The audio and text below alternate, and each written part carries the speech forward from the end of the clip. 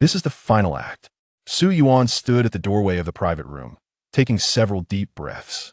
As she pushed open the door to room 818, she was greeted by the sight of Chung Iza passionately kissing a young woman who had her arms wrapped around his neck, their lips locked in an intimate embrace.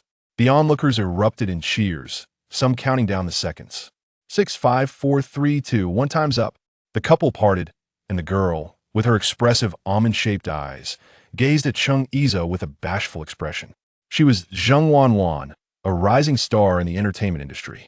Wow, how thrilling! Someone exclaimed, applauding. Su Yuan leaned against the doorframe for a moment, her face betraying neither sorrow nor joy. When Chung Iza noticed her, the smile on his face faded, and his tone turned icy. "What are you doing here?" Zheng Wanwan's eyes flickered with panic as she timidly said, "Sister Su Yuan, please don't be angry. We were just playing a game." The atmosphere grew awkward, prompting a bystander to intervene, saying, "Su Yuan, don't be mad. Iza lost the dice game, and Xiao Shun, that rascal, made him randomly select someone to kiss for a minute. It just happened to be Wanwan." Xiao Shun's gaze lingered on Su Yuan, a hint of schadenfreude in his smile. "Apologies, little flower," Su Yuan silently thought, flipping her hair before striding towards Zheng Wanwan and delivering a sharp slap. Smack! The girl's face immediately swelled, her head jerking to the side. Tears streamed down her cheeks as she whimpered, "Iza, too. What are you doing? Su Yuan, have you gone mad?"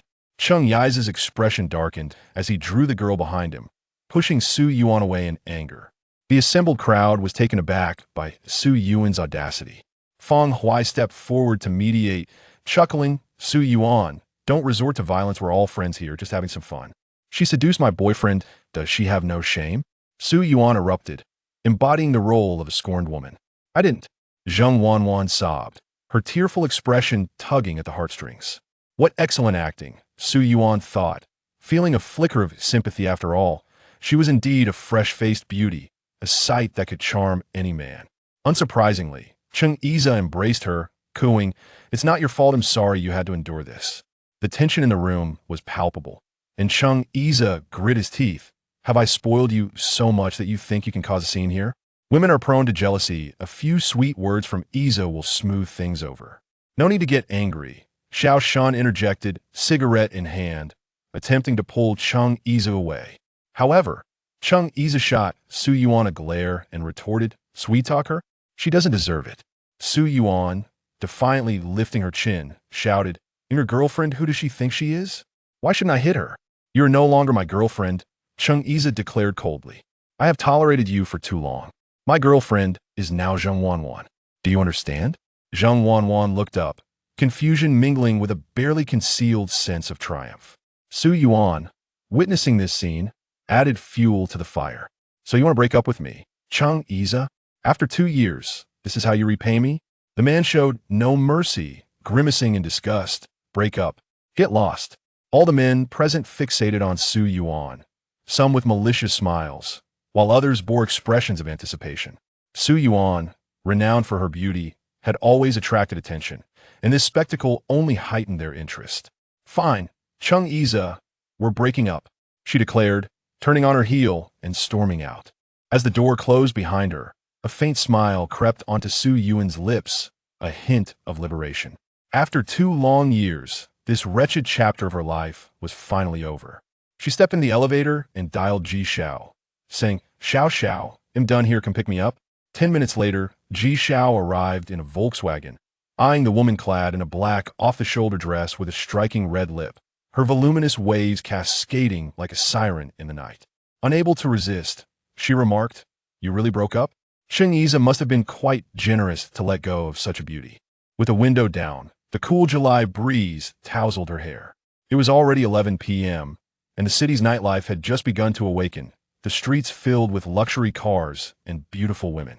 This was a realm of youthful exuberance and intoxicating energy, one Su Yuan had never belonged to. As someone whistled at her, she disdainfully rolled up the window. "Xiao Xiao, take me to the villa on the outskirts. I packed my things and left them in the storage room. I need to move them now." Her voice carried a profound weariness. She was exhausted but eager to leave without delay. For 2 years, she had lived like a performer on stage. For 10 years, she had been a mere punchline. Fortunately, She had finally reached this point. She was free. Upon arriving at the villa, one of Cheng Yi's many properties, complete with front and back gardens and a pool, she felt the serene environment envelop her. Su Yuan rarely visited this place. She primarily resided at school and only came over when Cheng Yi called. Over the course of 2 years, she had accumulated quite a few belongings here. A single suitcase sufficed for her clothes and daily necessities, but the box of books was too heavy for her to carry alone. The two women loaded the trunk with her belongings. Before departing, Su Yuan took a final glance, silently bidding farewell. Cheng Yi goodbye. Ji Xiao started the car, asking, "Have you sorted everything out? Want to crash at my place for the night?" 3 months prior, Su Yuan had purchased a modest 80-square-meter apartment in Ho-Hot Garden in the city center. With time constraints preventing her from renovating, she had merely replaced the wallpaper and flooring. Her appliances and furniture had yet to arrive. "No, I want to return to my own home." She was finally going to have a place of her own. Even if it meant sleeping on the floor tonight, she welcomed it. Unable to change her mind, Ji Xiao drove her back to Ho-Hot Garden. Su Yuan opened her suitcase, retrieved a set of pajamas, and headed to the bathroom. When she emerged, her heavily made-up face had returned to its natural state, clean, beautiful, and ethereal in its simplicity. The bed had yet to arrive, but the living room contained a lone leather armchair with an ottoman, left behind by the previous owner. An elderly couple had sold their home after retiring to the U.S. to care for their grandchildren, leaving behind many possessions, including a collection of books and this reading chair. She spread a bohemian-style blanket over the chair, turned on the floor lamp, and opened the balcony doors, enjoying the gentle breeze at 1 in the morning. Just yesterday morning, she had attended her graduation ceremony in the afternoon. She had seized the opportunity to gather her belongings from the villa while Cheng Yi was away. That evening, she had planned to create a scene and then break up with him. Zheng Wanwan had unwittingly walked in her trap, providing the perfect excuse. Everything unfolded according to her meticulous plan. This day had been a decade in the making. Within the circle, everyone knew Su Yuan, the unloved daughter of the Su family, the third miss who had been hidden away until the age of 10. When Madame Su discovered her existence, chaos ensued, prompting the elder Su to intervene, securing her return with a sum of money. Her connection to Cheng Yi was solely due to her looks. The Su family had been collaborating with the Cheng family on projects, and over the years, a significant portion of Anjia Group's revenue had stemmed from the Cheng family. Had it not been for the lingering ties between their elders, neither Su Yuan nor her legitimate sister, Su Miao, could have aspired to reach the Cheng family threshold. Yet, Cheng Yi had chosen to pursue a love affair with an illegitimate daughter. In her quest to align herself with the Cheng family, Su Miao had been groomed to embody the ideal young lady, only for the coveted match to fall upon the sister she loathed, causing Madame Su to spend an entire day in bed, fuming. Cheng Mumok Ro held herself in high regard, dismissing even Su Miao, let alone Su Yuan, whose mother was a mistress. She openly declared that while her son might play around, marrying Su Yuan was out of the question. In their social circle, it was common knowledge that no matter how much he favored Su Yuan, he would never consider her for marriage. She was merely a gilded pet. It was no surprise, for Su Yuan was indeed stunning, with a natural fair complexion, delicate brows, and a graceful nose, complemented by a hint of red on her lips. Without makeup, she appeared innocent and harmless with it. She transformed into an enchanting beauty. Standing at 168 centimeters, she was slender yet curvaceous, possessing a figure that was beyond reproach. In the early days of their relationship, Cheng Yi took her everywhere, treating her like a treasured possession. However, such a privileged young man was inherently fickle, and as time passed, it became customary for him to indulge in fleeting romances, much to everyone's acceptance. Initially, Su Yuan was adept at knowing her place and exercising discretion. There had been tumultuous episodes in the past, including a time when a minor internet celebrity sat on Cheng Yi's lap, feeding him drinks. Su Yuan, however, remained stoic and silent, scrolling through her phone. After the chaos subsided, she helped Cheng Yi return the girl home. Perhaps it was this indulgence that led to her increasingly haughty and willful demeanor, particularly in the past 6 months, where her tantrums became frequent and indiscriminate. Such behavior ultimately angered Cheng Yi, and within 3 days, whispers spread through their circle that he had ended things with Su Yuan. Everyone awaited her return, anticipating that she would seek to rekindle their relationship, for it was widely understood that her position within the Su family left her with little chance of finding a better ally than Chang'e. At that moment, Su Yuan was at home, unboxing furniture and appliances that had begun to arrive. She sold all the bags and jewelry Chang'e had gifted her, using her savings to purchase a small apartment. Finally, she felt settled. After 12 years in the Su household, she felt like a mere joke. Since her return, she hadn't seen her mother, Li Hong, and Su Miao often reminded her, "You're just as shameless as your mother." But even more pitiful, she took the money and ran, leaving you behind. Sneaking back to her former home after school, she found it unrecognizable the house had been sold, and Su Xuan had never mentioned Li Hong again, showing no concern for her. Growing up in the Su household, aside from having enough to eat, wear, and study, she had always felt like an outsider. In her youth, she had hoped to make friends, but Su Miao always found ways to expose her status as an illegitimate child.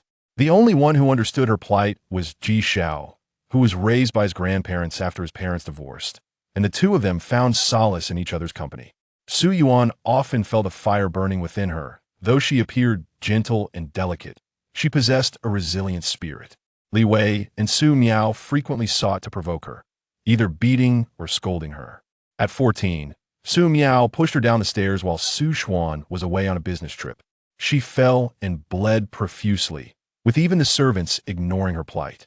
In the end, only her elder brother, Su Yi, glanced her way, instructing the driver to take her to the hospital while muttering bad luck. From that day forward, Su Yuan carried a folding Swiss Army knife with her. At 16, Su Miao accused her of stealing a watch and pulled her hair, slamming her against the wall. Su Yuan pressed the knife against Su Miao's neck, threatening, "If you touch me again, we'll both suffer." Su Miao, terrified, cried out in fright. Su Xuan returned home, furious, and slapped Su Yuan, while the old man struck her with his cane, warning that anyone who laid a hand on her again would be expelled from the Su family. From then on, Li Wei devised numerous traps for her, leaving Su Yuan perpetually on guard. Just past her 20th birthday, Su Yuan was deceived by her stepmother into attending an upscale, members-only restaurant, only to discover upon entering a private room that she was being set up for a blind date. The man sitting across from her was Qiu Jijia, whose gaze bore an unmistakable, unabashed desire. Qiu Jijia, a well-known scion in City A, was a frequent visitor to nightclubs before even reaching 30, with a robust physique and a notorious reputation for his escapades. The Qiu family, which originally thrived in the money-lending business, now ran a chain of hotels, making them moderately wealthy. However, his reckless behavior had led to a scandal when a hotel waitress became pregnant and sought him out for support. His mother aimed to find him a wife to help him settle down. Given their business connections, Li Wei readily pushed Su Yuan into this arrangement, hoping the Qiu family would provide financial backing in the future. While one might expect a blind date to be just that, Qiu Jijia wasted no time, attempting to touch her and crudely remarking, "At 20, you're already so alluring it's clear you were born from a mistress."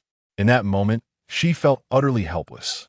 Clenching the Swiss Army knife in her pocket, she contemplated using it if he dared to assault her. Unfortunately, Qiu Jijia proved to be both bold and physically overpowering. In the face of such a stark disparity in strength, her resistance was futile. Li Wei had long intended for her to marry into the Qiu family, and in that room, if she were to be violated, it would merely lead to a marriage certificate afterward. Desperate, she cried for help, but the waiter appeared indifferent. Had Su Yuan not managed to inflict a wound on her arm during her struggle, causing it to bleed profusely, the situation could have ended disastrously. Seizing the moment when Qiu Jijia was momentarily distracted, she summoned all her strength to push the door open and escape. Trembling, she did not go to the hospital, merely wrapping her arm with her clothing. The taxi driver was visibly alarmed by her state. It was only after safely returning to school that she allowed herself to cry, sobbing heart-wrenchingly on the empty playground, a faint scar now etched on her arm. That night, she realized she could no longer remain passive. She needed to find a protector, someone who could allow her to focus on her studies until she could independently leave the Su family behind. And that protector was Chang'e. Yes, while Qiu Jijia was the blind date arranged by Li Wei, Chang'e was the suitor that the Su family had orchestrated for Su Miao. Yet, she had taken him for herself. Chapter 3.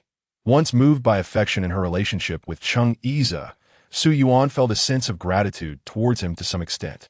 Had it not been for him, she might have been cast aside by her stepmother at any moment and left to marry a man of dubious character. A considerable portion of Su's Anjia Group's business relied on the Chung family, making it unwise for them to offend Chung Iza. It was precisely because Chung Iza took an interest in her that Su Xuan afforded her some semblance of kindness. Li Wei also refrained from openly criticizing her. Thanks to Chung Iza, Xiao Jija dared not mistreat her, even though it led to a complete falling out with Su Miao. However, her so-called elder sister had never truly regarded her as a person. During their grandfather's birthday banquet, aware that it was meticulously arranged to unite Su Miao and Chung Iza, she intentionally provoked Su Miao into a fit, later feigning vulnerability before him, hoping he would rescue her from her predicament and allow her to climb this metaphorical tree. Chung Iza was handsome, charming with words, frequently taking her out for meals, introducing her to friends, and generously gifting her with bags and clothes. Yet, she alone knew that she had once harbored feelings for him. They genuinely shared a sweet period together. Like all couples, they attended concerts, watched movies, raced cars, and he taught her how to surf. They hiked together, with him carrying her partway up the mountain. During camping trips, they would cuddle in the tent, gazing at the stars. At an outdoor music festival, he lifted her onto his shoulders, eliciting envy from the girls nearby. During their first kiss, she was inexperienced, struggling even to breathe, her face turning crimson, which made Chung Iza laugh heartily as he held her close. Once at a dinner table, someone teased her about her slim waist, and Chung Iza splashed a drink in that person's face, ensuring no one dared to speak disrespectfully to her again. He truly treated her well, and they had experienced sweet moments together. Su Yuan recalled a time when she fell ill, her face flushed with fever in the dormitory, and she had no choice but to call him. Chung Iza had carried her to Gin 4, staying by her side in the hospital all night. As she deliriously called for her mother, he gently patted her to soothe her to sleep, kissing her cheek and whispering, "Our Yuan is such a poor dear." His tenderness shattered her defenses, and she wept in his embrace that night. After 3 days of hospitalization for pneumonia, Chung Iza cared for her throughout. Having never been in love before, she had never relied on anyone like this. Were it not for that illness, she might not have allowed herself to develop feelings for him or to covet him. However, Chung Iza's kindness was not exclusive to her. Many others eagerly pursued him, including up-and-coming internet celebrities and models, showering him with the latest bags and jewelry, all vying for his affection. He was not shy about flirting with others. And Su Yuan gradually understood that a playboy possesses no genuine heart. Chung Iza had never taken her seriously. From the very beginning, he treated it as a game, toying with her, while her intentions were not wholly innocent either. Hence, from that moment onward, Su Yuan resolutely stifled her emotions, admonishing herself not to become ensnared in a fruitless illusion. For the past 2 years, she had feigned compliance, hoping to prolong this fleeting novelty. She began to wear heavy makeup and acted flamboyantly. She knew what version of herself he liked, yet she inadvertently pushed him further away, like a kite tethered to a string, aware of when to let go. During his moments of distance, she behaved obediently, trying to please him, tightening the string. During his moments of ardor, she would act out, making noise as she pleased, loosening the string. In the last 6 months, Chung Iza had indeed sought her out less frequently. She knew he was indulging in a lavish lifestyle with a revolving door of women, including Zheng Wanwan, whom he had met at a charity gala months prior. At that time, the girl had practically clung to him, and Chung Iza's friends had shared the event on social media like a live broadcast. It was then that she began to plan for a new home and change her phone number, simultaneously seeking employment. Fortunately, the game was finally drawing to a close. Her immediate priority was to organize her living space, as she would be starting work next month. Su Yuan majored in applied psychology, with a minor in clinical psychiatry. The field of psychology in China had only developed over the past 30 years, and Feng Ying was among the earliest scholars in this discipline. Meanwhile, she was involved in multiple practical projects regarding child psychological intervention. Since her freshman year, Su Yuan had been assisting her in pro bono projects, earning her the distinction of being Feng's prized pupil. Originally, she could have been directly recommended to graduate school by Professor Fong, focusing on child psychological intervention. However, she felt the need to gain independence first, with her initial task being self-sufficiency. Thus, she chose to work before pursuing a part-time graduate degree.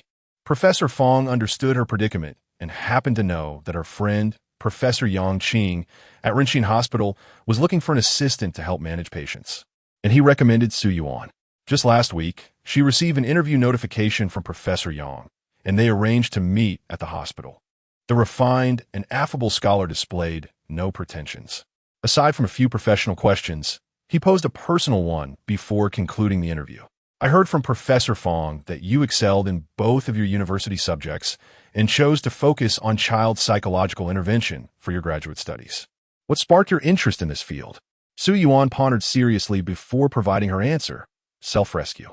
Ji Xiao had once asked her this question too, noting that a happy childhood heals a lifetime, while an unhappy one requires a lifetime to mend. For Su Yuan, it was indeed a matter of self-rescue. Over the years, she had navigated her existence in the Su household with trepidation, knowing well that no one would come to her aid. From her teenage years, she began researching various psychological materials online, switching her major from clinical medicine to applied psychology after a year in college, while also minoring in psychiatry. She needed to consult numerous books and cases to heal herself, repeatedly reminding herself that one cannot expect others to love them unconditionally throughout their life. More importantly, one must possess the ability to love oneself. Thus, her job was secured. Rinxin Hospital was a prestigious joint venture hospital catering primarily to expatriates and high-end clientele. Its fees were relatively high, ensuring that even as an assistant, the remuneration was quite attractive. Su Yuan was very satisfied with this position. The pay was reasonable, the workload manageable enough to balance with her studies, and it provided her access to more cases for future papers and academic endeavors. Most importantly, working alongside Professor Yang would grant her further academic resources. 6 months prior, she had prepared a second phone card, storing the few numbers of familiar classmates and teachers, while blocking everyone from Chang'e and Amp, Oppos, S-Circle, and the Su family. In a metropolis with nearly 20 million residents, reinventing her social circle was not a daunting task. She diligently decorated her small apartment, gradually filling it with cherished items, akin to filling her own heart. Chapter 4. A cliff-like breakup. It has been over a week since Su Yuan's separation from Chang'e, and she seems to have vanished, leaving no trace behind. During the weekend, He Qiuxing organized a gathering with a few friends for a game of cards. With each card played, Zheng Wanwan would turn to the man beside her and ask, "A's, is it all right to play this? Am I making a mistake?" He Qiuxing, slightly irritated by her affected demeanor, tapped the table impatiently, urging her to expedite her moves. "Can you make it quick? Do you need 2 rooms to cozy up in? It's unbearable." Zheng Wanwan pouted, refraining from speaking up. Chang'e, however, remained unfazed, one hand holding a cigarette while the other rested casually on Zheng Wanwan's chair. "Play with confidence. If you lose, it's on me, and if you win, it's all yours," he remarked nonchalantly. Meanwhile, Xiao Shun exhibited patience, neither rushing nor interjecting, as he focused intently on his own cards. When Zheng Wanwan excused herself to the restroom, He Qiuxing, now left alone, inquired of Chang'e, "Is it really over? It's been nearly 10 days, and Su Yuan hasn't reached out to you?" Chang'e, engrossed in his phone, did not lift his gaze. "I haven't returned to the suburban villa. I'm letting her stew for a while, so she understands her place." He Qiuxing scoffed, already suspecting that Chang'e would not truly sever ties with Su Yuan. He had received inquiries about her from others, curious if the breakup was genuine, likely hoping to swoop in. Suddenly, he voiced a concern. She wouldn't do anything reckless, would she? What if something happens? After a long silence, Xiao Shun spoke up. "A's, perhaps you should call Su Yuan. In the past, during arguments, she would seek you out within days, desperate for reconciliation. Now, she is completely silent. What if something is truly amiss?" Chang'e, feeling a hint of worry, furrowed his brow and dialed her number. The automated response echoed in his ears. "Sorry, the number you have dialed is temporarily unavailable. Please try again later." The group exchanged incredulous glances. Has she blocked you? Chung Yi's expression darkened as he handed He Qiuxing his phone. Typically, if Su Yuan could not reach him, she would contact one of his friends, most often He Qiuxing. Yet, the same automated message repeated. Xiao Shun attempted a call as well, only to face the same result. Chung Yi's face clouded over as he opened WeChat to send a voice message. Su Yuan, what on earth is going on? A red question mark appeared. She had indeed blocked him. He Qiuxing, taken aback, cursed under his breath. Damn, Su Yuan has truly outdone herself this time. When Zheng Wanwan returned, she found the automatic mahjong machine neatly arranged, yet the 4 players had not begun. She smiled, asking, what is going on? Are we not playing anymore? Chung Yi's stood, tossing on his jacket, and curtly replied, I'll have the driver take you home. I have something to attend to. Xiao Shun, observing Chung Yi's departing figure, scoffed, knocked the cards off the table, and followed suit. Zheng Wanwan, bewildered by the sudden turn of events, felt lost as she prepared to leave. While He Qiuxing called for a driver, sensing something was amiss. Driving back to the suburban villa, Chung Yi's found the house, which was cleaned daily by a maid. Devoid of any visitors, he headed straight to the bedroom, opening the wardrobe to find a row of clothes still tagged, while Su Yuan's frequently worn garments were conspicuously absent. Opening the jewelry box, he noted that most of the newly purchased items remained, yet some of the older ones were gone. The 2 latest Hermes bags were still there, but others were missing. Strange, as one would expect her to take everything. After a thorough search of the house revealed nothing amiss, he ventured into the study and noticed a significant number of books missing, though he could not recall which ones. Opening the drawer of the bedside table, he found the black cards still intact, untouched. Had she truly left? Or was it merely a hasty decision? Uncertain, he pondered if she had sulked back to school. The following day, inquiries at the university revealed that Su Yuan had already graduated. A call to Su Xuanan yielded an even more absurd revelation. The Su family had no idea she was missing. Each family member they contacted found themselves blocked. This was truly bizarre. Chung Yi's felt a mix of exasperation and confusion when he had suggested the breakup. It had been half-hearted. He was indeed somewhat irritated with Su Yuan, but it softened after a couple of days, reminiscing about the 2 years they had spent together. He was not oblivious to the Su family and oppos's intentions. Su Miao attended the same university, a year behind him, both majoring in finance. The entire school knew of her infatuation with him, yet he felt no spark. While their families shared some acquaintanceship, he had treated her as an ordinary friend. It was only 2 years prior, at the grand celebration of the Su family patriarch and Oppo's birthday, that he first laid eyes on Su Yuan, the rumored illegitimate daughter of the Su family. Her beauty was striking, with eyes that seemed to see right into his soul. Curiously, despite his genetics, which would not typically yield such a stunning daughter, Su Yuan had seemingly won the genetic lottery, inheriting her mother's exquisite looks. While Su Miao openly berated her, Su Yuan remained silent, and Chung Yi's, unable to bear it, pulled her behind him. At 20, she was a delicate young woman, often tearful, evoking a tenderness in him akin to cotton.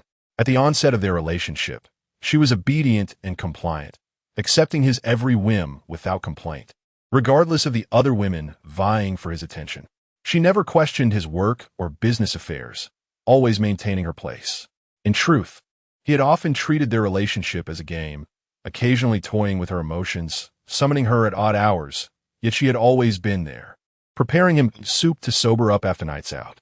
Somehow, he had nurtured her to become increasingly demanding and spoiled, akin to the other women pursuing him, and he found himself growing weary of her.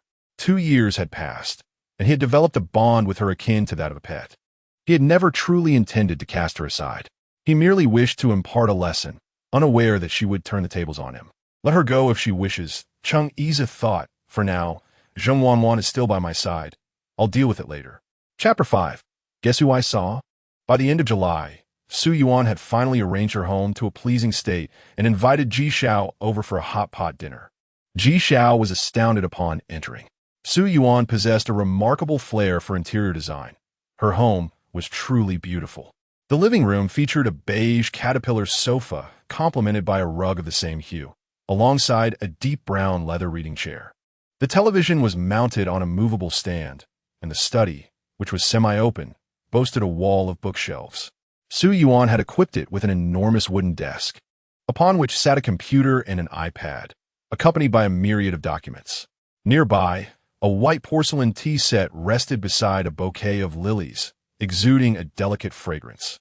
The dining area showcased a black round wooden table, exuding a hint of minimalist elegance. Though the space was modest, it radiated care and attention, which Ji Xiao adored. She jested with Su Yuan, "Why don't you move out and let me live here instead?" The two young women enjoyed their beer and hot pot, and Ji Xiao noted an unprecedented ease on Su Yuan's face. This was how Su Yuan ought to be, Ji Xiao thought, for years.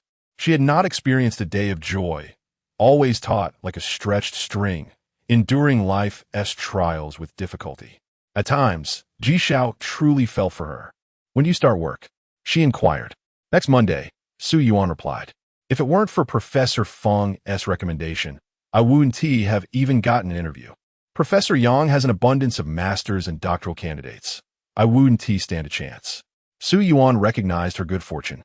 Feng treated her like a mentor and a mother. Ji Xiao, familiar with Professor Feng, mused, "They say that a well-read individual exudes grace. Her demeanor is simply unparalleled. I wonder, does she have a son? She treats you so well. Surely she doesn't wish for you to become her daughter-in-law?" Su Yuan chuckled. "What are you thinking? Professor Feng is child-free by choice." Noticing the meatballs were cooked, Su Yuan placed one in Ji Xiao's bowl and inquired, "What about you and Shentang? Have you broken that unspoken barrier yet?" Ji Xiao grimaced at the mention of Shentang. She had grown up with him. Their families were neighbors, and despite their long acquaintance, they remained in a peculiar limbo. She had always harbored feelings for him, and he treated her kindly, yet they were not romantically involved. Shentang had never confessed affection, often lamenting his financial struggles and expressing a desire to focus on his ambitions rather than pursue a relationship. As for Ji Xiao, she studied accounting, a practical field, and was currently employed in a mid-sized company, earning a decent salary. "Enough about me. Let us celebrate your newfound freedom. Keep that scoundrel at a distance, earn a good living, and find a handsome man with whom to share a simple, devoted life." Ji Xiao admired Su Yuan and Appo's newly straightened hair, which now fell just below her shoulders. Without any makeup, her face radiated a youthful innocence reminiscent of a college student. Su Yuan, too, contemplated her future. The lavish attire of her past was behind her. She yearned to focus on her studies and career. If fate allowed her to meet a kind-hearted man with a simple life, she dreamed of experiencing a straightforward love and living a humble existence together. On Monday, Su Yuan reported to Renxin Hospital. Her colleagues were warm and welcoming. Professor Yang provided her with a plethora of materials on her first day to help her acclimate, all pertaining to cases she would need to follow up on. There was also an appointment system in place, although the outpatient service was only available 2 days a week. The initial scheduling, documentation preparation, and various examinations required her attention.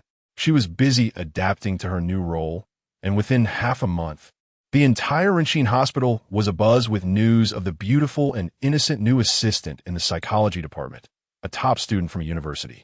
Occasionally, unmarried young men from other departments would sneak a peek at her.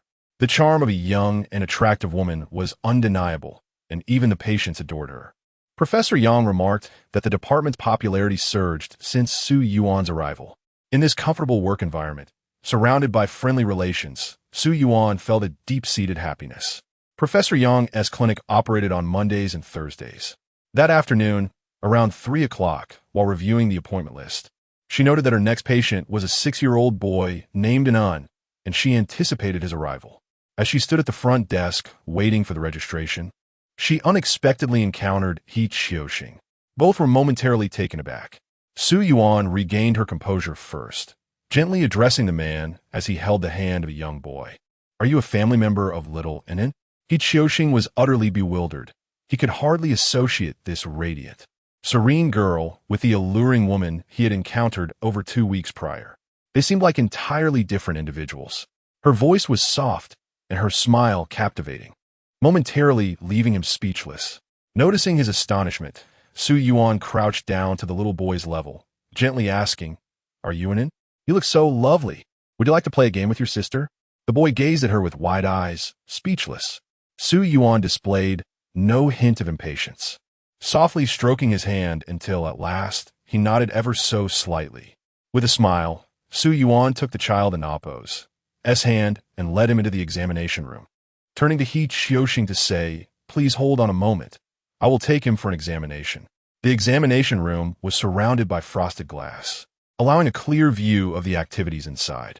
Su Yuan brought out cards and toys, kneeling to converse with an her hair loosely tied in a low ponytail, adorned in a white lab coat, her profile picturesque like a painting. Unable to resist, He Qiuxing raised his phone to capture a short video and shared it in their group chat, captioning it, "Guess who I saw at the hospital?" The chat erupted with excitement. "Where did you see her?" asked Xiao Shun. Shortly after, his phone rang. It was Cheng Iza. As soon as he answered, he heard the urgent voice of Cheng Iza. "Where are you?" He Qiuxing, still in a state of shock, began to explain. "My sister is going through a divorce and asked me to take my nephew to see Professor Yang. You won't believe it. Su Yuan is actually Professor Yang's assistant. She is a psychologist. I'm asking where she is." Cheng Iza interrupted, his patience waning. "At Renqin Hospital, the high-end chain," He Qiuxing replied. It suddenly dawned on Cheng Iza that Su Yuan had studied applied psychology. Collecting his thoughts, he curtly stated, "I'll be there shortly," before ending the call. It had been 21 days since their breakup, and Cheng Iza had thought he was indifferent. Yet, Su Yuan frequently flitted through his mind. Zheng Wanwan was undeniably sweet and obedient, but whenever he looked at her, he couldn't help but compare her to Su Yuan. Her eyes aren't as beautiful as Su Yuan's. Her nose isn't as prominent, and her skin isn't as fair. Plus, Su Yuan has a dimple on her right cheek. After all, she had been with him for 2 years. It was natural to feel disoriented. Yet, it was as if she had vanished from existence. He suddenly realized that perhaps this time, it was truly over, and it was he who had experienced a sudden and jarring end to their relationship. Chapter 6, Truly Extraordinary. After approximately 30 minutes, Su Yuan emerged, holding An's hand. She settled the child onto a chair and crouched down to present him with an animal-shaped lollipop, speaking softly to coax him. "An, be a good boy and wait for your sister, okay?" Then she turned to pull He Qiuxing aside, clutching the information registration form as she inquired, "What is your relation to the child?" "I am an Appo's uncle. He is my sister in Appo's child." "What seems to be the issue?" "Anan is suspected to have tendencies towards autism. He exhibits some social communication difficulties and refrains from any eye contact or verbal interaction. Additionally, he displays certain behavioral abnormalities. Many children in the early stages of autism often exhibit repetitive behaviors, characterized by a singular interest in actions, resistance to changes in their environment, and an excessive fixation on specific objects. Of course, Professor Yang Qing will conduct a personal diagnosis shortly. These are merely preliminary test results." Su Yuan diligently recorded the information on the form and, upon glancing up to find He Qiuxing still staring at her, frowned slightly. "Next time, it would be best for An's parents to come in person. It's almost time. I will take An inside now. Professor Yang will speak with you shortly." Her professionalism combined with her amiable demeanor was a stark contrast to Su Yuan and Appo's previous impression, leaving He Qiuxing feeling a ripple of emotions. After the consultation, it was past 5 o'clock, and he needed to return the child home, so he could only bid a hasty farewell. Before departing, He Qiuxing approached Su Yuan and said, "Dr. Su, let us add each other on WeChat. I may need your assistance regarding An in the future." Feeling a bit embarrassed to admit he had been blocked, he sought another approach. To his surprise, the gentle Dr. Su retrieved her phone and offered him a corporate WeChat account, calmly stating, "Add this one. I will respond during work hours. If my replies are delayed, it is likely due to attending to other patients, so please be patient." He Qiuxing thought to himself. Corporate WeChat it is, then. From a moment Su Yuan laid eyes on He Qiuxing, she sensed that trouble was brewing. Sure enough, upon leaving the hospital, she encountered Cheng Iza leaning against his Qian, smoking a cigarette with an air of nonchalance that drew glances from passing girls. What a show-off! Cheng Iza squinted, gazing intently at the woman who had been missing for over half a month. Her hair was straightened and cut short, resembling the pristine, youthful image he held in his memory. She was dressed casually, yet exuded an aura of cool detachment despite her simple knitted top and wide leg pants. Yuan, you've grown bolder, haven't you? Sneaking off here without a word. Who are you playing hide and seek with? His words were far from kind. Yuan, feeling disinclined to engage, attempted to bypass him and head to the subway for her journey home. However, her arm was seized. Fine, since she couldn't shake him off. She decided to entertain his presence a little longer. After all, Yuan was still young and prone to capriciousness. Cheng-Iza offered her an olive branch. Last time, I spoke too harshly. Please don't be upset. Come back with me, will you? After all the drama surrounding their public breakup, how could he feign amnesia? The best exes are those who simply fade away. Yuan felt utterly exasperated, having exhausted herself over the past 2 years pretending. In truth, she admired Zheng Wanwan for her ability to feign innocence and shed tears at will. Maintaining such a facade in the cutthroat world of fame was no easy feat, as most genuine ING news could hardly survive more than 3 episodes. Do as you wish, Yuan retorted, shaking off his grip and rolling her eyes at him. Cheng-Iza, we have broken up. You said it in front of so many people. You're only 26. You're not even at the age of dementia yet. This was truly unbelievable. Cheng-Iza was momentarily taken aback.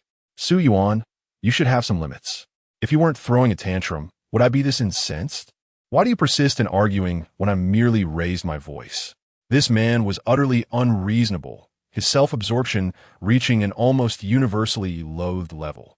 Cheng-Iza, I will reiterate, this is not a game of desire to lure you back, nor am I jealous or playing coy. We are genuinely finished.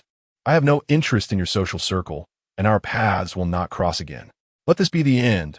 Do not seek me out anymore. It took Cheng-Iza 2 to 3 minutes to regain his composure.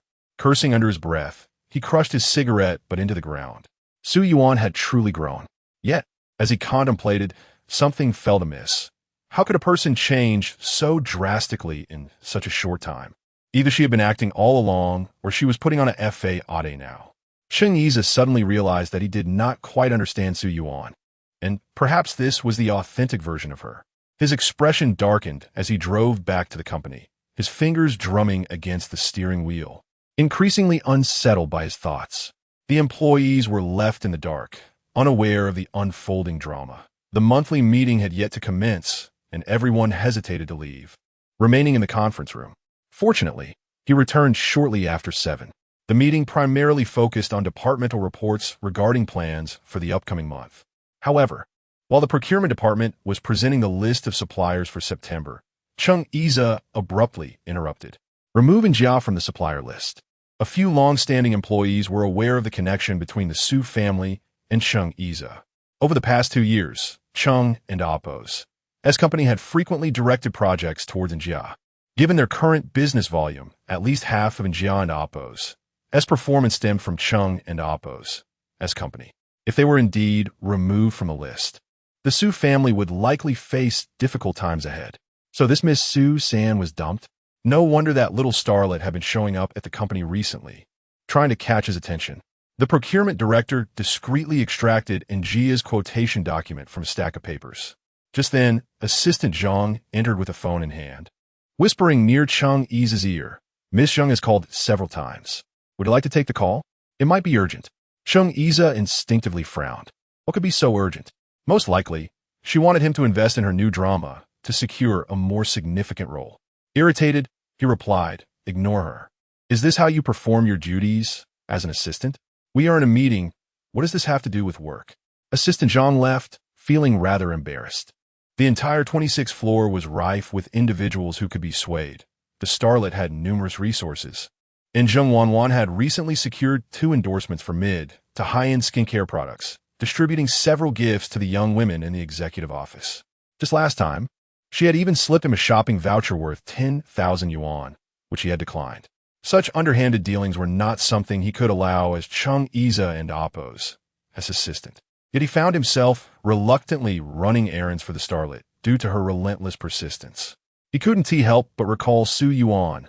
She, too, was amiable, never stepping foot in the company.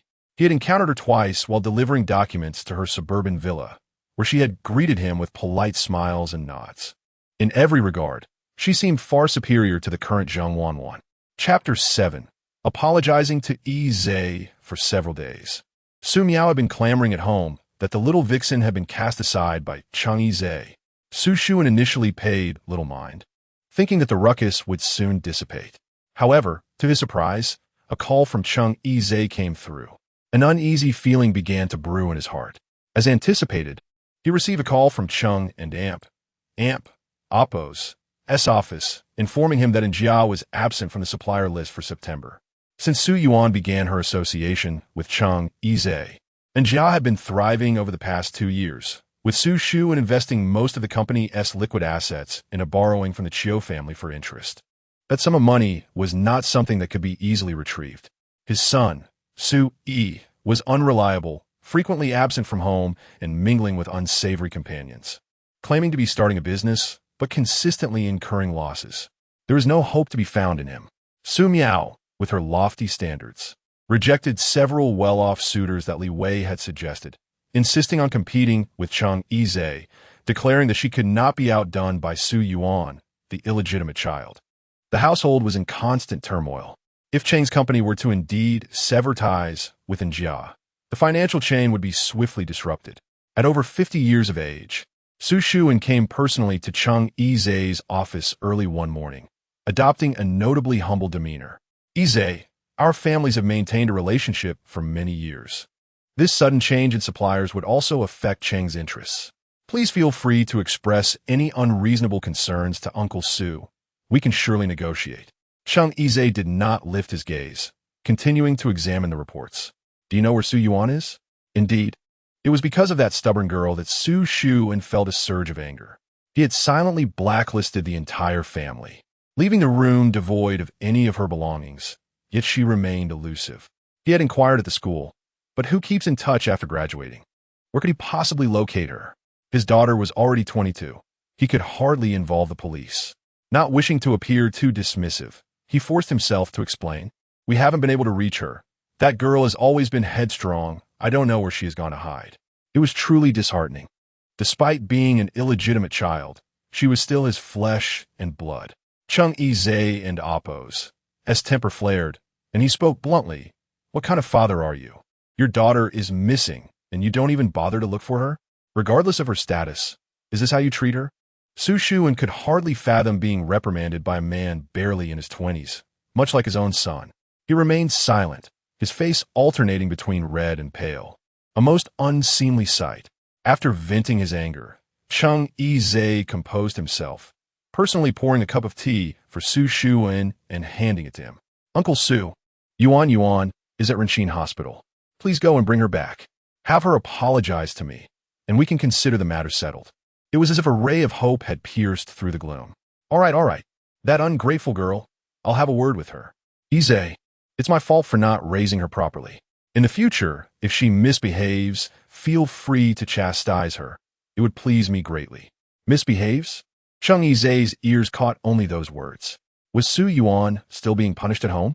Had the girl he had cherished for 2 years been subjected to such treatment? His anger reignited. He demanded, You dare to strike her at home? No. Ever since she started university, she hardly returns home. I was merely speaking in metaphor. Su Shuan stammered, perspiration forming as he felt the pressure mounting, as if sitting on pins and needles. The atmosphere was thick with awkwardness. Cheng Yi Zhe, weary of the argument, waved his hand dismissively. Let us leave it at that, Uncle Su. Please advise her not to provoke me, and refrain from scolding her. I have a meeting to attend. You should return now.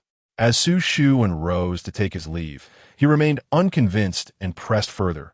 What about the supplier issue? Yisha, we'll add you back in once she returns.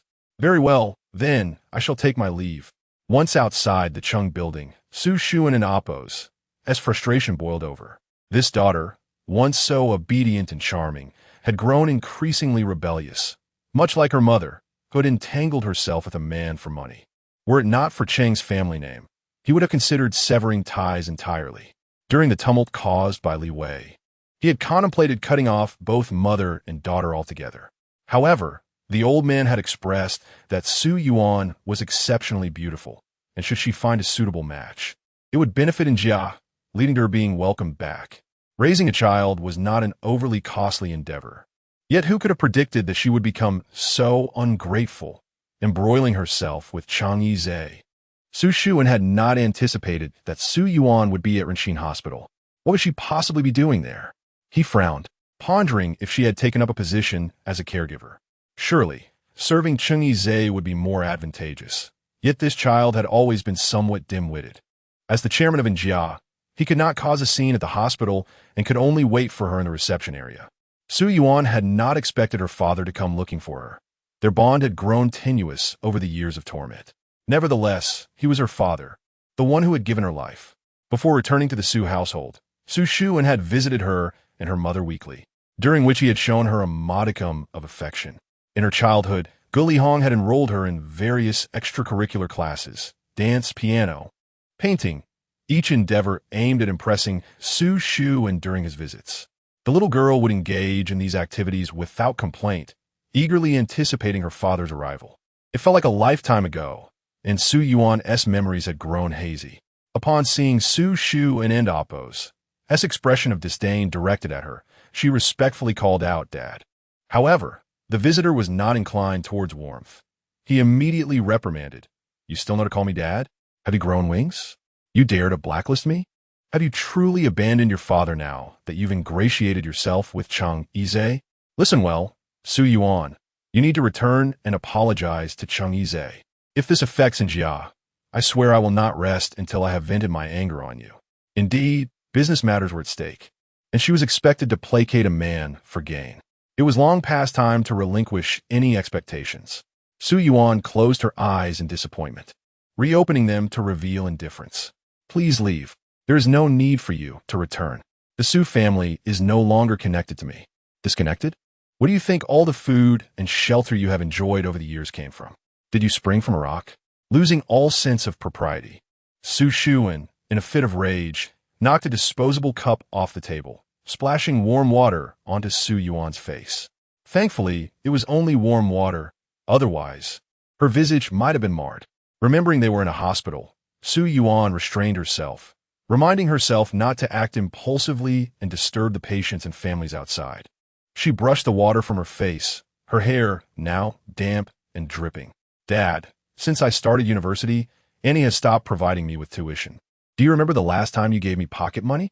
Su Shuan paused, taken aback by her question. He reflected that indeed, he hadn't given her money in quite some time. Most household affairs were managed by Li Wei, and he rarely inquired. Yet, given that she was with Chang Yizhe, would she truly lack for anything? Perhaps your aunt forgot. Chang Yizhe is providing for you, is he not? If Chang Yizhe is supporting me, then why are you here? Whatever issues arise are between him and me. Why do you have to interfere? The Su family is a large enterprise, and Su Miao and Appo's annual expenses exceed $1 million. Do you think I, an illegitimate daughter, should sell myself to sustain the entire Su household? Su Yuan's eyes reddened, her gaze fixed on Su Shuan, struggling to hold back her tears. After a long pause, Su Shuan finally relented, casually stating, "Remember to apologize to Yizhe. Hurry back now." Once he departed, Su Yuan picked up the discarded cup from the floor and tossed it into the trash, calming herself before stepping outside with a smile, calling for the cleaning lady to come and attend to the mess. Chapter 8. Retribution. Despite Su Shu's fervent entreaties, Yuan remained impervious to persuasion. The September orders evaporated, and even the second quarter payments were withheld. Helpless, Su Shu was relegated to making frequent calls to the finance department, who, caught between a rock and a hard place, offered only flimsy excuses. The CEO, however, remained unyielding, his countenance a mask of displeasure, neither authorizing nor denying the payments. Chang Yizhe, indeed, harbored considerable resentment, sometimes even eschewing Zheng Wanwan's calls.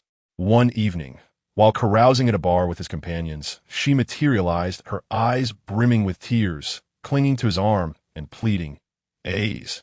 I haven't an Appo's. Seen you in a week. Yuan and Appo's. Even answer my calls." Softened by her apparent distress, Chang Yizhe kissed her forehead and offered soothing words. "Aren't and Appo's. You busy filming? I didn't and Appo's. Want to disturb you. But here we are now, Arin and oppose. Tiwi? He Chiu Hang, engrossed in his phone, was interrogated by his peers about his digital dalliances. Who are you flirting with? Invite her out. What's the point of just texting? He retorted, shielding his phone from prying eyes. Mind your own business. I'm handling something important. Xiao Shun, known for his aloof demeanor, harbored a particular disdain for Zheng Wanwan, though he had acquiesced to her friend requests in her pursuit of Cheng Yi's inner circle. Observing her fawning over Cheng Yi, he emitted a derisive snort, excusing himself for a cigarette.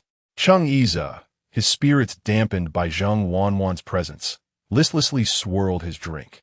Moments later, the shattering of glass and a torrent of profanity erupted nearby. Clean up your fucking mouth. It was unmistakably Xiao Shun and Oppo's voice. A brawl? He Chiu Hang exclaimed, swiftly followed by Cheng Yi and Zheng Wanwan. Across the bar, Xiao Shun was embroiled in a fracas with three men, led by a hulking figure with a menacing visage. He Chiu Hang recognized him as Chiu Jijia, a notorious loan shark and Oppo's son. How did they get into it? He Chiu Hang, relishing the prospect of a fight, seized a chair and charged into the fray. Cheng Yi, with deliberate movements, shattered a beer bottle, but was restrained by a fearful Zheng Wanwan. A's Don and Oppos, T-go. I and Oppos, am scared. Known for his cunning, Xiao Shun targeted Chiu Jijia and Amp, Oppos, vulnerabilities eliciting agonized cries. The police, swiftly responding to a report, arrived and apprehended the combatants. Cheng Yi, though uninvolved in the physical altercation, summoned his lawyer and accompanied them to the station, with Zheng Wanwan in tow. During the police questioning, the truth emerged. Chiu Jijia had boasted about his intentions to bed Yuan, now that she was estranged from Cheng Yi, claiming he had spared her virginity years ago. His lewd remarks about Yuan and Oppos' allure, overheard by Xiao Shun, triggered the assault. Chiu Jijia, clutching his groin, and another man with a head wound, faced off against Xiao Shun, sporting a split lip and a bruised eye, and He Chiu Hang, nursing a twisted arm. With all parties culpable, the influential families of Cheng Yi, He Chiu Hang, and Xiao Shun brokered a settlement, dropping all charges after paying fines. As the group prepared to depart, Yuan arrived, summoned by He Chiu Hang, who had been seeking her advice on childhood autism for an. When He Chiu Hang informed her of his predicament, she agreed to provide assistance. Arriving in a knitted dress and cardigan, her dark hair cascading over her shoulders, she carried a canvas bag. Her intention was to assist a patient's family, but the presence of Cheng Yi and others suggested otherwise. Zheng Wanwan, unnerved by Yuan's arrival, clung possessively to Cheng Yi. Yuan, ignoring her, recognized the setup. Chiu Jijia, oblivious to the gravity of the situation, greeted her with inappropriate familiarity. Well, if it isn't Miss Sue, the haircut suits you. Maybe your mother could arrange a dinner for us? Xiao Shun, his face contorted with anger, warned, do you have a death wish? I didn't finish the job earlier? Cheng Yi, equally displeased, realized Xiao Shun's actions were motivated by Yuan, and that He Chiu Hang had been confiding in her. He felt like a fool for expecting Yuan's apology. What the hell is going on? How did she become so close to my friends? Especially Xiao Shun, who always spoke ill of her, warning me about her manipulative nature. Yuan, casting a disdainful glance at Chiu Jijia, silently moved towards the exit. Undeterred by Xiao Shun's warning, Chiu Jijia continued his lewd remarks. I must say, she's quite the charmer, with so many men protecting her. Without a word, Yuan retrieved a brick from the roadside and, with a swift motion, struck Chiu Jijia on the forehead. He crumpled to the ground, groaning in pain. Everyone stood in shocked silence. Had Yuan truly resorted to violence in front of the police station? Zheng Wanwan shrieked in terror, prompting Yuan to retort, what are you screaming about? The forehead is resilient. It won't kill him. Emboldened by the presence of He Chiu Hang and the others, Yuan delivered her ultimatum. Chiu Jijia, I showed mercy by not reporting you for my stepmother and Amp. Oppos, as deception 2 years ago. If you ever bother me again, I and Amp, Oppos, LL cripple you. Brandishing a syringe from her bag, she continued, do you know what this is? It and Amp, Oppos, a hallucinogen. Stay out of my way, or I and Amp, Oppos, LL inject you when you least expect it. Do you understand? Without acknowledging the man behind her, she departed. Chung Iza, shaking off Zheng Wanwan, pursued her, calling out Yuan. Chapter 9. Do you think I am meddling? Su Yuan felt that this trip was not in vain. Xiao Jijia had always been a nightmare to her, and it was only fitting to intimidate him today. After all, one cannot allow such a petty man to believe he is easy to bully. As for Chung Iza, who had followed her, she was no longer stirred by his presence. Zheng Wanwan was merely a few meters away from them, biting her lower lip in a desperate gaze at the two. Su Yuan could not comprehend why a man would pursue his ex-girlfriend in front of his current one. She tilted her chin towards Zheng Wanwan and said to Chung Iza, "Your girlfriend is behind you." After speaking, she hailed a taxi and departed. The taxi driver, a curious soul, kept glancing at the rearview mirror and asked Su Yuan, "Miss, was that your boyfriend? Did you two have a fight? Is he cheating? He seems to still have feelings for you." His words were abruptly silenced, and the driver chuckled awkwardly, falling into a contemplative silence. Xiao Jija cursed as he prepared to head to the hospital, while Chung Iza approached him with a dark expression, gripping his collar, his face twitching with barely restrained anger. "What have you done to Su Yuan? When did this happen?" Xiao Jijia, sensing the tension, faltered, "Chung, it's a misunderstanding. It was my stepmother who arranged for me to go on a blind date with her. I didn't dare to touch her. I just indulged in some idle talk." Xiao Shun spat blood onto the ground, wiped the corner of his mouth, and warned him, "You'd best steer clear of Su Yuan in the future. Otherwise, I'll be compelled to confront you every time I see you." He Qiu Xing remained in shock, sensing that Su Yuan had changed significantly. Although she appeared soft and unassuming tonight, her earlier actions were far from that of a mere seductress. He used to perceive her as a beguiling enchantress, but now she seemed forthright and unyielding. He turned to Xiao Shun and asked, "Don't you think Su Yuan is different now? Her demeanor is entirely transformed. It feels like she is not the same person. Was she merely pretending before?" Xiao Shun retorted, "You should mind your own business." No one paid heed to Zheng Wanwan until she tearfully called out, "A's." Only then did Chung Iza notice her, frowning. "Why are you still here? I'll have the driver take you home." "I don't want to go home. I want to be with you." During this time, she had sensed something amiss. Chung Iza had grown increasingly aloof. If she did not reach out to him, he would not even bother to call. If this continued, Su Yuan would inevitably return. "Listen to me. I have things to attend to," Chung Iza said sternly, glancing at Xiao Shan. "Xiao, let us have a word." Xiao Shan resumed his usual carefree demeanor, a cigarette dangling from his lips, though his eyes betrayed his emotions. The driver arrived, calling out, "Miss Wanwan, shall I take you home?" Reluctantly, Zheng Wanwan got into the car and left. In this small circle, Chung Iza had always been the center of attention. Xiao Shan was the quietest and most enigmatic among them, often mischievous and a bit rogue, but today he had acted impulsively, engaging in a brawl. "What's on your mind?" Xiao Shun asked, lighting a cigarette from Chung Iza and Apo's. Yes. The streets were alive with luxury cars, and he inhaled deeply before exhaling slowly. Over the past 2 years, he had observed Su Yuan closely, witnessing her various facets, sometimes charming and delicate, other times vulnerable, occasionally arrogant, and at other times covetous. Yet tonight, she presented as an enigma, striking decisively at Xiao Jijia with calculated precision, targeting vulnerable spots without fear of repercussions. Her words and actions were wholly unlike her former self, a far cry from the meticulously adorned and seductive canary she once was. He had watched her like a spectator for 2 years, suspecting that her demeanor was a facade, that she was manipulating Chung Iza. He had warned him before. It was as if a venomous serpent was playfully toying with its prey. He often pondered when she would reveal her true colors. What did Chung Iza wish to discuss? He was merely curious as to why he defended Su Yuan tonight. No one was aware that before she was involved with Chung Iza, he had encountered her once. That fateful night, when Xiao Jijia attempted to force himself upon her. He was in the adjacent private room. The restaurant was known for its privacy, rarely accepting patrons unless they were VIPs.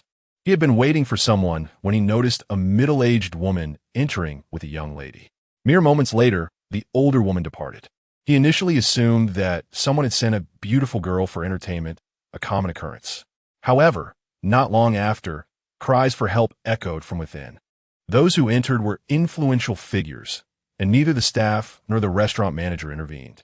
Xiao Shun was there to meet with a private investigator, secretly probing into his older brother's affairs, a matter that could not reach the ears of others. Suddenly, the young girl burst through the door, the commotion drawing the attention of several passers-by. She was covered in blood, clutching a knife. Minutes later, a man followed her out, seemingly unscathed. Xiaoshan deduced that the blood must have been her own. He was the type of person who would see something and not intervene. Such antics were commonplace among wealthy young scions, and he had never considered himself a her Chapter 10, the sole family portrait that evening. Cheng Yize ventured to the suburban villa, feeling an unprecedented sense of emptiness within its walls. He had scarcely returned here in the past 6 months, and was uncertain if Su Yuan had also resided here during his absences. It appeared she, too, seldom lingered in this space, as there were no traces of her presence, leaving the house desolate. The events of the night weighed heavily on his mind. He had believed she was merely unappreciated within the Su family, yet he was taken aback to discover that she had endured such mistreatment. Cheng Yize felt a twinge of sympathy. After all, she had been by his side for 2 years. His initial affection had been genuine, yet he was acutely aware that marriage was not a possibility for them. Beyond the fact that Su Yuan was a love child, the Su family status fell short of the Cheng family standards. His mother, with her particular disposition, placed great importance on these superficial matters. It was no surprise that Mo Keru could act so brazenly, being the daughter of the prominent Mo family. In a city, the Cheng family was indeed among the elite, yet they were not without their disparities when compared to the Mo family. The patriarch, Mo Zhenghua, was one of the earliest entrepreneurs to engage in multinational business, possessing a certain pedigree and a wealth of resources spanning real estate, logistics, investments, trade, shipping, and energy, domains beyond the reach of ordinary enterprises. He had fathered Mo Keru first, and after the untimely demise of his first wife, he married university student 2 decades his junior, with whom he had a son, Cheng Yize and Amp Oppos, as young uncle, who was merely 3 or 4 years his senior, now 29. This child had been groomed from birth to be the heir, every action meticulously monitored. He was composed, serious, and self-disciplined, instilling a sense of apprehension even in Cheng Yize. However, he was aware of his mother's ambitions. The feuds among the affluent were invariably tied to interests. In plain terms, it was all about securing more benefits for him within the Mo family. Thus, Cheng Yize understood that he had no autonomy over matters of marriage. Yet, he felt a lingering reluctance towards Su Yuan, particularly as he found himself thinking of her more often in recent days. Halting the procurement at Anjia was merely a tactic to compel Su Yuan to return, but he was taken aback that she seemed determined to sever ties with him. This unexpected turn of events stirred his male pride. Despite feeling baited, he was not yet inclined to let go. As for Zheng Wanwan, she had merely been a fleeting amusement. Despite her seemingly naive demeanor, he was well aware of her cunning. Conversely, Su Yuan increasingly eluded his understanding. Cheng Yize chuckled to himself, thinking he was being overly sentimental. After all, she was just a woman. If he cherished her, he should keep her close. If she was unwilling, there were ample means to soften her resolve. Why dwell on such complications? He had no intention of marrying in the past 2 years. And even if he were to marry, keeping a mistress was hardly a scandal. He called the finance department, firmly instructing that no funds be disbursed to Anjia without his consent. After a moment's thought, he contacted the investment department to arrange for someone to engage directly with Anjia's competitors. Within a week, he was confident that Su Xuan would bring Su Yuan before him. As her temperament required a bit of coaxing, and she would likely face some hardships ahead, she could not simply run away at the slightest inconvenience. He had no time to coddle her. Lost in contemplation, his phone rang. It was his mother, Mo Keru. Upon answering, he masked his emotions and affectionately inquired, "Mother, why are you still awake at this hour? What do you need?" Mo Keru, with her assertive nature, had ruled the Cheng household with an iron fist since her marriage. Yet she was especially indulgent toward her son. Cheng Yize had always stood out, earning the affection of Mo Zhenghua, who doted on his grandson. "Aze, your grandfather wishes us to return to the old residence for dinner tomorrow. Bring along that purple clay teapot you bid on at the auction. Your uncle is visiting from abroad, and it is a rare opportunity for the family to gather." What about my father? Will he be joining us? Over the years, his father, Cheng Xinjian, and his mother had maintained a facade of harmony while pursuing their separate agendas. He was well aware of his father and Amp, Oppo's inability to tolerate his mother and Amp, Oppo's high-handedness, having sought solace elsewhere long ago.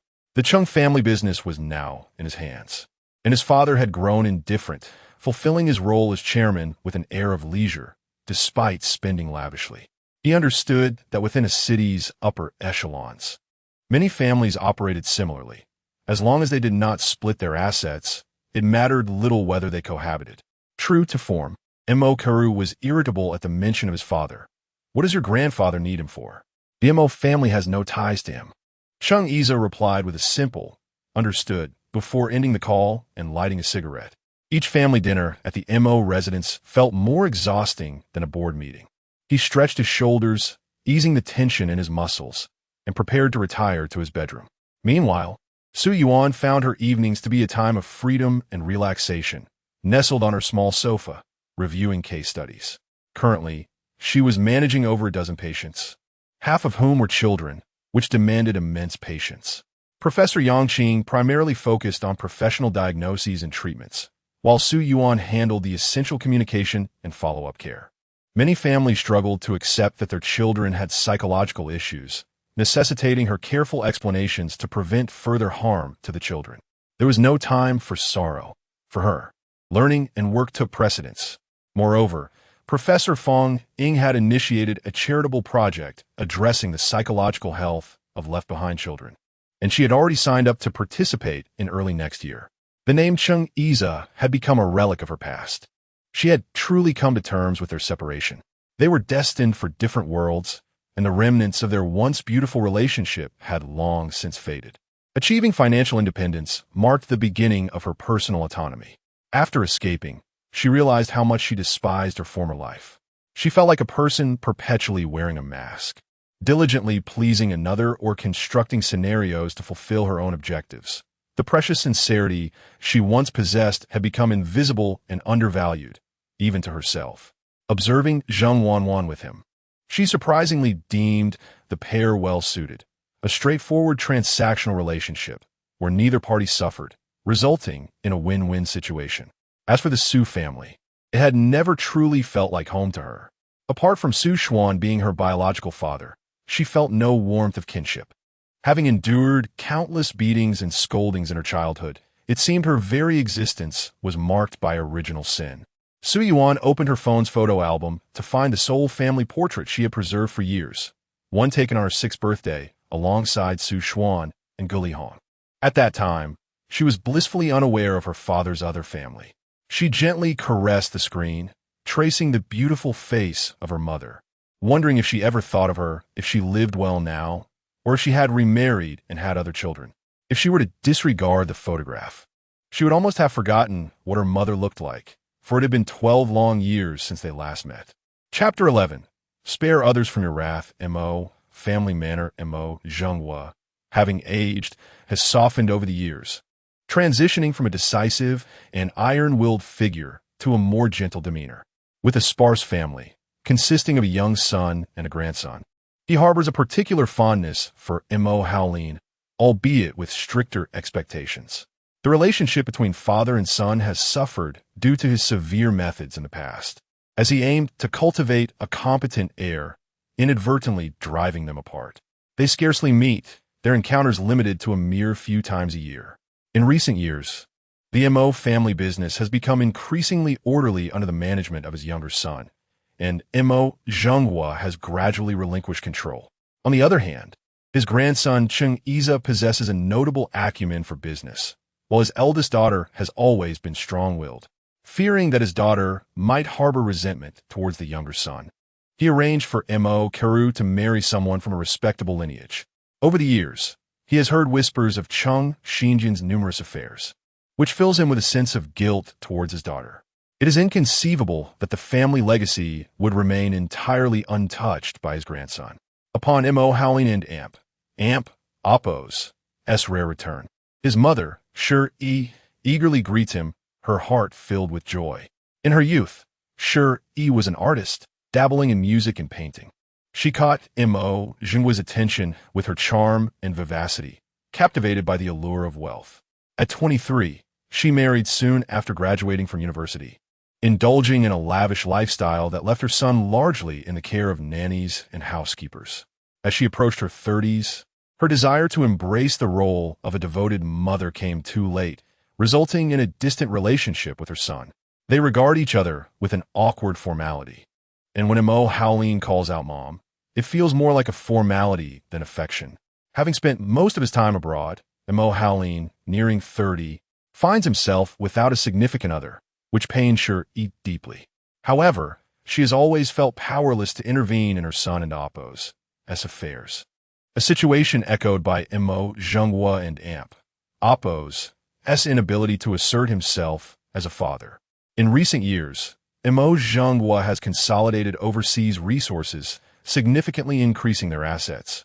Yet he returns home only a few times a year, and even then, he does not stay at home, unlike other children who seek comfort from their mothers.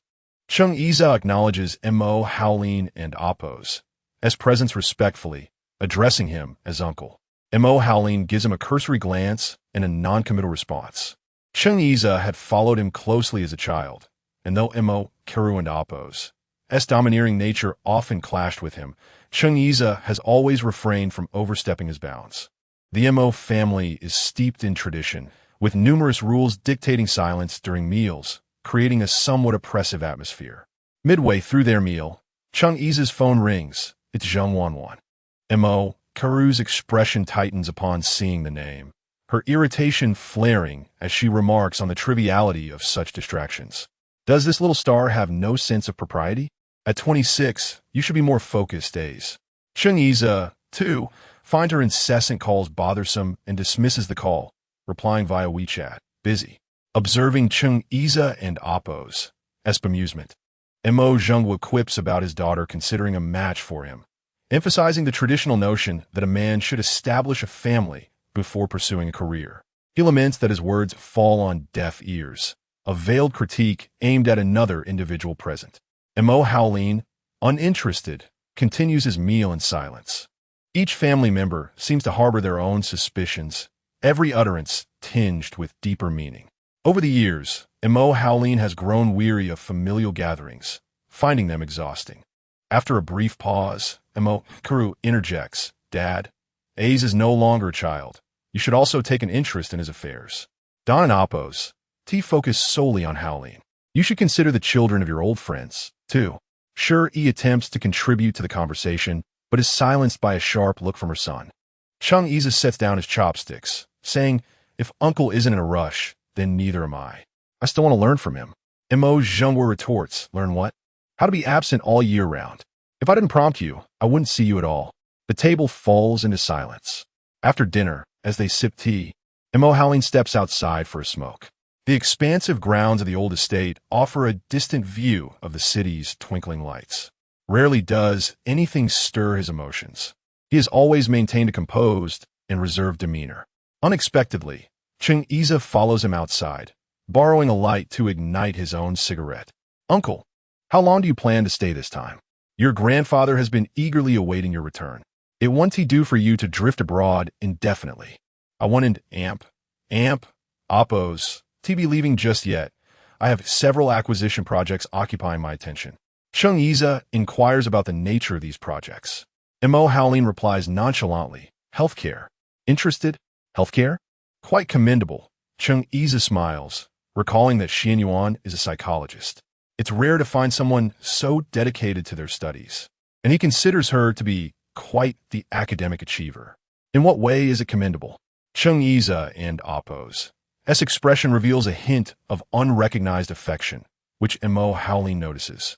They're in Oppo's a girl who in Oppo's been with me for 2 years. She works as an assistant in a hospital. This piques Mo Haolin and Oppo's interest, and he scoffs, What? You, a dandy, have found yourself a respectable girl? Spare her from your mischief. The contrast between Mo Haolin and Cheng Yiza is stark. One is a carefree libertine, while the other is disciplined and austere. As they smoke in the courtyard, Chung Iza observes Mo Howling's detached demeanor and questions, "Uncle, do you have someone special in your life? It's not suitable for someone your age to remain so unanchored. Why should I be like you, constantly seeking frivolities?" "I have higher standards," Mo Howling replies, setting expectations for himself, his work, and even more so when it comes to women. He has little patience for superficiality. While many beautiful women abound, none have captured his attention. Yet, he recalls a girl from a charity event, her demeanor strikingly pure. Initially, he had not given it much thought, but as time passed, his curiosity faded. Mo Howling extinguishes his cigarette, gazing at the distant mountains, a faint smile crossing his face. Chung Iza, lost in his own thoughts, recalls how his mother has already broached the subject of his future in front of their grandfather, likely signaling the impending arrangement of a blind date. The prospect seems utterly uninteresting. Two strangers meeting a few times, sharing meals and outings, only to consummate a marriage based on mutual benefit, intertwining their family's business interests. Much like how his father previously concealed his affairs, the current generation is less discreet. The control of the Chung family's business has long since shifted to Mo Karu. As long as the family remains intact and the wealth undivided, no one seems inclined to interfere. Will he follow the same path? Most likely. Chung Iza contemplates, casting a glance at his uncle, pondering whether he can ever determine his own fate amidst higher expectations. Chapter 12. The escape is not so easy. Su Yuan was notified late at night that she must return immediately. The call was made personally by Old Master Su. Over the years, she had been aware of her grandfather's deteriorating kidney condition, requiring regular dialysis. After much contemplation, she decided to go back. Su Ziqian, Old Master Su, resided in the ancestral home, and upon her arrival, the entire family was present, including Su Yi, who rarely returned home.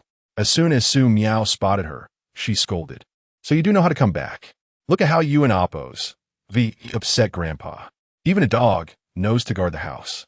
The Su family has raised you for over a decade, and yet you have the heart to let it all fall apart. What good will it do you if the Su family collapses?" Li Wei nudged Su Xuan, saying, "Why don't you say something? Look at the daughter you and Oppos, V raised. It's truly remarkable." Su Yi merely stared at her with a mocking gaze, as if watching a performance. "Enough. Let us tone it down. Am I in a marketplace?" Su Ziqian appeared visibly unwell, leaning against the armchair, tapping his cane on a nearby chair. "San Tiao, take a seat. I have a few questions for you." Su Yuan speculated that her breakup with Chung Iza had prompted this, likely leading to the suspension of Njia and Oppos as projects by the Chung Corporation. It was a well-known fact that for the past 2 years, the Chung family had been a significant support for the Su family. Now that the support had ceased, the entire family was in a state of panic. With a cold smile, Su Yuan remained silent, waiting for her grandfather to speak. She held a certain affection for Su Ziqian. After all, he was the one who had allowed her to return to the Su family when her mother, Guli Hong, had been publicly shamed by Li Wei and others. Since Guli Hong and Oppos' disappearance, which left no trace, it was Su Ziqian who had provided her with a refuge. Seeing Su Yuan silent, Su Ziqian sighed. "San Tiao, I understand you're feeling aggrieved, but you still bear the Su surname." Li Bei sneaked up, but a glare from Su Xuan silenced her. The only sound in the living room was Su Ziqian's voice. If it were merely the suspension of Njia's project, it wouldn't be too dire. We would just earn a bit less. However, the Chung family is clearly attempting to pressure us. The payments from last quarter have been withheld, and your father mentioned today that the Chung family plans to support the construction of Jiancheng, a longtime rival of Njia. Half of our company and Oppos' performance has relied on the Chung family. If they bolster Jiancheng, Njia will collapse within a year or two. Su Yuan frowned, taken aback by Chung Iza's ruthless actions. It was merely a breakup. He was already with Zheng Wanwan, so such extreme measures seemed unwarranted. Had she unknowingly offended him, leading to this retaliation? Yet returning to beg for his forgiveness was beyond her capacity. Iza is somewhat unpredictable, but what man doesn't he enjoy a bit of play? You were reluctant to be married off to the Chiu family by your stepmother, and this path was chosen by you. Now that it has come to this, you cannot simply turn a blind eye. Your father has stated that Isa wants you to return and soften your stance. What do you say? This was the first time the old master had spoken to her so amicably, adopting a conciliatory tone that left no room for her to retort. Blood ties are both umbilical cords and shackles. Despite her animosity towards the Su family, towards Li Wei and Su Miao and Oppos, as cruelty, Su Yi and Oppos, as indifference and Su Xuan and Oppos, as inaction, she had never wished for the Su family and Oppos, as downfall. Chung Isa had once been her sanctuary, and now he was her gilded chain, binding her as tightly as he was bound. Grandpa, I cannot beg like a dog again, but I am willing to talk to Chung Isa. This was her greatest concession.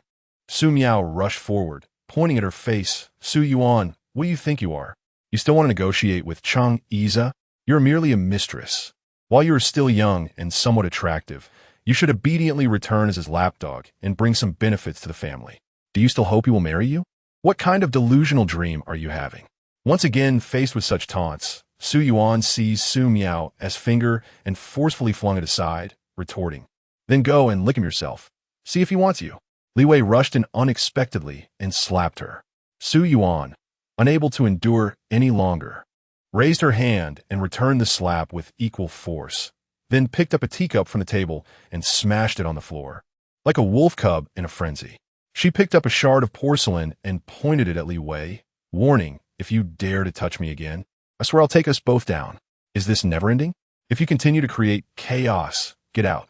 Have you all become so accustomed to peace that you've forgotten how to survive? If the Su family collapses, you'll all be sleeping on the streets." Su Xuan was equally exasperated. The incessant bickering had been tolerable in the past, but what was the situation now? They were all at the mercy of Chung Isa.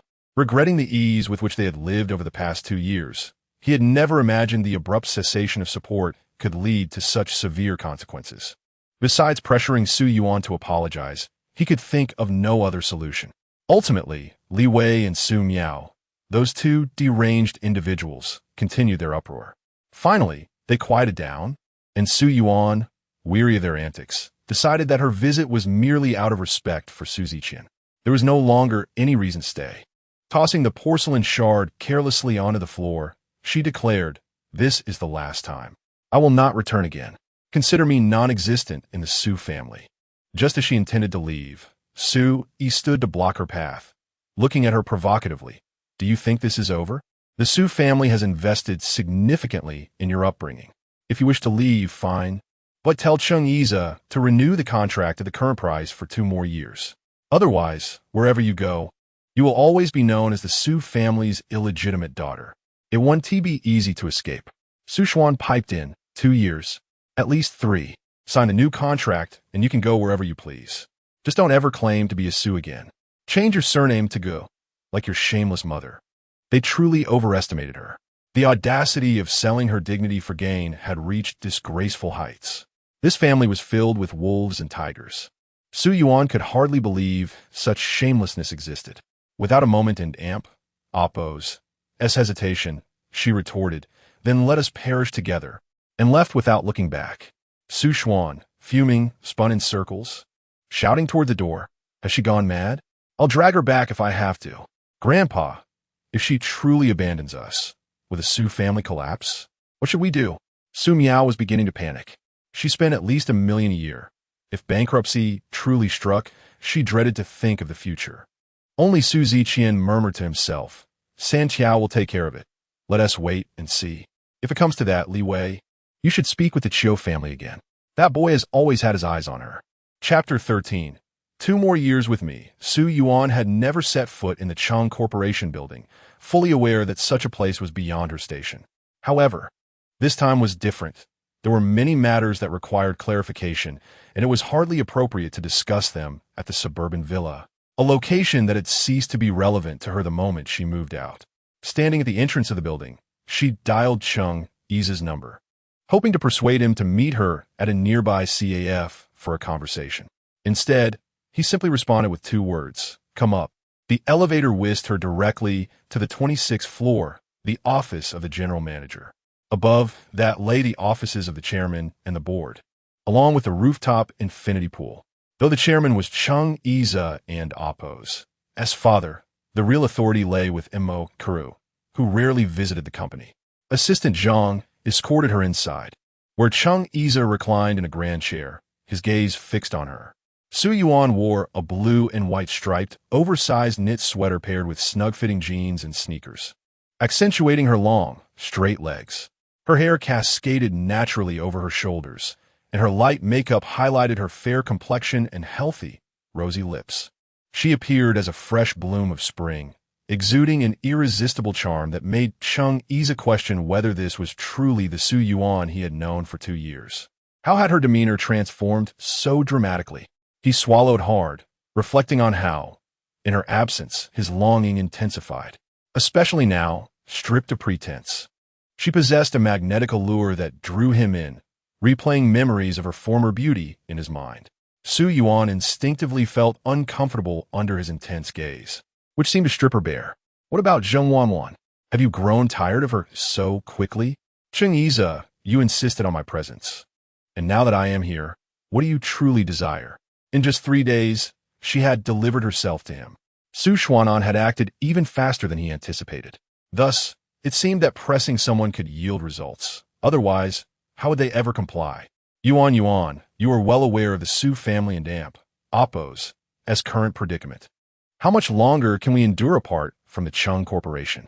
You know as well as I do that, if you remain with me for just 2 more years, I guarantee that the Su family will face no further hardships. I'm a man of my word. Su Yuan was taken aback by his audacity. Previously, she had considered him merely a flirt, but now she realized how little she truly understood him. The Su family could perish. She could not remain mired in that quagmire forever. Having already extended 1 foot out, there was no reason to retract it. Chung Iza observed her hesitation and scoffed. Yuan, all you need to do is nod, and I will end things with Zheng Wanwan tomorrow.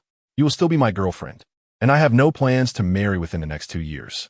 You need not worry about anyone troubling you. Perhaps curious to discover how low his standards could sink, Su Yuan refrained from interrupting him.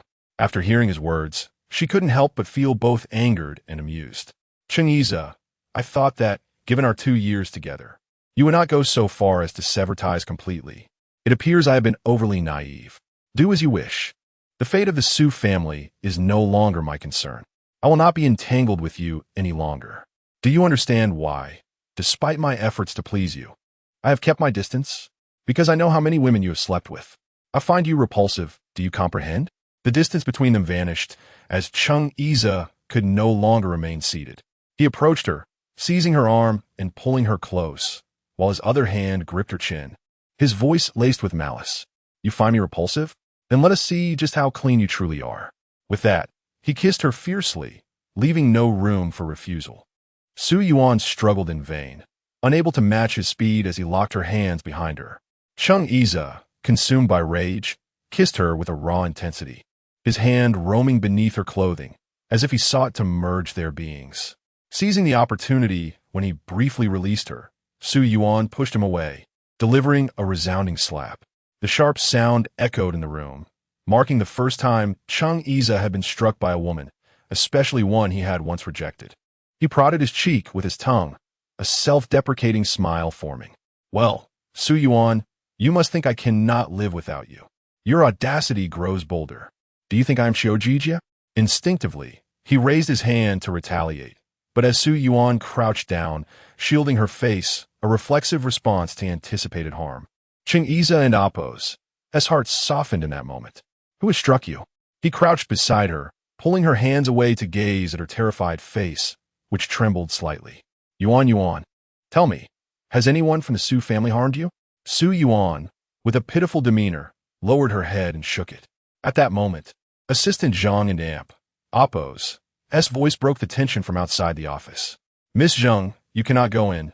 President Chung is truly busy. Yet Zheng Wanwan barged in regardless. Witnessing Chung Iza crouched down, holding Su Yuan's hand, and immediately lost her composure. Weren't you two broken up? Su Yuan, have you no shame?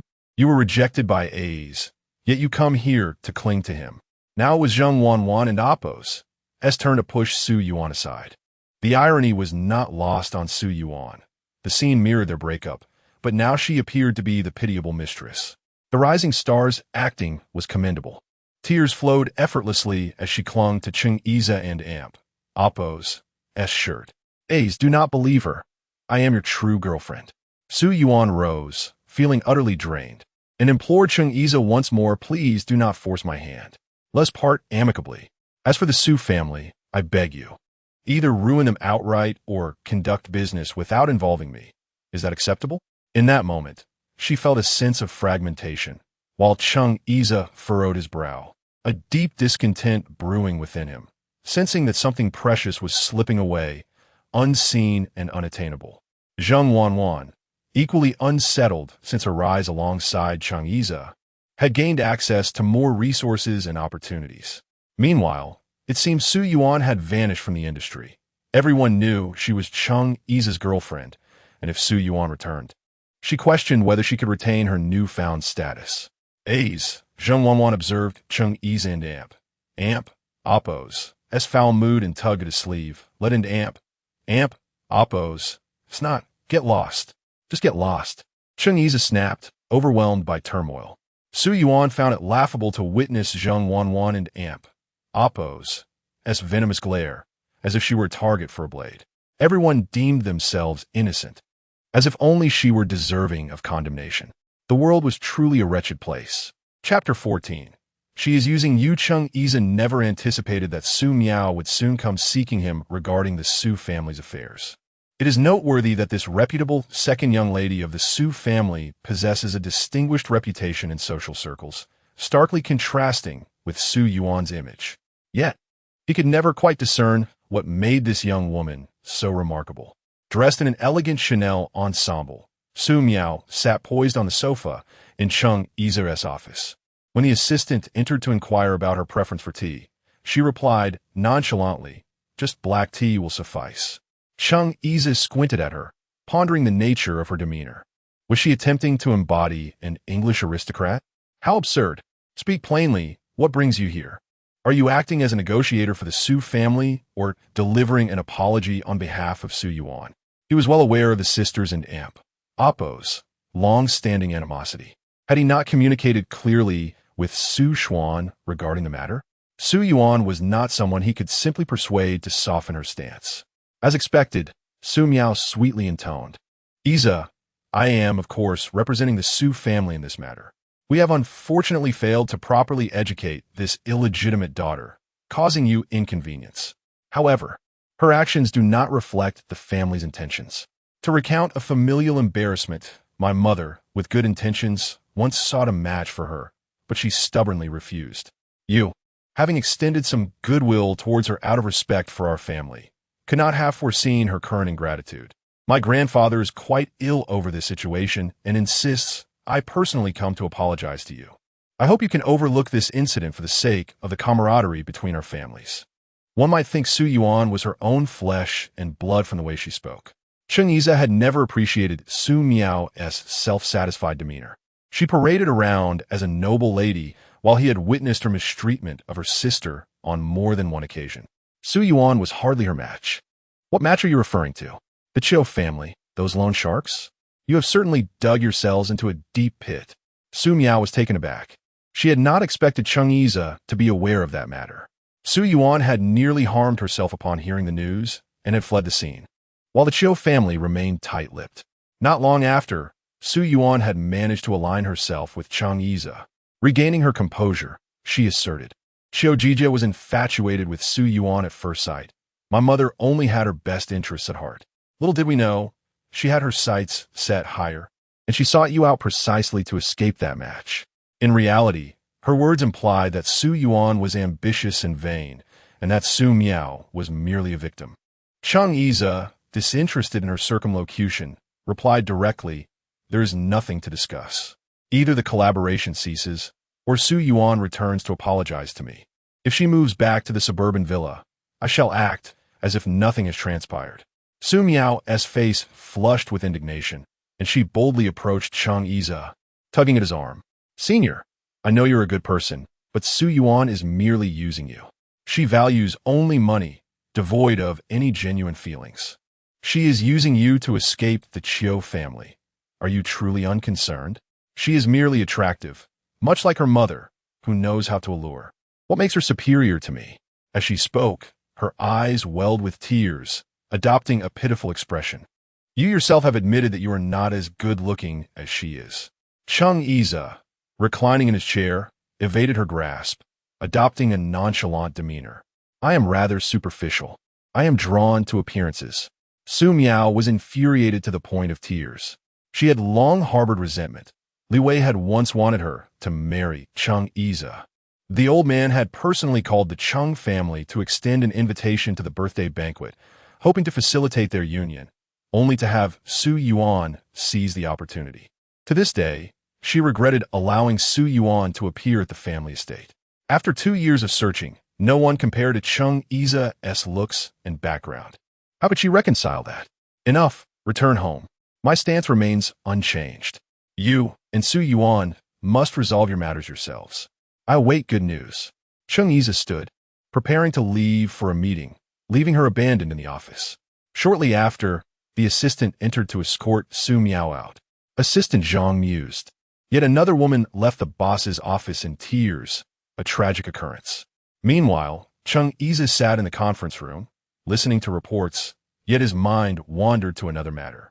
He had absorbed Su Miao's words earlier and had spent the last 2 days meticulously reflecting on the events of the past 2 years, increasingly suspecting that Su Yuan had deliberately approached him at the birthday banquet.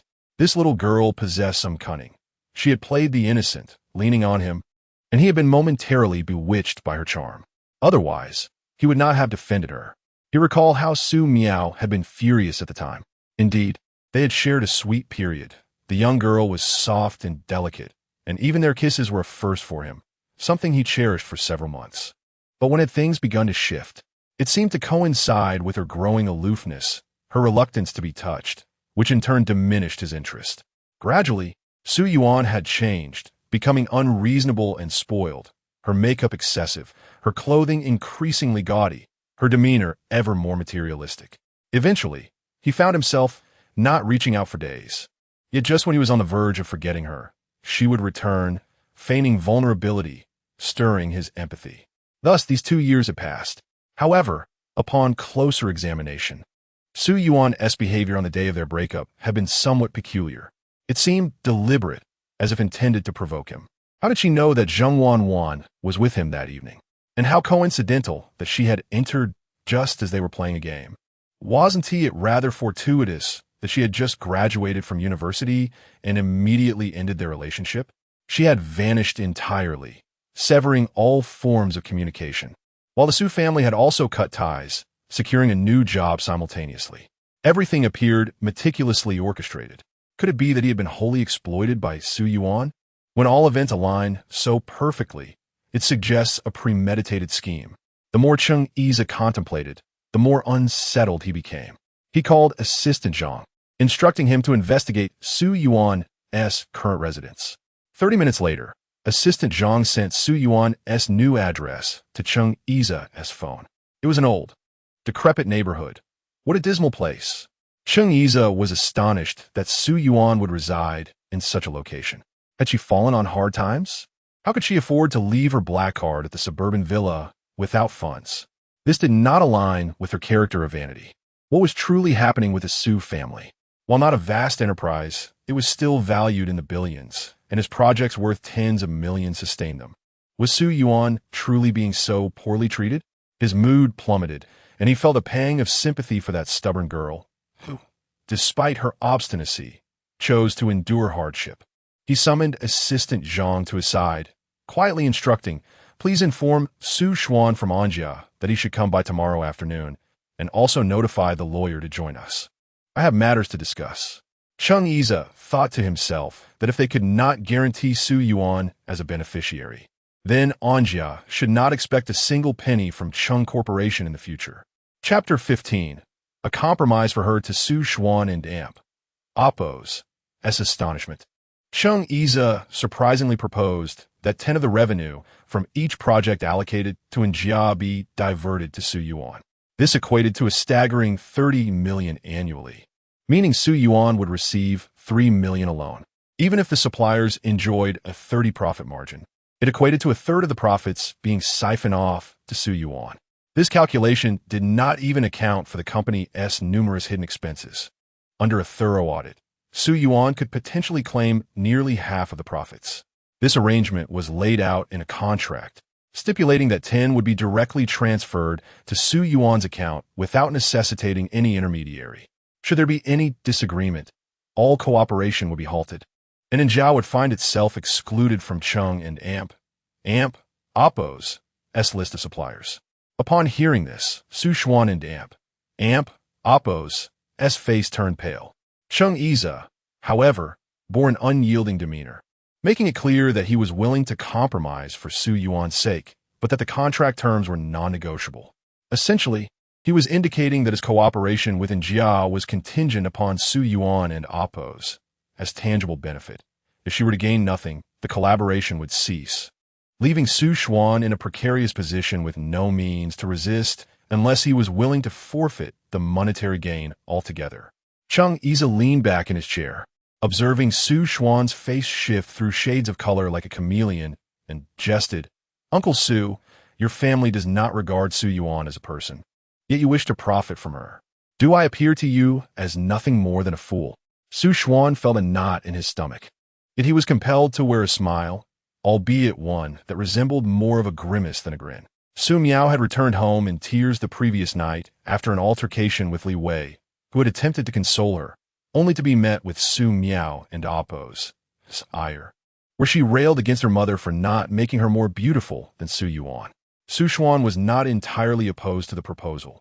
However, the amount was exorbitant, and he could not fathom how to explain it to Li Wei and Su Miao without inciting chaos. Yet, refusing was not an option.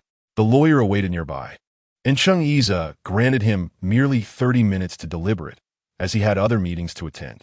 Ultimately, he had no choice but to sign the contract, which was prepared in triplicate. Cheng Yize instructed the lawyer to file the contract while he retained a copy, intending to visit Su Yuan that evening. Despite having a villa, he was concerned about the poor living conditions Su Yuan might be enduring. That day, Su Yuan had attended a meeting before heading to the supermarket to purchase groceries. Unexpectedly, she encountered Cheng Yize waiting for her downstairs, his ostentatious Maserati starkly contrasting with the dilapidated surroundings. She realized that her plan for escape had utterly failed since the day she saw He Qiuxing. This man could trace her every move, and she no longer had the will to resist, choosing to walk straight ahead while Cheng Yize followed closely behind. Ascending to the 12th floor, she noted it was a decent level.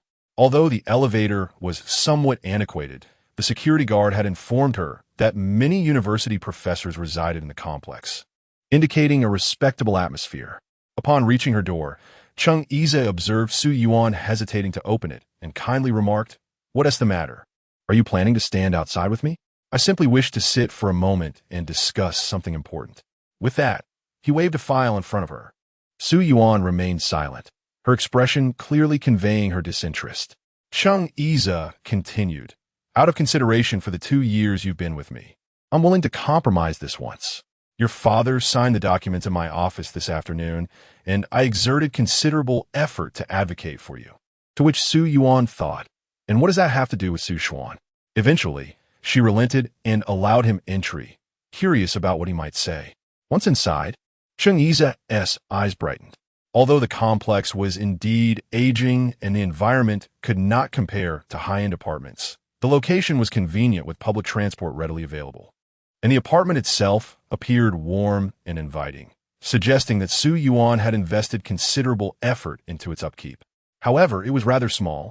The living room barely exceeded 20 square meters, scarcely larger than a bathroom in a villa. Assistant Zhang discovered that the apartment was under Su Yuan's name, indicating that she had purchased it herself, thus avoiding homelessness. Su Yuan, uninterested in Cheng Yize's observations, busied herself in the kitchen, preparing a simple meal of stir-fried chili with pork and scrambled eggs with tomatoes, accompanied by a bowl of rice. Cheng Yize, feeling slighted, remarked, "You didn't even ask if I had eaten, focused solely on your own meal." When he noted her indifference, he served himself from the rice cooker, appreciating that she had enough to share. As they sat at the dining table, Cheng Yize sampled the food and candidly commented, The taste is rather mediocre. You ought to consider enrolling in a cooking class. Su Yuan, without lifting her gaze, retorted, eat if you wish, or leave if you don't. Had this been in the past, Chung Iza might have exploded in anger at such a response. Yet now, her growing indifference only seemed to draw him in further. He found himself pondering why he had never noticed her fiery temperament before. The docile Su Yuan had always been more endearing. After finishing their meal, he sprawled on the sofa like a lord. Su Yuan, unable to tolerate the situation any longer, approached him and nudged him with her foot. Say, I've noticed you've grown quite bold. I come here bringing you money, and you can't even muster a pleasant expression? Chung Iza, somewhat irked, extracted the documents from the folder and handed them to her. Here, take a look for yourself. Su Yuan scrutinized the contract for a considerable time before finally comprehending its contents. It was a supplier agreement stipulating that 10 of the payments would be allocated to her account. She realized this was undoubtedly Chung Iza's coercion of Su Xuan to sign. The Su family was not so generous. Silly girl, if it weren't for you, why would I feed projects to the Su family? If they don't care for you, I certainly do, he remarked, attempting to take her hand, only to have her pull away. Once again, he resorted to sweet talk, though Su Yuan had long since grown immune to his charms. If you're willing to support, then do so, but if not, you might as well expel the Su family. As for this, she waved the A4 paper, I have no interest. Chung Iza's patience wore thin, and he snapped. Are you foolish enough to turn down money? How much can you possibly earn from that shabby class? Why be so obstinate? There is no such thing as a free lunch. You want TB providing projects to the Su family for nothing. I thought we had parted ways. So why can't you let me go? The irony was palpable. She was rejecting the money offered to her, having discreetly purchased a small apartment and moved out, shedding the previous demeanor of seeking his favor. Chung Iza could no longer contain his curiosity and blurted out, Su Yuan, have you been using me these past 2 years? Chung Iza was the kind of man one could quarrel with, throw tantrums at, or even break up with. He would either placate or simply move on to someone else. But being manipulated was unacceptable. Su Yuan felt a jolt of panic within her, but maintained a calm fa ade as she replied, You're overthinking it. We simply aren't suited for each other. I'm tired and wish to marry an ordinary person. Chapter 16, the feeling of heartache, seemed to have only been experienced in relation to Su Yuan. Once those words escaped his lips, Chung Iza fell into a profound silence. Was she blaming him? Observing the frown etched on his brow, Su Yuan realized that this man had a comprehension level akin to 0. He probably thought she intended to marry him and was deliberately teasing. Frustrated, she reached out and grasped his arm, pulling him outside. As she led him to the door, he initially wore a smile, but she swiftly closed the door behind them, and he distinctly heard the sound of it being locked. He was shut out.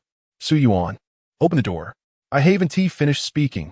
Chung Iza knocked on the door, his voice laced with indignation. Su Yuan, don't go too far. After a moment, the community security guard approached and offered him a cigarette, saying, Buddy, why don't you call it a night? Come back tomorrow, otherwise. Your knocking might lead to complaints from the neighbors. Chung Iza's face darkened like a pot bottom. When had he ever suffered such humiliation? Being sent away after delivering money? Su Yuan, you certainly have some nerve. I'll remember this. With a belly full of unspent anger, he called He Qiuxing. Where are you? Come over. To his surprise, a large group of people arrived, including Xiao Shun. Ever since their last fight, Xiao Shun hadn't mentioned Su Yuan again. And Chung Iza didn't relentlessly pursue the matter, considering it was only fair. Noticing Chung Iza's displeased expression, He Qiuxing poured himself a drink and sat beside him, inquiring, What is bothering you now? Annoying, Chung Iza replied, summoning the waiter to bring a bottle of whiskey. Troubled by a woman? He Qiuxing asked. I saw Zheng Wanwan on TV yesterday. Honestly, her acting was so awkward it made me cringe. What is she even doing? He Qiuxing genuinely disliked Zheng Wanwan. Previously, he sometimes thought Su Yuan was a bit excessive, but in comparison, she was far more pleasant to the eye. If it weren't for He Qiuxing bringing her up, Chung Iza wouldn't have thought of Zheng Wanwan at all. Recently, he had been consumed with thoughts of Su Yuan.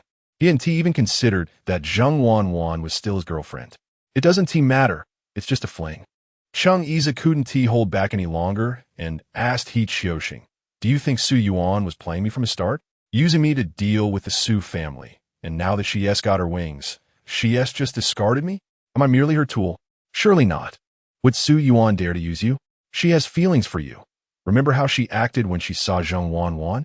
Is she trying to secure a position or play hard to get? That is not impossible. As they conversed, Xiao Shun leaned against the sofa, crossing his legs, and asked, "What are you two discussing?" He Qiuxing, with his loose tongue, replied, "We're talking about Su Yuan, wondering if she is trying to secure a higher status." Xiao Shun scoffed, glancing at Cheng Yiza. That is quite the delusion. Can Yiza's mother allow him to marry Su Yuan? Cheng Yiza chuckled softly. It was highly unlikely. She better not think that way. It's fine if she wants money, cars, or bags, even if she wants me. But to become Mrs. Cheng? That is probably out of the question. For the entire evening, He Qiuxing dominated the conversation, while Cheng Yiza and Xiao Shun remained somewhat silent, merely drinking. The next day, Anan was scheduled to undergo treatment at Renxin. He Qiuxing's sister, He Qiuyue, was in the process of getting a divorce, leaving the child unattended and cared for only by He's mother. However, the child hardly spoke a word, fixated on the commercials on television. Professor Yangqing had diagnosed early-stage autism, necessitating early intervention. This week, only He's mother and He Qiuxing could bring the child in. Upon seeing Anan, Su Yuan took a foreign lollipop from her pocket, unwrapped it, and handed it to the child while explaining to He's mother, "Annie, don't worry. This is fat-free and won't harm his teeth." He's mother was pleasantly surprised by the young doctor's attentiveness and immediately felt a sense of admiration. Su Yuan played a couple of games with Anan, who did not seem to reject her. Holding his hand, she guided him to the examination room. Watching her grandson warm up to Su Yuan, He's mother retrieved the doctor's information from the front desk and noted that this young woman was an outstanding student from a university, only 22 years old. She couldn't help but ponder. She turned to her son and commented, "This girl is quite remarkable, beautiful, and attentive. At such a young age, she is already a doctor, far superior to those other girls you've been with. You should pursue her." It seemed she had genuinely forgotten. He Qiuxing placed his hand on his mother's shoulder, teasingly saying, "You really have a bad memory. She is Yiza's ex-girlfriend. You saw her last time at my brother-in-law's hotel, the third miss of the Su family." "Oh, I didn't remember her looking like that. She broke up with Yiza? What a pity. Why don't you go after her? I think she is lovely. Who cares if she is illegitimate? She is much better looking than Li Wei." The circle of society had its own hierarchy. He's mother held a strong dislike for Li Wei and her daughter, both of whom were quite calculating. He Qiuxing was taken aback by his mother's open-mindedness. It was rather surprising. He curiously asked, "You don't mind that she is a love child? That is not her fault. Wouldn't she prefer to be born into a good family? Besides, having an unattractive wife could impact future generations. Good genes are essential." This amused He Qiuxing, and he quickly messaged Cheng Yiza in their group chat. "Hey, my mom has taken a liking to Su Yuan. She wants to marry her off as a daughter-in-law. Did you really break up? If so, my friend might have a chance." Xiao Shan responded with a meme of a dog urinating, captioned, "You should take a look in the mirror too." Cheng Yiza shot back, "Are you out of your mind?" Ever since encountering Su Yuan at the hospital, He Qiuxing felt that she seemed different, as if she was meant to be this way all along, refreshingly serene, bringing a sense of comfort akin to a spring breeze, yet still possessing her own sharpness. He found himself admiring her. In this circle, everyone understood the unspoken rules. One could indulge before marriage, as ultimately, it was all about forming alliances. If one ended up with an unsatisfactory partner, they would simply pursue their own interests post-marriage. However, family interests could not be overlooked. Societal resources were limited. The simplest and most effective way to stabilize market share and maximize benefits was through marriage alliances. While he and Xiao Shun still had some room for personal choice. What about Cheng Yiza? He was the cherished son of the Cheng and Mo families. No matter how fond he was of Su Yuan, it could only ever remain a mere fondness. He secretly filmed a short video of Su Yuan and shared it in the group. In the video, she had removed her white coat, dressed casually, sitting on the floor while engaging in language interventions with Anan. Her profile was serene and beautiful, occasionally furrowing her brows, pursing her lips, smiling, or giving a thumbs up. The small gestures were endearing, and a strand of hair would often fall, prompting her to tuck it behind her ear. As Chung Iza watched the video, his heart stirred. Recently, he often felt that the Su Yuan he once knew was not the same as the one before him now. There were too many differences. It was impossible for him to harden his heart against her. Every time he thought of her hardships within the Su family, he found it hard to remain angry. It seemed that this feeling of heartache was something he had only ever experienced for Su Yuan. In moments when she cried or fell ill, including that time she asked him not to pressure her, he could genuinely feel the heartache he had for her. Chapter 17. It turned out to be her during these days. Emo Keru remained at the old residence, which made sure E feel uncomfortable. She wanted to invite her son to dinner, but Emo Howlin simply stated he was too busy to join. Indeed, Emo Howlin had been occupied, as a batch of advanced medical equipment was set to enter clinical use abroad and the necessary approvals had been obtained. The first hospital to implement this would be Rinshin, being a joint venture in healthcare, where many foreign nationals could utilize their commercial insurance. He intended to invest in Rinshin and acquire a portion of its shares. Ez Yuan, a highly compensated business director hired by Rinshin, was a neurosurgery expert in his 40s who had spent many years overseas. He had guided several complex surgeries remotely at the central hospital of a city. Years ago, he had performed surgery on a friend of M.O. Howlin in the United States, establishing a degree of rapport. Upon learning of M.O. Howlin's interest in investing, he and a shareholder from Rinshin attended to welcome him. They had interacted for 3 to 4 years, so pleasantries were exchanged upon their meeting. Mr. Mo, welcome. It is indeed a rare honor for us to have such a busy person visit Rinshin, said Ez Yuan. M.O. Howlin smiled, indicating that the M.O. family intended to venture into the medical field in the coming years. With Ez Yuan has extensive medical resources both domestically and internationally. They would inevitably engage in frequent interactions, leading to a nod of acknowledgement. The subsequent tour ensued, accompanied by a group of people. As they strolled and conversed, no one at the hospital recognized M.O. Howlin, though they sensed a formidable presence about him. Standing at least 185 centimeters tall, he was undeniably handsome and exuded an air of nobility. Gossip quickly spread among the various departments, particularly among the nurses who whispered amongst themselves, "Who is he? So handsome. Is he part of the new management? His aura is so strong. My heart races when he looks my way." Professor Yangqing had a full schedule today, with numerous patients booked for consultations from morning until afternoon. Su Yuan had been busy, barely managing a few bites of food and not even taking a sip of water. Finally, when she found a moment to rest, she overheard 2 nurses gossiping at the front desk. She leaned in and asked softly, "What is going on? Has a handsome guy come to the hospital again?" One of the nurses pulled out information from their WeChat group, revealing that several nurses were sharing gossip. Someone had posted a photo of the hospital director with a man inspecting the hospital. The man, tall and dressed in an all-black suit, caught Su Yuan and Appo's attention. She zoomed in on the photo for a closer look. He's indeed quite handsome. Su Yuan had a fondness for the girls at the front desk, often saving some treats for them and eagerly listening to their gossip. As the 3 girls huddled together to discuss the gossip, the deep voice of the director echoed from behind them. "Who is so handsome?" Su Yuan felt a chill run down her spine. She had barely stood at the front desk for 5 minutes before being caught by the director. She glanced up only to see the 2 nurses standing straight, not daring to utter a word. Embarrassed, she bit her lip, forced a smile, and called out, "Hello, Director E." She then glanced at the group of 5 or 6 people behind him and respectfully bowed. "Greetings, leaders." Blushing, she lowered her head and hurried away.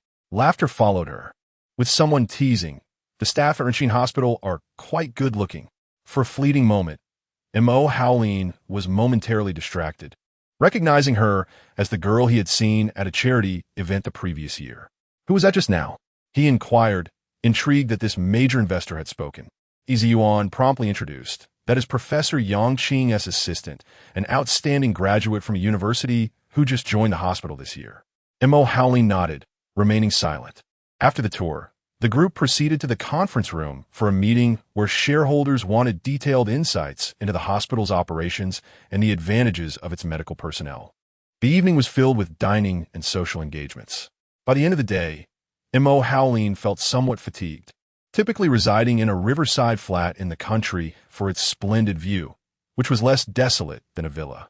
On the return trip, his assistant, Li, handed him a folder, softly stating, "I wasn't too sure if this is what you meant, but I took the liberty of acquiring some information." Upon opening it, Mo Howling's brow instinctively furrowed. Li, having only worked with him for a short time, was previously assisted by Qianming, a college classmate who managed his personal assets abroad, finishing the consolidation work. This assistant primarily worked for him while he was in the country.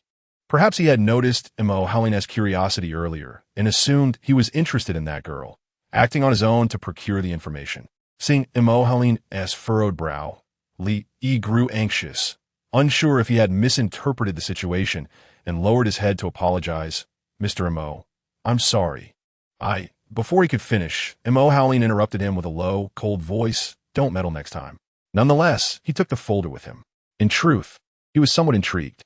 He had recognized her almost immediately that afternoon.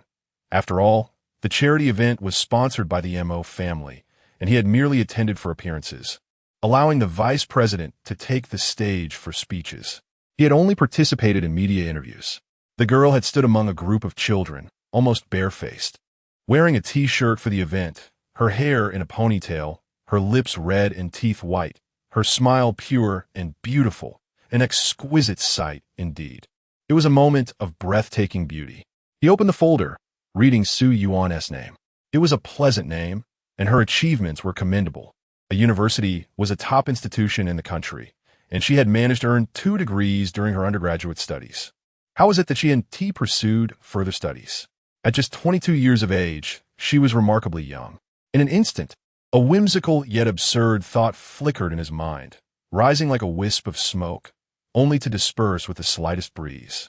Mo Howling couldn't help but chuckle softly. At nearly 30 years old, such a thought was rather inappropriate. Enough, he mused. Mo Howling had a clear understanding of himself. He was known for his seriousness and rigidity. If he were to describe himself in 2 words, they would be cold-hearted and unyieldingly dull. By the age of 25, he had obtained a doctorate in economics. With an abundance of data to analyze and various complex materials to digest, needing to monitor both domestic and international markets, while becoming familiar with the extensive industries of the Mo family and managing family business affairs. Upon graduation, he fully took over the vast management responsibilities of MO's operations, especially those abroad, which were intricate and multifaceted. While domestically, Mo Zhenghua held the fort, and several capable vice presidents aided him. Mo Carew had amassed numerous resources from the Mo family for the Chung family over the years, and he was well aware of it, merely turning a blind eye due to a semblance of familial ties. Consequently, matters of romance had not held much allure for him over the years. For a person like him, resolving personal needs was a simple task. Yet he had a severe case of cleanliness, making it impossible to act as Chung Yiza did. How could he suddenly develop feelings for a young girl today? It was rather uncharacteristic of him. It was only to be blamed that her initial impression had been far too stunning. Chapter 18, More Than Hatred. I long for her today. Yuan experienced a moment of social embarrassment. In the evening, she had arranged to dine and shop with Ji Xiao, and the 2 of them were in high spirits. After starting her job, Ji Xiao encountered an exceedingly difficult supervisor who insisted on holding daily meetings. Although those in finance are generally meticulous, this individual was excessively particular, driving her to the brink of madness. Have you ever witnessed a director whose obsessive compulsiveness severely impacts the employees beneath him? My desk is adorned with 12 figurines that must be aligned in a precise row, each facing forward. I possess one that is positioned sideways, and he has forcibly repositioned it. My coffee mug bore a hint of lipstick, which earned me 2 warnings via WeChat to clean it immediately. He could simply close his eyes, couldn't he? To make matters worse, my workstation is directly in his line of sight. As a mere financial clerk, he, as the finance director, scrutinizes my daily reports, pointing out every typo and punctuation error. Is he not unwell? If he is, he should just admit it. Ji Xiao frowned upon hearing this. Your director must indeed have obsessive-compulsive tendencies. I believe he is attempting to impose his will on me. Every day after work, he begins to summarize tasks, and I seriously suspect he is a nepotism hire, holding the title of finance director while the deputy director does all the work. This situation sounds truly disheartening. Su Yuan posed a pivotal question. Is he handsome? Ji Xiao bit her milk tea straw, contemplated for a few seconds, and rolled her eyes. His looks pale in comparison to his fastidious nature. Besides, I have my brother Shintang. How could I settle for any other man's allure? Are you two together? Su Yuan noticed Ji Xiao blushing, sensing the potential for romance. Yes, he confessed his feelings for me, stating that it's better to strive together than alone. You know, my parents have each started new families and only provide me with a little financial support. I thought we could pool our resources to buy a small home. Su Yuan envied such a relationship, feeling genuinely happy for Ji Xiao. That's wonderful. Ji Xiao recalled Su Yuan's earlier mention of an especially absurd incident and curiously asked, "Didn't you say you had a particularly embarrassing moment today? What happened?" Su Yuan recounted the awkward encounter from the afternoon, sharing with her friend, "Our dean brought some leaders for a tour, and I, along with the front desk nurses, were caught discussing whether someone was handsome." Ha ha! Ji Xiao erupted in laughter, retorting, "Was the leader handsome?" Su Yuan reflected for a moment and nodded. "I didn't get a clear look, but he seemed tall, and the nurses were all exclaiming how handsome he was. He must be, right? You didn't even get a good look, yet you felt embarrassed? If I were you, I would seize such opportunities without hesitation. You're single, so go for it." This was perplexing to Ji Xiao, who believed men could be categorized into two types, those worth pursuing and those not. After their meal, they continued to stroll through the mall. Ji Xiao merely indulged in window shopping. Her modest salary would barely allow her to purchase a sleeve of an LV item. Nonetheless, this did not deter her from enjoying her time. Su Yuan, too, could not afford anything extravagant. Previously, she had been accustomed to the seasonal new releases from Chang'e, but now she found herself drawn to only comfortable, high-quality, and minimalist styles. After browsing, she found nothing particularly suitable. As fate would have it, they encountered Su Miao. Since childhood, she had seized every opportunity to humiliate Su Yuan, and upon seeing her, it was impossible for her to feign ignorance. Moreover, she was not alone. Several other affluent young ladies accompanied her. A group of 5 or 6 girls sauntered through the luxury store, each carrying bags from various high-end brands, adorned in designer attire. Their heads held high with an air of superiority. Su Miao sneered, "I heard a wretched person was dumped, and I couldn't believe it. I see it's true, dressed in cheap clothing, shopping in a place like this, and yet buying nothing. How pathetic. My sister is quite something. She can adapt from living in a suburban villa to an old, shabby flat." An uninformed girl nearby inquired, "Is that your sister? The one you often mention? The one your grandfather picked up after being born to a mistress?" The psychology of conformity suggests that people often unconsciously align with a majority opinion. And soon the glances directed at Su Yuan turned scornful, as if she were something repugnant. Ji Xiao, with her fiery temper, raised her voice. "Even if you went after him, he wouldn't want you. What are you so arrogant about?" This only played into Su Miao and damp, Oppo's, hands. Her voice rising further. "Isn't she just a little vixen, born of a vixen? I can't compete with her seductive prowess." This drew the attention of onlookers, causing a crowd to gather. Su Yuan felt her spirits plummet. This was her original sin. She grasped Ji Xiao's arm and said softly, "Let us go." Yet, Su Miao swiftly blocked their path, her gaze filled with provocation, her expression laced with disdain. "Su Yuan, let me tell you, someone like you doesn't deserve love. You initially set out to seduce Chang'e, and now that he has moved on, you deserve this fate. What kind of family does Chang'e come from? He was only playing around. Did you think he was serious? Don't be naive. You're lucky if you can marry into the Chiu family." Ji Xiao, indignant, stepped forward to argue, and the two began to shove one another, drawing a crowd. But Su Yuan knew that arguing would only provide more amusement for spectators. Over the years, that label had stuck to her like glue, and Su Miao had made her business known to all. Among the elite circles Chang'e frequented, couldn't he know that the third miss of the Su family was raised outside until her teenage years? No matter how many grievances she held, this was the reality. With her head bowed, she pulled Ji Xiao away quickly. Ji Xiao protested on her behalf. What's the point? It's not your fault. Why do they keep bringing this up? It's outrageous. Su Yuan, noticing her friend's flushed face, comforted her. I'm not angry. Why are you? What they say is simply the truth. What's the use of arguing? In such a setting, it would only lead to further humiliation. I have already distanced myself from the Su family and Cheng Yize. Why should I engage in conflict with these people? Once outside the mall, Su Yuan linked arms with Ji Xiao and strolled slowly down the street, feeling the cool breeze on her face, which made her shiver slightly. Ji Xiao, sensing her discomfort, hesitantly asked, Su Yuan, do you hate your mother? Su Yuan let out a long sigh, her voice tinged with unmistakable sorrow. You might not believe it, but more than hating her, I long for her. It has been over a decade since I last saw her. How cruel must her heart be to have not contacted me even once in all those years. Sometimes I wonder, am I truly her biological daughter? Has Uncle Su never mentioned her? Su Yuan shook her head. Without photographs, she had nearly forgotten what her mother looked like. Ji Xiao gently embraced her and smiled. Actually, I haven't seen my parents in a long time either. Ever since they each started their own families and had children, I've become a true invisible person.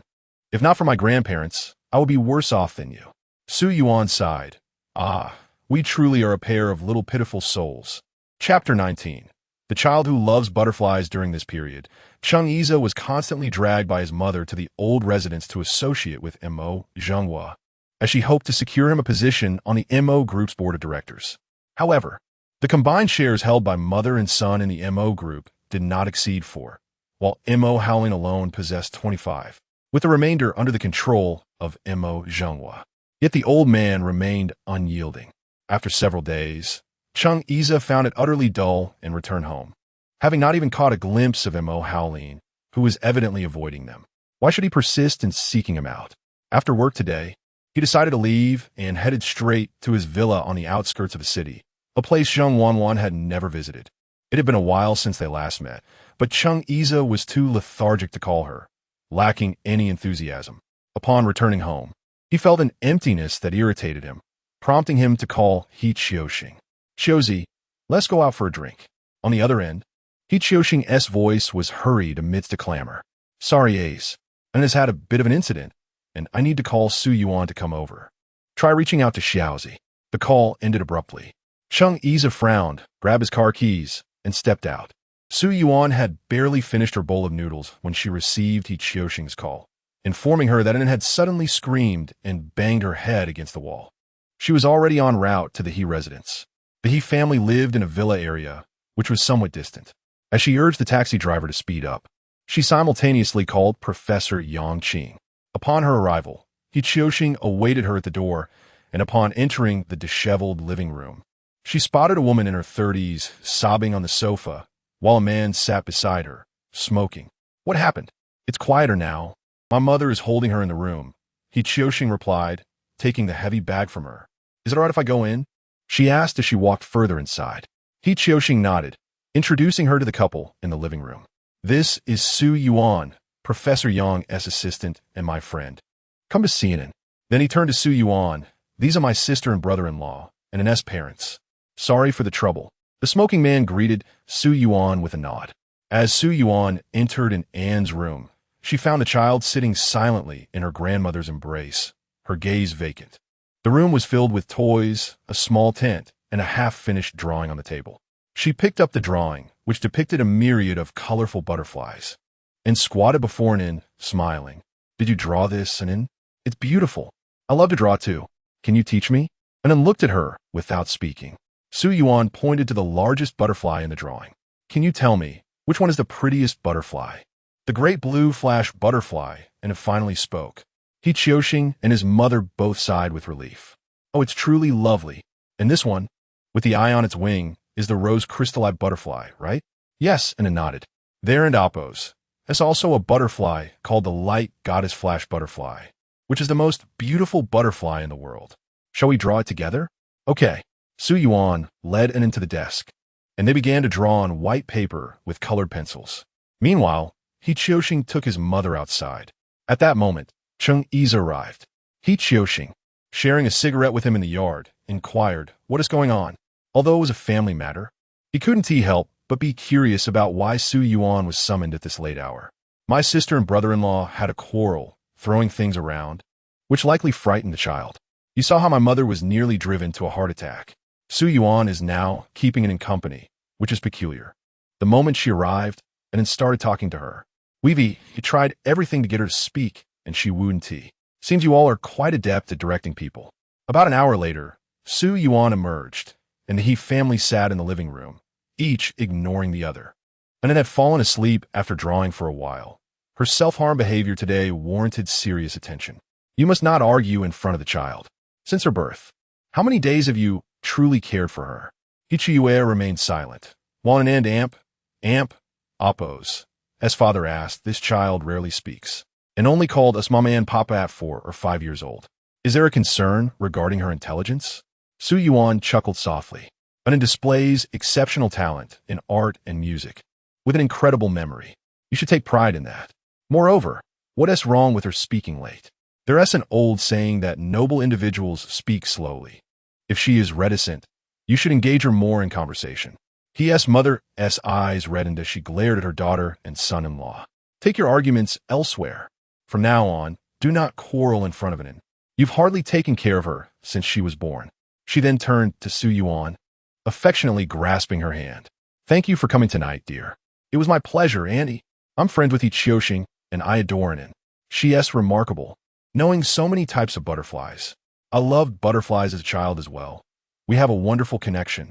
Please remember to take the child for follow-up visits. Consistent intervention is essential. Cheng Yize had never seen Su Yuan in such a gentle light, her smile as soothing as a gentle breeze.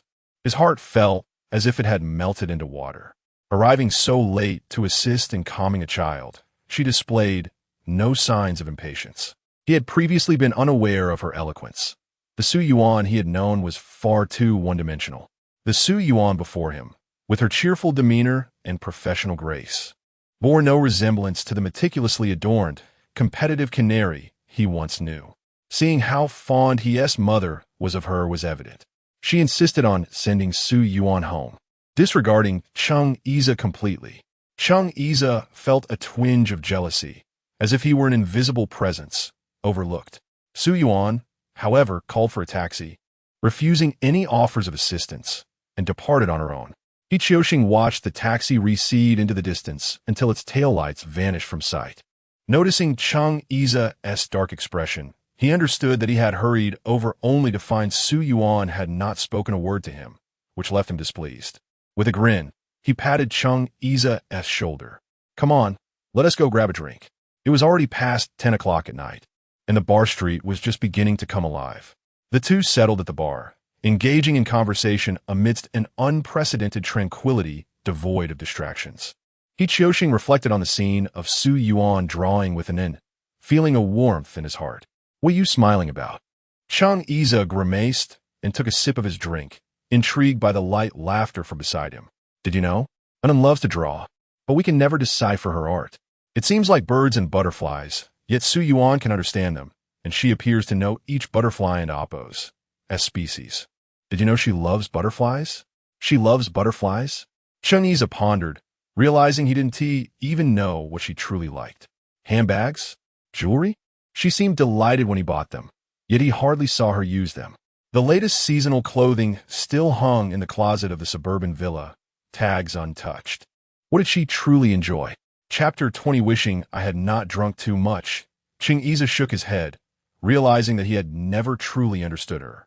He did not mind continuing the conversation and said, the last time I took An in for checkup, the little nurse at the front desk mentioned that Su Yuan is quite remarkable, pursuing a double degree and preparing for graduate school.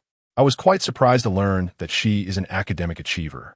Feeling a sense of unease, Cheng Yize stared at Qiuxing and provocatively asked, why are you so interested in her?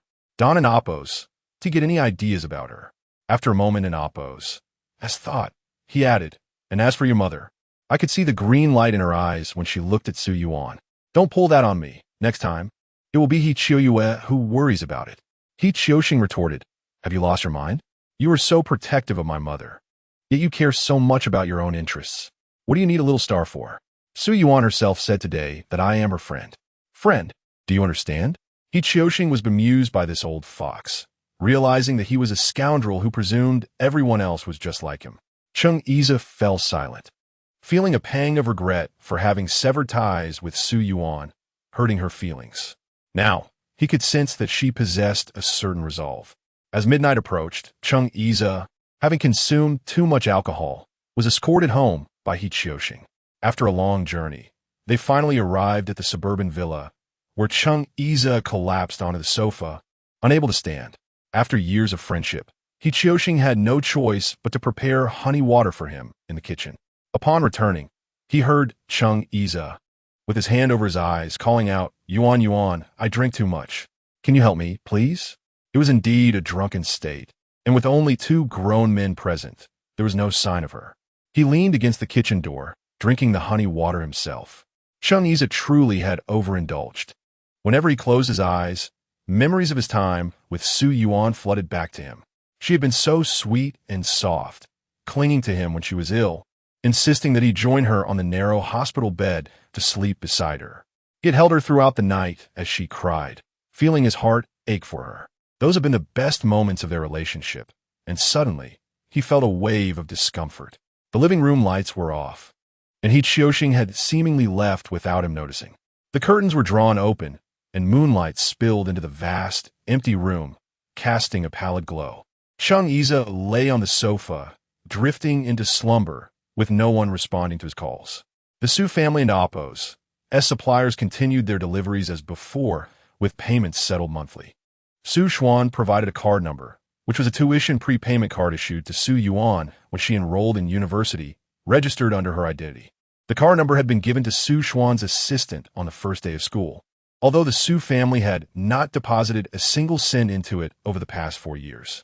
Cheng Yize arranged for He Qiuxing to personally deliver the card to Rinxin Hospital, knowing that he might not be accepted if he went himself, but wishing for her to be untroubled by financial concerns. Fortunately, this time, Su Yuan accepted the card without rejection, simply saying with a smile, "Thank you." Their relationship seemed to have reached an impasse, and Su Yuan appeared genuinely busy.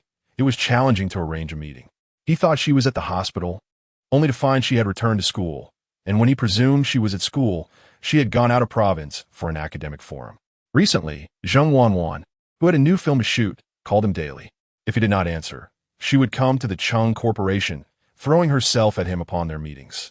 Cheng Yize understood that she merely wanted him to invest in her new project to secure more screen time. In the past, he would have welcomed such advances, even if they came with a hint of cunning, as it was a mutually beneficial arrangement.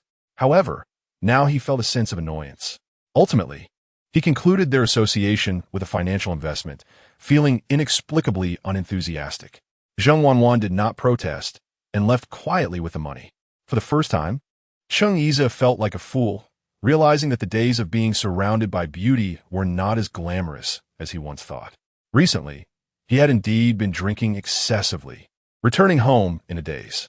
On a Saturday morning, Su Yuan intended to take advantage of her rare day off to prepare a delightful meal and visit a bookstore. Just as she was about to head out, she received a call from He Qiuxing. "Su Yuan, can you come to the hospital right now? Ace has had an accident." Her heart dropped, and she instinctively asked what happened to him. He Qiuxing, panting as if hurrying, responded he broke his leg. "It's quite serious." Furrowing her brow, Su Yuan muttered, "Why call me for a broken leg? Call his girlfriend. I and Oppos am not a pain reliever." To her surprise, He Qiuxing seemed taken aback. "You didn't and Oppos, Tino? He broke up with that little star. He called me to tell you he wants you to see him. Didn't you block him?" "I'm not going," she said firmly, ultimately hanging up the phone. When He Qiuxing arrived at the hospital in a flurry, he found Cheng Yize with his right leg in a cast, appearing rather severe. Unable to help himself, he laughed. "What happened to you? Did you come to the hospital by yourself?" "Quite tragic." Cheng Yize glanced around, seeing no one else present, and coldly inquired, "Where is Su Yuan? Didn't you inform her?" "I did, but she didn't come. She said yes, not a pain reliever. It's pointless for her to show up," He Qiuxing replied, shrugging his shoulders in exasperation. "Then give me your phone. I'll call her." Cheng Yize reached for the device. If he hadn't been preoccupied with thoughts of her, would he have been drinking daily? If he hadn't been drinking, Would he have stumbled and fallen from the second floor? The phone rang several times before Su Yuan finally picked up. Her impatient voice came through. Is this ever going to end? He Qiuxing. Cheng Yiza has a broken leg, not a broken head. He wants he die. If he becomes a vegetable, you can inform me then. I'll go chant for him. With the phone on speaker, Cheng Yiza and Amp, Oppo's face turned green upon hearing her words. How heartless could one be? Wishing for him to become a vegetable. Now, genuinely anxious, he shouted at the phone, if I become a vegetable, what is it to you? You'll chant for my soul? Su Yuan, when you were ill, I took care of you for 3 whole days. Who was it that cried, begging me not to leave? Have you forgotten your conscience? Su Yuan, you really can't keep your cool, can you? He Qiuxing, exasperated, urged her gently. Just come see him.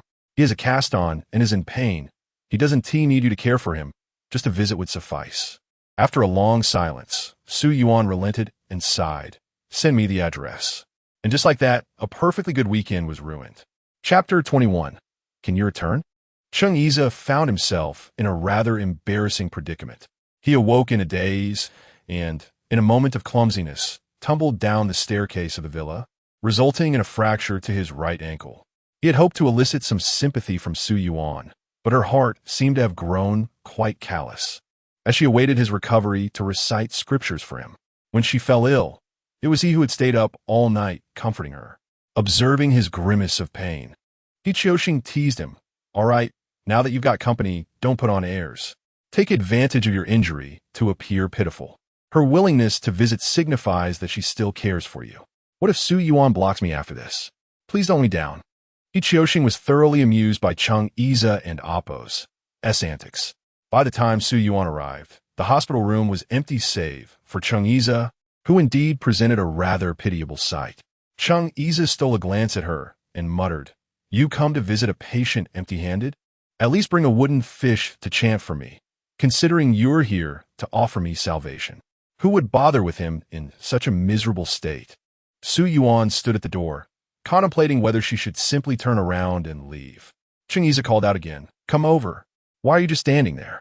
Su Yuan approached and sat beside him. His right foot was encased in a cast, a clear indication that he had suffered an injury. Cheng Yiza studied her. She appeared somewhat thinner, which accentuated the brightness of her eyes. Previously, he had found her made-up appearance alluring, but now he appreciated her natural beauty. He recalled that when Su Yuan smiled, a charming dimple appeared on her right cheek, and he reached out to poke it. However, she recoiled in distaste. What are you dodging for? I merely wish to see your dimple. Smile for me, he jested. Are you out of your mind? Cheng Yiza? Am I a clown for your amusement? I cannot cater to your whims. Su Yuan shot back, her annoyance palpable. Cheng Yiza recognized that his behavior was somewhat excessive and attempted to change the subject. Yuan, I'm thirsty. Su Yuan stood to fetch a cup. The VIP ward was equipped with everything except for cups. She stepped out to request a disposable cup from the nurse, then returned with bottled water and hot water to cool down before handing it to him. To her surprise, he demanded, Feed me. Cheng Yiza, you have a sprained ankle, not a broken hand. You can hold it yourself. How come her temper is so foul now? He chuckled at her frustration, took the cup himself, and drank a few sips, relishing the perfect temperature. Then he began his antics again. I'm hungry. I didn't eat anything this morning. Can you cook for me? I can't cook. Let me order takeout for you. Su Yuan replied patiently, picking up her phone. What do you want to eat? I crave the Huaiyang cuisine from that place on Chongping Street, the one you used to love. Remember? I even went out of my way to buy it for you. Su Yuan felt a surge of frustration in her chest as she forced a smile. That's too far. It'll take at least 2 hours round trip. Let us settle for a closer Huaiyang restaurant. Then when my leg heals, will you accompany me there? I'd go with you too. In truth, she shouldn't have softened towards him today. Had it not been for his care during her illness, she would never have come to listen to his nonsense. Su Yuan chose silence, placing an order and also buying some cut fruit. When the food arrived, she went down to retrieve it and set the table in the room. Cheng Yiza observed her bustling about, and emotions he had long suppressed surged forth, compelling him to speak with unprecedented sincerity. Yuan, can you come back? Su Yuan froze at his words. She had never heard Cheng Yiza speak in such a humble tone. It was indeed rare. Old emotions flooded her heart. But what good would returning do? He would soon grow weary and pursue another enchanting woman. Su Yuan understood him all too well. He was a man who thrived on novelty and excitement. Cars, houses, yachts, and women. Indeed, many men were like this. They accepted the adoration and pursuit of women, even if their affections were not genuine.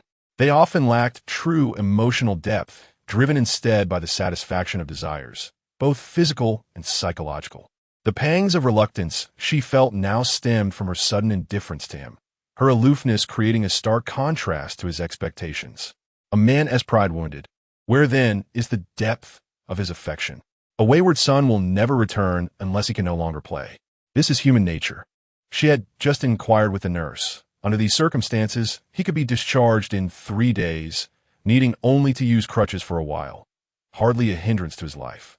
Initially, she had intended to care for him for 3 days as a repayment for his previous kindness. Now, it appeared unnecessary. Su Yuan arranged the meal and moved to assist Chang Iza in sitting up, only to find herself embraced tightly in his arms. She could feel his warm breath and heated skin against her. Yuan, let us reconcile. I miss you so much. As he held her, an unparalleled sense of fulfillment washed over him. All the cherished feelings they once shared returned in a rush. He couldn't resist planting a gentle kiss on the crown of her head, the scent of her hair intoxicating. You miss me too, don't you, Yuan? We were so wonderful together. I promise I won't ever let you go again. I will always treat you well. Su Yuan surrendered to his embrace, closing her eyes and reminding herself to be resolute. When she opened her eyes again, clarity washed over her. Chang Iza, I came today to repay the kindness you showed me during my illness. I harbor no other intentions. If I have given you the wrong impression, I apologize. I hope we can remain ordinary friends who nod and greet each other when we meet, but if not, let us part as strangers. I must move forward and will not look back. She articulated each word clearly, conveying to Chang Iza that there was no possibility of returning. Their relationship had indeed reached its end. Chang Iza felt his heart plummet. Over time, he had come to realize he had genuine feelings for Su Yuan. He felt the weight of their past love, but questioned why. If it were true, she could so easily let go. He looked at her and asked, "Have you been using me all along? Did you ever truly care for me?" Now, such questions would only seem absurd to Su Yuan. She did not linger for dinner. Before leaving, she called He Qiuxing to inform him that caring for Chang Iza was inconvenient for her and suggested hiring a caregiver. She expressed that he needn't update her on any matters concerning Chang Iza. He Qiuxing sighed, realizing that once again, the situation had been mishandled. The table was left in disarray, as Chang Iza had overturned all the dishes, leaving the floor in utter chaos. When a nurse entered, she was taken aback, astonished by his temper. Chapter 22. A boyfriend? Regarding Chang Iza, He Qiuxing no longer dared to mention him in front of Su Yuan, for fear that doing so would lead to a severance of their friendship, possibly resulting in being blocked entirely. Chang Iza, who faced mobility challenges, was being taken care of by Mo Karo, who had moved into a villa on the outskirts of the city, having hired 2 caretakers specifically for this purpose. Su Yuan's schedule was becoming increasingly hectic.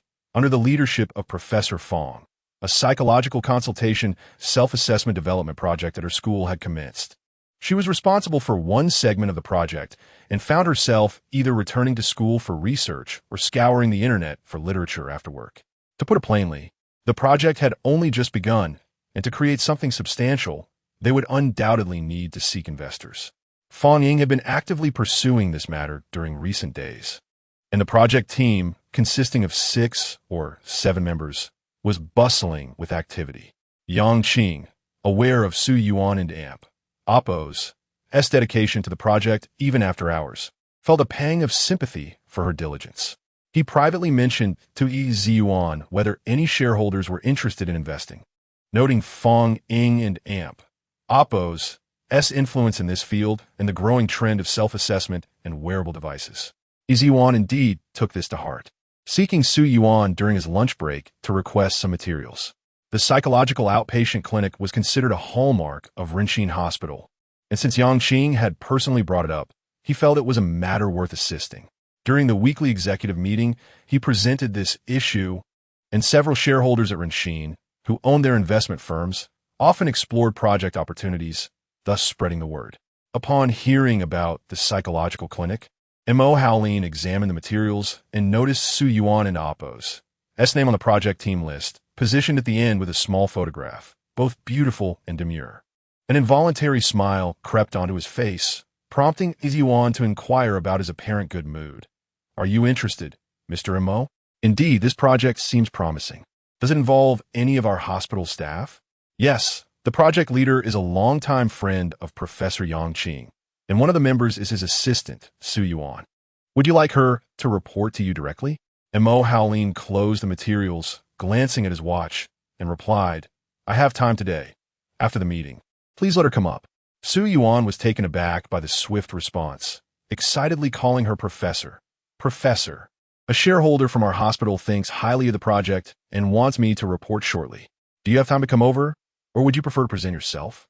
I fear my contribution is too minor to present effectively." Fang Ying was currently away and could not return immediately, but she held some confidence in Su Yuan. She reassured her it and Appo's. "It's all right. Just present the general concept. The project is still in its infancy and hasn't Appo's reached a practical phase yet. You can start. Even if it doesn't Appo's go well, just obtain the contact details for the capital representative, and we can arrange another meeting upon my return." With time pressing, the other team members were unavailable, leaving Su Yuan to muster her courage and present alone. Feeling slightly anxious, not due to a lack of knowledge, but fearing she might hinder progress, she sent a message in the group chat for encouragement. She prepared somewhat, bringing along her laptop and a PowerPoint presentation. Mo Howlin had a designated office at Renshin, though he only visited once a week at most. His office was even larger than Yuan's. Su Yuan connected her PowerPoint to the massive touchscreen display and politely asked, "Mr. Mo, shall I begin?" "Please do." As she reported, Mo Howlin's attention remained fixed on Su Yuan, his gaze unwavering. Through a discerning male perspective, he found no flaw in her countenance. Yet what captivated him was her pristine aura.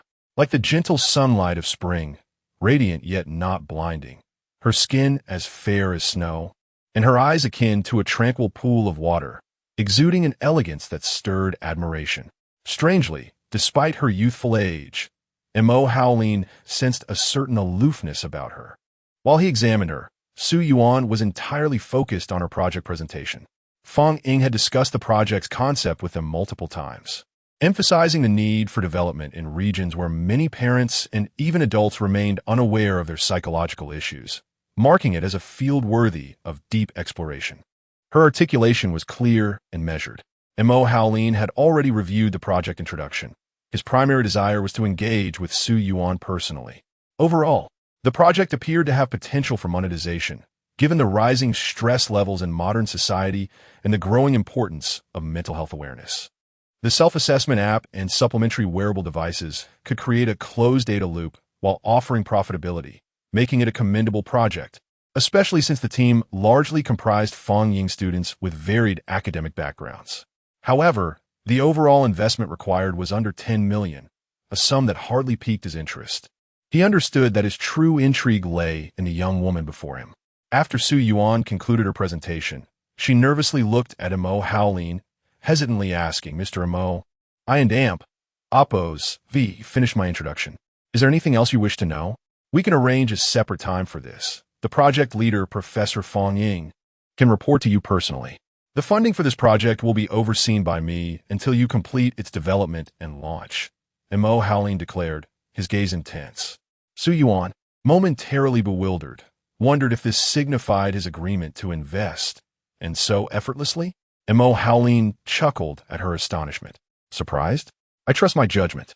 Rest assured, I'm a man of my word." He produced his personal business card and phone, presenting them to Su Yuan with an air of authority.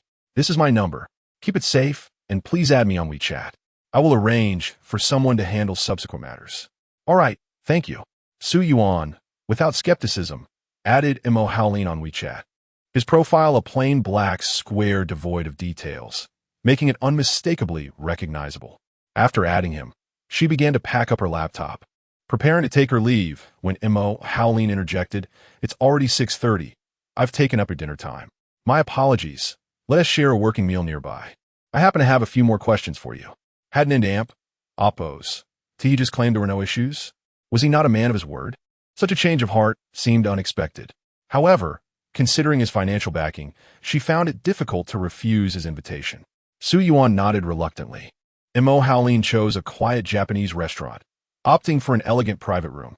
While ordering, he inquired about Su Yuan's preferences, to which she responded, "Please feel free to choose." At that moment, her phone rang. It was her senior, In Su, from the project team.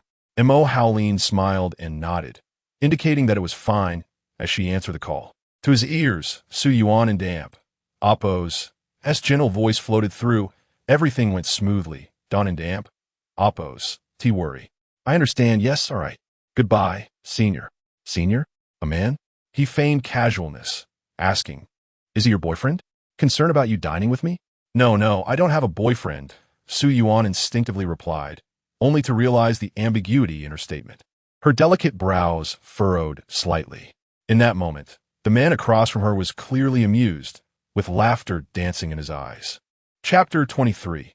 Encounter with Xiao Shun during the course of a meal. Su Yuan felt as though Mo Howleen and Oppo's gaze was persistently fixed upon her.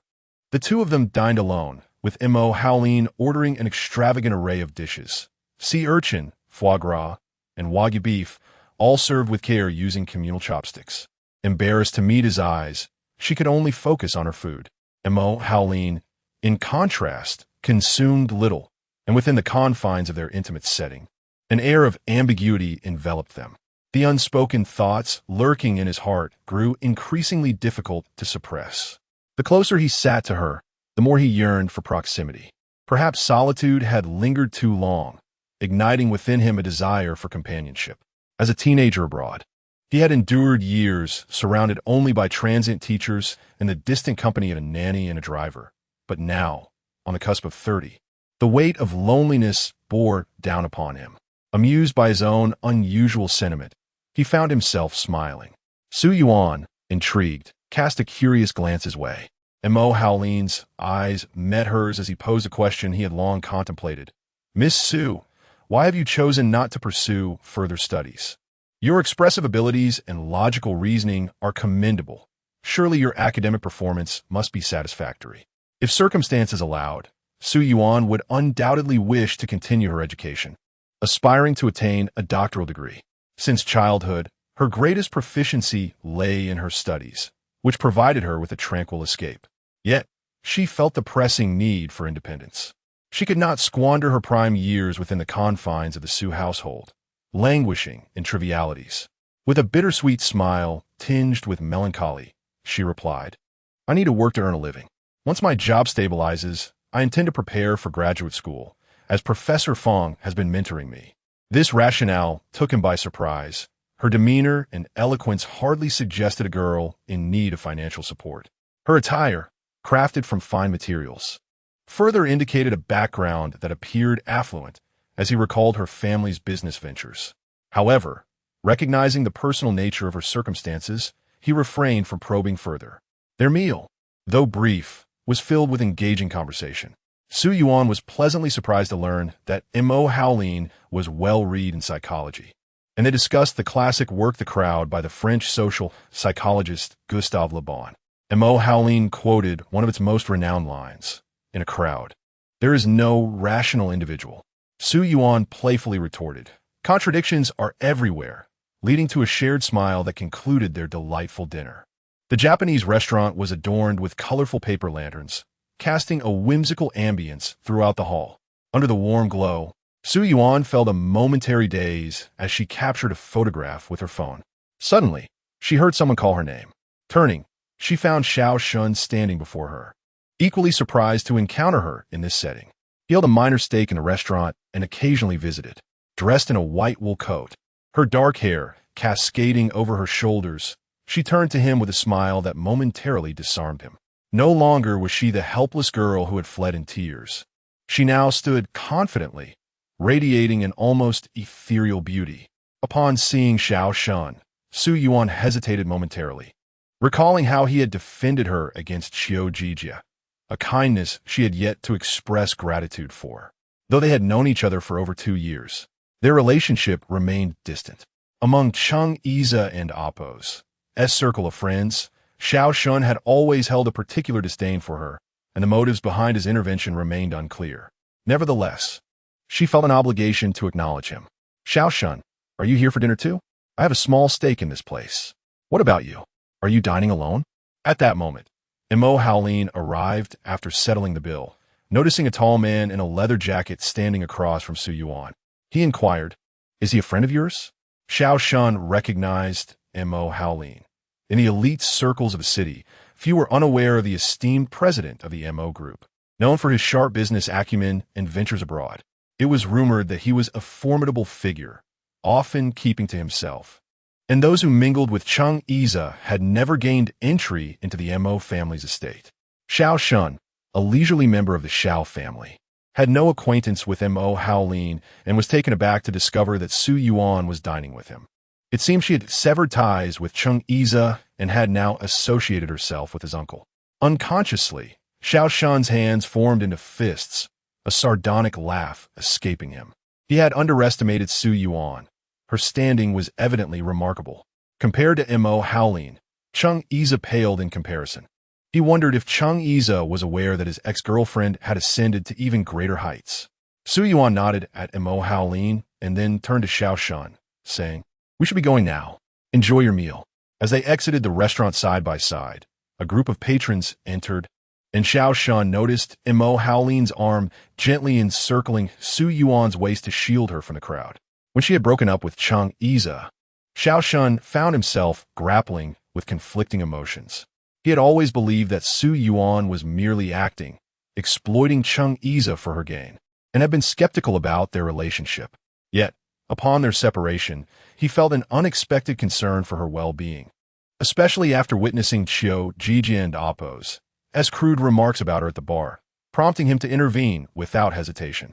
Now, seeing her with Mo Haolin stirred a complex bitterness within him. Mo Haolin offered to drive Su Yuan home, but she politely declined, preferring to take a taxi instead.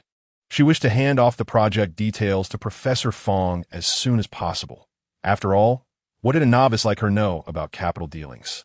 It was hardly her place to make decisions. Professor Fong did arrange another meeting, this time with Qian Ming, Mo Haolin's university classmate and investment advisor. Minka Capital was Mo Haolin and Appo's personal fund, which Qian Ming managed. Last week, he received a sudden call from Mo Haolin, instructing him to invest in a project with his personal fund and to oversee it personally. Upon reviewing the project, Qian Ming found it surprisingly modest, with total investments not exceeding 10 million, a rather trivial endeavor for someone of Mo Haolin and Appo's stature. However, after discussing it with Fong Ying, he realized it was indeed a worthwhile venture. They exchanged WeChat information and phone numbers, and Qian Ming assured her that they would sign the agreement promptly after evaluation and initiate the first payment. Both parties were satisfied. Fong Ying, noticing that Su Yuan seemed unfamiliar with Qian Ming, asked, "Wasn't it Appo's the last discussion with Mr. Qian?" "No, it was with Mr. Mo," she replied, pulling up the contact with the all-black avatar to show Fong Ying. "Then it seems you are in the presence of a more significant figure. You need not personally handle these details." Qian Ming was equally taken aback that Mo Haolin would take such an interest in a minor project, especially to the extent of personally overseeing it. Yet, upon gazing at Su Yuan, a realization dawned upon him. Had the ancient iron tree finally bloomed? Chapter 24. Never fear. Always towards the light after completing his tasks, he called to Mo Haolin. "I ask you, young Master Mo, are you interested in this trivial project? Or is it the woman that has caught your eye? Enough with the jokes. Focus on your work." And Mo Haolin, seated in his office poring over documents, had his phone on speaker. "Is everything settled? Rest assured, this project will take time, at least 6 months. You need to keep your wits about you. It seems I wanted Appo's need to venture out for a while. Let me stay put in the country for a bit. I too wish to find a wife. Aren't you fond of the passionate American girls? Have you changed your taste? I, for one, admire the elegance of Dr. Su." To his surprise, Mo Howleen's tone shifted, and he began to issue warnings. Don and Oppos, T do anything reckless. For project matters, liaise directly with Professor Fong and spare her your troubles. Upon hearing this, Qian Ming recognized an opportunity and grinned mischievously. Understood, boss. Wishing you success soon. After ending the call, Mo Howleen rose to light a cigarette, gazing at the towering buildings outside his window. If one wished to pursue a girl, the most straightforward method was to be direct and lavish her with gifts. Much like Mo Jingwu did with his mother, Shi. Over the years, he had never perceived any overwhelming affection for her husband in her eyes. Instead, her gaze towards Mo Jingwu was more about placation, less fervent than the warmth emanating from a diamond necklace or a set of exquisite jewelry. Naturally, Mo Jingwu married his mother out of desire and need, seeking the adoration of a young woman, her beauty, refined taste, and a womb suited for bearing the next generation. Yet, he did not wish to follow this path. He believed that emotions, being predominantly subjective, should encompass a measure of genuine physical attraction. Reducing love to a mere transactional affair felt exceedingly dull. His life had been meticulously crafted by Mo Jingwu as a tool for perpetuating the family and Oppos' wealth. Wasn't that rather tedious? This time, however, he wanted to take his time. Only with ample patience could one truly savor the exquisite delicacies of life. As the new year approached, a cold wave swept in, and Su Yuan unfortunately fell ill. She rarely got sick, but when she did, it was severe. Awakening with a throbbing head and an utter lack of strength, she took her temperature, 39. For C, she had no choice but to take a sick leave. Lying in bed, she drifted in and out of sleep when the doorbell rang, a persistent sound that felt dreamlike. Summoning her strength, she opened the door to find Cheng Iza leaning on a crutch at her doorstep. Her throat was swollen, rendering her voice barely audible. "What are you doing here again?" Cheng Iza had been quite troubled lately, particularly with Mo Keru's relentless attention. Although he wasn't entirely mobile, it seemed excessive for him to stay at her place every day. Even if their marriage was strained, it had been so for some time. What was the point of lingering around? Unable to contain his frustration, he visited Run Xin to find her, only to be told by the receptionist that Dr. Su was on sick leave. He hurried over, crutch in hand, only to be met with her disdain upon arrival. What nonsense! Who else could it be? Cheng Iza observed her pale complexion and the raspiness of her voice. Realizing she was quite ill, living alone, without anyone to take her to the hospital, he wondered why she was so stubborn. Yet, he quickly corrected himself, asking, "Who do you think it is? What other man would come to your home?" Su Yuan, utterly drained, collapsed before reaching the bedroom. All she could hear was Cheng Iza calling her name. Yuan Yuan, a bothersome echo. When He Chioxing arrived with congee, vegetables, fruit, and medicine, he was met with the sight of a limping man attending to a feverish patient. What a glitch of a scenario. Not only Su Yuan, but even He Chioxing found Cheng Iza insufferable. Where had he been all this time? Now that she was unwell, he trailed after her like a stubborn piece of gum, endlessly circling the same mundane situation. Leaning against the bedroom door, He Chioxing asked impatiently, "What now? Should we give her the medicine first, or wake her for something to eat?" Cheng Iza cooed and amp. Oppos, to be certain whether she had taken her medicine that morning and was hesitant to make decisions.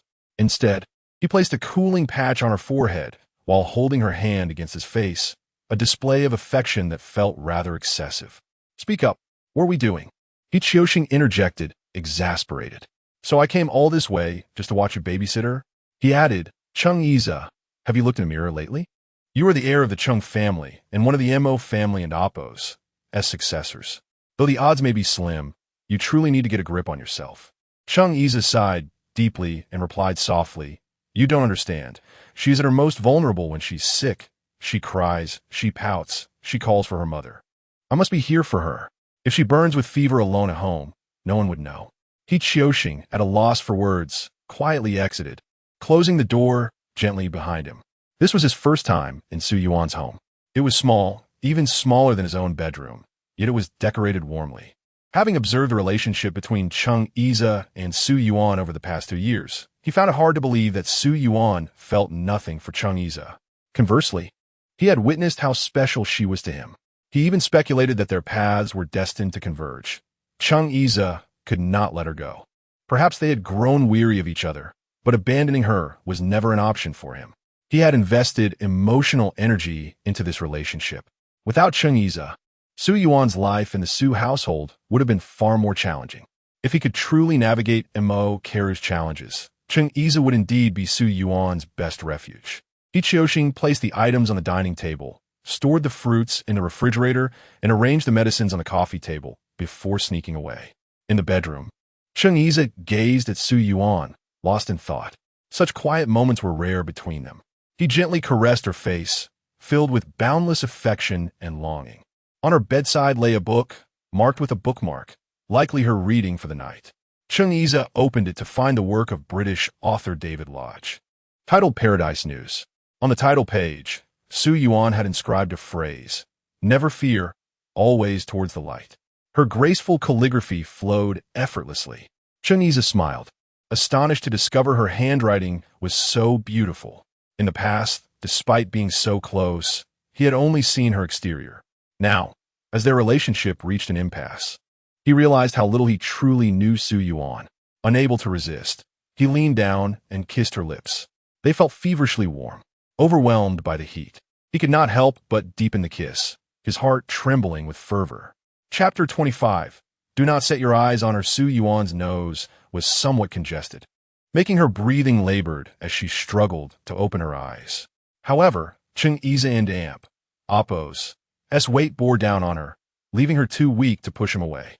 Frustration and urgency welled up within her, prompting tears of physiological distress to spill forth. Chung Iza, feeling the dampness upon her face, paused. He panted heavily, calling out, "Darling, I miss you so much. I want you. Please don't push me away. Shall we start anew?"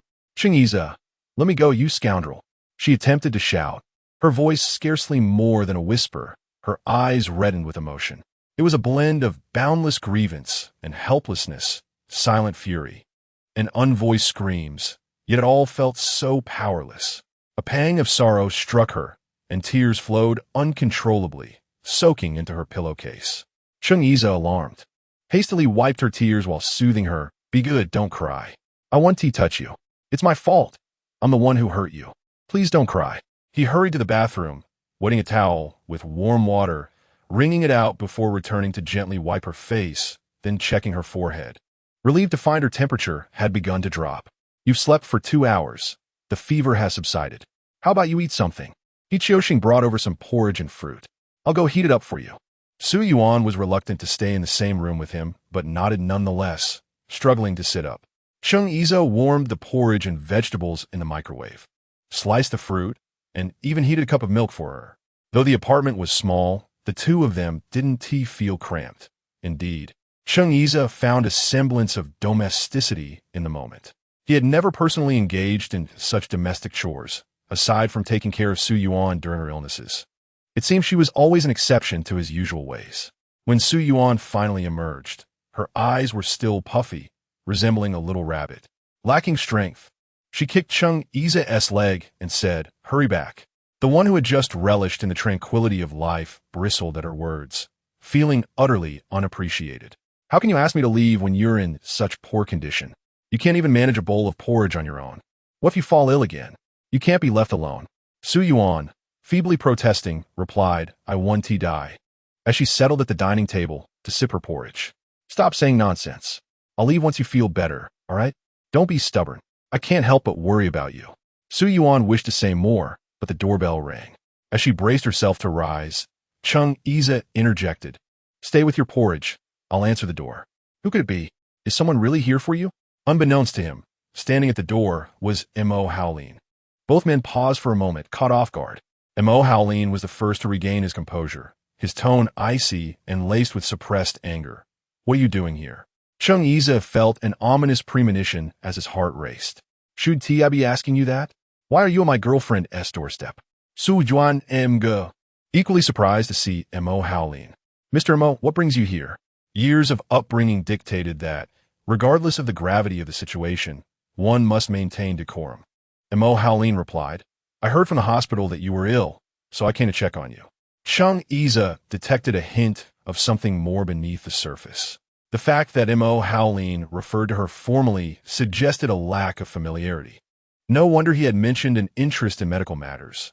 Was it out of curiosity for Rinxin or for Su Yuan herself? He was baffled by Su Yuan and Appo's charm that had even drawn in his composed uncle. He instinctively pulled Su Yuan behind him, but she was irked, retorting, "Why are you pulling me? Just leave already. I don't have the energy to argue with you. Can't you refrain from bothering me in the future?" Their tug-of-war made it evident that their relationship was not trivial. And Mo Howleen felt an intense fire ignite within him, urging him to depart before he acted on his rising emotions. Noticing Chung Iza's leg still in a cast, he queried, "If your leg is injured, why are you out and about? Didn't you hear anyone tell you to leave? Come down with me." Su Yuan felt a tinge of embarrassment being seen in such a predicament and shyly nodded at Mo Howleen. "Mr. Mo, thank you for your concern. I'm really fine. Please take care." Chung Iza, feeling the weight of Mo Howleen's gaze, reluctantly made his exit, glancing back repeatedly. Yuan, if your fever returns, you must go to the hospital. Call me, and don't forget to take your medicine." Before he could finish, the door slammed shut, leaving him to swallow his words. The atmosphere in the elevator was tense, both uncle and nephew suppressing their anger in silence. Meanwhile, the drivers downstairs, having crossed paths at the Mo family residence, gathered to smoke. Upon seeing Mo Howleen and Chung Iza descend together, they prepared to greet them, but sensed the tension in the air. As expected, Mo Howleen snapped, "Get in my car. We need to talk," before opening the door and seating himself in the back. Chung Iza declined the driver's assistance, limping into the vehicle. He seized the initiative. "Uncle, Su Yuan is my girlfriend. Since she is now your employee, I appreciate your concern, but given your busy schedule, you shouldn't be so attentive to a mere assistant, should you? Is she the one you referred to as the girl who has been with you for 2 years?" Mo Howleen didn't wish to concede, yet it dawned on him that the girl Chung Iza mentioned during their last meal must indeed be Su Yuan. Admitting it felt oddly gratifying. "And who was that little star you called during dinner last time? You seem to be quite the charmer." The very thought that Su Yuan had spent 2 years with this notorious playboy stirred an uncontainable vexation within him, unaware of his uncle's sharp memory. Chung Iza's tone softened. "That was just a fleeting fling. We broke up long ago. I was arguing with Su Yuan at that time." Mo Howleen, exasperated, rubbed his temples, feeling utterly done. Observing Mo Howleen's visibly irate demeanor, Chung Iza sensed the gravity of the situation. Mo Howleen, a man of means and status, had no business prying into his personal affairs. He retorted, "Mo Howleen, do not set your sights on Su Yuan. There are plenty of women for you. Do not entertain any improper thoughts." Sufficiently provoked, Mo Howleen shouted back, "Get lost." Ultimately, Chung Iza complied, despite the myriad of grievances swirling within him. He never anticipated that Mo Howleen had acquired shares in Rinxin, nor that they were familiar with each other, or that he would personally come to check on Su Yuan's condition. Anyone who claimed he bore no ulterior motives would be met with disbelief. On the way back to the company, Mo Howleen received a phone call and erupted in anger. "I pay you a fortune every year. And this is the kind of foolish question you call me about? If you don't want to work here anymore, then leave." In the frigid winter, the car and Appo's heater remained off, leaving the driver drenched in cold sweat. Chapter 26. The marriage alliance of the Zhong family the following day. Chung Iza cornered Su Yuan at the hospital entrance. He had spent a restless night, tossing and turning, consumed by his thoughts, and had been blocked on both phone and WeChat by Su Yuan. Thus, he had no choice but to confront her at the hospital. Su Yuan, still recovering from a cold, appeared fatigued, her face concealed beneath a mask as she diligently filled out medical records. Fortunately, Professor Yangqing had no clinic hours that day, allowing her to focus on routine tasks. Her patience with Chung Iza was waning, as his incessant turmoil was severely disrupting her work and life. However, Chung Iza's mind was entirely preoccupied with her and Mo Howleen, leaving him indifferent to her plight. They stood by the flower bed outside the hospital, where Chung Iza immediately launched into accusations. "Do you even know who Mo Howleen is? How could you possibly get involved with him? He is my uncle. Do you understand? If my mother is already difficult to deal with, do you really think you can meddle with the Mo family? Cheng Yiza, how can I make you understand? We have no relationship anymore. I'm under no obligation to report to you about my associations with any man. Even if there was something between Mo and me, it would be none of your business. Can you just disappear from my sight? You are driving me insane, Su Yuan retorted, turning back towards the hospital. Cheng Yiza was infuriated, nearly tempted to smash his phone. Just then, it rang. Upon answering, he was met with the assertive voice of Imoko. A's. Do you remember Mr. Zhong, your grandfather and Amp? Oppos? As acquaintance? His granddaughter is returning to the country for the spring festival after just graduating from university. Your mother has arranged for you to meet her. Why are you meddling in this? It's infuriating. Cheng Yiza shouted at his computer. Introduce her to Mo Howlin. He isn't even married. Why should I be in a hurry? Mo Keru lost her temper. How ungrateful can you be? What concern do I have for Mo Howlin? Am I supposed to worry for him? Don't let me down now. Put aside your flings. Nothing seemed to be going right. As the year drew to a close, various corporations were busy formulating their strategic plans for the upcoming year. The entire group was aware of Mo Howlin's foul mood. During reports from the directors of core departments such as operations, procurement, investment, and auditing, none escaped unscathed from his wrath. Mo Kuru brought Cheng Yiza along uninvited. And with Mo Zheng was silent, no one opposed. During the meeting, Mo Howlin abruptly smashed a precious teacup from the early Qing dynasty, his favored tea set, directly at the financial director during the budget presentation. The room fell into a tense silence, everyone on edge. Mo Zhenghua, although merely a listener, still held significant influence within the group despite having handed over most matters to his younger son. Yet Mo Howlin was indifferent, slashing the marketing budget by 5, significantly targeting projects involving the Chung family. This reduction equated to the annual profit of a medium-sized enterprise. Mo Keru felt increasingly uneasy. It was not the right occasion for her to voice her opinions. By the time the meeting adjourned, it was already 9 in the evening, and Mo Howlin, having skipped dinner, left immediately. Such occurrences were not unprecedented, as Mo Keru typically extracted favors for the Chung family, while Mo Howlin had usually turned a blind eye. Yet, for reasons unknown, he was seething with frustration, a pressure that had reached its limit. Even Qian Ming noticed something amiss. When the first batch of funds for the Fong-Ying project was transferred just before the new year, he casually inquired about the young lady Mo Howlin had shown interest in, only to receive a fierce glare in response. After Su Yuan recovered from her illness, she enjoyed a few days of tranquility. Most of her time after work was spent at school. With the project receiving investment, progress was swift, especially with the winter break allowing team members to devote themselves entirely to the office. As the spring festival approached, she realized this would be her first new year spent alone. As long as the Chung family continued to support her family and Oppo's interests, they would not trouble her. And Li Wei and Su Miao were eager for her to vanish. Ji Xiao and Shun Tang and Oppo's relationship was steady, and they had returned early to Shun Tang's hometown to celebrate the new year. The members of the project team were preoccupied with their own affairs, leaving Su Yuan solitary. She did not feel lonely. In truth, she had always excelled at resisting solitude. To celebrate the new year alone, she intentionally purchased an array of delicacies from the supermarket, choosing 2 bottles of red wine. On New Year's Eve, she drank to a slight intoxication, toasting herself while gazing at the myriad lights outside. Every year on the second day of the new year, the Mo family gathered at their ancestral home. In front of Mo Zhenghua, Cheng Xinjian and Mo Kara no longer pretended civility. Cheng Xinjian engaged Mo Howlin in conversation about the company's development, while he himself busied with his phone, seemingly texting someone. Cheng Yiza overheard that his father had recently taken an interest in a young starlet, glued to his phone at his maternal grandfather and aunt, Oppo's house, likely still caught up in the excitement, which made Cheng Yiza snicker. During the family dinner, Mo Keru stood to toast the elder. Earlier, she had mentioned Cheng Yiza's potential marriage to Mo Zhenghua, who had taken it upon himself to find a match, ultimately selecting the granddaughter of the Zhong family.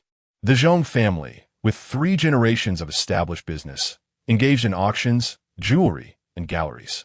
Although their assets paled in comparison to the Mo family, the children from such a cultured family were undoubtedly refined. Mr. Zhong had 2 sons and a daughter. The youngest daughter resided abroad, while the 2 sons enjoyed harmonious family lives.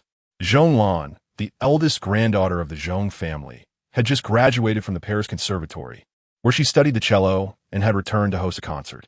Having consumed a bit of liquor, Mo Zhenghua remarked to Cheng Yize, "I trust in the upbringing and character of the Zhong family as children. A's, you should gather your thoughts and meet with Xiaolan in a couple of days before coming to the old residence for dinner." Sure, he cast a glance at her son. Initially, Mo Zhenghua had favored a match for his eldest son with the Zhong family, but Mo Haolin had been obstinate, causing the elder to be upset for some time. Now, this opportunity had presented itself to Cheng Yize. Cheng Yize neither objected nor expressed agreement, feeling a twinge of guilt as he subtly glanced at Mo Haolin. In contrast, Mo Haolin and oppose. As Hand paused over his wine glass, he said nothing, as though this matter bore no relevance to him whatsoever. Chapter 27, New Year and Oppose. As concert on the evening of the 3rd day of the new year, Insu from the project team shared a link in the group regarding ticket information for the Spring Festival concert. His mother is a professor in the Department of Art Appreciation at University A, and every year, students come to present her with tickets for the concert. However, in recent years, the couple has preferred tranquility and has grown weary of the festivities, so they sent the tickets to Insu instead. There were a total of 6 tickets, and with 2 senior colleagues from the project team returning to their hometowns and factoring in those celebrating the new year locally, the number was just right. Insu personally messaged Su Yuan on WeChat, inviting her to join him for the concert. Su Yuan, considering that everyone from the project team would be attending, readily agreed. She chose to wear a knitted dress, layered with a beige wool coat, complemented by a pair of boots and a touch of makeup. The 2 met at the theater entrance, and to her surprise, Insu was also clad in a beige coat, appearing tall and elegant, reminiscent of a refined gentleman. At a glance, one might mistake them for a couple. Su Yuan greeted him with a cheerful senior brother, and they entered together. Once seated, they discovered that the 6 tickets were not together. However, Insu and Su Yuan had the best seats, positioned in the center of the 3rd row, which were VIP seats. While Su Yuan scanned the audience for the remaining 4 members of their party, she unexpectedly spotted Cheng Yize. He was seated next to a delicate-looking young lady, whose fair complexion and sweet, stunning features suggested she was indeed a well-bred young lady. Cheng Yize had not anticipated encountering Su Yuan there. He had come to accompany Zhonglan, who played the cello and never missed the annual Spring Festival concert. Mo Keru had arranged for 2 VIP tickets early on to facilitate a connection between them. This was Cheng Yize's 2nd meeting with Zhonglan. Her family background and demeanor were beyond reproach, yet he felt little interest. Zhonglan, in turn, was polite but not overly enthusiastic towards him. As Cheng Yize glanced at Su Yuan, he wished to say something but felt it inappropriate. Su Yuan, however, only cast a fleeting glance at him before shifting her gaze. He noticed the gentleman beside her gesturing towards the back, and Su Yuan waved in acknowledgement, indicating they had additional friends present. Subsequently, they settled into their seats and did not look back in his direction again. Who was that man beside her? Cheng Yize observed that Su Yuan had made an effort with her appearance, adorned with a pair of pearl earrings. Her coat was draped over the chair beside her, and her knitted dress accentuated her graceful curves. The man, youthful and bespectacled, exuded an air of elegance and scholarly charm. Could he be a classmate? The 2 were not far apart, seated in adjacent rows, separated by a few individuals. As the performance unfolded, Cheng Yize found himself unable to focus, his gaze frequently wandering towards Su Yuan and that gentleman. The man, too, appeared engrossed in her, and Cheng Yize felt an inexplicable surge of frustration. Today, having been seen with Zhonglan, he feared it would only exacerbate their already strained relationship. With the Cheng family's meetings and MOS gatherings, coupled with the festive season, he was utterly preoccupied and unable to reach out to her. Since their argument at the hospital, they had not communicated, each opting for a period of reflection. Moreover, it seemed that Mo Howling truly had no ties to Su Yuan. later revealed to be merely involved in a project supervised by her professor. In retrospect, he realized his impulsiveness, knowing Su Yuan and Appo's ties to him. Mo Howlin would not harbor any feelings for her. The pressing matter at hand was to maintain stability on both sides. The proposed union with the Zhong family was not something he could easily oppose. Meanwhile, Su Yuan was wholly absorbed in the concert, having nurtured a deep passion for music, painting, and dance since childhood. Before turning 10, Guli Hong had ensured she received training in various arts, with teachers praising her innate talent, particularly in piano and ballet. However, after returning to the Su family, these pursuits had ceased, leaving her to observe Su Miao's progress while secretly practicing in her room. It was a bittersweet realization. She felt as if she had not experienced such refined leisure in ages. As for Chung Iza, his impending union was inevitable. What did it matter to her? Each person had their own path to tread, and they had long since parted ways, their lives no longer intertwined. As long as Chung Iza ceased to pursue her, she would wholeheartedly wish him well. The 2.5-hour concert was magnificent, culminating in a standing ovation. As they exited, a throng of people filled the foyer. Insu gently placed his arm around Su Yuan and Appo's shoulders, ensuring her safety without overtly encroaching on her personal space. Chung Iza, positioned directly behind them, observed with a darkened expression. Zhong Lan, possessing a gentle demeanor, remained quietly engaged throughout the evening, oblivious to the tension. Upon exiting, their driver awaited them at the door, and Chung Iza was tasked with ensuring Zhong Lan's safe return home. As he searched for Su Yuan through the car window, her figure had vanished from sight. Su Yuan and Insu awaited their friends by the side entrance, and once all six had gathered, they headed to Haidi Lao for hot pot. Insu sat beside Su Yuan, attentively preparing her dipping sauce with 2 different flavors placed in front of her, demonstrating his thoughtfulness. A senior sister approached, inquiring, "Junior sister, do you have a boyfriend?" The previously boisterous group of boys turned their attention to her, including Insu, who also observed her curiously. Su Yuan, unfazed, smiled and replied, "Not at the moment." One of the seniors sitting next to Insu playfully nudged him, jesting, "Junior sister, what do you think of our Insu? With both of you hailing from high-achieving families, standing at 181 centimeters tall, and both single, you would be a perfect match." Insu's parents were professors at University EA, one in the economics department and the other in art appreciation. He was indeed an appealing individual, and Su Yuan held a favorable impression of him. Working together in the project team, their responsibilities frequently overlapped. However, due to her work commitments, their schedules rarely aligned.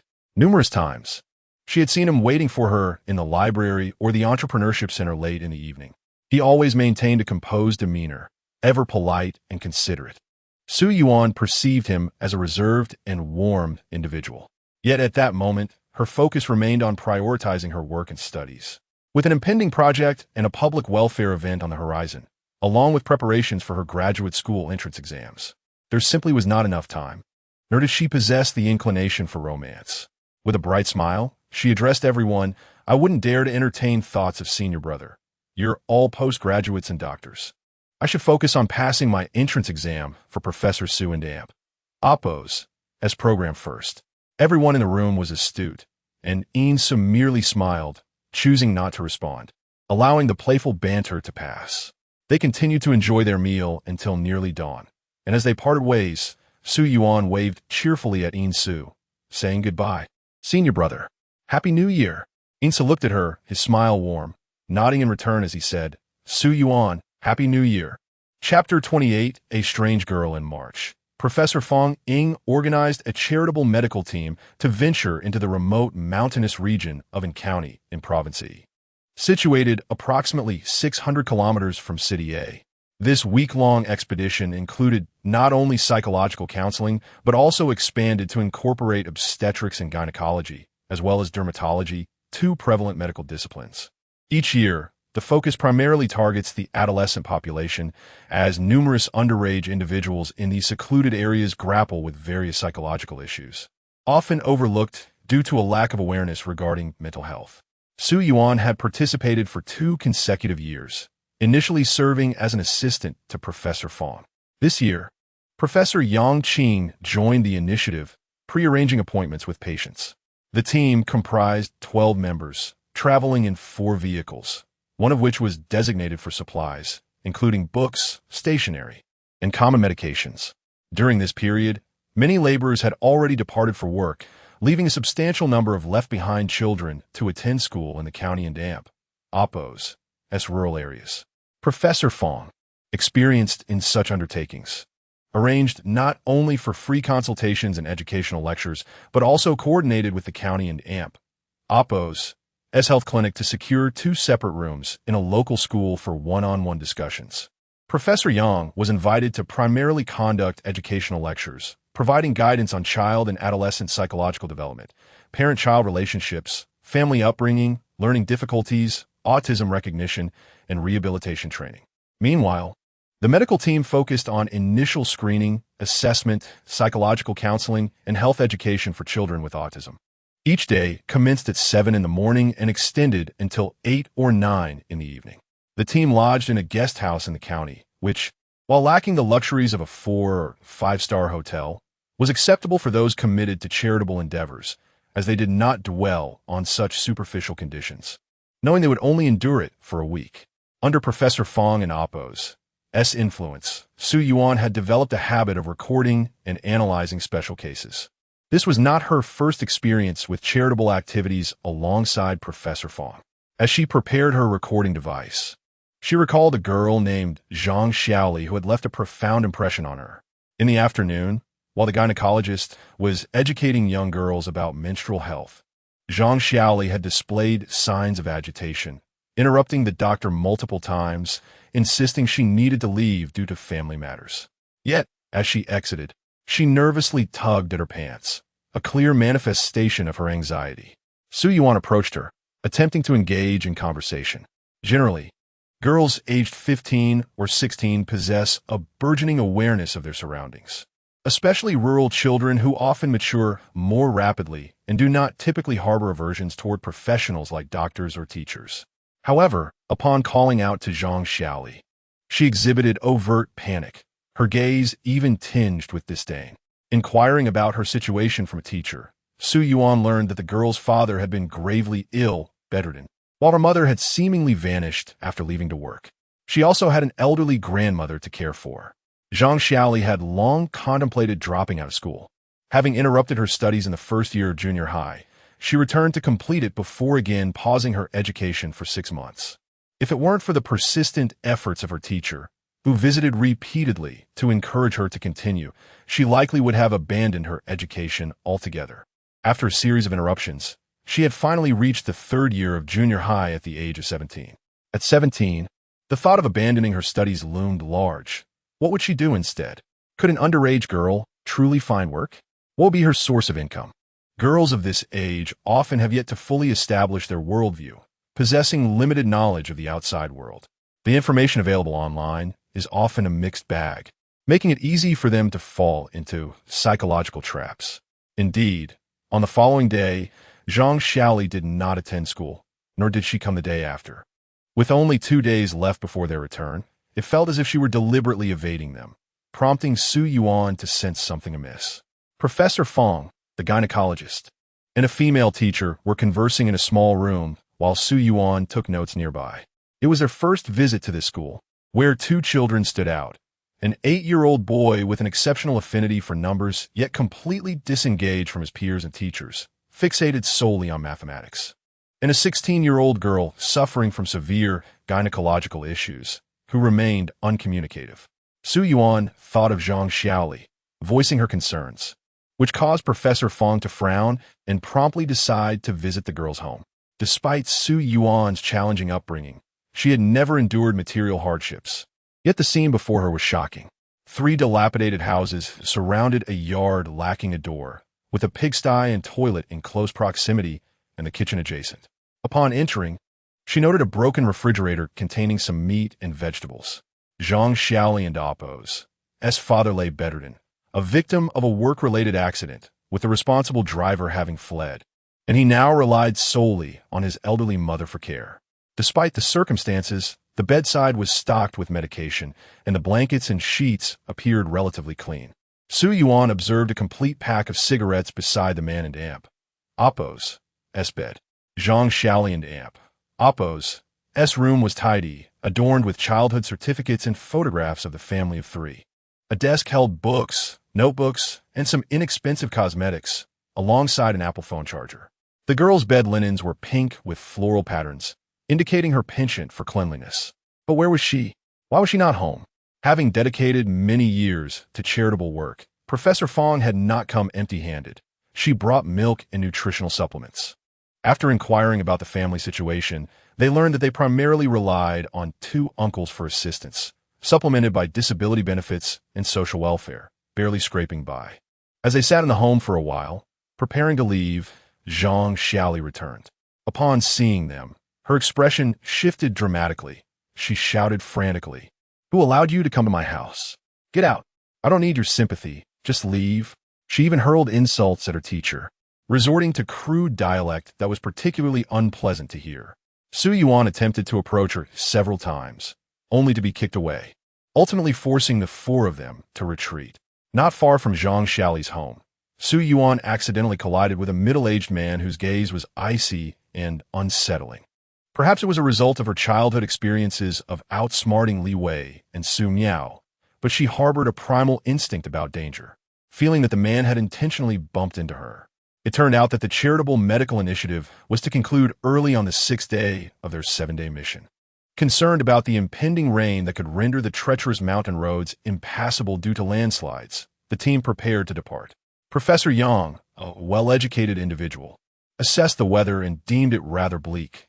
Many regions were already entering flood season, and rain could be relentless.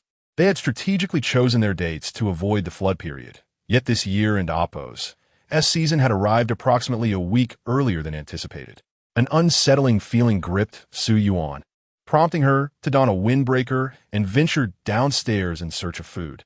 A small convenience store lay about 200 meters from the guest house. She requested an umbrella from the front desk and pulled the hood of her windbreaker over her head, tucking her neck into the collar. The guest house featured a courtyard with an unoccupied security booth, and beneath the eaves, a shadowy figure clad in a raincoat continuously peered inside. It appeared someone was keeping watch. Upon closer inspection, Su Yuan realized it was Zhang Xiaoli. "Zhang Xiaoli, what are you doing here?" Chapter 29. The rescue team with an umbrella in hand and the hood of her jacket pulled over her head. Su Yuan and amp. Oppo's S voice caught Zhang Xiaoli and amp. Oppo's S attention, prompting her to turn and flee. "Don't run," Su Yuan called as she gave chase. It was past 8 in the evening, a time when many in the city were just finishing work, but the rain had driven most people away in the county town, leaving the streets nearly deserted. Zhang Xiaoli was not heading home or back to school, which struck Su Yuan as odd, and she shouted after her, "Zhang Xiaoli, stop. Where are you going so late?" After running for 7 or 8 minutes, the street lights began to fade, and Su Yuan sensed something was amiss. She slowed her pace as Zhang Xiaoli rounded a corner and disappeared from view. Gathering her courage, she walked in that direction. Upon peering around the bend, she found no one. Su Yuan stood there for a few minutes, exhaling deeply to calm herself before deciding to retrace her steps. However, she had barely covered 500 meters when she spotted 2 middle-aged men approaching her at the intersection. Instinctively sensing danger, she turned back, but soon realized too late that the path behind her was blocked by 2 men clad in black raincoats. One of them addressed Zhang Xiaoli. "Leah, has this woman been asking about you and bringing people to your home?" Zhang Xiaoli remained silent. The other man spat on the ground, saying that in Oppo's S her. "I bumped into her on purpose last time. I recognize her face, quite striking indeed." Su Yuan discreetly reached into her pocket, attempting to dial an SOS. But her trembling hands made it uncertain whether the call went through. At a T-junction with 3 roads, 2 were occupied by men. In desperation, Su Yuan discarded her umbrella and sprinted down the unoccupied path, faintly hearing curses behind her as they pursued. The path narrowed, and the men drew closer, prompting her to dart into a thicket while fumbling for her phone. This cursed place had no signal. In emergency, she dialed 110, relieved that emergency services take precedence and could be effective in critical moments. The call connected, without time to elaborate, fearing a signal loss and unsure of her location. She reported the public welfare team and AMP, Oppo's name, the location of the guest house, and the nearby thicket approximately 2 or 3 kilometers away. Before she could finish, she heard what seemed to be Zhang Xiaoli and Oppo's voice calling in the distance, "Over here." Over here." In her panic, Su Yuan stepped into a void and tumbled down. When the police arrived at the guest house to inquire, Fong Ying realized Su Yuan was missing. Her phone was unreachable, and she began to panic. It was now 10 p.m. The convenience store owner reported seeing a woman in a jacket chasing another in a raincoat, but amid the rain, only shadows were discernible. The area lacked surveillance cameras, and navigation displayed only unnamed roads. By 11 p.m., no leads had emerged. The mountainous terrain presented challenges. What appeared flat at one end could drop sharply at the other. The thicket connected to a narrow path, leading down to the national road. News came that a landslide had blocked much of the northern national road, halting traffic. Not only was Su Yuan missing, but the public welfare medical team could not return either. In March, with such heavy rain, prolonged exposure could be life-threatening due to dropping body temperatures. Professor Yang Qing decisively called for a rescue team, but coordinating one from the province to the mountains was no simple task. He contacted Yuan at Renxin Hospital, an international medical institution with a helicopter landing pad atop its main building for urgent patient transport. Yuan might have the necessary resources. Time was of the essence. Within 3 minutes, Mo Howlin called in response to Yi's report. Who is missing? Yuan, frantically seeking resources, explained, Professor Yang says Su Yuan has vanished. And it's still raining. A landslide has blocked the national road. We need a rescue team. Contact a for-profit rescue team. They have helicopters for swift action. Send me their exact location immediately. Mo Howlin instructed, quickly reaching out to the most equipped rescue team in the province. They promised to arrive at Renxin and Oppo's helipad within 30 minutes. Having just showered and prepared for rest, he swiftly changed clothes, grabbed a down jacket, charging devices, and emergency equipment. Although the rescue team would surely be equipped, he felt he could trust no one at that moment. Every year, numerous medical teams venture into the mountains for charity work. Why had only Su Yuan encountered trouble? He dialed Fong Ying, who was likely with the police and panicking, struggling to articulate her thoughts. 30 minutes later, Mo Howlin arrived at Renxin Hospital, accompanied by 2 bodyguards, and boarded a helicopter bound for County. Before takeoff, he lit a cigarette, inhaling deeply, kneading his temples as the veins in his forehead bulged, his hand slightly trembling. 2.5 hours later, they met in County, where Yang Qing and Fong Ying were taken aback by Mo Howlin and Oppo's personal presence, though his expression was grim, leaving everyone momentarily speechless. The rescue team initiated a comprehensive search and rescue operation. Ultimately, the only area unsearched was the forest on either side of the national road affected by the landslide, necessitating a manual entry into the mountains. Mo Howlin split into 2 teams with a captain, armed with satellite phones, and ventured into the woods. The incessant rainfall for over 10 hours had loosened the soil, making it treacherous. Many stones at the edge of the highland forest were unstable. Amid the perilous conditions, Mo Howlin overheard a rescuer remark, "In this situation, it's easy to slip and tumble down. We may need to descend to search." Su Yuan awoke in agony, feeling as though she had been disassembled, likely with a broken leg, unable to exert any strength. The rain seemed to have lessened, though it continued to drizzle. She opened her mouth to moisten her lips with rainwater, regaining some clarity. Blood trickled from her forehead, warm against her skin. But the wound appeared minor, enough to suggest she might survive. Not far behind her lay a rock.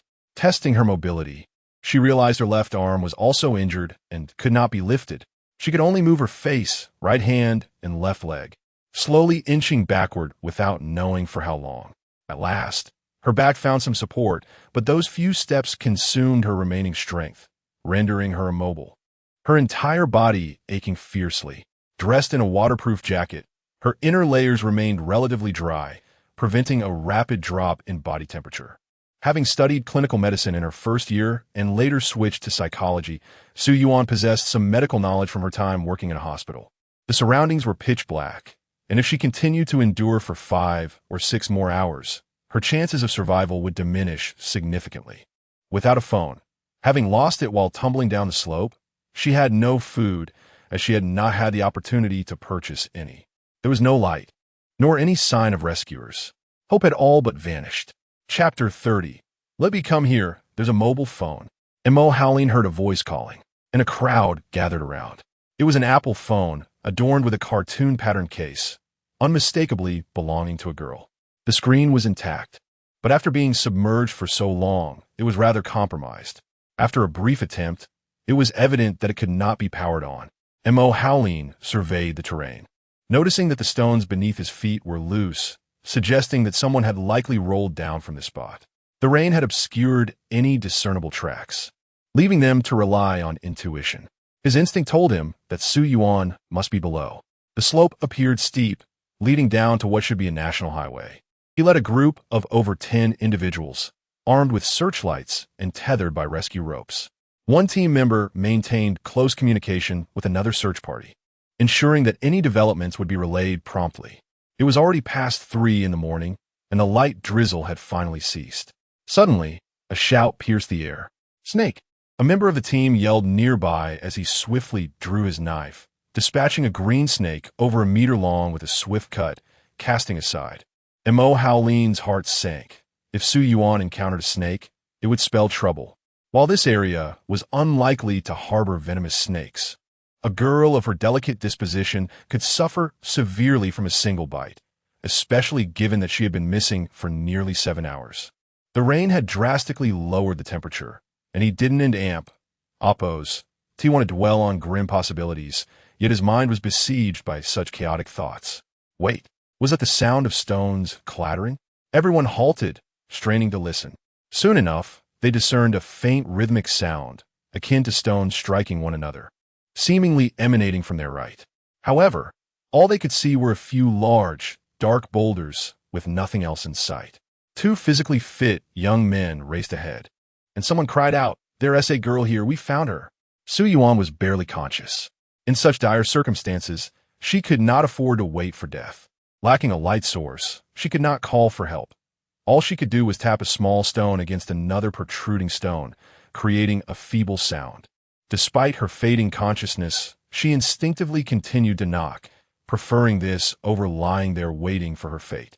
At last, they spotted her. Exhausted, she lost consciousness. A team member checked for a pulse and shouted, "She's still alive. Quick, someone carry her to the hospital."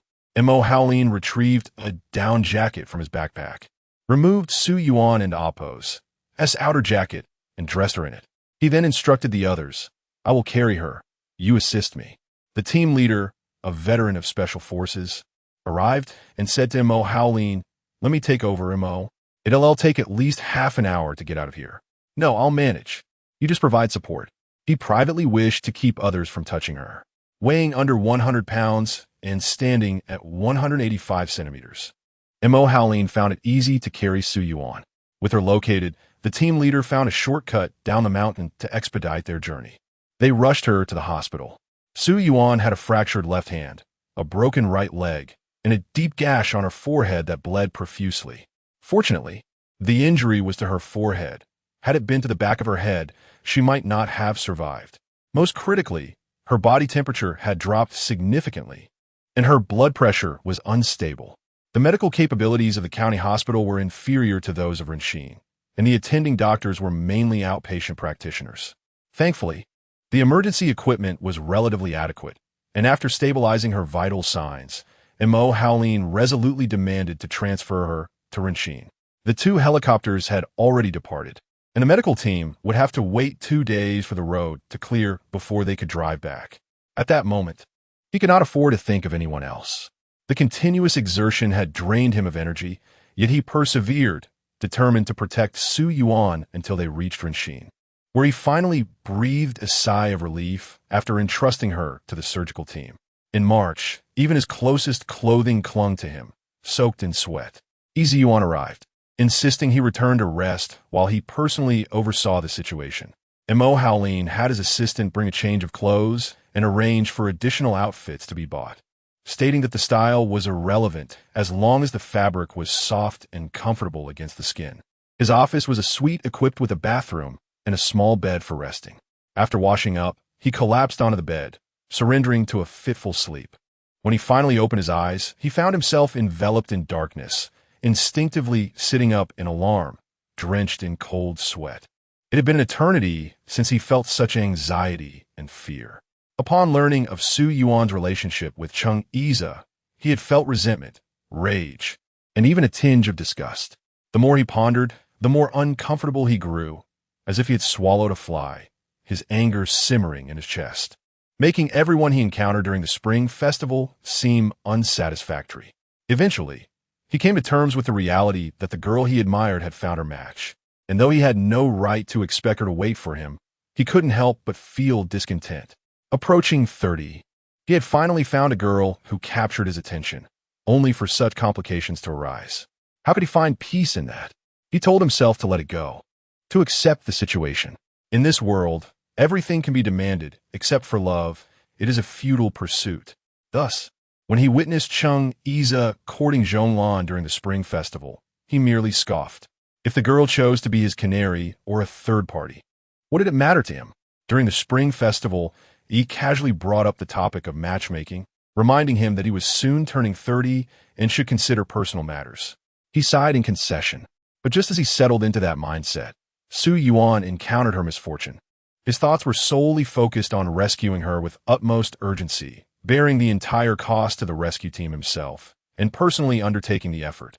Mo Howlin understood that Su Yuan had yet to overcome this obstacle. He merely forced himself to suppress it. In this world, love does not emerge without reason, and no one selflessly cares for another without expectation. That notion was absurd. He had no illusions that the girl would repay his kindness with devotion. It was merely a fixation of his own. Even without fate, he could not bear to watch her suffer. Mo Howlin splashed water on his face and descended to the VIP room to check on Su Yuan. She had yet to awaken, but the nurse had changed her into clean clothing and washed her face. Now, she lay in a hospital bed, looking pristine, though the wound on her forehead remained a stark reminder of her ordeal. With such beauty, he was grateful that her face had not been marred. Her leg and hand were encased in casts, and the nurse mentioned bruises on her back and chest, a testament to her near brush with death. Her soiled clothing was in the restroom, and her belongings, including her phone, were placed on a coffee table. Mo Howlin noticed a voice recorder. Upon testing it, he found it undamaged and functional. Chapter 31. Where's my voice recorder? Mo Howlin reclined on the sofa, having acquired a USB interface from the nurse. He casually opened a file on his phone and listened through his headphones. It was a conversation between Su Yuan and a young girl, predominantly consisting of guiding questions aimed at igniting the child's joy in communication. Her voice was deliberately softened, eliciting a quiet chuckle from Mo Howlin. When he glanced back at the person lying on the hospital bed, his mood considerably lifted. He mused that if she were to become a mother someday, she would undoubtedly be a wonderful one, with such a melodious voice and a patient demeanor. He randomly opened a few more files, most of which pertained to her professional work, primarily focusing on pediatric cases, presumably for clinical analysis. Upon opening the fourth recording, he heard Su Yuan speaking in a remarkably calm tone. Today, I noticed a peculiar girl named Zhang Xiaoli. Perhaps it is because we share similar experiences. She too is a child abandoned by her mother. Her rebellious and feigned fierceness reminded me of myself, prompting me to wonder if she is facing some struggles.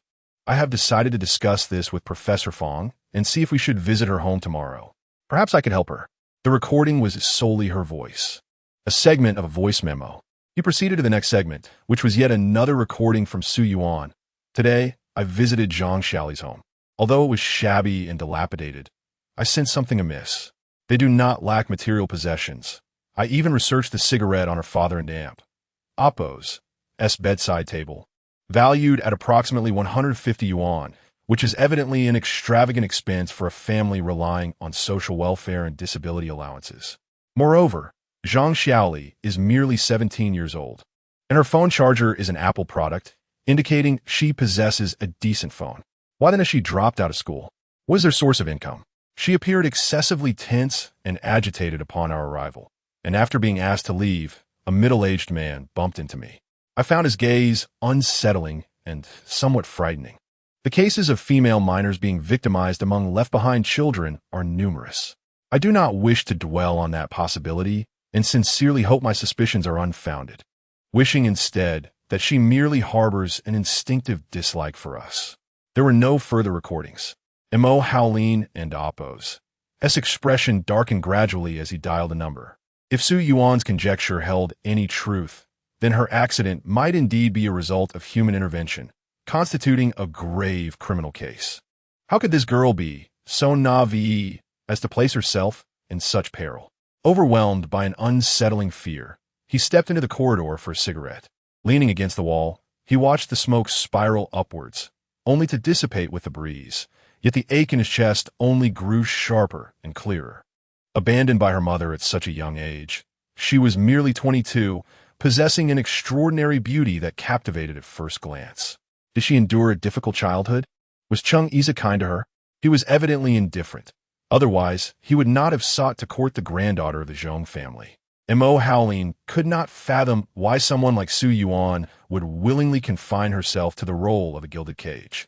He lingered by the window in the corridor until he heard a nurse mention that the patient in room 812 had awakened. Upon regaining consciousness, Su Yuan was immediately engulfed by an overwhelming pain that spread throughout her body. As her eyes fluttered open, she beheld a man, handsome and serious, Mo Howlin, perhaps doubting her vision. She shut her eyes once more. Mo Howlin, taken aback by her reaction, chuckled softly and patiently reassured her, "You are not mistaken. It is I, Mo Howlin." When she opened her eyes again, a hint of embarrassment flickered across her face, yet her brows furrowed tighter and her eyes welled with tears. Her first utterance came out as a faint whisper, "It hurts so much. My whole body aches." It seemed the painkillers had worn off. Mo Howlin, though unfamiliar with comforting others, understood that overuse of such medication could be detrimental to her health. He gently stroked her brow and spoke softly, "Bear with it. Your foot is fractured, your hand is also cracked, and you have multiple abrasions on your body, not to mention the injury on your forehead. It must hurt terribly." Indeed, he had never consoled anyone before, and as soon as he finished speaking, tears streamed down Su Yuan's cheeks uncontrollably. In a hoarse voice, she asked, "Have I been disfigured?" It appeared that all young women shared the same sentiment. Beauty was paramount, even above life itself. Mo Howlin chuckled softly, tenderly caressing her face to soothe her. "No, you are still as beautiful as before. I inquired about the injury on your forehead. It will not leave a scar, so rest assured." After a prolonged silence, Su Yuan struggled to articulate her third inquiry. "Where is my voice recorder?" Remarkably, none of her words pertained to him. Resigned, Mo Howlin retrieved the voice recorder from his pocket and placed it on her bedside table, saying with a hint of exasperation, "Rest easy.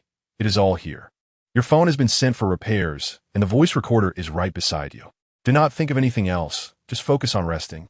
The attending physician arrived, examined Su Yuan and Oppos' condition, and informed Mo Howlin, "Fortunately, none of the vital areas are injured, but she will need time to recuperate.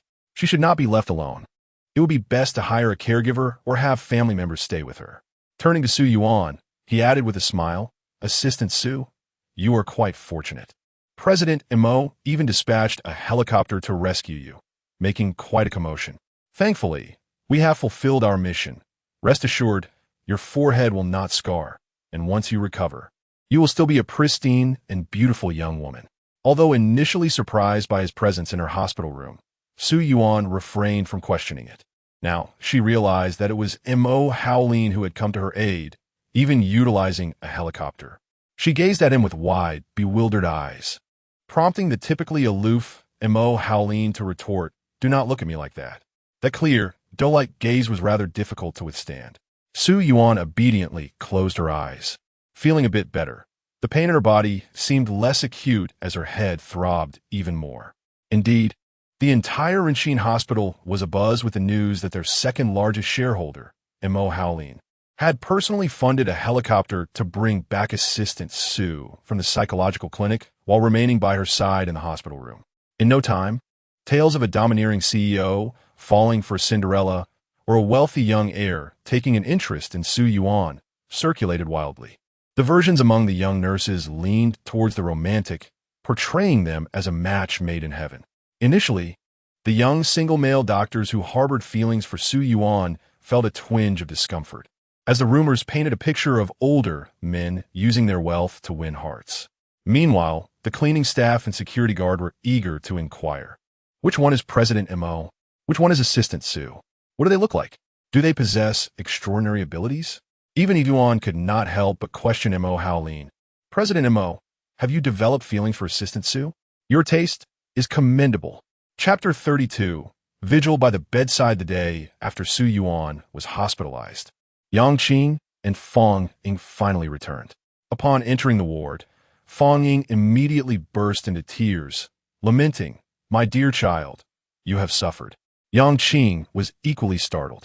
Su Yuan had assisted him for over half a year, and he was truly a remarkable child, quick to respond and eager to learn. Diligent, responsible, and hardworking. He was deeply empathetic and focused solely on his field. Both Fong Ying and Yang Qing were intent on nurturing Su Yuan's potential. Given time, he could become an excellent psychologist, particularly in the realm of child intervention. Fong Ying had expressed her high hopes for him on numerous occasions. Now, seeing that he was safe and unharmed, they finally felt a sense of relief.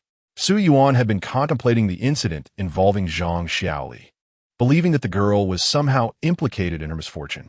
Although she had pursued the situation herself, and no real harm had been inflicted upon her, Su Yuan sensed that something was amiss. She shared her thoughts with Yang Qing and Fong Ying, who sighed and urged her to focus on her recovery. "You need not worry. The morning after your return, Mr. Mo contacted the provincial department, and a team has been dispatched to investigate. I've heard that Zhang Xiaoli had relations with her uncles, and her family is aware of it. They support her father and grandmother. I was in a hurry to return, so I didn't inquire further. Rest assured, if anything were to unfold, none of them would escape scrutiny. Just concentrate on your healing." As they were conversing, Mo Howlin entered the room. Spotting the two professors, he quickly said, "Please continue your discussion. I merely wish to check in." He approached Su Yuan and Oppo's bedside, leaning down to inspect the injury on her forehead, gently asking, "You were in tears from the pain yesterday. How do you feel today? Is it still severe?" His tone was affectionate and natural, causing even Fong Ying, who was not particularly fond of him, to sense something unusual. Su Yuan shook her head. "I feel much better today. It's not as painful as yesterday." "That is good to hear. I need to return for a meeting, but I wanted to see you first. I'll come back after the meeting concludes. Mr. Mo, you need not trouble yourself. There are nurses here to assist me." "Thank you. Rest assured I know my boundaries. You should converse with your professors and get some rest. Be good." With that, he bid farewell to Yang Qing and Fong Ying and departed. Su Yuan and Oppo's hospital room was particularly well appointed, featuring a suite with a small bed for a nurse outside and a sofa within. It included 2 bathrooms. Mo Howlin had spent the previous night on the sofa, attending to Su Yuan's needs for hygiene and restroom visits himself. Despite her insistence that she could manage without assistance, he would not heed her words, having saved her life. What more could she say? Fong Ying furrowed her brow in concern, asking, "While Mr. Mo is indeed contributing significantly, he is also a shareholder of this hospital. Isn't, is it appropriate for a shareholder to be keeping vigil at your bedside? Might he harbor feelings for you?" In the past 2 days, this question had been on everyone's lips. The nurse had quietly inquired if he was her boyfriend, and even the attending physician had casually remarked on Mr. Mo and Oppo's absence. Su Yuan felt overwhelmed by the need to clarify that their relationship was strictly one of savior and saved, a bond more genuine than pearls. When Mo Howlin returned around 10 that evening, Su Yuan was struggling to keep her eyes open. As he loosened his tie, he asked, "Why are you still awake? Is there something you wish to discuss?" Su Yuan pondered for a moment, realizing there was only one reason for his unusual attention towards her, which only added to her anxiety. Summoning her courage, she ventured, "Mr. Mo, I know you are Chung Iza's uncle, but I ended my relationship with him over 6 months ago. There is truly nothing between us anymore. So you need not feel obliged to care for me because of him. I wish to sever all ties. Mo Howlin, originally intending to shower and change into sleepwear before resting on the sofa, paused at her words. He regarded the distressed figure on the bed and softly replied, You ended things 6 months ago and wish to cut all connections? Su Yuan nodded vigorously. Yes, understood, he said with a smile as he took his sleepwear and headed to the bathroom. Su Yuan's mind raced with questions. What did he understand? Why didn't he leave? A more troubling thought invaded her fragile mind. Could he truly be developing feelings for her? When he finally emerged, Su Yuan intended to clarify, but he simply reclined on the sofa and said, Sleep now. We can discuss anything tomorrow. I'm quite exhausted. Within 10 minutes, she heard his steady breathing, confirming his fatigue. If he was so tired, why not return home? He was tall, and the sofa seemed insufficient for comfort. Did he not find it unbearable? In a state of muddled consciousness, Su Yuan eventually drifted off to sleep, only to awaken the next morning to find that Mo Howlin had already departed. The sofa was neatly arranged, save for a thin blanket. She had not even had the chance to inquire further about Zhang Xiaoli, pondering whether he would return that evening. Later that night, Mo Howlin sent her a message.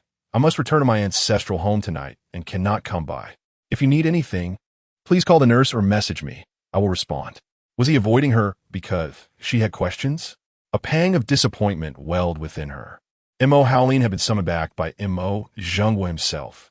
To rescue a woman, he had personally funded a rescue team and even employed a helicopter. Such a commotion would not escape Mo Zhengguo's notice. Mo Karu was also present. As soon as he arrived home, Chung Iza and Zhonglan followed. With Zhonglan in attendance, the elder still maintained a degree of decorum, summoning Mo Howlin to the study. Zhonglan watched he select wine with keen interest, joining to assist. Despite having spent time with this distinguished young lady, Chung Iza found her dull. Their interactions remained polite and formal. Any inclination he had towards intimacy dissipated in the face of her aloof demeanor. It felt as if there were an invisible barrier between them, hindering closeness. Their outings were akin to business meetings rather than romantic dates. Yet, Mo Karu had repeatedly warned him against frivolities, lest her grandfather take drastic measures. Su Yuan had not been in contact for several days. He had heard from He Qiuxing that she was engaged in some charitable activity and was not at the hospital. He had inquired further. Before long, a servant ascended the stairs and whispered something to Yi, who, disregarding Zhonglan's presence, hurried upstairs, visibly anxious. Chung Iza, intrigued, inquired what is happening. Mo Karu smiled enigmatically. I hear your uncle has played the hero, even deploying a helicopter. Has the old man not reacted to such a stir? Chung Iza chuckled, responding, Who could have caused such a commotion? Chapter 33. Delivering others and oneself. He rapped gently on the study door, and after a moment, it swung open. The expressions of both father and son were far from pleasant. The inkstone on Mo Zhengguo's desk lay shattered, dark stains marring the polished redwood floor. Mo Howlin's light-colored jacket bore a splotch of ink as well. Yet his demeanor betrayed no concern. He remained far more composed than his father. She approached, standing behind the elder and gently massaging his back while simultaneously inquiring, What has transpired? Your son is no longer a child. Why do you still intervene? You are aware he is grown. For the sake of a mere woman, you create such a commotion over a small hospital employee. Are you not afraid of ridicule when it comes to light? He has not returned home, opting instead to sleep at the hospital. With the vast MO corporation at his disposal, he ought to be occupied. Why meddle in hospital affairs that yield scant profit? Your son is increasingly ambitious. Her scrutiny was sharp. She knew well enough about his late-night absences. Amused, Mo Howlin remarked that though he had relinquished control of the MO corporation to his father, it was evident that Mo Zhengguo covertly supported Mo Karu's involvement in corporate matters. Countless individuals, clients, drivers, even caretakers, were his informants. If his father had such little faith in him, why not take matters into his own hands? Throughout life, neither power nor progeny could ever be fully relinquished. All affairs must remain tightly under one and oppos's grasp. Up until this point, sure, he had been drawing from the family fund, having accompanied him for 30 years without receiving a single share. Oof, you old man, are aging and yet harbor such a temper. If the group in NAMP, oppose, as profits fail to meet standards, you might as well replace me. As for the type of woman I prefer, that is my own business. You ought to worry less. With that, he stood, noticing the stain on his clothing with disdain, promptly shedding it and tossing it beside the wastebasket. As he turned to leave, sure, he hastily urged, Howleen, dinner is about to be served. Change your clothes and join us downstairs. She would not allow him to disrupt their familial harmony over trifles. He had other matters to attend to. M.O. Howleen drove to Rinchin. At this hour, apart from inpatient and emergency departments, the other buildings lay silent. He parked in the courtyard and lit a cigarette, the cool night air wrapping around him. A sudden wave of solitude washed over him, an emptiness he had never encountered before, leaving his heart feeling hollow, insatiable. Since taking the helm of the M.O. Corporation, it had been in a relentless state of operation. The foreign assets remained muddled, requiring immense effort to clarify. What outsiders deemed simple capital maneuvering, splitting, combining, buying low and selling high, was far from straightforward. Many had their interests disrupted in the process. Once, he had been shot in the left chest just after leaving the office. Had it been a fraction closer, he might have lost his life. He lay in the hospital for 3 days before regaining consciousness. What had M.O. Zheng was said. Ming said the old man remains unyielding as Mount Tai, calmly asserting that the position of heir to the M.O. family could not be easily secured. Surviving is merely a testament to good fortune. Since the age of 20, he had gradually taken over the company, and nearly a decade had passed. No one wished to tackle the mess abroad, yet he had managed to sort through it.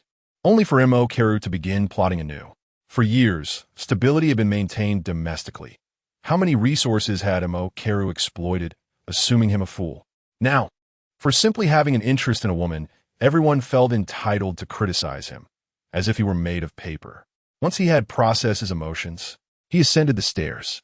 The nurse, drowsy, opened the door, and upon seeing him, instantly awoke.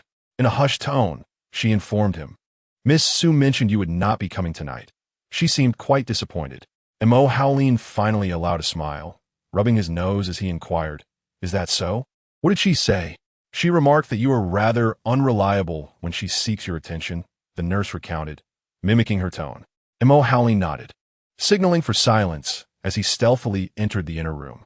The nurse had likely helped Su wash her hair. Her silky black locks cascaded over the pristine pillowcase. The cold moonlight illuminated her face, making it glow. He gazed at her, struggling to restrain himself, ultimately yielding to the urge to kiss her eyes gently.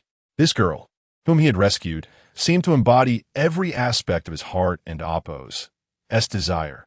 Too much would be overwhelming, too little would be insufficient. She was precisely as he adored. A voice within him clamored, Su, my life may be dull and uneventful, yet I yearn for you to accompany me on this journey, to alleviate my solitude. Will you? Su felt a tickling sensation on her face.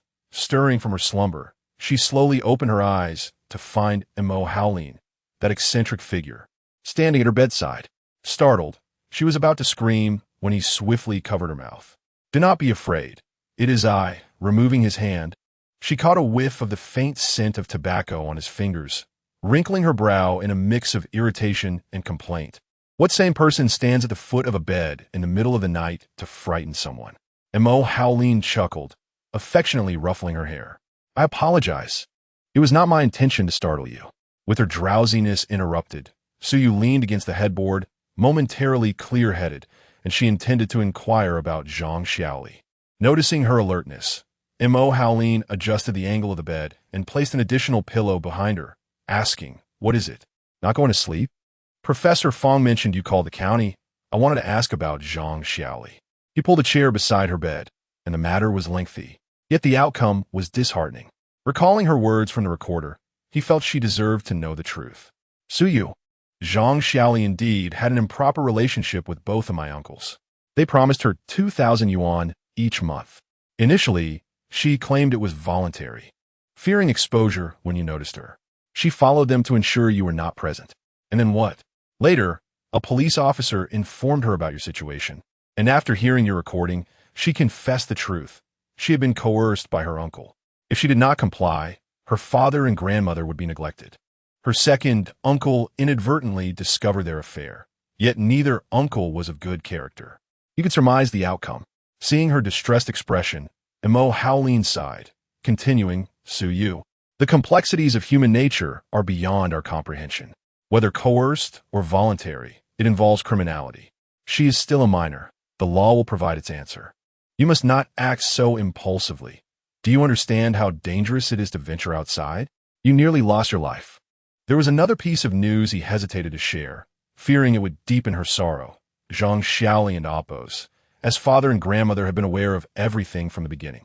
In this entire ordeal, only Zhang Xiaoli emerged as the sacrificial lamb.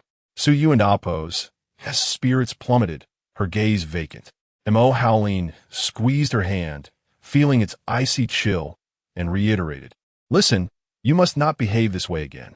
Nothing is worth such a risk. Believing in delivering others while neglecting oneself will not happen again. With a sigh, Su Yu quietly replied, I wish to sleep. Chapter 34. Is it not good to stay by my side? Emo Howleen tucked her in and lay down on the sofa, fully clothed. The room was enveloped in silence, and neither spoke again. After a long while, he heard Su Yuan and Oppos' gentle, rhythmic breathing.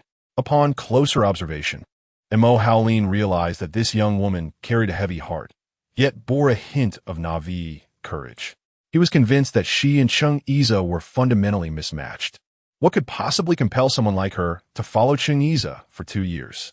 After a week in the hospital, the stitches on Su Yuan's forehead were removed, revealing a faint pink scar that required daily ointment, though it was not overly conspicuous. Her leg, which had been fractured and encased in plaster, was now ready for discharge. But she would need 4 to 6 weeks before the cast could be removed. A caregiver had arranged a wheelchair for her. Emo Howleen was exceedingly busy and instructed the driver to pick her up, but his request was declined. The driver relayed, Mr. Emo instructed me to take Miss Su to Jiangnan Ipin, where there are caregivers and an aunt to assist her since she has difficulty moving, while keeping Su Yuan company. Emo Howleen initially intended to inquire about her circumstances, but hesitated, realizing that some questions might lead to awkwardness. There are no unmerited acts of kindness in this world. If his concern for her was not motivated by Cheng Iza, it must stem from a budding interest in her. He had mobilized resources to rescue her, and during her 7-day hospital stay, he had spent 4 nights sleeping on the sofa in her room. The dynamics between men and women often boil down to desire, which Su Yuan understood, yet she wished to avoid becoming embroiled in a hypocritical game of pretense. She had many aspirations yet to fulfill, such as studying, exploring abroad, writing a novel on psychology, and venturing into the broader world to encounter life and discover herself. Navigating with crutches proved somewhat inconvenient. Her left arm was fractured and required healing, but thanks to a brace, it was not painful. Fortunately, her right arm was unharmed, allowing her a degree of independence. Ji Xiao, upon receiving a call, hurried over, anxious upon seeing Su Yuan and Oppos' condition, her face paling as she stammered, Yuan, what happened to you? I just rolled down a mountain while attending an event. I'm fine now. The plaster looks alarming, but it will be removed in a month. You scare me to death. I and Amp, Oppos, LL come over to keep you company for a few days. Your mobility is limited. I and Amp, Oppos, LL cook for you after work. Ji Xiao and Oppos' company was not far from Su Yuan and Oppos' home, and she had a clunky little car that made visits convenient. Su Yuan was aware of Ji Xiao and Oppos' cohabitation with Shuntang and did not wish to disrupt her routine, quickly replying, no need. If you come here to sleep, what will Shuntang do? Ji Xiao and Oppos' expression turned awkward as she lowered her head in silence. What an Oppos' wrong? Did you two have a fight? It was better not to ask. As soon as she did, Ji Xiao's eyes reddened. Su Yuan, I don't even know what's going on. He comes home drunk from working late, and when I found a receipt for a bathhouse while doing laundry, I confronted him. He claimed he was entertaining clients, paying for them while waiting in the car, saying it was all to secure a deal and earn a bit more. He blamed me for causing unnecessary trouble. I don't understand why things have turned out this way. We keep arguing now. Could it be that he is under too much pressure? Don't push him too hard, but frequenting such places can be good. You should talk to him. You've grown up together. Surely you can communicate. Su Yuan used a tissue to dab Ji Xiao's tears. Life had its own burdens, and everyone faced their struggles. Ji Xiao considered that looking after Su Yuan for a few days might provide a respite for both of them. She ordered some ingredients on her phone, intending to cook for them. Su Yuan's phone rang. It was Mo Howling. Over the past few days, Mo Howling had been contemplating whether Su Yuan should move in with him after her discharge, pondering which apartment would be most convenient, given that she lived alone without anyone to care for her. What if Chung Iza harassed her again? He had pressing matters to attend to and could only send a driver to fetch her. Qianming had already arranged for a reliable caregiver and aunt. Jiangnan Yiping was a villa in the city, half an hour's drive from Renqin. The entire community was designed in the Jiangnan garden style, complete with pavilions and water features, ideal for recuperation. The apartment had remained vacant, as it felt too spacious for one person. However, after finishing a meeting, he discovered that Su Yuan had returned home, despite his clear instructions to the driver. Why did you go back by yourself? Can you manage alone at home? Su Yuan pondered whether Mo Howling had misconstrued their relationship. After a moment of thought, she decided to clarify. Mr. Mo, thank you for your concern and for saving my life. My friend will take care of me. You're very busy, so please don't worry about me. I'm merely a small employee, and given my relationship with Chung Iza, you're no longer involved with him, are you? But Mr. Mo. Su Yuan. Mo Howling interrupted impatiently. Why did she insist on addressing him formally as Mr. Mo? Why was it so difficult for her to simply call him by his name? I thought I had made my feelings clear. Are you truly so perceptive yet still oblivious? Especially when she mentioned Chung Iza again, Mo Howling struggled to contain his frustration. I know you were once Chung Iza and Amp, Oppo's girlfriend. He is currently involved with the daughter of the Zhong family, and given his character and current standing, he wanted Amp, Oppo's to resist this marriage arrangement. It's unrealistic to think you can continue with him. Indeed, the thought processes of men and women were worlds apart. As a psychology student, Su Yuan now grasped the weight of his words. Mo Howling and Oppo's implication could not have been clearer, yet, even if he was her savior, it was unreasonable to expect her to offer herself in return. Su Yuan began to feel that dealing with Mo Howling might prove even more challenging than with Chung Iza. So what, Mr. Mo? What can I do for you? The little hedgehog had instinctively bristled in defense. Mo Howling sensed her resistance and regretted his earlier words. He softened his tone, asking, so, is it not good to stay by my side? What would be good about that? Su Yuan pondered whether it meant continuing to live in a villa as a docile canary, free from worries, or wielding a black card that allowed her to come and go without any responsibility. It was merely a refined version of Chung Iza. Yet this Mr. Mo presented a more elevated demeanor, wrapping such an arrangement in sweeter promises and more comprehensive provisions, enticing a woman to willingly dive headfirst into a life from which she could never escape. It is not good at all, Mr. Mo. Su Yuan heard her own resolute voice. She was born with original sin. How could she allow herself to repeatedly touch such taboos? I can do anything for you, but not the kind of relationship you desire. Chapter 35 Refusal. Regarding the background of this conversation, Ji Xiao did not inquire further. She was well aware of how many people were concerned about Su Yuan.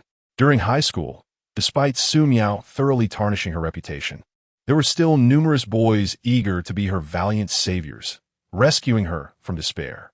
Unfortunately, at that time, Su Yuan was timid and cowardly, solely focused on self-preservation, entirely devoid of romantic inclinations. In university, countless suitors arrived in flashy cars, bearing bouquets beneath her dormitory, only to cease their pursuits with the arrival of Chung Iza. It is said that if a girl lacks a commensurate family background and heritage, being exceptionally beautiful can be a curse. Ji Xiao has always believed that Su Yuan has suffered enough. It is better for those affluent young masters to keep their distance. As they shared a meal prepared by Ji Xiao, Su Yuan harbored a desire to learn cooking, yet it seemed she lacked any natural talent in that area. The same ingredients, when handled by Ji Xiao, could transform into culinary wonders, while Su Yuan could only manage something barely edible. This clearly illustrated that, in any endeavor, innate talent surpasses sheer effort. Why is it that you can make the same ingredients taste so exquisite? What am I missing? Su Yuan couldn't help but feel a twinge of frustration. Ji Xiao, observing her, teased, "With your looks, you still wish to excel in cooking? Don't you leave me some dignity?" Su Yuan retorted, "I am quite smart, you know. Aside from my culinary shortcomings, I excel academically." Ji Xiao gazed at her radiant face, pondering the unfairness of creation. It was no wonder Su Miao envied her, despite sharing the same father. Why did Su Yuan appear as though she were sculpted by the hands of a goddess? After dinner, she went to the bathroom to freshen up. A proper bath was out of the question. She could only manage a quick wipe down. Upon her exit, she noticed Ji Xiao on the phone, speaking in hushed tones. "I'll stay for just 2 days, all right? I don't feel comfortable leaving her alone. I'll return once I see she can manage on her own. Your pajamas are in the bottom drawer of the wardrobe. If you don't feel like cooking, just order takeout, okay?" When Shentang returned home to find no one there, he called Ji Xiao and learned she was with Su Yuan, which displeased him. He complained about the dullness of being alone, prompting Ji Xiao's heart to soften. Yet, given Su Yuan's current situation, she was reluctant to leave her alone at home. She could only pacify Shentang with gentle reassurances. After hanging up, she turned to see Su Yuan leaning against the doorframe, her face beaming with a smile. "All right, someone is lonely. You should head back quickly. I've already promised to stay a few more days." He is fine with it. Just 2 hours prior, she had been weeping to her best friend about her boyfriend, and now she felt embarrassed. Ji Xiao still trusted Shentang's character. She knew how hard he worked to secure contracts. Arguments and quarrels aside, the bond forged from growing up together could never truly sever. Ultimately, Ji Yuan insisted Ji Xiao return home. She preferred to take her time alone rather than let Ji Xiao miss any joyful moments. They should be reconciled, enjoying a night of intimacy together. Who truly desires solitude? Mo Howlin stood on the balcony, smoking, idly fiddling with a windproof cover of his lighter, flipping it open and closed. He had spent 2 years alongside Cheng Yiza, but was reluctant to give it a try, even after the latter saved her life. He scoffed, realizing he had overestimated himself. To Su Yuan, he was merely a 30-year-old man, while she was a blossoming 22-year-old girl just entering society. It was only natural that she wouldn't be interested in him. It seemed this year's birthday would again be a tedious affair. Mo Howlin had initially thought that if Su Yuan could stay at Jiangnan Yiping, perhaps they could celebrate his 30th birthday together next month. He had even harbored a flicker of anticipation, but now it appeared to be a futile hope. After resting at home for several days, Su Yuan returned to Rinxin for work. Taking a car service to and from work was quite convenient, and the nurses at the front desk assisted her with meals throughout the day. As for her job, aside from treatments requiring collaboration, organizing cases and writing medical records were not hindered. In fact, many young patients, upon seeing the cast on her leg, had drawn doodles on it as a keepsake. Today, and it had written, "I like sister," which deeply touched Su Yuan. Professor Fong Ing and Oppos, as project team had matters she could not attend to at school, so Insa frequently visited her after work to discuss plans. He would fetch the books she needed from the library and drive her home afterward. Nearly half a month had passed since Su Yuan and Oppos' discharge, and Mo Howlin and Oppos' car was parked outside the hospital. Just a few minutes after he settled into the back seat, he spotted Su Yuan emerging, supported by a man, both of them chatting and laughing. Su Yuan's segment of foundational work had reached a conclusion, and the basic draft of the app was complete. They had contracted a factory to create a prototype of a wearable watch, which Su had brought for her to see. At that moment, Su Yuan examined the device on her wrist, with Su leaning close beside her. After a while, he assisted her into the passenger seat, carefully placing her crutches in the back before moving to the driver's seat. It was no wonder she refused him. After parting ways with Cheng Yiza, numerous well-mannered men gravitated toward her. Mo Aola reconnaissait Yinsu, a senior in the same project group and a graduate student of Professor Fong, reportedly from an educated family. Yet, as he observed the man's gaze glued to Su Yuan, He questioned the notion of the refined upbringing. What could possibly bring them such joy? Su Yuan and Apos. Laughter lit up her face, her eyes sparkling like distant waves. It was evident she thrived in such company. Naturally, having attended the same school, shared the same professor, and pursued the same major, they had endless topics to discuss. Mo Howlin wondered why he had felt compelled to visit the hospital personally. Typically, such meetings could be handled by Qinming. Yet today, he inexplicably chose to make an appearance. Was he here merely to witness the closeness between them? To see Yin Su picking her up from work and escorting her home? Though he could not dismiss these feelings, he was aware that during those nights spent at the hospital, they had shared the same air, and he had witnessed her at her most vulnerable. He had kissed her forehead while she slept and cherished her beloved eyes. Mo Howlin was reluctant to let go, but also did not wish to compel her. If a relationship begins with coercion, any subsequent development will inevitably be fraught with distance, a scenario he did not desire. As Su Yuan sat in the passenger seat, gazing out the window, their eyes briefly met, yet within mere seconds, she turned away, seemingly oblivious to his presence. Truly, she was a heartless girl, Mo Howlin scoffed, casting his cigarette to the ground and slowly rolling up the car window. Chapter 36. Could you please refrain from causing a scene here? When Cheng Yize received a call from He Qiuxing, he was at a bar. These days, his interactions with Zhonglan had become increasingly tedious. After finishing dinner that day, as he pushed the door open, he noticed the strong wind outside. He merely placed an arm around her shoulder, only to have her step aside. Cheng Yize had never intended to pursue anything with her. It was merely an instinctive gesture. However, Zhonglan's clear avoidance of physical contact left him feeling somewhat uncomfortable. That very evening, he laid everything bare, stating that their relationship was merely a facade for familial interests. If they were to marry in the future, maintaining such a pretense was unbearable for him. To his astonishment, the usually composed Zhonglan remarked, "The girl in the knitted dress seated to our right at the New Year concert is the one you fancy. Isn't she? You watch her all evening, though she seemed indifferent to you. To be candid, you harbor feelings for someone, and I do not like you. Since we both have affections elsewhere, why bother with future expectations or put on an act for appearances? There is no need for anything beyond that." Faced with someone who viewed marriage as more of a business transaction than he did, he found himself at a loss for words. Even the most patient of souls could only suppress their frustrations for so long. Later that night at the bar, he recalled his first impression of Zhonglan during their blind date. He had thought she bore some resemblance to Su Yuan, albeit with a more delicate appearance, while Su Yuan had a brighter and more striking allure. It had been some time since he last saw Su Yuan when He Qiuxing called. He chuckled and asked, "Did you take it in for a follow-up today? Did you see that stubborn one?" He Qiuxing fell silent, unsure of how to begin. Realizing something was amiss, Cheng Yize sat up straight, his tone turning serious. "What's wrong? Is there a problem?" "Yize, today my mother took an Enduranshine.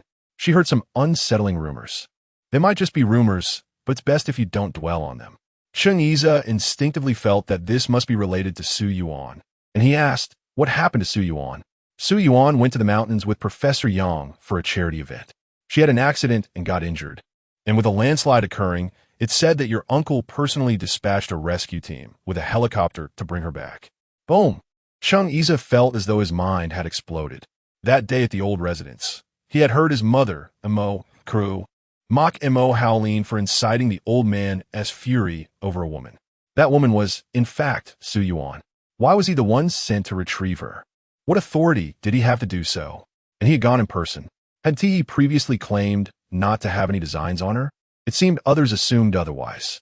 Cheng Yize cursed under his breath, a fire igniting within him, burning through his insides with pain. "Yize, are you listening?" He Qiuxing's voice broke through his thoughts. "Let us end this call. I have something urgent to attend to." Cheng Yize couldn't wait even a minute longer. He grabbed his car keys and rushed out. Though he had been drinking and shouldn't drive, he felt he had no choice. It was already 11 p.m., and he needed to see Su Yuan immediately. He wanted to confront her. How could she dare to climb into his uncle's bed when she wouldn't even let him near her? Who gave her such audacity? Su Yuan was applying ointment to her forehead, the wound barely visible and shallow. With the help of crutches, she could manage to walk. and she estimated she would be able to remove the cast in 2 weeks. The graduate entrance exams were in May, and she needed to prepare diligently. Today, Insu had brought her a wealth of materials, and Professor Fong had also helped her find a way in through the back door. If not for financial concerns, she would wholeheartedly dedicate herself to her studies until there was nothing left to learn. After all, education was the purest pursuit of all. The card Cheng Yiza had asked He Qiuxing to give her remained untouched. If she were to use it, it would tie her to the Su family irrevocably. As for Cheng Yiza, his insistence on providing for her was futile. Her current salary was more than sufficient for her living expenses, and with a small apartment to call home, Su Yuan felt quite content. Just as she prepared for bed, the doorbell rang. Hopping on one leg, she approached the peephole and saw Cheng Yiza. His eyes were red with anger, clearly there to stir trouble. Hearing movement inside, Cheng Yiza knocked forcefully on the door. Su Yuan, open the door. I have something to ask you. It was evident that Cheng Yiza was deliberately seeking confrontation. Given her current condition, she couldn't even flee if she wanted to, so Su Yuan called security. Su Yuan, are you not concerned about disturbing the entire building? Continue playing dead if you wish, but open the door. Do you hear me? Su Yuan, my patience has its limits. Don't make a scene for everyone to witness. Open the door now. Before long, Su Yuan heard someone negotiating with Cheng Yiza.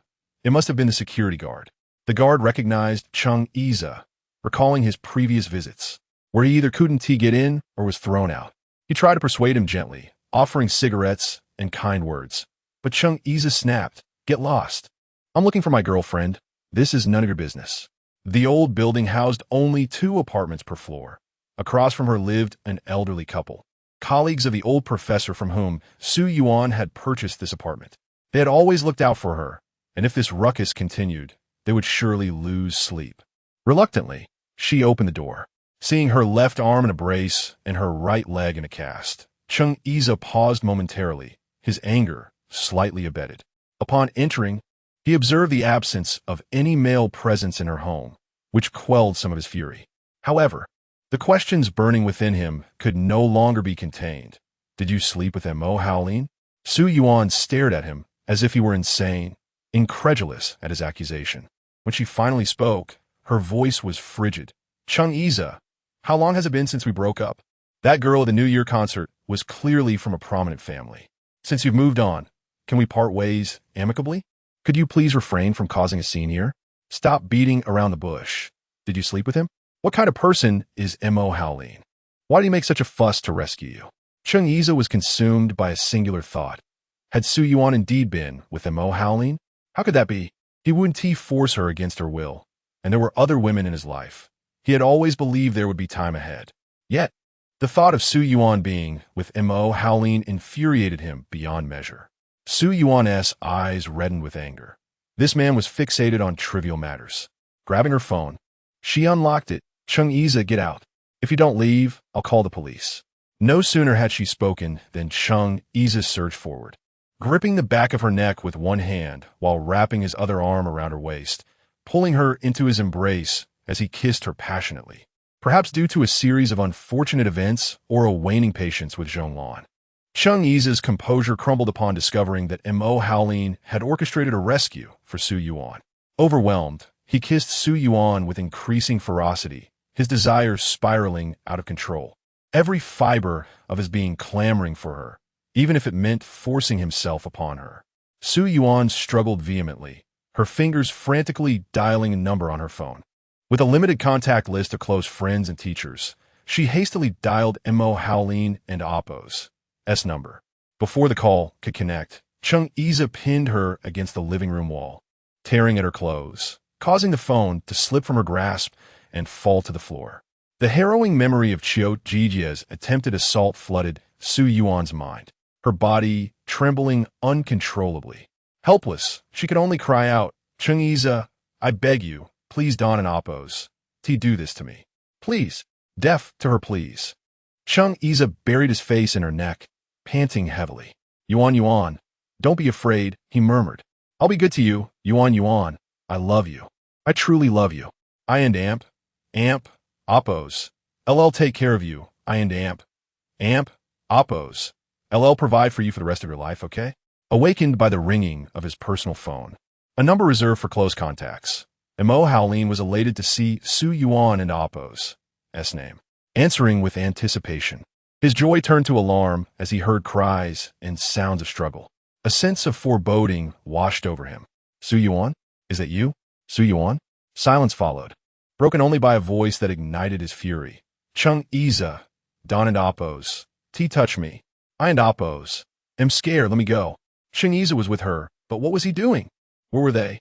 Clutching his phone, Mo Howlin threw on a coat, grabbed his car keys, and rushed downstairs. He roared into the phone. Chung Iza, if you dare lay a hand on her, I'll destroy you. Su Yuan's nightgown was in tatters, her body racked with tremors. She fought him with all her might, but he remained relentless.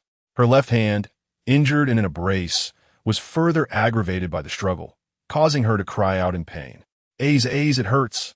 My hand hurts, Realizing Su Yuan's distress, Chung Iza noticed her violent shaking, her face streaked with tears and sweat, her lips turning blue. Cupping her face, Su Yuan pleaded with watery eyes, Aze, my left hand, it hurts. Left hand? What's wrong with your left hand? Don't touch it.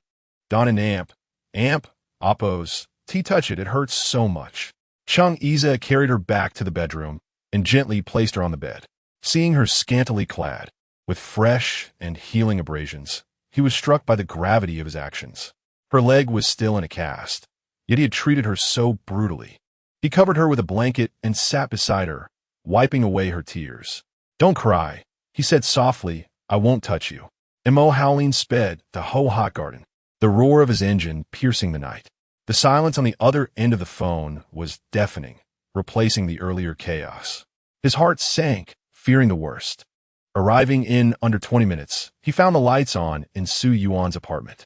He charged inside, yelling, Chung Iza, open the door. Su Yuan, are you there?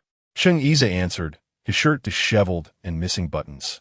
Spotting a discarded belt on the floor, Mo Howlin kicked Chung Iza in the stomach, sending him sprawling. Seizing Chung Iza by the collar, Mo Howlin hissed, what did you do to her? Tell me. Chung Iza retorted, grabbing Mo Howlin and Appo's neck and shoving him to the ground. Mo Howlin, you bastard. Who do you think you are? Su Yuan is my woman. You dare covet her? You and Appo's. My uncle, are you insane? Mo Howlin, trained in martial arts since childhood, easily overpowered Chung Iza. Within moments, Chung Iza was begging for mercy. Uncle, stop. I give up. Where is Su Yuan? What did you do to her? Mo Howlin demanded, pressing his foot against Chung Iza's shoulder. She's in the bedroom. I didn't touch her. Her left hand might be injured. She and Appo's in a lot of pain. Cursing, Mo Howlin rushed to the bedroom and found Su Yuan trembling, her face contorted in pain. Her hair was disheveled and damp with sweat. Mo Howlin noticed her torn nightgown and the bruises on her body. Su Yuan clutched her chest, appearing utterly broken. Is it your hand? Where's the brace? A refracture is incredibly painful. It could affect your hand's function. What about your leg? Are you in pain anywhere else? I'm taking you to the hospital. Rummaging through her closet, Mo Howlin found a loose-fitting dress. Unable to use her left arm, he helped her change, averting his gaze. Can you do it yourself? I wanted Appo's. Look. Call me when you and Appo's. Ready. We need to get your hand treated. She nodded. Mo Howlin heard her stifled sobs. After a moment, a small voice whispered, Mo, I and Appo's. Am ready. He scooped her up in his arms, wrapped her in a blanket, and carried her out of the apartment. Chung Iza lay on the floor, watching Su Yuan bury her face in Mo Howlin's chest. Mo Howlin's face was like ice as he declared to Chung Iza, from today onward, I'm taking care of her. If you ever bother her again, I will destroy you. Test me if you dare. Barely a month after her previous discharge, Su Yuan was back in the hospital. The orthopedic director, roused from sleep, examined Su Yuan and Appo's left hand and grumbled, this hand needs to be rested. Are you trying to ruin it? You and Appo's. Doctor yourself. Can end Appo's. Till you be more careful? Catching Mo Howlin and Appo's glare, he fell silent. After administering pain medication, Su Yuan finally drifted off to sleep around 3 in the morning. Mo Howlin, still in his pajamas under his coat, leaned back on the sofa and chuckled wryly. Now the misunderstanding will be immense. No amount of explaining will clear this up. Chapter 38. May I temporarily reside at your place? Su Yuan experienced an extensive dream, wherein she found herself perpetually running through an impenetrable fog. In her slumber, she called out for many, including her father, her mother, and even Chung Iza, but none responded to her pleas. She remained solitary, sprinting through the boundless mist until sheer exhaustion rendered her unconscious. Upon awakening, she was drenched in sweat. It was already 11 in the morning. She had slept for 8 hours, yet still felt fatigued. The hospital room was eerily silent, devoid of any presence. When a nurse entered, she found Su Yuan staring vacantly at the ceiling. Although Su Yuan only required her left hand to be rebandaged and an anti-inflammatory drip, she could have been discharged immediately. However, Mo Howlin had personally instructed the head nurse that no visitors were to enter the room aside from medical staff and himself until he arrived to take her home. Su Yuan pondered a pressing question. How could she truly liberate herself from Chung Iza, from the Su family, and from this wretched existence? How could she genuinely start anew? Perhaps by relocating to an unfamiliar place, or should she simply fade away as if she had never graced this world? She felt no joy and often succumbed to self-doubt, convinced that no one truly cared for her. She had once believed that self-love sufficed, yet now she felt utterly drained, with only weariness remaining. Early that morning, Mo Howlin returned home to change his attire, then arranged for his personal belongings and clothing to be transported to Zhang'anping. He also visited his company to delegate essential tasks, instructing Qianming to oversee matters for a couple of days, advising him to call if anything arose. This time, he resolved that, regardless of Su Yuan and Appo's reluctance, she could no longer return to that small apartment. He simply could not trust Ching'iza. He would carry her back to Zhang'anping if necessary. He deemed this act selfish, but after having rescued her, he refused to allow her to be squandered by someone so frivolous. Before entering the hospital room, Mo Howlin contemplated various arguments to persuade Su Yuan to accompany him home. It was evidently a challenging endeavor, not only due to their lack of special bond, but also because she had just endured a traumatic experience, leaving her wary of him. He gently pushed the door open. Hearing the sound, Su Yuan turned to face him, perhaps because he had saved her twice, or perhaps due to her exhaustion. Tears suddenly welled up in her eyes as she plaintively called out, "Mr. Mo." This singular utterance tugged at Mo Howlin and Appo's heartstrings. He quickly approached her bedside, leaning down with a smile. "Why do you resemble a child, crying over grievances?" He attempted to wipe her tears, but they proved relentless. Indeed, women were made of water, capable of shedding such abundant tears. At that moment, there was no need for pretense. Mo Howlin spoke candidly. "Su Yuan, may I ask you to temporarily reside at my place? At the very least, Chung Iza would no longer dare to harass you. Once you feel better, you can resume your normal routine, and if you wish to return to school, I will arrange for a reliable driver for you." Su Yuan scrutinized him, noting his sharp features and the faint lines etched between his brows, indicative of frequent frowning. Such a visage typically belonged to someone formidable. Despite his handsome countenance, he exuded an air of aloofness. He did not appear to be an easy person to get along with. Yet, the softness in his gaze as he looked at her contradicted that notion. "Has Mr. Mo taken a fancy to me?" she inquired directly. After all, what other reason could there be for someone to save her twice without seeking recompense, save for one possibility, that she herself was the return he sought? Mo Howlin chuckled lightly, neither confirming nor denying her assumption. Su Yuan pressed on. "What is it about me that appeals to you? My face. What else do I possess? A sensitive and melancholic disposition, a family background that leaves much to be desired, a father who neglects me, a mother who has forsaken me, and a 2-year entanglement with Chung Iza, who initially valued me solely for my appearance. Indeed, I am rather superficial. I am a mere mortal who covets wealth and beauty. Miss Su, please forgive my triviality." Mo Howlin jested, acknowledging his own intentions. If he were not interested, why would he go to such lengths? Su Yuan offered a bittersweet smile, recognizing that she was about to leap from one pit into a deeper one. However, she found herself powerless to resist.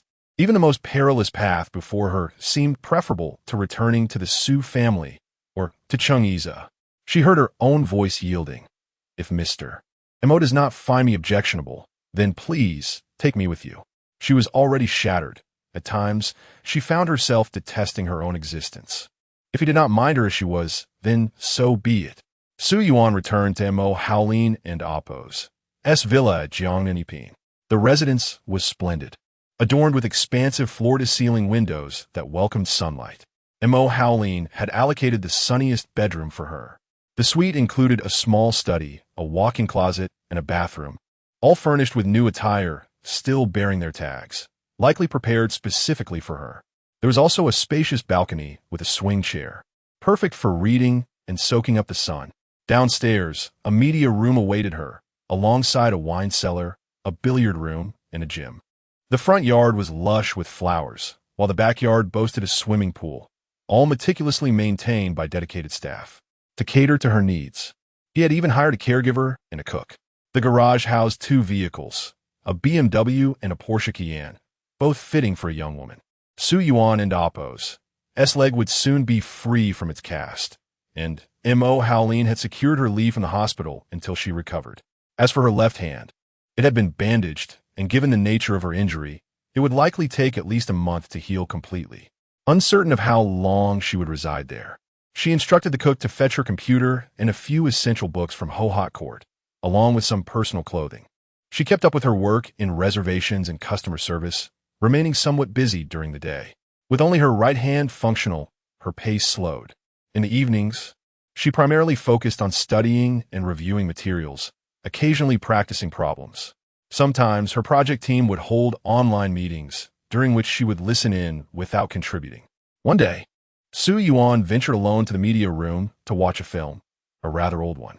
As she became engrossed in it, she eventually fell asleep, dozing through the night in the media room. The cook prepared delightful meals, continuously refining them to suit her taste, even incorporating medicinal dishes to help restore her health. The atmosphere in the villa was tranquil, with each person quietly attending to their own tasks.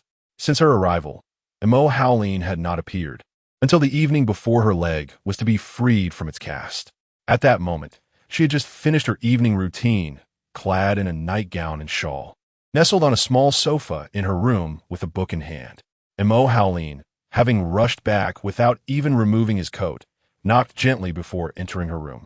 Seeing her prepare to rise, he quickly approached and gently pressed her back down, speaking softly, "Are you settling in well?" Chapter 39. Uttering my name, a question arose in Su Yuan and Appo's mind. How could this man be so considerate and thoughtful? She offered a gentle smile and responded softly, "It's a habit. Mr. Mo had a sudden matter arise in the United States, prompting him to fly there for resolution. His departure spanned 10 days, and he hastened back just before her cast removal.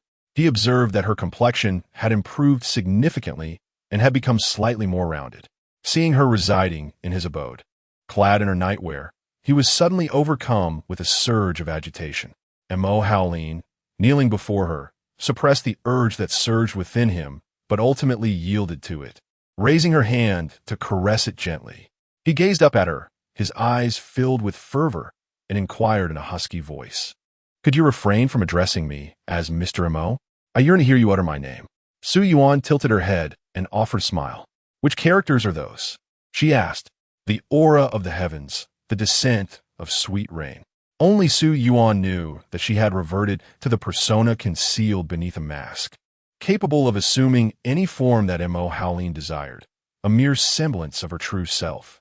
Obediently, she addressed him, Howlin. Mo Howlin felt a surge of exhilaration. With his hand still resting on the sofa, he rose to his feet and leaned down to kiss her, his prolonged yearning finding its way to the lips he had long desired. Su Yuan was taken aback by the sudden kiss, but as she was about to speak, Mo Howlin's tongue brazenly invaded, eagerly sucking and entwining with her lips, deepening the kiss incessantly. By the time the kiss concluded, Su Yuan was left gasping for breath. Her face flushed crimson to the tips of her ears. Even during her 2-year relationship with Chang'e, save for the earliest days when she still harbored fantasies about him, They rarely kissed. As she gradually distanced herself from him, feigning obedience, she always attempted to avoid intimate contact with Chung Yiza. She possessed a certain fastidiousness in this regard, and the thought of Chung Yiza's numerous girlfriends filled her with disgust, making her unwilling to have any physical contact with him. Yet now, a single kiss from Mo Howlin had unsettled her. Mo Howlin, too, was in a state of disarray. From a young age, he had learned to suppress and restrain himself, refraining from expressing excessive desire for anything. However, when confronted with Su Yuan, he ultimately succumbed. When that soft, glutinous sound of Howlin escaped her lips, the fire within him burned so fiercely that he could no longer contain himself. Indeed, she was so sweet that his heart swelled. Mo Howlin watched as her face gradually reddened, chuckled softly, and called out, "Yuan, Yuan." Then, he leaned down and kissed her again, like a child who had just tasted candy. Savoring the flavor, he tasted the marrow and refused to stop. This time, the kiss was fierce as he pressed down on her, taking care to avoid her left hand. With one hand caressing her cheek, he used his tongue to pry open her pearly teeth, his tongue reaching in to hook hers, leaving her no room to breathe. It was not until Su Yuan gently pushed him away with her right hand that they parted. Both were breathing slightly, and the air became thick. Mo Howlin suddenly smiled, amused by his own impatience. How could he, nearing 30, still be so impetuous and impulsive? He was somewhat averse to kissing, and had even been frivolous during his rebellious phase, but perhaps he had been too abstemious in recent years. Yet now, a single kiss had excited him so much. He could not continue, or he would frighten the young lady on his first day back. When he looked at Su Yuan again, his eyes were clear, filled only with indulgence. "Shall I accompany you to remove the cast tomorrow?" Su Yuan nodded slightly and said, "Okay." Mo Howlin's heart softened into a puddle of mud. He rose and ruffled her hair. "So good," he said. Only then did he reluctantly leave. Chung Yiza had spent 8 of the past 10 days in a drunken stupor, with He Qiuhong and Xiao Shun taking turns accompanying him. He did not seek out Zhonglan, nor did Zhonglan ever initiate contact with him. The two were merely plastic tools, purely for the sake of family interests. He did not answer Mo Kera's calls, and sometimes he would drift off during meetings, unable to muster any enthusiasm. Chung Yiza felt as if a thorn was stuck in his heart, painful whether he tried to remove it or not. He simply could not accept that Mo Howlin had brazenly taken Su Yuan away. He Qiuhong had told him that an XIN said Su Yuan's left hand was badly injured and she was hospitalized, but Mo Howlin had expressly forbidden anyone from visiting. After 2 days, she was taken away. He had spent 2 nights squatting downstairs at Su Yuan and Amp, Oppo's house, but she never returned home. He did not dare to confront Mo Howlin directly. He could not win a fight, and he had no choice but to drink. Sometimes, when he was drunk, some women would come over to flirt with him, but he could not muster any interest. Xiaoshen had been in a bad mood for the past few days. He had been holding back from mentioning Mo Howlin's affair, and had been bottling it up for a long time. Seeing Chung Yiza like this, he suspected that it had something to do with Su Yuan. So he mentioned, "Did you know that Su Yuan is with your uncle? I saw them eating together." As a result, Chung Yiza exploded, smashing the wine on the table. He grabbed Xiao Shun by the collar and retorted, "It's not Su Yuan who's with him. It and Oppo's. SM who wants to snatch her from me, understand? Su Yuan has always liked me. Mo Howlin is taking advantage of his wealth and power to pursue her." Xiao Shun also lost his temper and retorted, "You idiot, Su Yuan has been using you from the beginning, using you to get rid of Qiu Jijia. More than 2 years ago, Qiu Jijia almost snatched her away. I was right across from their booth, and she immediately went with you. You actually thought she really liked you." He Qiuhong was also dumbfounded. He pulled Xiaoshen away and asked, "What did you say? What's going on?" Xiaoshen originally did not want to bring up the past, call him heartless, or say that he felt guilty towards Su Yuan, but in short, that matter had been troubling him for more than 2 years. Whenever he thought about it, his heart was always in a mess, but now he had no choice. When he said that Su Yuan ran out of the room with blood all over her body, Chung Yiza punched him in the face, trembling with anger. "I fuck your mother, Xiao Shun. Are you even a man? You saw her like that and didn't help her. What kind of friend are you?" He Qiuhong was also shocked to hear this. He did not expect such a thrilling process. This time, Even he thought Xiao Shun was a bastard. Xiao Shun knew he was in the wrong, so he took the punch. But he still said that Su Yuan had ulterior motives for Cheng Yize, and now that she had climbed a higher branch, she would naturally dump him. He Qiuhong could not listen anymore. He pointed at Xiao Shun's nose and cursed. Xiao Zi, shut your mouth. It an oppos. That's their business. Why are you interfering? Even if Su Yuan is using him, Ace has to be willing. What right do you have to make such a judgment? What you did was really bastardly. These words struck Cheng Yize and Amp. Amp, oppos, S heart. Memories flashed back in his mind, and he actually had such thoughts. He would rather Su Yuan continue to use him, as long as she returned to his side. As long as she was not with Mo Haolin, he was willing to be used by her, to protect her for the rest of his life. He Qiuhong had always been grateful to Su Yuan because of and he privately thought that this girl was good. He did not want her to be hurt. He sighed deeply and complained in a low voice. Hey, speaking of which, how could someone like your uncle have any real feelings for a little girl? Yes. What kind of person was Mo Haolin? His mother often used the words cold-hearted and indifferent to describe this half-brother. Cheng Yize thought, since you want to interfere, I and Amp, oppos, LLC how far you can interfere. The Su family is a bunch of vampires. I and Amp, oppos, LLC if you care. Chapter 40. The crisis of the Su family. Su Xuan never anticipated that the Cheng family would abruptly halt all projects related to Anjia without any justification. Not only did they cease operations, but they also withheld all outstanding payments, citing safety concerns over substandard material supplied by Anjia, even threatening legal action to reserve the right to seek financial compensation. The sudden cessation of support, coupled with the unexpected blame placed on them, left the entire Su family in a state of bewilderment. Su Xuan attempted to reach Cheng Yize by phone, but his calls went unanswered. He visited the Cheng company, only to be met with the same 4 words. President Cheng is unavailable. After contemplating his next move, he decided to visit Rinxin Hospital to see Su Yuan. Su Yuan was engrossed in writing medical records when a nurse at the front desk informed her that someone was waiting for her. Upon entering the waiting room, she found Su Xuan, who had not contacted her even during the new year. He immediately began to reproach her. How could you have offended Yize? He has halted all orders from Anjia. Did you two have a fight or break up? You need to pacify him immediately. Your monthly payments have remained unchanged. Are you trying to drive me to my grave, you reckless girl? Su Yuan, with her left hand still bandaged, noticed that Su Xuan didn't even inquire about her injury. His only concern was his own interests. Given this, she wondered why she continued to sacrifice for the benefit of the Su family, a thought that struck her as absurd. Not all parents in this world love their children, and she had long since relinquished her expectations. With a stoic expression, Su Yuan looked at him and stated, I have severed all ties with the Su family. Please do not seek me out again. I have not touched a single cent of that money. If you wish to pursue it, go to Cheng Yize. With that, she turned on her heel and left. Su Xuan, unwilling to let her go, rushed after her, attempting to grasp her arm. However, before he could reach her, a man in a black suit seized Su Xuan's wrist. Su Xuan exclaimed in surprise, clearly taken aback by the force applied. Su Yuan regarded the man. Though she did not recognize him, it was evident that he was familiar with her. He addressed her with utmost respect, stating, Miss Su, Mr. Mo is concerned about your safety and has instructed us to ensure your protection here.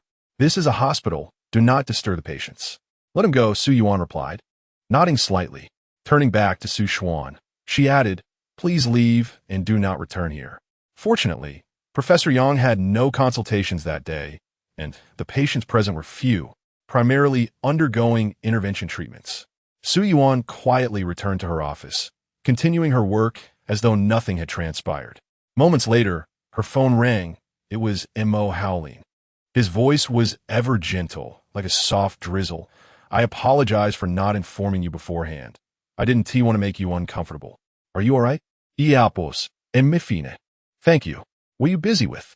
Ind Apos, writing medical records. I have some plans to discuss with Professor Yang over the phone soon, and then I can leave for the day. All right, I have something to attend to tonight, and will be home late. Please make sure to eat. Okay, you take care. As Su Yuan prepared to end the call, she heard Mo Haolin call her name again. Su Yuan. Yes? If you need anything, feel free to let me know. You can bring up any matter. Understood. Su Yuan quietly hung up. Mo Howlin did not inquire about the identity of her visitor or the reason for their meeting. He simply arranged for her protection without pressing her for details. His attentiveness was palpable yet devoid of any oppressive undertone. Mo Howlin returned home late every evening, and their conversations typically revolved around Su Yuan and Appo's day at work and her well-being. Occasionally, he would engage in affectionate gestures, such as tousling her hair or gently squeezing her hand, but nothing beyond that, maintaining a respectful distance. Neither of them mentioned the kiss from that fateful night. They both chose to act as if it had never occurred. Their relationship existed in a delicate balance, simultaneously familiar and distant. Meanwhile, Mo Howlin sat in his office, reviewing the information gathered by Qianming regarding Su Yuan's father, Su Xuan. Indeed, Su Xuan had sought her out, and for the past 2 years, Cheng Yiza had been managing Anjia and Appo's business, generating approximately 50 to 60 million annually, with a net profit likely reaching 20 million. Including other projects, Anjia had been thriving, making over 30 million each year, living a relatively comfortable life. Moreover, the Cheng family offered Anjia shorter payment terms than other companies, typically settling accounts monthly and quarterly without any delays or debts, an exceptional arrangement in the current market climate. Qianming lounged on the sofa, playing with a lighter, observing Montag Howlin's full vit bao. Your nephew seems quite invested. He has been feeding Anjia quite well these past 2 years. Now that the support is cut off, the Su family will surely struggle. Mo Howlin tapped his fingers rhythmically on the table, casually stating, he is merely testing my stance, gauging whether I would intervene for Su Yuan. His intentions are quite transparent. Qianming nodded in agreement. It seems he wants to see if you genuinely wish to take on this hot potato. What are your thoughts? Then let us add fuel to the fire and drive the Su family into bankruptcy. Qianming was taken aback, leaping from the sofa. Are you out of your mind? Aren't Appo's you concerned that the young lady might run off? After all, he's her biological father. The thought of the Su family potentially pushing Su Yuan toward Cheng Yiza for financial gain ignited a fierce anger within Mo Howlin. While such scenarios were not uncommon among families, Su Yuan lived alone in that small apartment, clearly seeking to escape the Su family's control. It was apparent that her father's confrontational behavior at the hospital indicated the hardships she had faced over the years. He lit a cigarette, taking a drag, and scoffed. A biological father should not be pushing his daughter into the arms of a man with whom she has a pre-existing engagement. The rumors of a union between the Cheng and Su families have circulated. I refuse to believe the Su family is unaware. For a little money, they are willing to sacrifice their dignity.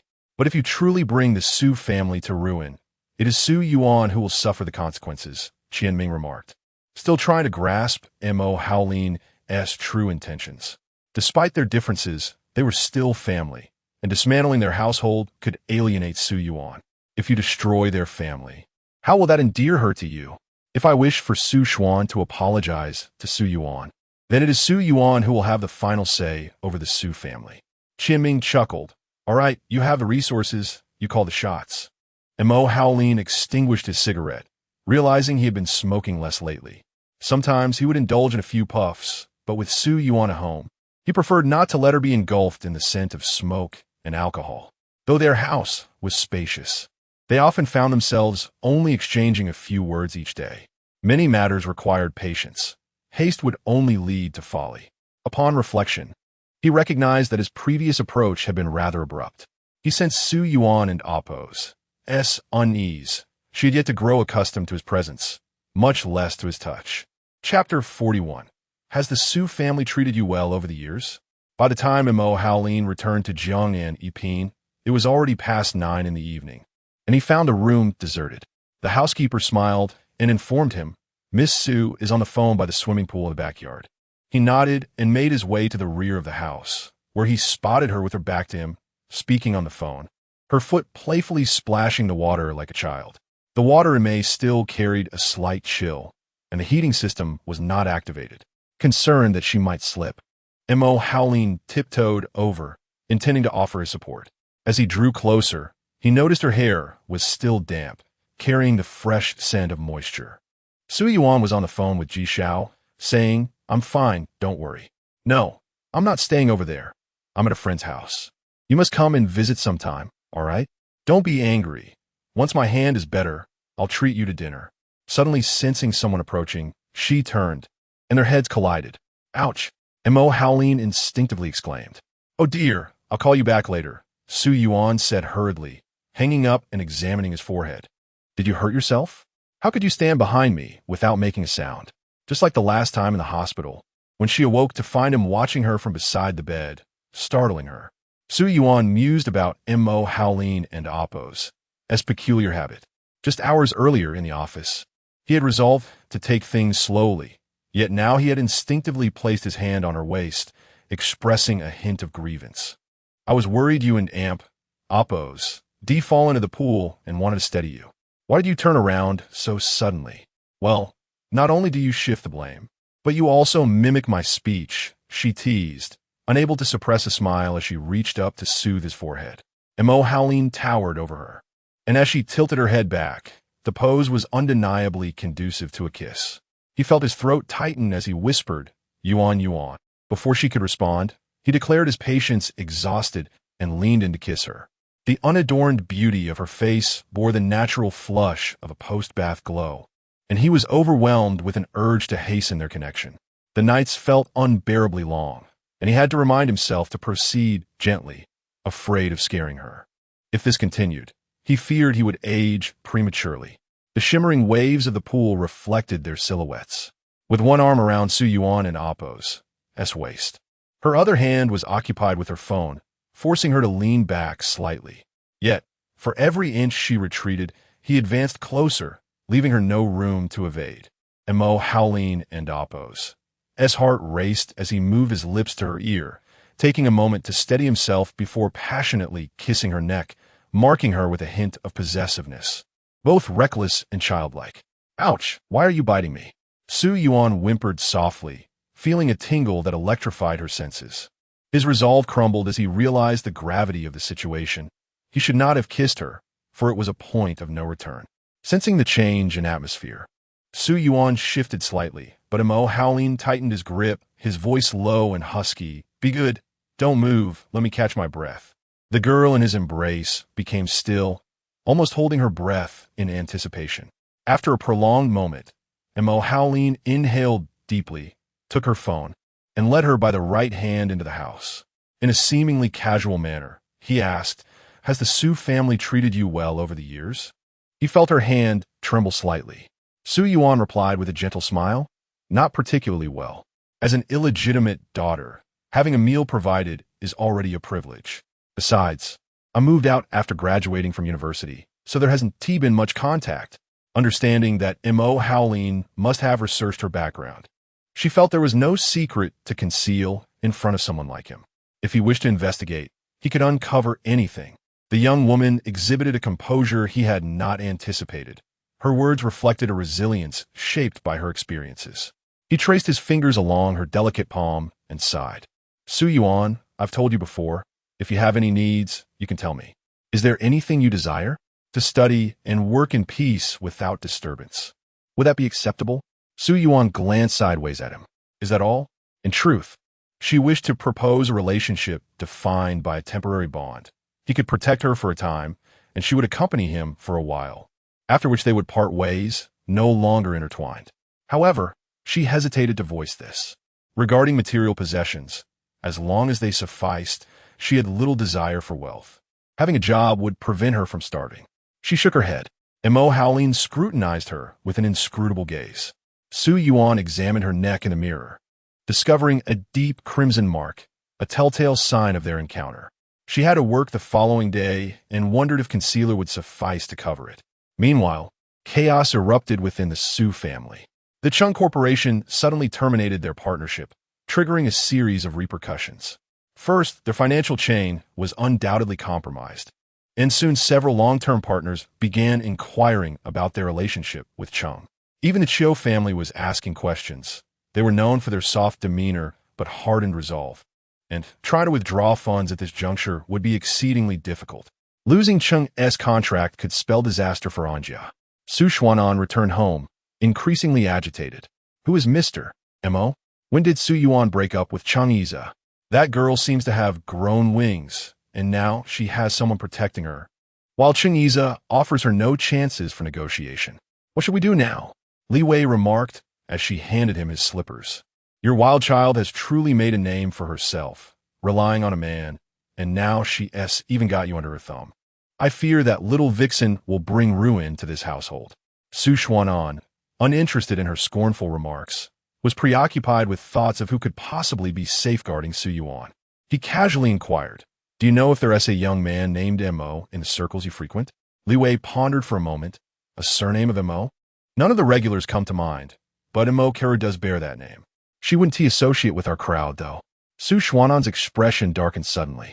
Mo Karu. Could it be Mo Howleen from the Mo family? That seemed implausible.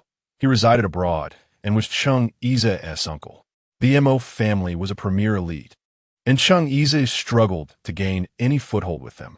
How could it possibly be Mo Howleen? It can't be, it can't be.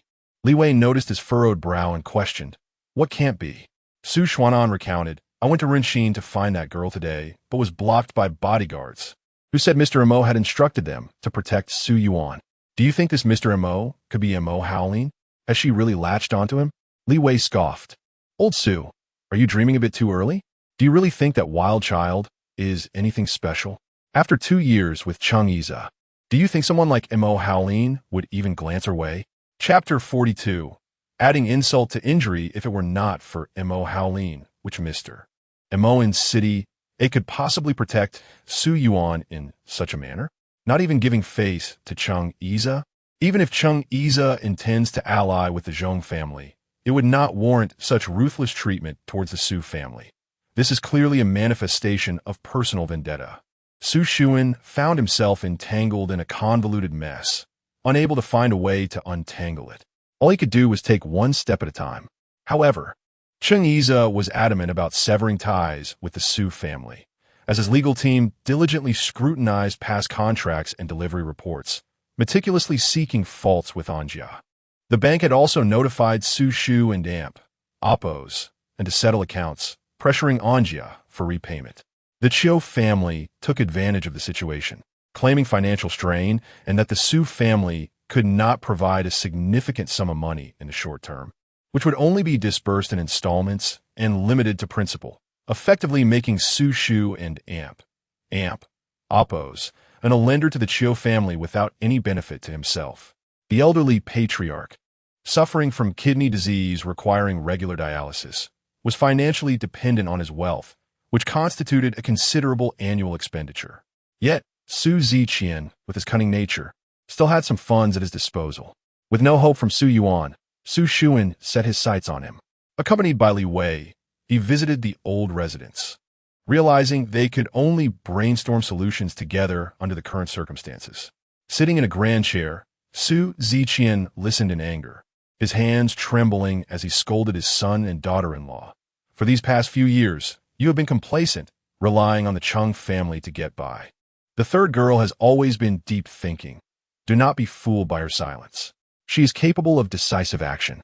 What good can come from pushing her to her limits? He glanced at Li Wei, pointing at her. Especially you. I know you suffered grievances in the past, and you were 100 times unwilling when the matter was brought back to you. But have you not enjoyed the benefits brought by the Cheng family over these past 2 years? You have been excessive in your actions. Li Wei dared not speak, while Su Shu and Oppose, and irritable and anxious, had no desire to listen to this. Impatiently, he retorted, So what do you suggest? We cannot even see anyone at present, and we have no idea where they reside. They are not answering their phones. I have gone to the Cheng family several times, but Cheng Yiza has avoided me. Perhaps you could send a message to the Cheng family? Su Xuan pondered the somewhat cordial relations that the elders once shared. However, the old man was unwilling. Back when the third girl got involved with that boy from the Cheng family, Mo's daughter was displeased. Now, they wish to ally with the Zhong family, and you want to approach them? Why would I voluntarily seek discomfort? Are you trying to hasten the demise of the Su family? Li Wei grew anxious. Then what do you propose? We cannot simply watch the company collapse and let the entire family suffer. Just as her words fell, Su Shu and Oppose, and then oppose, as phone rang. Upon answering, his expression instantly changed. What did you say? Return goods? Why? All our quality inspections passed. How could this happen? Can we trust the rumors online? Fine, I will return immediately. Both Su Ziqian and Li Wei and oppose. S expressions shifted dramatically, unsure what calamity had befallen them, but it certainly did not sound like good news.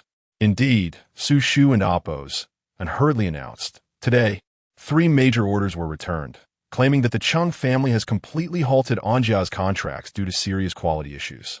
I must return at once to ascertain the specifics. Li Wei quickly rose to follow him. Even Su Ziqian, a man who had weathered many storms, furrowed his brow deeply.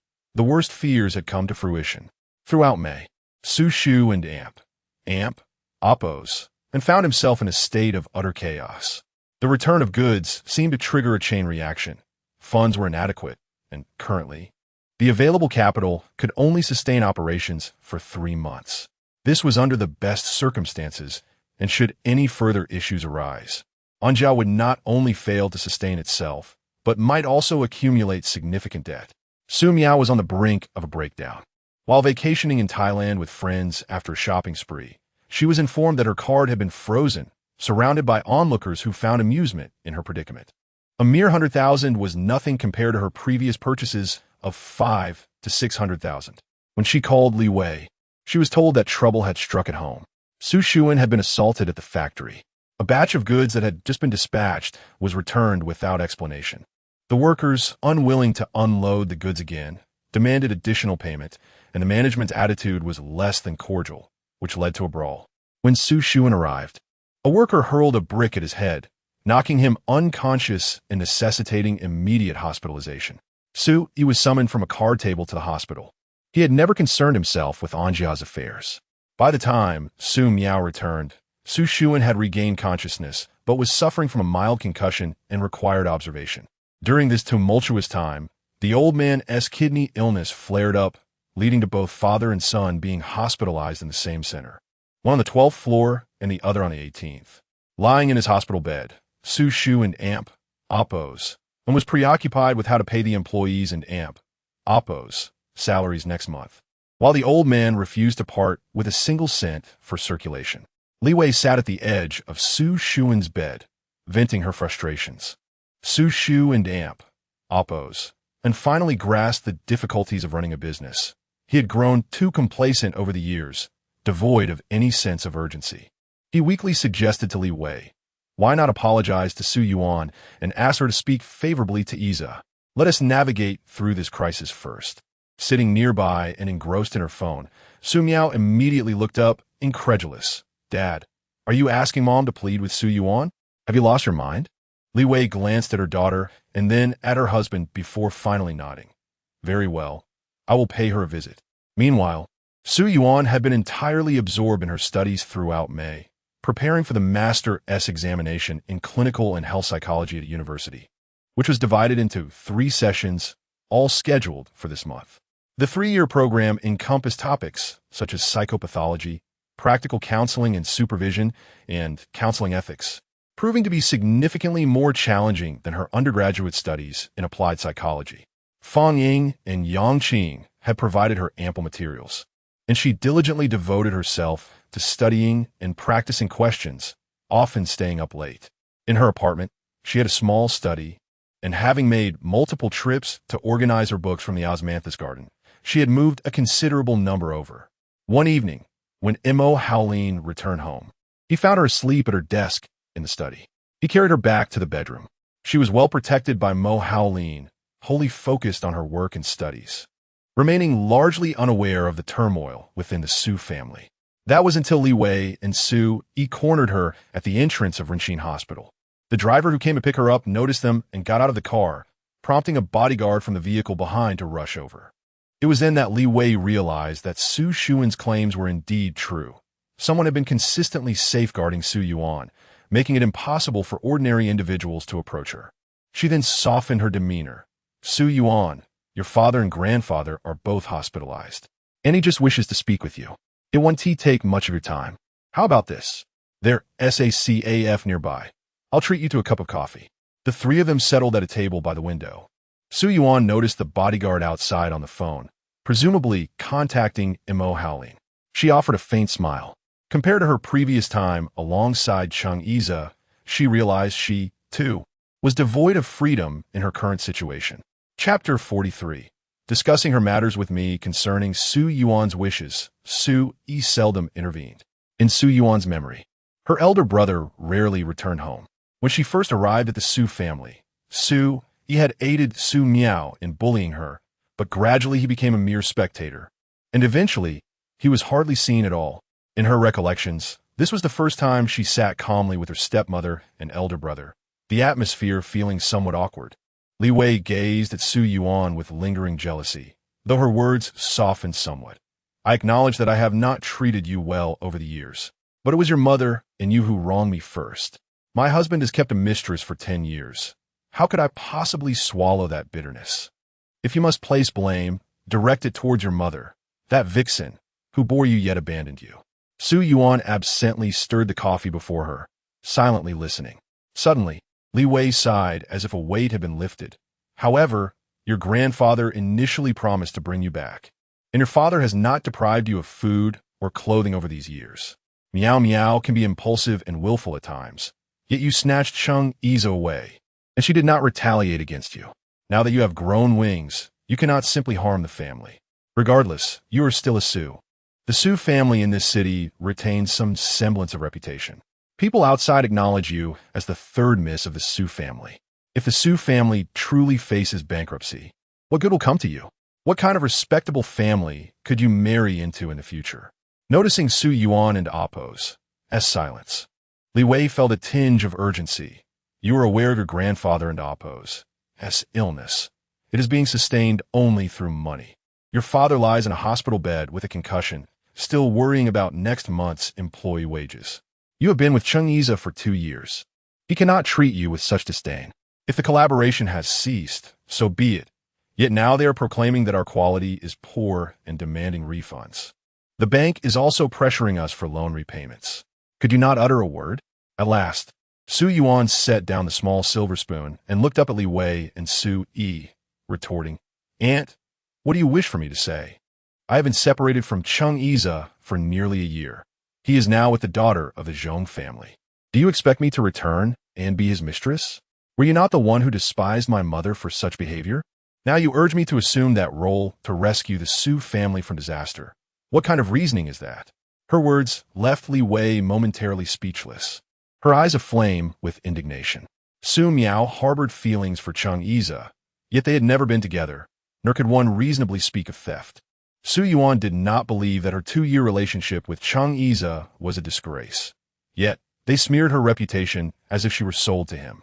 Now that she no longer desires him, they accuse her of being unfilial. What sort of logic is this? Su Yuan wished to avoid recalling the nightmarish events of the past, yet she found herself intrigued to see how far Li Wei and Appo's hypocrisy could stretch. With reddened eyes, she continued, You lured me into that private room, knowing full well what might transpire, did you not? Had I not brandished a knife and ended up bloodied, I might have been violated by Chiu Jijia that night. Yet, did any one of you from the Su family ever offer me an apology? Each of you is a butcher. My mother wronged you, but what fault did I bear? You, too, are a mother. How could you act so ruthlessly? Sui looked at Su Yuan and then at Li Wei. What private room? What violation?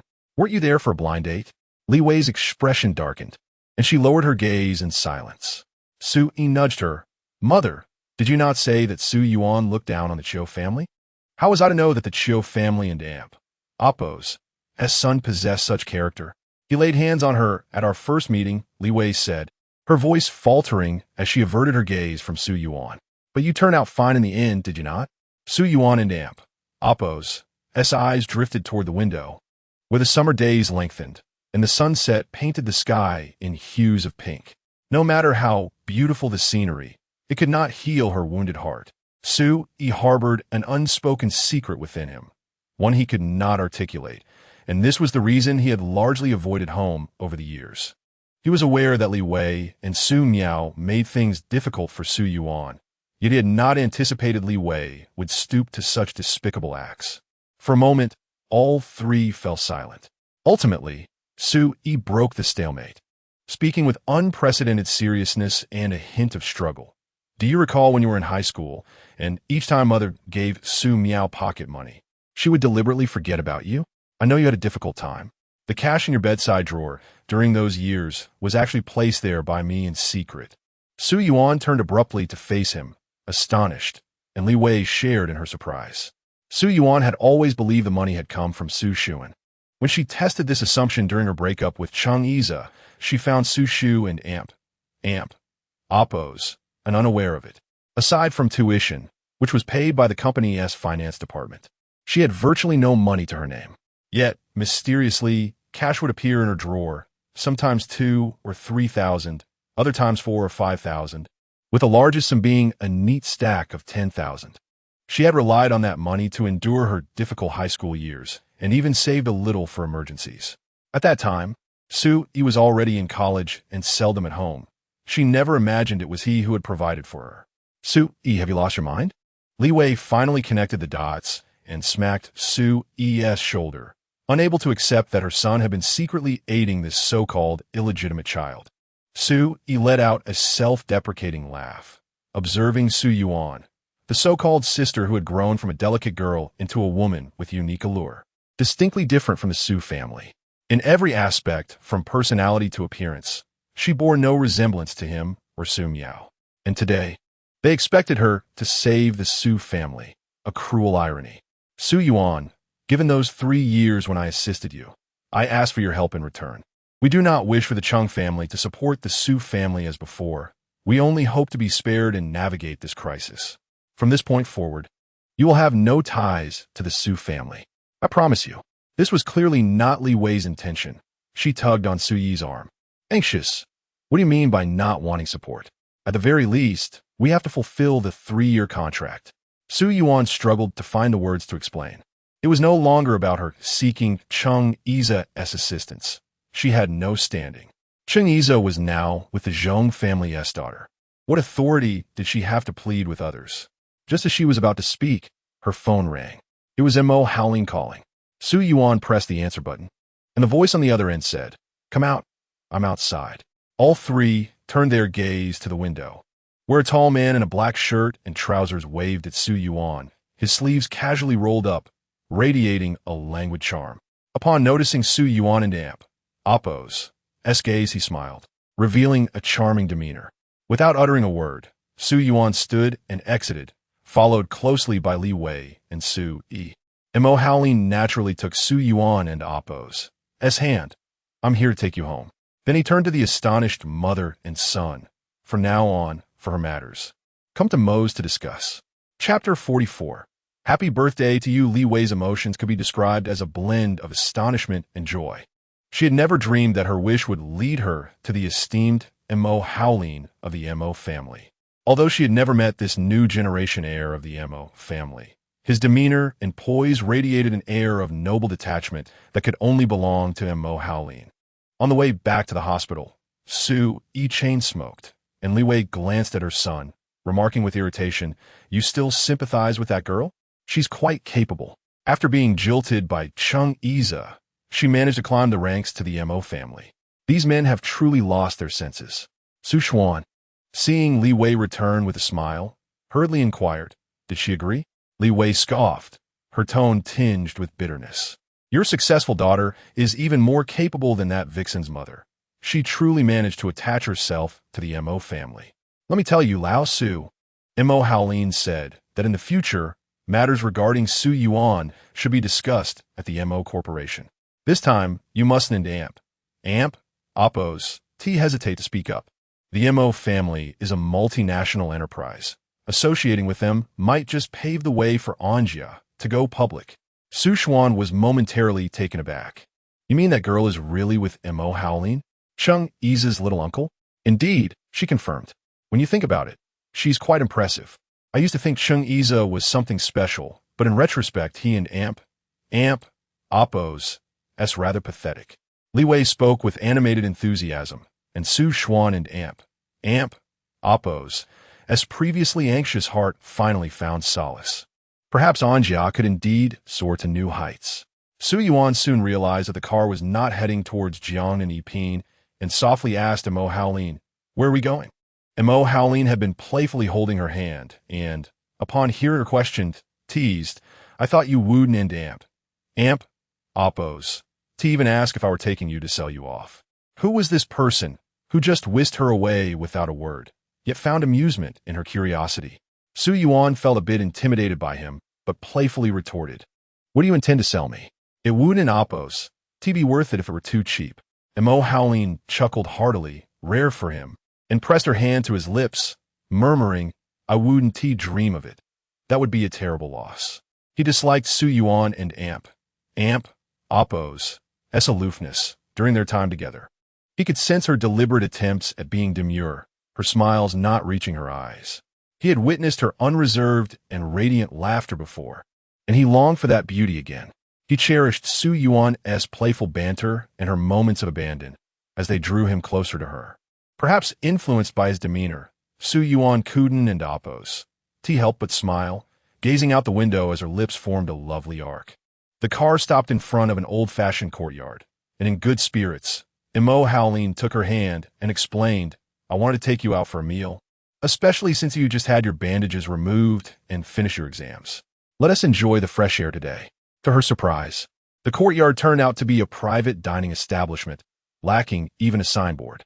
Mo Haolin led her directly to a private room, where opening the window revealed a picturesque lotus pond, accompanied by the sounds of cicadas and birds, creating a unique ambience. Dressed in a light gray off-shoulder top that revealed one fair shoulder, paired with white wide-legged pants.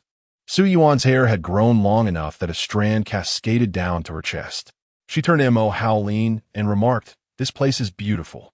Mo Haolin, captivated by her, drew her into his embrace from behind, whispering in her ear, "Yes, it is indeed beautiful."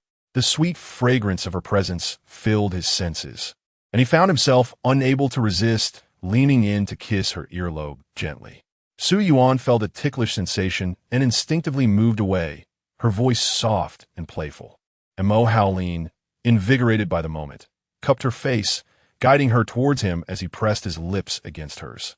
Having resided at Jiangnan for nearly a month, he had restrained himself, and apart from those 2 kisses and occasional hand-holding, their intimacy had been limited. The last time she had fallen asleep at his study desk, he had grappled with immense willpower to refrain from carrying her back to his room. With only a few hours until his 30th birthday, the girl he cherished was right beside him, in his arms as they kissed.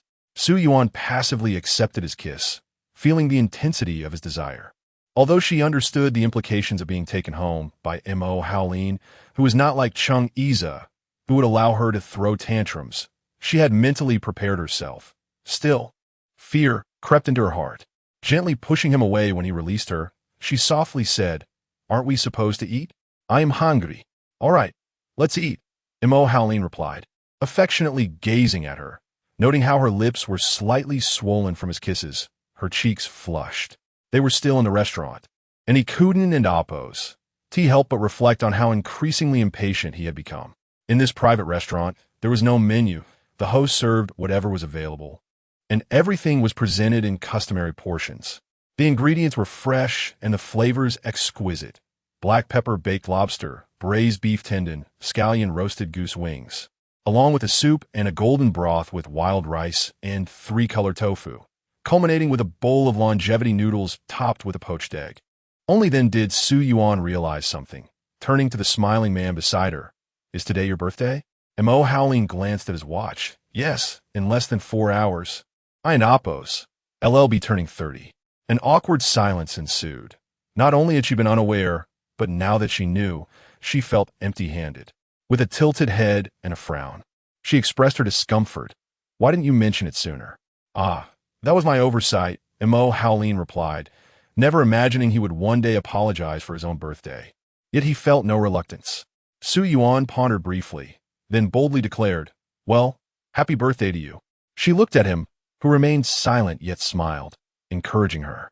After some mental preparation, she leaned in and kissed his cheek, adding, "Haolin, happy birthday."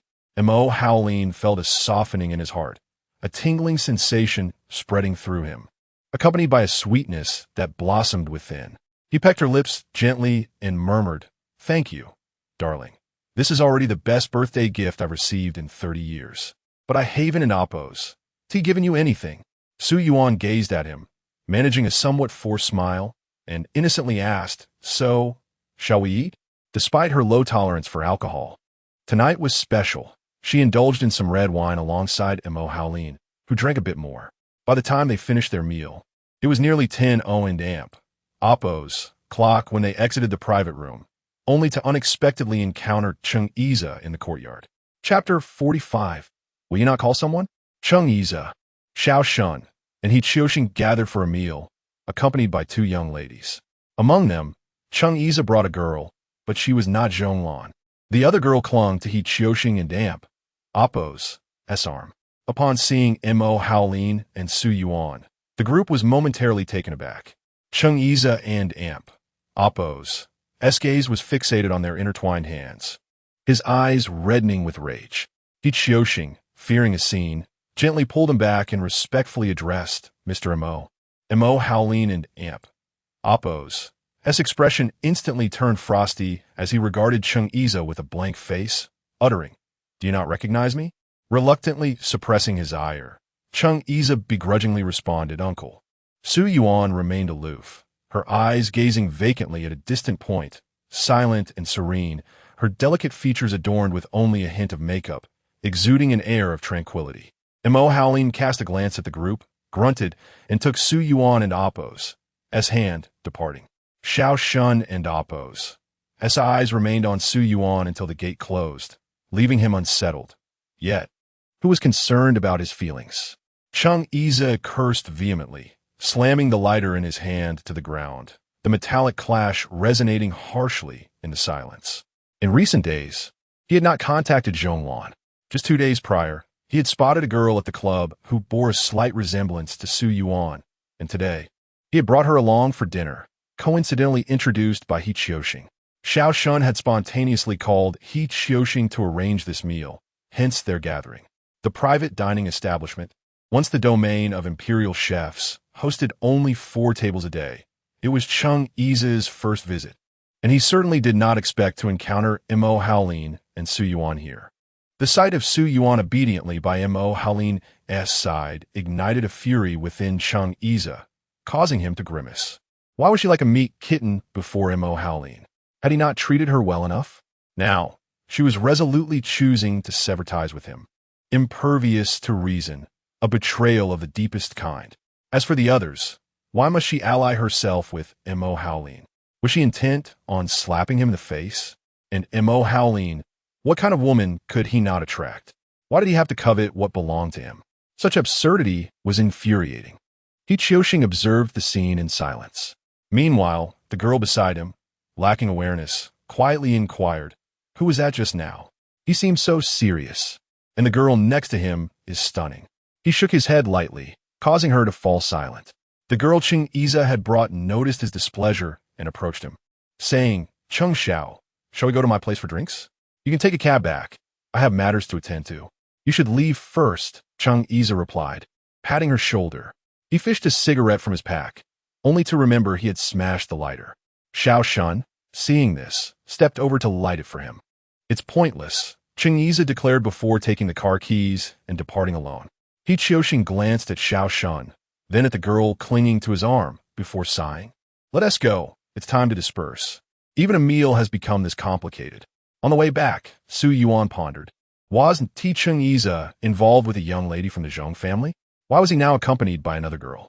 Mo Haolin observed her leaning against the car window, lost in thought, her expression downcast. He squeezed her hand, asking, "What are you thinking about?" Su Yuan and Oppo's gaze flickered momentarily, and upon noticing Mo Haolin and Oppo's expression darkened. "What's wrong? You mentioned discussing the Su family matters with me this afternoon. Yudan and Oppo's, do you know them well? It and Oppo's. Best you refrain from getting involved. Whatever demands they make, do not acquiesce. I and Oppo's made things clear with them. There will be no further relations." Realizing this was the crux of her concern. Mo Howling initially thought she was preoccupied with Chung Yiza, but now questioned his own suspicions. I have it under control. You need not worry about these matters anymore. You said you wish to focus on your studies in peace. If I cannot even meet such a simple request, what purpose do I serve? He leaned in, nudging his nose against hers affectionately. Su Yuan was still unaccustomed to such intimacy and instinctively recoiled. Yet, Mo Howling pressed forward, kissing her gently, then pulling her into his embrace, saying, "Tomorrow, I must return to the old residence. I may not be back in the evening. Be good. I had a wonderful time today. Thank you for celebrating my birthday with me." A ripple of warmth washed over Su Yuan. Mo Howling truly was kind, always taking the time to inform her of his whereabouts and intentions. She could discern that his private life was devoid of the frivolities Chung Yiza indulged in, unlike the latter's penchant for frivolous games with his affluent companions. At times, she wondered what sort of man Mo Howling was.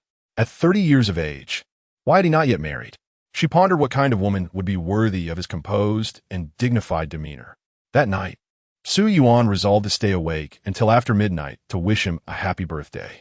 After all, turning 30 was a significant milestone. Though she had not prepared a gift, she felt it necessary to make an effort. While Mo Howling watched a football match, she sat beside him, feigning interest in a sport she barely understood. Asking a few questions, Mo Howling, ever patient, explained the rules, while Su Yuan leaned against him, her eyelids growing heavy. She soon succumbed to sleep, resting her head on his shoulder. With great care, Mo Howling lowered her, allowing her to rest on his lap, draping a blanket over her. He turned the television volume down low, one hand caressing her face while the other held the remote. The room fell into a tranquil silence, illuminated only by the flickering screen, dispelling the emptiness of the space. During this time, Shi called, but he declined to answer, sending a message instead. "Please text me. I cannot take calls right now." Shi reminded him of a family dinner the following day to celebrate his birthday. He replied with a simple acknowledgement before tossing the phone aside. As midnight approached, Su Yuan stirred, shifting on his lap to find a more comfortable position before drifting back to sleep. Mo Howling gazed at the peacefully slumbering girl, a bittersweet smile gracing his lips. She had clearly intended to wait until midnight to wish him a happy birthday, yet had fallen asleep instead. Was there anyone more carefree than her? Ultimately, he decided against returning to the bedroom, content to remain on the couch, which was spacious enough for both. When morning arrived, Su Yuan awoke to find herself nestled in Mo Howling and Oppo's embrace, both of them having spent the night on the couch. She recalled her intention to stay awake until midnight to offer him her best wishes, only to have succumbed to slumber instead. Chapter 46. Are you out of your mind? Every year on his birthday, the old residents would invite a multitude of unrelated individuals to celebrate Mo Howling and Oppo's special day. Most of the guests were business associates, accompanied by some young ladies of marriageable age. The flow of guests resembled a grand banquet, and Mo Howling often felt that this was not a celebration for him, but rather a large social gathering masquerading under his name. Shi delighted in navigating such events, exchanging toasts and compliments with ease. He felt like a mere tool, summoned at will, utterly devoid of interest. This year was particularly significant, being a milestone birthday. Thus his presence was deemed necessary. However, this year in Oppo's celebration appeared more extravagant than in previous years, with at least a dozen eligible young women, each vying for attention with their unique beauty. Those attending the birthday banquet were well aware of Mo Jinghua's intentions. He was evidently searching for a daughter-in-law, given that his only son had reached the age of 30, and it was high time to consider marriage. The Chung family arrived together, with Chung Xinjian, known for his bluntness, exclaiming humorously upon entering, "The old man is truly selecting a bride for his son." And Mo Kara glanced around and remarked to Chung Yiza, "I dare say none can compare to Lan. My son, you should take heart. The Zhong family possesses such a gem, and you have secured her first." Chung Yiza preferred to avoid this topic, as he had nearly severed ties with Zhong Lan, who had made it abundantly clear that while she was open to marriage, it would merely be a facade for public appearances with separate lives at home. The option of not marrying was also on the table, but that would be his burden to bear. Her attitude, was one of utter indifference. Only his mother remained lost in her delusions of them being a perfect pair. Cheng Yize still could not comprehend how Su Yuan had become involved with Mo Haolin. He was in no position to marry her. Yet today, the room was filled with fluttering hearts, all ostensibly there to court Mo Haolin.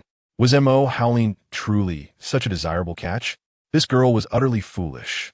He observed from a distance as Mo Haolin navigated the crowd with grace, exuding a demeanor of perfect propriety, while the gazes of the young women flickered toward him. Half-heartedly intrigued, Cheng Yize could not help but mutter under his breath, "Humph, does he really consider himself some kind of emperor?"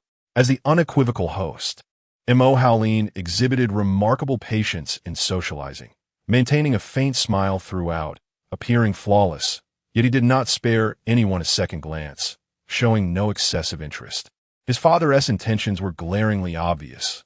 After last time in Oppos, his outburst over the rescue team incident, this time his father orchestrated this gathering without so much as a greeting, a clear warning to hasten his focus on marriage. The presence of bodyguards accompanying Su Yuan was not just a precaution against Cheng Yize, but also a measure against Mo Jinghua and Oppos, as potential mischief, as the time for public acknowledgement had not yet arrived. Otherwise, he would not have been so compliant. Amidst the vibrant gathering, Mo Haolin recalled the previous night spent on the sofa with Su Yuan, who was restless in her sleep, disrupting his rest. Now, faced with a house full of guests, he felt overwhelmed. Unsure when this event would conclude, he typically would have stayed at the old residence, but this year, with someone else in the house, he felt an inexplicable urge to leave. Shuri approached him, gently stroking his arm, and spoke softly. "Have you found anyone appealing? You know your father's intentions. You're not getting any younger, you ought to put in some effort. Is it enough if I find someone appealing to you?" Mo Haolin replied, his elongated eyes harboring a hint of jest, yet a flicker of sincerity. Shuri, taken aback by the prospect of his interest, beamed with delight. "Your happiness is paramount. Let me suggest a few eligible young ladies." Mo Haolin reassured her, "Do not worry. I will present someone for your approval." The gathering continued until nearly 11:00 and Oppos clock when Shuri noticed the guests beginning to depart. Wishing for her son to rest early, she was surprised when Mo Haolin stood and moved toward the exit. She hurried to intercept him, asking, "Where are you off to at this hour? Aren't you staying at home?" "I'm not accustomed to it. I prefer to return to my own place," he replied, stepping outside, while Shuri called after him, "Child, isn't this your home?" Having consumed a fair amount of alcohol, he received a message indicating that the driver was to return to Jiangnan. Hastily taking the car keys, as Mo Haolin exited the courtyard, he spotted Cheng Yize leaning against the road, smoking a cigarette, evidently waiting for him. The two had not exchanged a word all evening, yet here he was, blocking the entrance, and it was clear what he intended. Was this small matter still unresolved? Mo Haolin and Oppos' mood soured upon seeing Cheng Yize, who had been a source of annoyance all night. "What do you want?" he demanded. Once, their relationship had been amicable, but the rift caused by Su Yuan had transformed their interactions. Cheng Yize, unable to let it go, still sought to engage Mo Haolin in conversation. He offered a cigarette, which Mo Haolin declined. "I smoke less these days. I don't want it." Cheng Yize, foregoing any subtlety, directly stated, "Little uncle, Su Yuan has had a hard life. You know she is an illegitimate child. We both understand the situation today. Grandfather is already arranging your marriage, so please spare her. Since when is it your place to concern yourself with my life? Do I owe you an explanation for my marriage?" Mo Haolin retorted, his irritation evident. They had been separated for nearly a year. Cheng Yize's reluctance to move on made him question his masculinity. With the conversation reaching a boiling point, he added, "Aze, let go of what you shouldn't cling to. If you've chosen to ally with the Zhong family, then keep your distractions in check. Stay away from Su Yuan."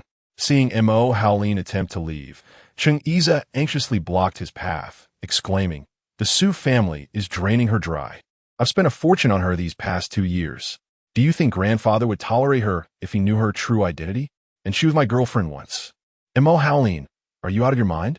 Mo Haolin and Oppos' patience had reached its limit. He grasped Cheng Yize's shoulder firmly, applying considerable pressure. Chung Iza winced in pain, his eyes ablaze, unwilling to relent. Ultimately, Mo Howlin released his grip, giving him a final warning: mind your words before getting into the car. Su Yuan, believing Mo Howlin would not return home that night, had settled into the media room in her nightgown, draped in a shawl, enjoying a film with a glass of white wine, giggling at the screen. Upon returning, Mo Howlin found the room empty, though her phone was charging on the bedside table, indicating she was indeed home. Where could she be? Descending to the basement, he discovered her in the media room. He pushed open the heavy door, finding her laughing at a scene featuring little yellow creatures flailing in water. He pondered, if he didn't return home, would she still be so joyful? Having indulged in a bit too much alcohol and endured a frustrating evening, he felt slightly lightheaded. Mo Howlin stood behind her chair, hands resting naturally at his side, before leaning down to inhale deeply at her neck. Chapter 47. May I please you? The sound system in the media room was exceptional, and Su Yuan was entirely oblivious to the presence behind her, resulting in a significant spill of champagne on her pale, yellow nightgown. The usually demure little cat finally lost her composure, glaring at Mo Howlin in anger. Why do you always launch surprise attacks from behind? Just look at the mess you've made with the wine. How fierce! Mo Howlin, in a rare display of drunkenness, gazed intently at her, his hands propped on the back of the chair, exuding an air of roguish charm. Su Yuan, who was not fond of inebriated men, pouted in disdain. Who told you to scare people from behind? You frightened good people into a state of distress. Didn't you say you wouldn't come back today? Did she truly not want him to return? Mo Howlin shamelessly maneuvered himself to sit in front of her, forcefully pulling her hand toward himself. Ultimately, Su Yuan found herself perched on his lap, a position that felt uncomfortably intimate. The situation escalated as Mo Howlin wrapped his arms around her waist, rendering her delicate nightgown practically irrelevant. He buried himself against her, his lips roaming over her skin, each touch igniting a fervent heat. Darling, may I please you? Su Yuan was taken aback that a man like him would express a desire to indulge a woman, her body instinctively arching backward. Yet Mo Howlin's grip was too tight for her to escape. I am Mo Howlin. Don't bite. There Su Yuan found herself teetering on the edge of losing control, bewildered at how this man transformed into such a rogue when intoxicated.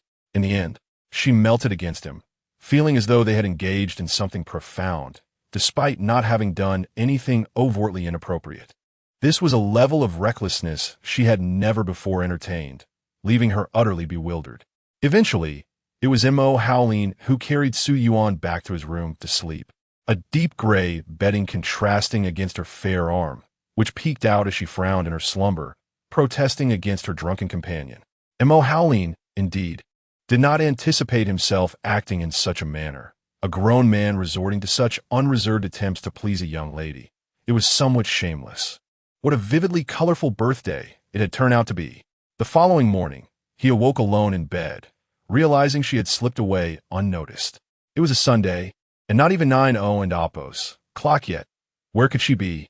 Upon inquiring downstairs, the housekeeper informed him that Miss Su had left early, around 7, without even having breakfast. Mo Howlin found himself both amused and infuriated, pulling out his phone to call Su Yuan. After a lengthy wait, she finally answered, just as his patience was waning. On a Sunday morning at 7, where did you run off to? The property management called me this morning to report a leak from the upstairs into my unit.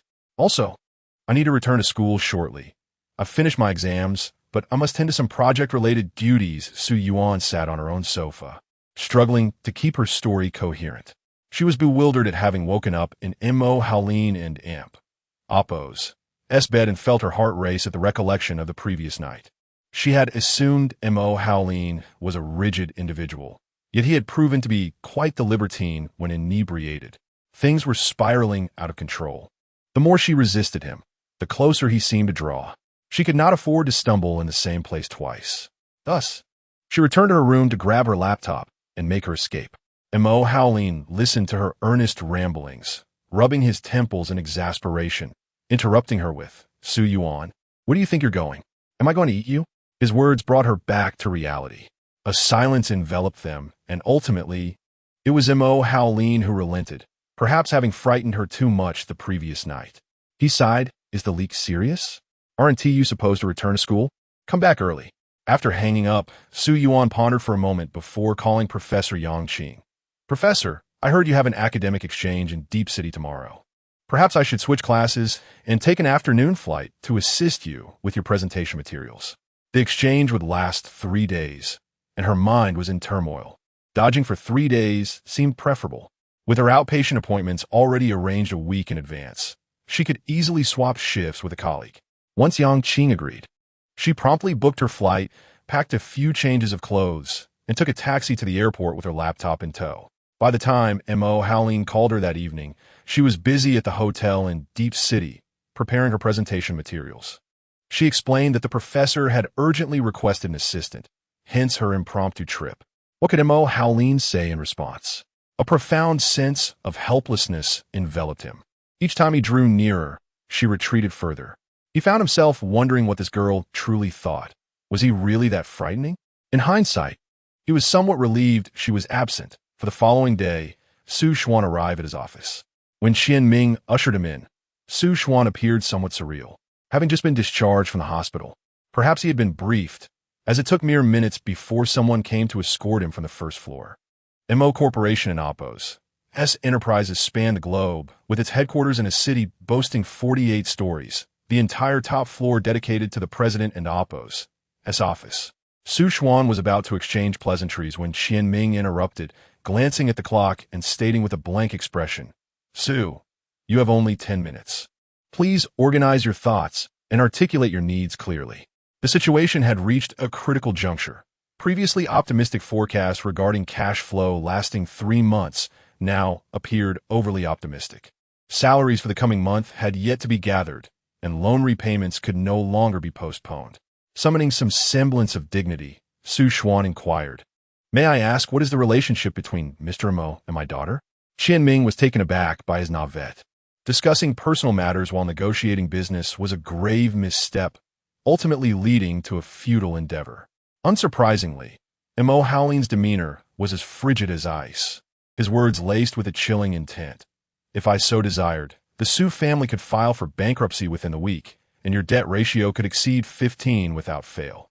Though Su Xuan was seasoned in the business world, Mo Howling's imposing presence rendered him momentarily speechless, leaving him at a loss for words. Mo Howling signaled to Qian Ming, who handed over a stack of documents to Su Xuan. Upon opening them, he discovered a share transfer agreement and a contract for a professional manager. Stunned, he stammered, "What does this mean?" As the 10 minutes elapsed, Mo Howling stood, remarking, "You may explain to him. If you do not sign by the day after tomorrow, there will be no opportunity to sign at all." He had a meeting to attend and lacked the time to waste. Qian Ming, maintaining a cordial demeanor, sat beside Su Xuan, pointing out each section of the documents. "It's quite simple. You may either choose bankruptcy and debt or transfer all 84 of the Su family's shares in Anjia to Su Yuan, who will then employ you as Anjia's professional manager. The contract is for 3 years, with an annual salary calculated at 2 million, based on the current average for small to medium enterprises. Should Anjia turn a profit, you would also receive 20 of the net profit as a bonus. However, if you fail to make Anjia profitable, as the owner, Su Yuan reserves the right to replace you." In essence, Su Xuan would soon find himself working for his daughter, with the entire Anjia under her auspices. Whether he remained in his position would depend on his ability to generate profit. Otherwise, he could be dismissed at any moment. Chapter 48. The sky has fallen. Su Xuan never imagined such a conclusion. Upon exiting the MO building, he was momentarily blinded by the sun, feeling unsteady on his feet. He was on the verge of being grounded before even taking off. His annual salary of 2 million was insufficient to cover the expenses of Li Wei and Su Miao, not to mention Su E and Oppos S extravagant investments. The old man was clearly prioritizing his own survival. It felt as though the sky was collapsing around him. He never anticipated that matters would deteriorate to this extent. Regardless of whether he signed the 2 documents, it felt like a dead end. Noticing his boss's prolonged silence upon entering the car, the driver cautiously inquired, "Mr. Su, are we heading back to the office?" Su Xuan weakly replied, "Let us go home." Qianming returned a call to Mo Haolin, informing him that Su Xuan needed a couple of days to contemplate. Mo Haolin scoffed. Don and Amp, oppose, worry, he will sign. Just in time, I have a little gift for Su Yuan when she returns. That gift must be quite substantial, Qianming jested. Do you know how you currently appear? Like a foolish monarch, exhausting yourself to please a beautiful maiden. Over the past 3 days, Su Yuan had a fulfilling experience. The exchange conference invited the renowned American psychologist, Gels, to share his most classic topics, which was a delightful surprise. This psychologist was celebrated globally and advocated a person-centered approach to psychotherapy, emphasizing individuals and oppos' innate ability to self-regulate and restore mental health. He was a scholar Su Yuan admired greatly. Excited to meet her idol, Su Yuan attentively listened as Professor Yang Qing engaged with Gels. During a photo op, she seized the moment to join in, and to her delight, Gels was exceptionally approachable. They took an additional photo together, prompting Su Yuan, who rarely updated her social media, to share this rare moment. Her senior colleagues were envious, showering her with likes. Mo Haolin also saw the post, where Su Yuan, tilting her head and flashing a radiant smile revealing 8 teeth, showcased a particularly prominent dimple on her right cheek, exuding sweetness. Despite knowing she was avoiding him, Mo Haolin's gloomy disposition lifted upon seeing her happiness. He saved this singular photo, even with the presence of an unflattering American man beside her. On the eve of their return to City A, the experts gathered for dinner at a famous Cantonese restaurant in Deep City. Su Yuan felt more like herself in the presence of her teachers, trailing closely behind Yang Qing. Many scholars attending the exchange recognized Fong Ying, who was known to be Professor Fong and Amp, oppos, as prize student, and they greeted Su Yuan warmly. The table buzzed with academic discussions, interspersed with conversations about unique cases. While others indulged in red wine, Su Yuan contentedly sipped juice. As the clock approached 9, Mo Haolin called. She quietly stepped outside to answer. Lowering her voice, she asked, "What is up?" Mo Haolin, feeling that it was time to move past recent events, gently inquired, "When are you coming home? Send me your flight number. I'll arrange for a driver to pick you up. I have an early flight tomorrow. Professor Yang and I will head straight to the hospital after we land. I have patients scheduled for the afternoon. You and oppos, busier than I am, even with the rotations. How about I pick you up from work tomorrow night? There are quite a few patients, and I might have to work late. Don't worry about me. I can manage on my own. Yuan, let us have dinner together tomorrow night," Mo Haolin said softly, holding the 2 documents Su Xuan had just signed. "I have a gift for you." Earlier that afternoon, Su Xuan had called Qianming, expressing his willingness to sign, but also hoping that the MO Corporation could assist in Jia, ensuring its normal operations in the future. Qianming, in Mo Haolin and Amp, oppos, S office discussing matters, nodded at the person lounging in the boss and Amp, oppos, S chair and replied, "Of course." Though reluctant, if the MO Corporation was willing to lend a hand, and Jia could maintain a profit of approximately 30 million a year, which was a decent income, ensuring that the family would be well provided for. The Chiu family still had over 20 million in assets yet to be retrieved, along with some properties and idle investments. Compared to bankruptcy and debt, this was the best outcome possible. After ending the call, Su Yuan fell into contemplation. Although they now lived together, she would inevitably leave. Their relationship could not last, and some conversations needed to be addressed early. He would eventually marry. She could not be the third party. This was her bottom line, a wound within her heart that could not be touched. If it weren't and oppos, T for Guli Hong and oppos, S intrusion into Su Xuan and oppos, S family, she wouldn't have felt so diminished. The sultry heat of Deep City enveloped her as she washed her face in the restroom. Just as she was about to return to the private room, a middle-aged woman entered, instructing a young boy at the door, "Mommy is going to the restroom. You stay right here and wait for me, okay?" The voice was all too familiar, causing Su Yuan's pupils to dilate in disbelief as she turned to face the woman. It was Guli Hong, her mother. They hadn't seen each other for nearly 13 years. The woman before her was no longer the youthful figure she once remembered, now clad in a light green dress that faintly echoed the past. Tears streamed down Su Yuan's face as she uttered, "Mom." Li Hong stared at the beautiful young woman before her, momentarily stunned, then suspiciously called out, "Is that you, Su Yuan?" She glanced nervously towards the door where the young boy was happily engrossed in his phone, then lowered her voice to ask, "What are you doing in Deep City?" Su Yuan noticed the boy, likely around 6 or 7, whose features resembled Li Hong's unmistakably. She had hoped that her mother would find happiness after leaving Sichuan. But Li Hong's expression bore no joy at seeing her. Disappointment welled within Su Yuan as she wiped her tears and asked, "Is that my little brother? I'm here with my teachers for an academic event."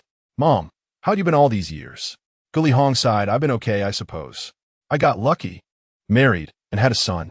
My husband, though older, treats me decently." She glanced at Su Yuan, her expression conflicted. "I can't talk long. You've grown up. It seems Su Xuan is treating you well. Let's leave it at that." Seeing her mother preparing to leave, Su Yuan hurriedly implored, "Mom, can you give me your phone number? I promise I won't disturb you." Li Hong pondered for a moment before shaking her head. "Forget it. Just pretend you never saw me. My current husband doesn't know about my past. Take care of yourself." With that, she fled, almost as if escaping. Su Yuan stood watching as Li Hong took the boy's hand, disappearing from her sight without a backward glance. Her hands trembled as tears flowed uncontrollably, leaving her heart heavy with sorrow. 13 years had passed without her mother even asking about her well-being. Their hurried farewell left her wondering if they would ever meet again. Not even a fleeting thought was spared for her. Such was the reality of her biological mother. Chapter 49. What I have never desired is your thanks. Su Yuan lingered at the restroom door for quite some time before returning to the private room. Her emotions were tumultuous, filled with feelings of grievance, resentment, and even bitterness. Yet ultimately, she found a sense of release. After all these years, she had learned to manage her emotions alone and had long since relinquished her expectations, had she not? Upon returning to City A, Su Yuan went directly to Renshin. In the afternoon, Mo Howlin had scheduled a golf outing with a client, and afterward, he came to pick Su Yuan up from work, dressed in casual attire. When he arrived, Su Yuan was in the treatment room conducting tests on a young girl, and Mo Howlin leaned against the transparent glass, watching her with a gentle smile and warm eyes, displaying remarkable patience with the child. She looked particularly lovely in her white lab coat, a stray lock of hair framing her beautiful profile. And Mo Howlin mused that if Su Yuan were to have children, she would undoubtedly make an exceptional mother, ideally giving birth to a daughter as beautiful as herself. Thursday was already a busy clinic day, and they had also moved the Monday patients to today. Su Yuan and Professor Yangqing worked diligently until nearly 8:00 and Oppos clocked to complete their tasks. By the time Su Yuan emerged from writing her medical records, it was already 8:30, and she discovered that Mo Howlin had been waiting in the reception area for her. After waiting for over 2 hours, he smiled wryly upon seeing Su Yuan approach. "Dr. Su, shall we go eat now? I and Oppos am starving. What would you like to eat?" Su Yuan asked, her spirits somewhat dampened. Yet she did not wish to offend him. "Why do you look so unhappy?" Mo Howlin asked, pulling her close and gently stroking her face. His inquiry, rather than being innocuous, unleashed a torrent of emotions that Su Yuan had been suppressing all day and night.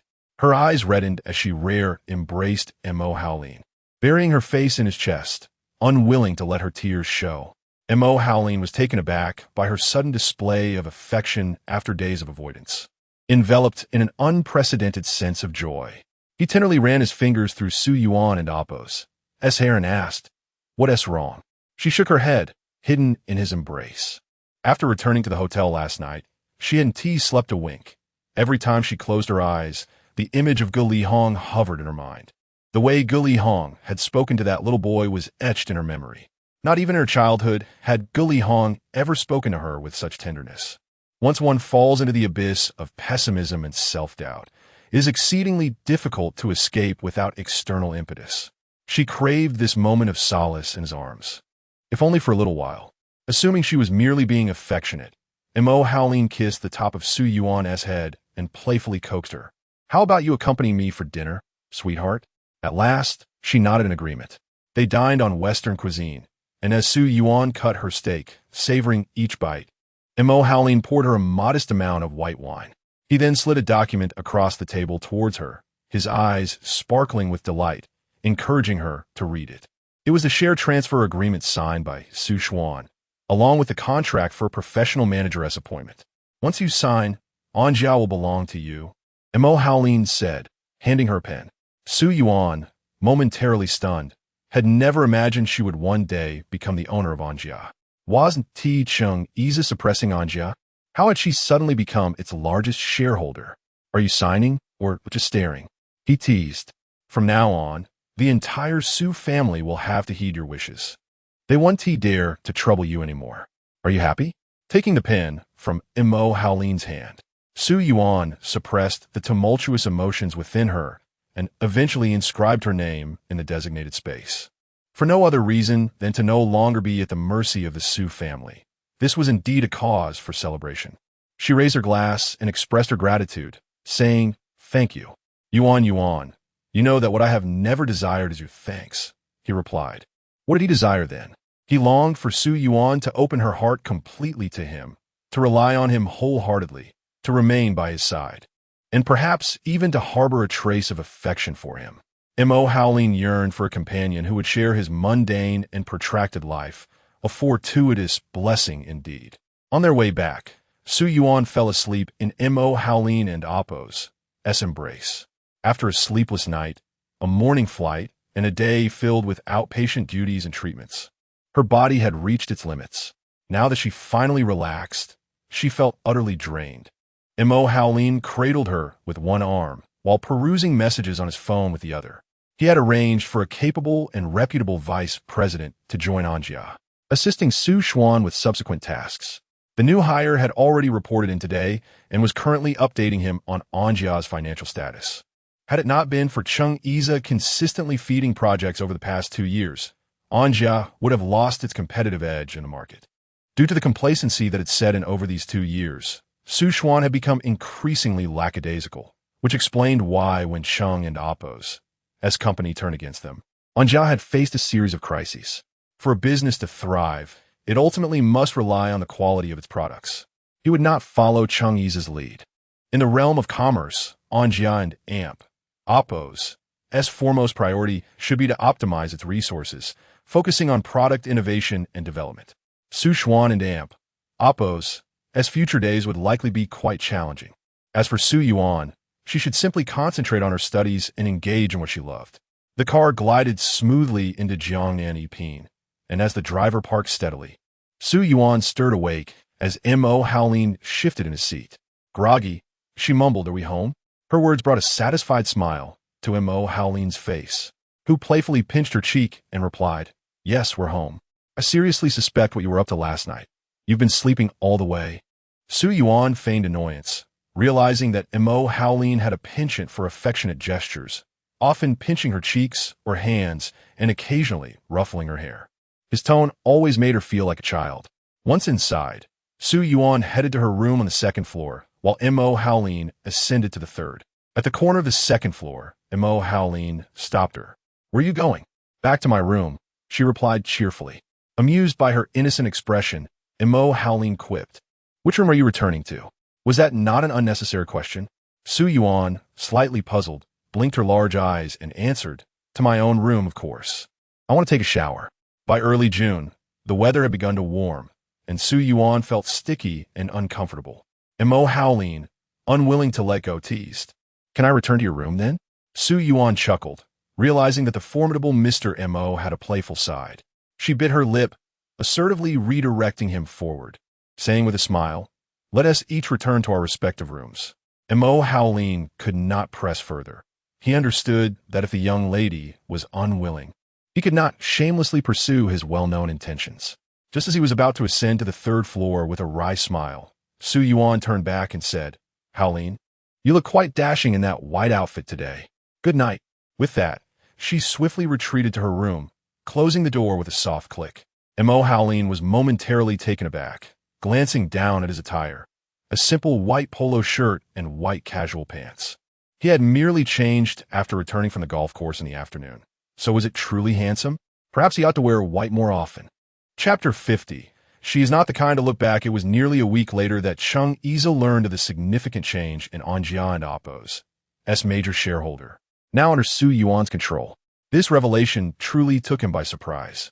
Mo Haolin had directly dispatched a vice president to assist Su Xuan, who, despite the facade of professionalism, was involved in every detail, including the unfinished contracts with the Chung Corporation. Previously, relying on the scale of the Chung Corporation, they had blatantly bullied Anjia, knowing that the latter had no recourse against their failure to fulfill contracts. However, the situation had shifted. With the support of the MO Corporation, contracts now had to be honored. In the commercial arena, akin to a battlefield, the stronger party wields the authority. This unchanging truth prevailed. After all, Mo Haolin was resolute in his intervention, and Chung Isa realized that opposing him would be futile. Furthermore, Chung Corporation relied heavily on resources from the MO Corporation each year, leaving him no choice but to tread carefully regarding the company and Oppo's well-being. In terms of cunning and ruthlessness, he was no match for Mo Haolin. Thus, letting go was no longer an option. Since Su Yuan and Mo Haolin became a couple, Xiao Shun and Chung Isa's relationship had improved considerably. He Qiu, who had been introduced to Chung Isa by his family, had a friend named Xiang Ran, having studied art appreciation abroad for several years. She returned home to work as a curator, being the daughter of a leader at Hichio and Oppo's company. One evening, during a gathering, Hichio brought her along. Chung Isa frowned slightly, finding her somewhat naive, possessing a clear yet foolish innocence. Xiao Shun, however, was indifferent, as he did not enjoy bringing girls out, and he was disinterested in others' affairs. That night, Chung Isa, for once alone and feeling bored, leaned against the bar sipping his drink. Xiang Ran handed Hichio several tickets, saying, "We have a biological art exhibition on butterflies coming up. You mentioned that Anon likes butterflies. Why not take him along with your sister and brother-in-law?" "Butterflies? The blue flash butterfly? I have a friend who adores them. Could you secure some tickets for her? I'll deliver them tomorrow. Is she a girl or a boy?" Xiang Ran feigned displeasure, playfully pouting at Hichio. Hichio, genuinely fond of Xiang Ran, found her refreshing and uncomplicated, enjoying her presence. He teased her, "A girl. Are you feeling jealous? She's the beautiful one you mentioned last time. She's an psychologist." "Wow, she's a psychologist? How cool. I'll accompany you tomorrow to deliver the tickets. Should we take an along? And it has school. I'll go alone. Just give me the tickets. If she goes to the exhibition, you two will meet." After a period of intervention and therapy, Anan's social communication skills had significantly improved, and visits to Rinxin were no longer as frequent. Upon hearing about delivering tickets to Su Yuan, Chung Isa looked up at his friend and said, "What if I go?" Xiaoshin scoffed. Hichio promptly rejected, "Forget it. Don't cause trouble. Just drink your beer. If you're really bored, why not go flirt with someone?" Xiang Ran, puzzled by their dynamic, whispered, "What is the story behind that mysterious beauty?" Hichio shushed her. "Be quiet. There are things you don't need to know." The relationship among Su Yuan, Chung Isa, and Mo Haolin had become a taboo subject. Even when Hichio visited Rinxin, he never pried, respecting the privacy that comes with adulthood, where even friends have their secrets. Xiao Shun remained silent, consuming his drink. Since their last encounter, he had not broached any topic regarding Su Yuan and Chung Isa and Oppo's presence. Only he knew that occasionally he would wait outside Rinxin on his motorcycle, catching a glimpse of Su Yuan smoking before departing. On 2 occasions, he witnessed Mo Haolin picking her up personally, holding her hand in an affectionate manner. It was evident that Mo Haolin treated her well. Chung Isa and Oppo's spirits were low, and by 11:00 and Oppo's clock, he was ready to leave. Hichio decided to escort Xiang Ran home, and Xiao Shun told Chung Isa, "I'll step outside for a smoke. You go ahead." Chung Isa, alone regardless, nodded and followed suit. Next to the bar was a row of luxury cars, with a landscaped area behind them. A couple stood behind a Maserati, engaged in a passionate kiss. The man leaned slightly back while the woman, wrapping her arms around his neck, stood on tiptoe to kiss him. Xiao Shun, ever rebellious, whistled at them and shouted, "Hey, why not get room?" The girl turned her head, and Chung Isa was taken aback. It was Zhonglan. Wasn't she supposed to be a refined and graceful lady from scholarly family? Here she was, embracing a man at the bar. What kind of luck had she stumbled upon, with all these suitors? Zhonglun clearly recognized him, showing no sign of panic as she pulled the man toward the car. This vehicle belonged to her, and before she could open the door, Chung Iza pressed her back. Don't you think you owe me an explanation? Never had he felt such humiliation. He wondered what kind of woman his mother had found for him. Had he known it would come to this, he would have preferred to marry Su Yuan. Little did he know, Zhonglun was entirely unperturbed, telling the man, "You get in first." Then, casting a disdainful glance at Chung Iza, she remarked, "I know you took a girl from the club out to dinner and gambling not long ago. We agreed to not interfere with each other. What are you doing now?" The two glared at each other, neither willing to back down. Zhonglun, let's call it quits. This is pointless. Chung Iza found this situation utterly ironic. Previously, he had thought of their union as a mere business transaction, but now it felt devoid of meaning. Suit yourself. I've said I can accept it. Since you cannot accept the marriage contract, go ahead and annul it. Zhonglun got into the car and sped away. Xiao Shun, observing the scene with a cigarette in his mouth, watched the farce unfold. Chung Iza stood there, laughing foolishly, bewildered at how his life had spiraled into chaos, both at work and in personal matters. Everything felt disheartening, as if he were living a joke. Are you really done? Xiaoshan couldn't help but inquire. Chung Iza clenched his teeth. Done. She's nothing but a princess. I won't cater to her any longer. Then shall we continue drinking? Xiao Shan flicked his cigarette, but to the ground, and gestured towards the bar. Fine, let us carry on. The two returned to the bar. And this time, Chung Iza drank straight from the bottle, seeming intent on drowning himself in alcohol. As he became increasingly inebriated, he gazed around at the vibrant lights and the throng of people. Many strangers met here, engaging in fleeting passions, only to awaken to emptiness the next day. He couldn't help but reminisce about the early days with Su Yuan, attending concerts and hiking together, when everything felt sweet. How had they arrived at this juncture? Chung Iza turned to Xiao Shun and asked, "Do you think if I were willing to marry her, would she come back?" Xiao Shun, despite having been with him for 2 years, recognized that Chung Iza still did not understand Su Yuan. He lifted his glass and downed its contents, softly saying, "Give up. She's not the kind to look back." Chapter 51. The exhibition. He Qiuxing repeatedly assured Su Yuan that Chung Iza would not make an appearance, and in gratitude, she accepted a ticket. She had always harbored a fascination for butterflies, spending her childhood alone in the garden, watching them flutter and observing ants scurry about. An article once described that those who cherish butterflies yearn for a life that is simple, free, and unrestrained.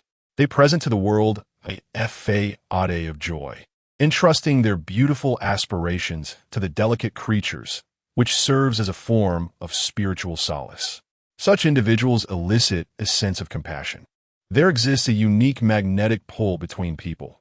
She felt a deep sympathy for an ant, which perhaps explained an amp, oppose, as special reliance on her. On Saturday, Su Yuan ventured to the exhibition alone, as Mo Haolin had been on a business trip for several days, allowing her to enjoy a leisurely weekend. Xiang Ran awaited her at the entrance, accompanied by an aunt, who excitedly rushed over to take her hand. The pair, one tall and one small, made their way into the exhibition hall, where Xiang Ran finally laid eyes on the enigmatic beauty who had captured Mo Haolin's heart. Clad in a simple white dress with a denim jacket and carrying an inexpensive canvas bag, she radiated purity, yet her striking beauty was undeniable. Was she perhaps too young for a man of Mo's stature? Xiang Ran, known for her loquaciousness, quickly bonded with Su Yuan over the course of the afternoon. Su Yuan took numerous photographs, one of which featured a breathtaking oil painting of a large blue morpho butterfly, exuding both beauty and solitude with an air of coolness.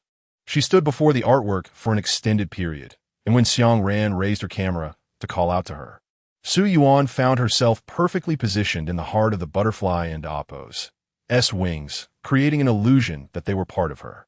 He Qiuxing soon arrived to invite them to dinner at a Japanese restaurant invested in by Xiao Shun. Everyone tacitly avoided mentioning Chung Iza, mindful of Su Yuan and oppo's discomfort. Xiao Shun took the initiative, ordering a plethora of delectable dishes and serving sake as they dined and conversed. And having eaten a bit, succumbed to sleep, resting her head on He Qiuxing's shoulder. Suddenly, Xiao Shun broached the subject of the incident, and Su Yuan, not wishing to conceal anything, recounted the events in brief. Her colleagues at the hospital were led to believe that she had merely sustained minor injuries from a landslide in the mountains, unaware of the full story that had unfolded. This sparked vivid imaginations among many, though the reality had been perilously close to tragedy.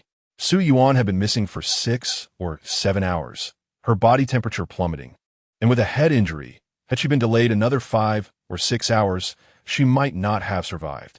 She spoke of it lightly, yet those listening were captivated, unable to fathom the gravity of the situation. Xiang ran, stunned, grasped Su Yuan and Appo's arm, exclaiming, "My goodness, you must never put yourself in such danger again." Yes, in hindsight, I too felt a wave of fear, but at that moment I did not think much of it. Fortunately, Mr. Mo arranged for a private rescue team. I was barely conscious at that point, and any delay could have been fatal. This marked the first time she mentioned Mo Howling in front of others. She wished to shield him from the sordid speculations of outsiders and remained grateful for his life-saving intervention. "So, after Mr. Mo saved you, you became involved with him?" Xiang Ran's eyes sparkled with curiosity as Xiao Shun and He Qiuxing turned to her, awaiting her response. Su Yuan hesitated, then smiled softly. "I suppose that in Appo's, that's one way to put it. If such a man were to risk everything for me, I would gladly reciprocate." Xiang Ran found this notion utterly enchanting, her innocent heart cherishing the sentiment, while Xiao Shun and He Qiuxing viewed it through a more cynical lens. To them, Su Yuan's action seemed no different from her previous attachment to Chang'e. The fleeting nature of a woman's youth rendered her experiences ephemeral. With Mo howling away, she refrained from summoning a driver and was about to call a ride home when Xiao Shun halted her. Considering that, aside from the scoundrel Chang'e, a few others had supported her over the years, there was no need to shun them. Xiao Shun felt a deep ache in his heart as he gazed at this girl, whose life had been marred by misfortune. Despite the scars she bore, she appeared serene and beautiful, perhaps donning a mask in their presence. "Su Yuan, I wish to offer you an apology," Xiao Shun finally confessed, unable to suppress his guilt any longer. Nearly 3 years had passed, and he had been haunted by the memory of that day, when you were nearly harassed by Qiu Jijia. I was right across the street. I heard you cry for help, yet I did not intervene. I am truly sorry. In retrospect, many things seemed like a fleeting dream. Night had fallen, the sky darkened, yet a radiant moon hung high above. She looked up, and the flickers of resentment in her heart began to fade. When she turned her gaze back to Xiao Shun, she felt at ease. There is no need to apologize. You owe me nothing. In that situation, you were under no obligation to save me. Even though I desperately wished for someone to step forward. His heart shattered at her words. The thought that had nearly escaped his lips. What if it had been me who saved you? Shuden and Amp, Appo's, that have forged a connection between us, remained unuttered. Su Yuan took a cab back to Ho Hot Garden, retrieving the stunning photograph Xiang Ran had taken that afternoon, setting it as her phone's wallpaper. She opened a bottle of red wine and settled onto a stool on the balcony, gazing at the stars and moon. The summer night breeze was refreshing and invigorating. Thoughts of the past flooded her mind, particularly regarding Guli Hong, who had often been a mere tool for Su Xuan and Amp, Appo's, approval during her childhood. Despite her academic excellence, Guli Hong had never attended a single parent-teacher meeting, even though she had no pressing obligations. Then there was Su Xuan, whose wife, Li Wei, had hired a private investigator to uncover Guli Hong's infidelity, leading to the discovery of her affair with a younger man. This revelation shattered Su Xuan's heart, causing him to withdraw completely, treating Guli Hong with indifference. As for Chang'e, he had never intended to marry her. She had merely been a gilded cage, a fleeting fancy. Their acquaintance was born of ulterior motives, destined to be transient. Grateful for her early awakening, she felt fortunate to have escaped unscathed. Finally, her thoughts drifted to Mo Howlin, his pristine elegance untouched by the world and Appo's chaos. Yet he treated her with unwavering kindness and consideration. He had saved her twice, never allowing her to feel embarrassed about her vulnerability. After moving to Jiangnan Pin, he had never pried into her past with Chang'e. He was truly remarkable.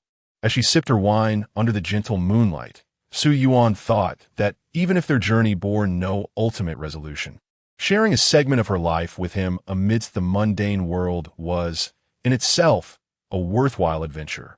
The wine may have been mediocre, but she was in high spirits, completely oblivious to the persistent ringing of her phone on the sofa. Chapter 52. A grand feast as Su Yuan was preparing for bed. She checked her phone and noticed 6 missed calls, all from Mo Howling. Just as she was about to return the call, her phone rang again. Upon answering, Mo Howling's anxious voice reached her. "Ancestor, where have you run off to? I thought something had happened to you. What could possibly happen to me? I simply left my phone on the sofa and didn't hear it. What's the matter? Did you go back to Jiangnan instead of returning to Yuan?" Mo Howling had tried calling her multiple times without success and even contacted the driver and nanny, leaving him quite frightened. Feeling a bit apologetic, Su Yuan realized she should have informed the housekeeper. Yet, Mo Howling was being overly dramatic. She chuckled softly. "I just went home. I oppose. I'm sorry to have worried you. Let us do a video call. I want to see you." Having been away on business for almost a week, Mo Howling had missed her. After failing to reach her earlier, he longed to see her now. They connected via video call, with Mo Howling situated in the hotel study, a pile of documents cluttering the desk, indicating he was still handling work matters. He hadn't even changed out of his shirt. Su Yuan, in a casual cotton linen nightgown, with her long hair cascading down, appeared like a radiant lotus, smiling at him with tender affection. "I can't wait to return immediately," he thought. Yuan, I'm flying back tomorrow. Could you come pick me up at the airport?" Mo Howling swallowed hard, eager to see her first and to return home together. "Tonight." Su Yuan was unusually obedient, replying sweetly, "Sure." Mo Howling smiled, wishing everything could be so harmonious. So he wouldn't feel the need to rush back to his small apartment as soon as he finished his business trip. It was as if his place was not truly her home. "What did you do today?" "The housekeeper said you left around noon." Su Yuan set her phone on the coffee table and sat cross-legged on the carpet, absent-mindedly playing with her hair as she replied. "I went to an art exhibition about butterflies with friends, and we had dinner together. Male or female?" The question slipped out before he could restrain himself, and upon asking, he felt a bit embarrassed. Su Yuan playfully retorted, "Are you that strict?" There were both men and women, as well as children. "Is that answer satisfactory?" "Well, the children at home must be monitored closely. We cannot let them go astray." "I'm almost 23. Am I still a child?" She teased. "But you're already 30. When you were in college, I hadn't even graduated from elementary school." Su Yuan calculated the 7-year age gap and realized that compared to him, she indeed seemed younger. Unexpectedly, her remark darkened Mo Howling's expression, and he seemed displeased. "Am I that old? Do you think I'm too old?" "Old man, get some rest early. I'm feeling sleepy and need to go to bed now." Su Yuan mischievously teased him, hanging up the video call before he could respond. Thinking that Mo Howling was probably fuming, her mood lifted even more. Mo Howling, frustrated, found himself unable to concentrate on the documents before him. He had booked a presidential suite for his business trip, while Qianming stayed in the guest room. When he came to collect some files, he noticed Mo Howling's furrowed brows and assumed there was a problem with the proposal. "What's wrong?" Mo Howling tossed the documents onto the table, exasperated. "Am I that old? Boss, have you lost your mind? What sort of question is that?" Qianming's jaw dropped in astonishment. "Pass me a cigarette." Mo Howling beckoned him over. "Didn't you say you were trying to quit?" Qianming replied, rummaging through his pockets for a cigarette and lighter. "You seem unusually flustered today, and now you're worrying about age." "I suspect it's because of that little girl," he chuckled, amused.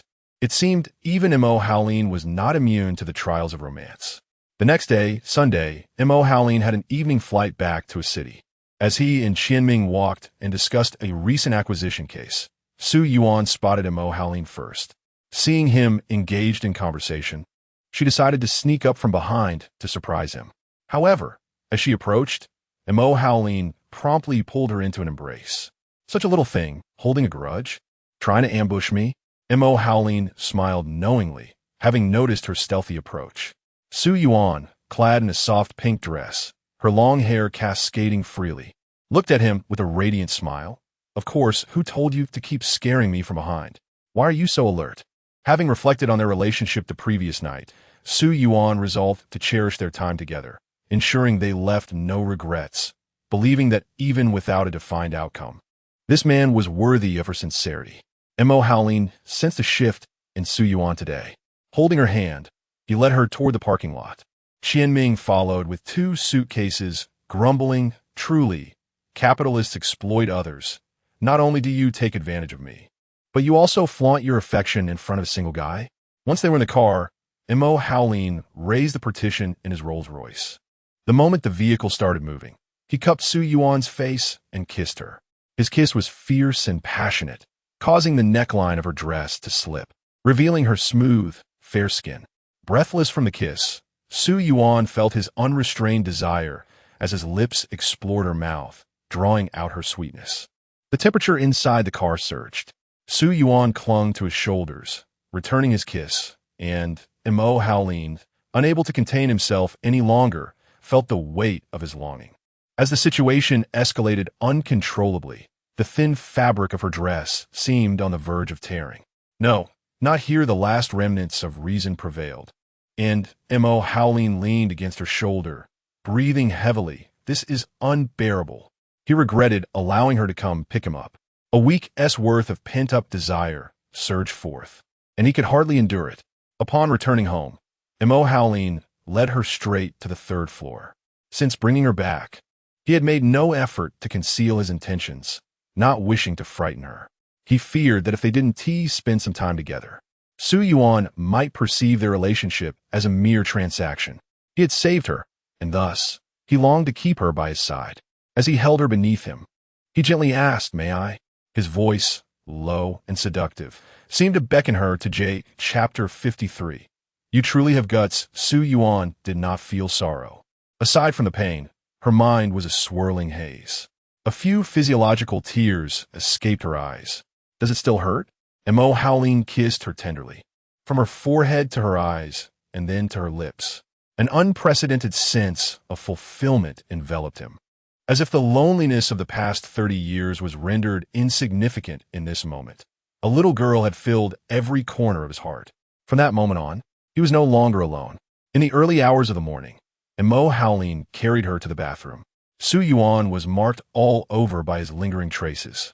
Fatigued and drowsy, she clung to him, uncooperative. Amidst the swirling steam, an unexpected excitement surged within Howling, yet he restrained himself, fearing he might hurt her. Eventually, they embraced and drifted into slumber. When they awoke, it was already 9 o'clock. On a Monday morning, with an early meeting scheduled, it was evident they were late. However, moving even slightly felt as if her entire body had been disassembled and reassembled beyond her control. Seeing Howling still asleep beside her, she bit his arm in frustration.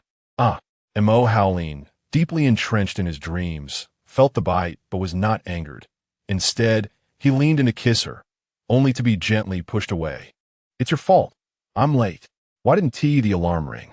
Yuan, ignoring everything else, hurriedly got out of bed, stepping on him as she did. "You just stepped over me like that? Aren't you afraid of breaking me?" She had no time to bicker with him. It was not even her room, and her pajamas were torn. Rummaging through the wardrobe, Yuan hastily donned a t-shirt and stealthily slipped back to her own room, glancing around as if she were a thief. There was no time for breakfast. She urged the driver to hurry to work. Howling, rarely inclined to linger in bed, playfully pulled the covers over his head, refusing to rise. Several directors awaited him for a morning meeting, and, as the clock neared 10, Ming, observing the situation, felt it was unprecedented for the boss to be late. He called, only to hear Howling's heavy nasal voice. He was still asleep. Annoyed by the reminder about the meeting, he impatiently instructed, "Push it back an hour. Let them wait." To everyone in Oppo's surprise, Howling was particularly amiable that day. When the finance director made a mistake during the afternoon report, he merely smiled and said it was fine. The directors exchanged puzzled glances. Such leniency was unheard of, as it might have previously led to shattered cups and frustration. Ming also found it odd that Howling arrived at the office just before 11 on a Monday, displaying such a good temper. When work ended, he seemed eager to leave, yet had no assistant to accompany him. Where's he rushing off to?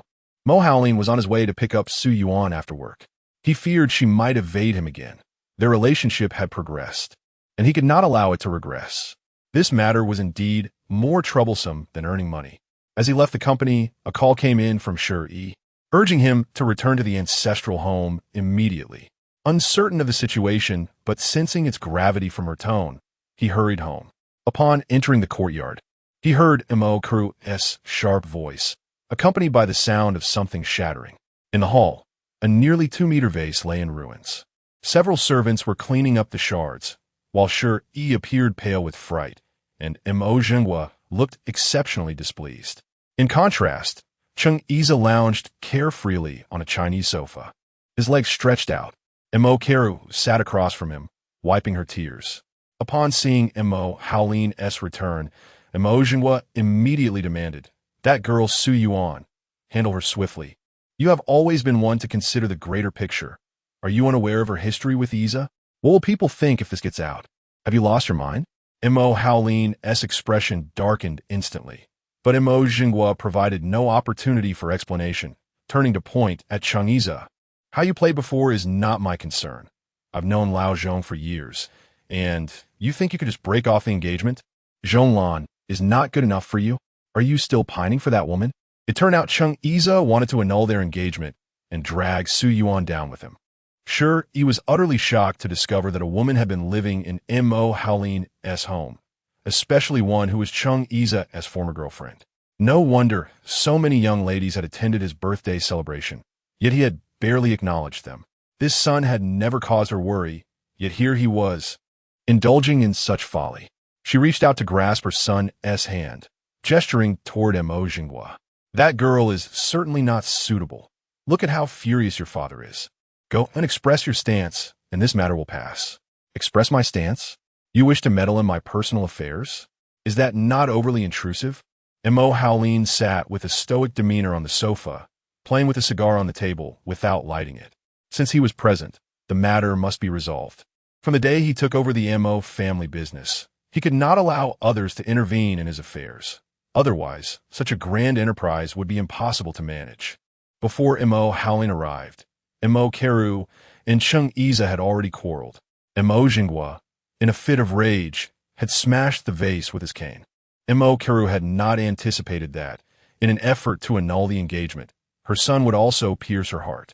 After merely scolding Su Yuan a few times, Cheng Yiza had rebuffed her.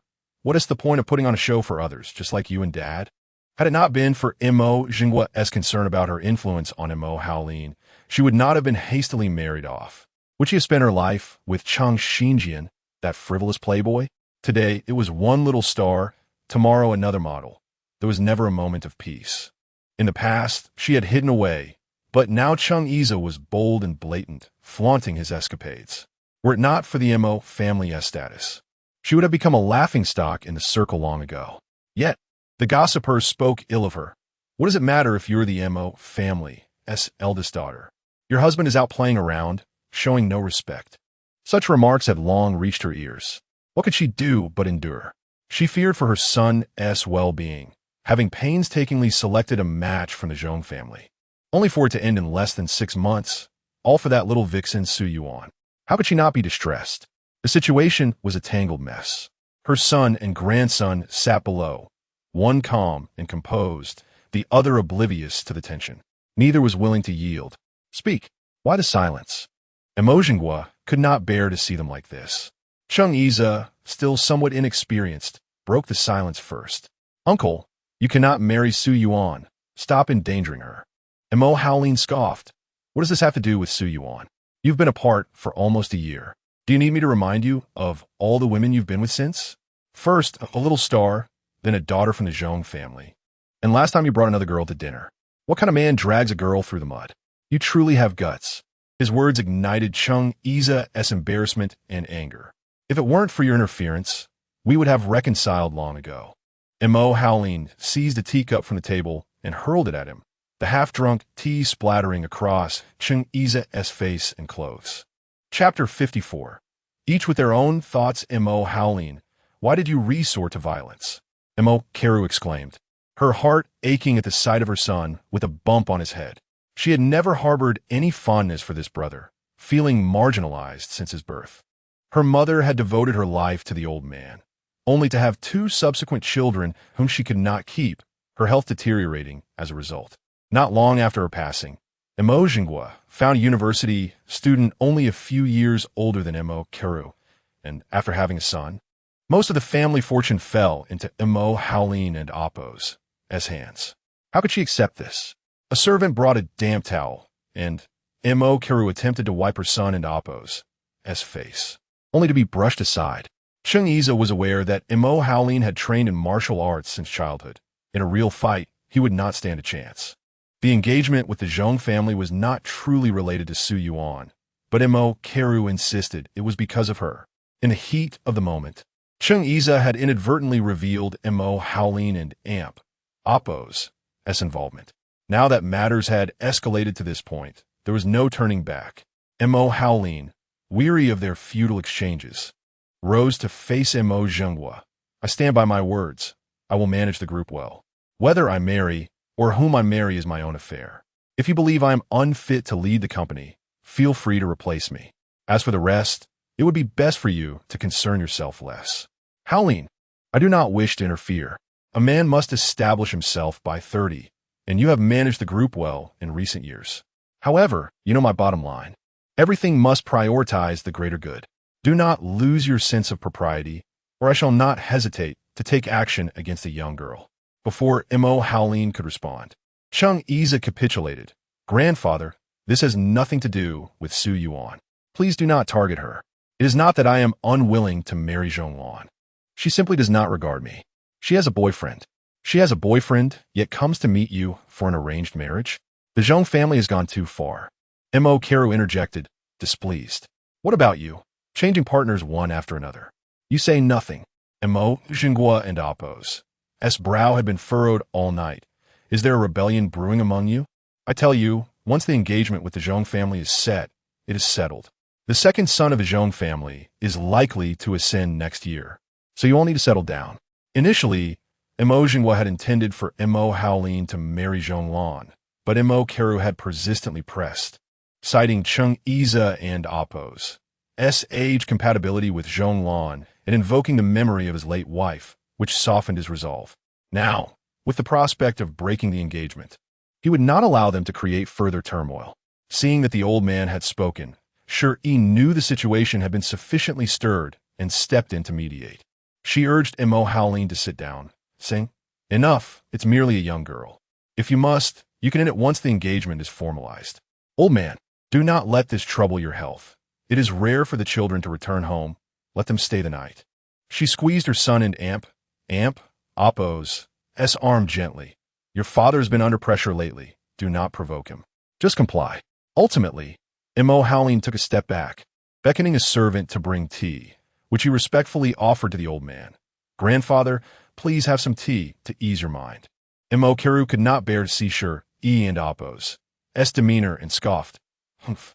Only now do you emerge to play the Good Samaritan. Is this ever-ending? Is this a never-ending quarrel? Emo Jingwa took a sip of his son and Appo's tea, casting a stern glance at his daughter. After a night of chaos, the family finally quieted. There was no leaving that night. Emo Jingwa summoned him to the study, questioning him about the company and Appo's affairs for a long while. By the time he returned to his room, it was nearly midnight. He called Su Yuan, but she did not answer, likely already asleep. Emo Howlin found it difficult to sleep, donning his pajamas and stepping onto the balcony to smoke. He recalled his father and Appo's word from his childhood. A man must always prioritize the family's interests above all else. Everything else is trivial. He had once owned an Alaskan dog, which he cherished dearly. Yet, Emo Jingwa had simply sent it away, believing that a man must be resolute to achieve greatness. Even when Emo Howlin was shot in the U.S. and nearly died, his father had merely remarked that as long as he was alive, that was enough. He dared not gamble. Should he confront Emo Jingwa now, he could not protect Su Yuan. He understood just how cold his father's heart could be. The overseas assets were primarily under his control, while the domestic board members were all Emo Jingwa's spies. To initiate a change would take years, if not more. Fortunately, Su Yuan was still young. Even if she were to enter graduate school this year, it would be 3 years before she graduated. They still had time. As he prepared to return to his room, he spotted Chung Iza on the left balcony below, also smoking. Their eyes met momentarily, and as Chung Iza began to speak, Mo Howling scoffed and retreated indoors. It was infuriating that he would drag a girl into his troubles, putting on an act of deep affection. It seemed that the genes had failed him. Mo Howling had never thought Chung Iza was so pathetic, but now it appeared he had been utterly spoiled by Mo Karu. With such a lack of responsibility, even if the Mo family were handed to him, he might not be able to hold on to it. If Chung Iza dared to involve Su Yuan again, Mo Howling contemplated the possibility of personally breaking a leg. Meanwhile, Mo Karu was equally aggrieved, contemplating how to confront Li Wei. The illegitimate daughter of the Su family had become increasingly uncontrollable. After learning about the lawsuit with Jia, which stemmed from her son's annual investment of tens of millions into the Su family, she realized how vital her relationship with the Zhong family was to Mo Xinghua. She could not afford to be picky. Securing the maximum benefit for the Mo family was paramount. She placed all her hopes on her son, as her relationship with Chang Xinjian had deteriorated to the point of living separately, rendering their marriage merely a facade. Most of the Chung family's assets were now in Chung Iza's hands. Observing the families in a city, many couples coexisted in similar arrangements. It was simply the way things were. The Mo family and Oppo's ancestral home felt eerily empty at night, and each person harbored their own thoughts, resulting in a restless night for all. Su Yuan arrived late in the morning, having worked overtime until very late the previous night. Professor Yangqing had assigned her a task, hoping she would compile typical case studies for a presentation at the upcoming Young Doctors Forum. Su Yuan sought to challenge herself. This was an opportunity for her professional career, especially considering an Oppo's case involving a young girl who, through intervention therapy, had the potential to recover normal social interactions and integrate into school life relatively smoothly. As a long-term study, it held significant analytical value, and she and Professor Yang needed to compile their insights from each treatment and psychological intervention. This was a considerable undertaking. She did not pay much attention to Mo Howling. In her intimate relationships, she harbored few expectations, thus experiencing little emotional fluctuation. She focused on her work and studies, dedicating herself to her own pursuits. Whether he returned or when he returned was never her concern. Su Yuan was quite satisfied with her current state of life, setting a goal for herself to enjoy this journey without internal strife. After returning home, feeling exhausted, she skipped dinner, completed her evening routine, and retreated to her room to sleep. Chapter 55. Self-inflicted humiliation. Ever since Su Xuan lost his shares in Anjia, he has fallen gravely ill with acute nephritis. Su Yi returned to the company dutifully, ostensibly as Su Xuan and Oppo's assistant, yet in truth he was merely assuming his father and Oppo's position. Fortunately, Mo Howling did not intend to completely annihilate Anjia. He turned a blind eye and arranged for capable individuals to assist in management, thus stabilizing Anjia and Oppo's condition gradually. It was only after Su Xuan and Oppo's hospitalization that Li Wei and Su Miao discovered that all shares had been transferred to Su Yuan. The mother and daughter wept for several days at home, and Su Miao's supplementary card was also suspended. Thankfully, there were still some other earnings from real estate in Li Wei and Oppo's hands, preventing immediate financial distress. No secret can remain hidden forever. The plastic socialites who usually played cards and shopped together had caught wind of the situation, mocking the Su family's downfall and the illegitimate daughter brought in from the outside. Li Wei was already furious, and then Mo Karu exacerbated matters by adding fuel to the fire, leading to a quarrel between the two at a private gathering. In principle, Mo Karu's status should have rendered her above such trivialities, yet she deliberately sought to provoke Li Wei, having grown accustomed to her own arrogance. She pointed an accusatory finger at Li Wei, berating her for lacking decorum and daring to cling to the Su family name, despite not being a biological daughter. Even as a stepmother, you ought to exercise some care. With the entire Su family now working for Su Yuan, The humiliation was already overwhelming, yet some individuals, having gained advantages, still sought to flaunt their superiority at gatherings. Li Wei, having reached her breaking point, retorted, "And what about your son and brother? Arin and Amp? Oppos? They the ones who rush to bestow gifts upon our Sioux daughters? You flaunt your heirs, but when you see someone attractive, you lose your composure. The Chung family isn't any better." This was tantamount to tearing the mask off their faces, and no one had dared to speak so bluntly in front of Miss Mo before. Enraged, Mo Keru slapped Li Wei, rendering her momentarily stunned. Su Miao, being timid, dared not speak up. Li Wei, however, was no pushover. Covering her face, she further ignited the conflict. "So, you think you can bully others just because your Mo family has wealth and influence?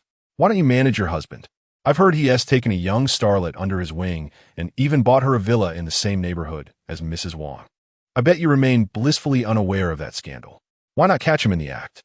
Upon hearing her own name mentioned, Mrs. Wang quickly waved her hands in protest. Regretting her loose tongue at the card game the previous day, she realized the starlet in question was indeed gaining notoriety, and while they had all gossiped about it privately, they had never dared to speak openly. Yet, Li Wei had brazenly laid it bare. Mo Keru, trembling with rage, disregarded Li Wei entirely and demanded the address before storming off. Li Wei, having lost face with the slap, left with Su Miao, while the other socialites pretended as if nothing had happened, continuing their games and tea. For Mo Keru, this was no longer merely a matter of marital discord. It was about the entire Mo family and Oppos' loss of face. How could they hold their heads high in social circles after such a disgrace? Unable to swallow her anger, she summoned 2 bodyguards from the Mo family and headed directly to the address provided by Mrs. Wang. The villas in that neighborhood had been on the market for less than 5 years, and they were quite pricey, with front gardens and back pools, each spanning approximately 1,500 square meters over 3 floors. The price for each was at least 30 million. Moreover, they offered high privacy. Arriving in her Maybach, Mo Keru announced Chung Xinjian's name to the security, who checked and promptly allowed her entry. It was already past 9 in the evening. The villa lights were on, and the curtains in the grand hall were tightly drawn. The 2 bodyguards knocked on the door, which finally opened after a few minutes. A woman's impatient voice called out, "Who are you?" As Mo Keru pushed the bodyguards aside, ready to confront, she was taken aback to find Zheng Wanwan standing there. This young starlet had previously been involved with Chung Iza. Moments later, Chung Xinjian appeared in a bathrobe, descending the stairs. "Darling, who is it?" The 2 bodyguards had been with the Mo family for years, primarily ensuring the safety of the elder, and they recognized Chung Xinjian. They hesitated, uncertain of how to proceed, leaving the 5 of them momentarily frozen. Mo Keru had never lost control in such a manner.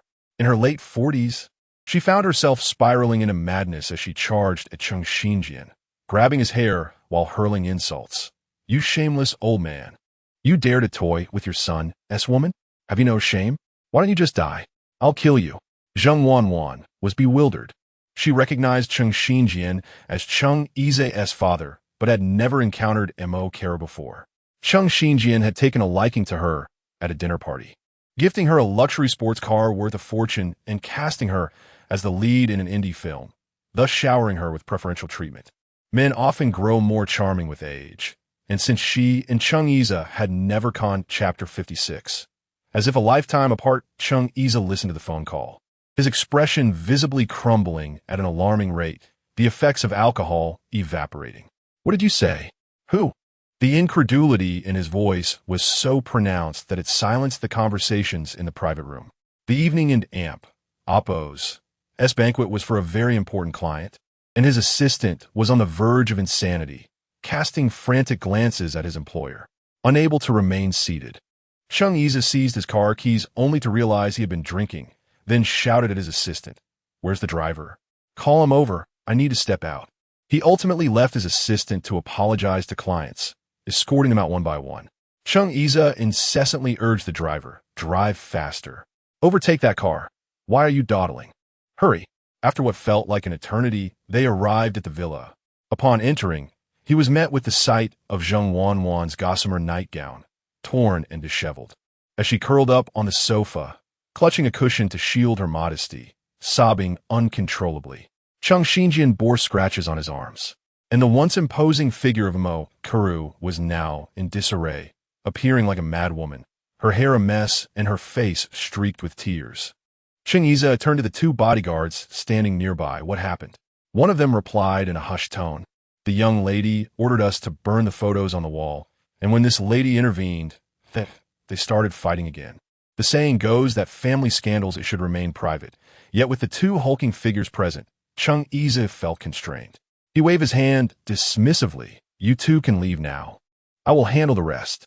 When you return to grandfather, you'll know what to say. Understood. We'll just say we're assisting the young lady with some private matters. We understand. They replied. Thank you for your hard work. You may return to the old residence. His head throbbed, and he felt utterly humiliated by the situation. His frustration directed solely at Zheng Wanwan. Glancing at his watch, he declared, You have half an hour to change and gather your things and then get out of here. From now on, live discreetly. You are no longer a star. Whatever projects you undertake, I will ensure they are banned. It would be best if you disappeared from a city. Do you understand?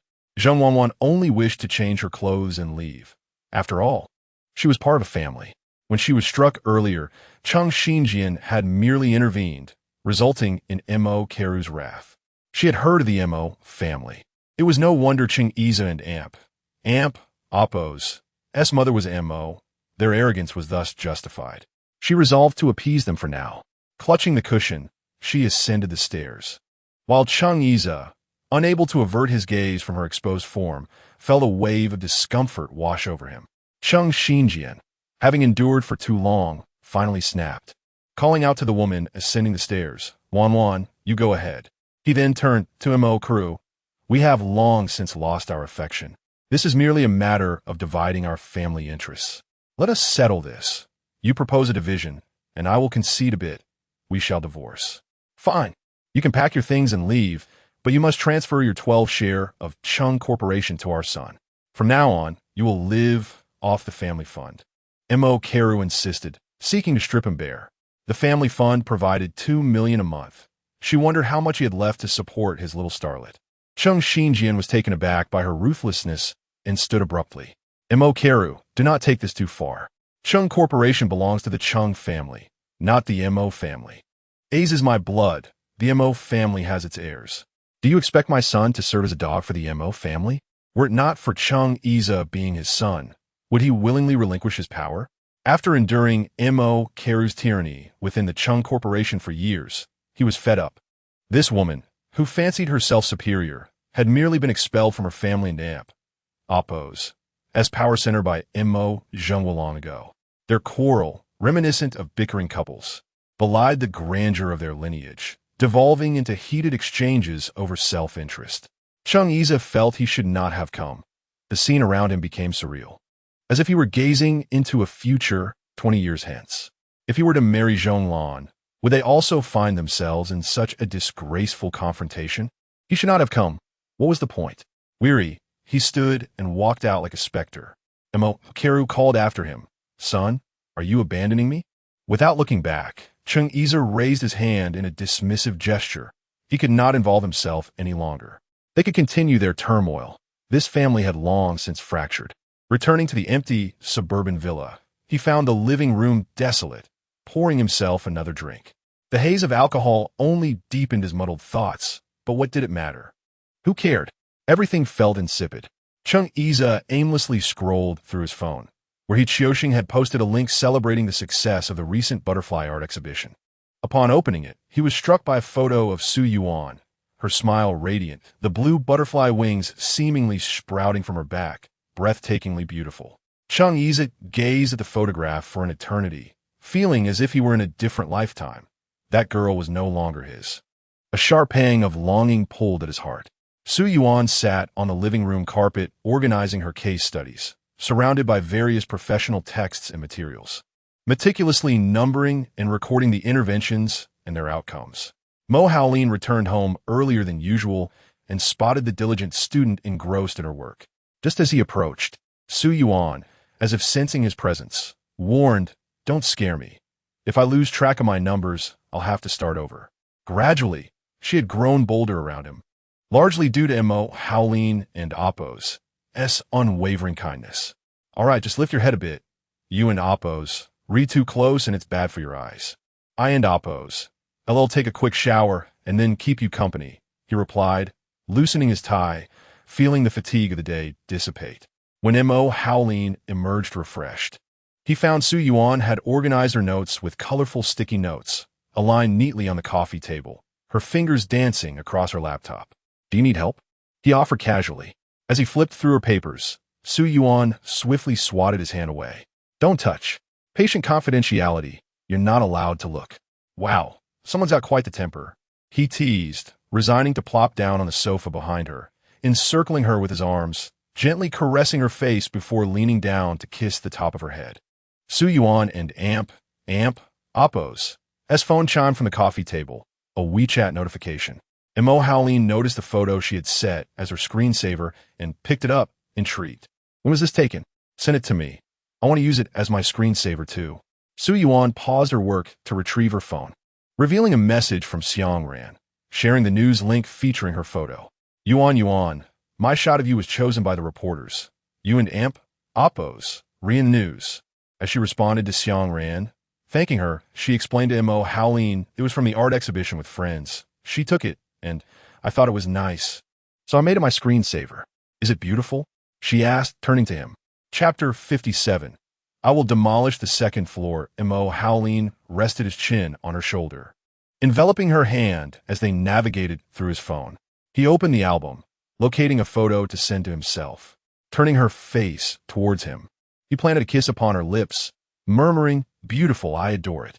In recent days, the board members had been particularly restless, causing Mo Howleen to work late into the night. As he sought to rejuvenate the company by supporting the younger generation, social obligations increased, often resulting in him returning home to find Su Yuan already fast asleep in her room. After a shower, he yearned to see her, only to find the young lady had locked herself in her room like a wary deer. It would be unbecoming to force his way in. Such shamelessness was not in his character. The household staff and drivers resided in a side house adjacent to the villa, and once their tasks were complete, they seldom lingered. Thus, the vast house felt almost empty at night, with only the two of them. At that moment, Mo Howleen, feeling the warmth of her presence after several days of absence, was stirred with desire. He kissed her neck tenderly, his voice a husky whisper, being so obedient today. Were you waiting for me? Ticklish. Don't disturb me. I'm almost done, Su Yuan replied, her focus entirely on her computer. Having just bathed, she carried the delightful scent of jasmine, her skin soft and inviting. Observing the dimple on her right cheek, Mo Howleen felt an irresistible urge. With a gentle yet firm grip, he tilted her chin, parting her lips with his thumb. His warm tongue ventured in, entwining with hers, deepening their kiss as their breaths grew fervent.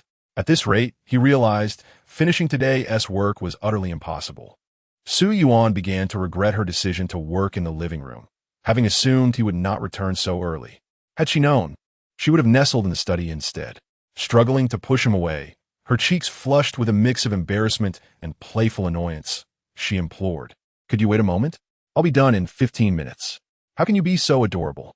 Mo Howleen's heart swelled with affection as he brushed his fingers against her rosy lips and nuzzled her gently, responding in a gravelly tone, "All right."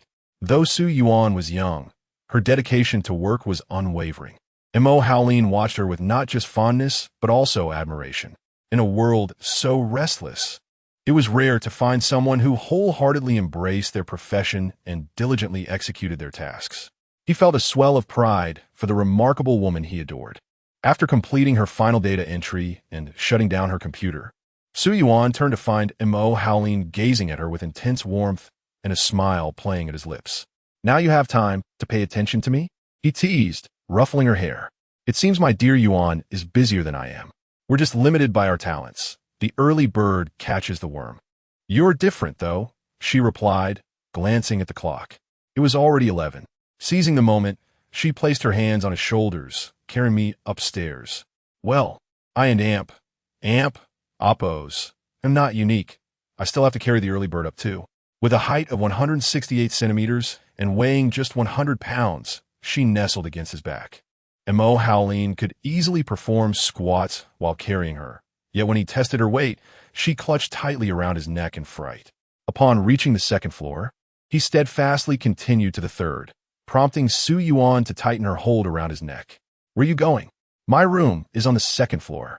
Unfazed, he picked up speed, swiftly bounding up the stairs to her room on the third floor. Su Yuan realized it was too late to protest. Mo Howleen's suite was slightly larger than hers, decorated in a distinctly masculine style. However, upon entering, the ambience transformed into something intimate and warm.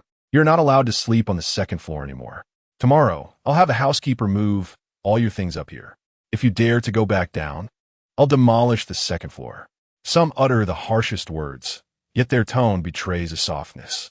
Su Yuan pouted, "How domineering," before bursting into a fit of giggles. Mo Howleen chuckled in response. Su Yuan approached him like a kitten, nestling against his waist, playfully nudging him. "But what about my books? All of them will be moved here. What will we do if we both need to study at the same time? As your CEO, I can make space for you. If you wish, I can reserve half the bed on the third floor, and you can have a rest." What a person he was, so unreserved with his words.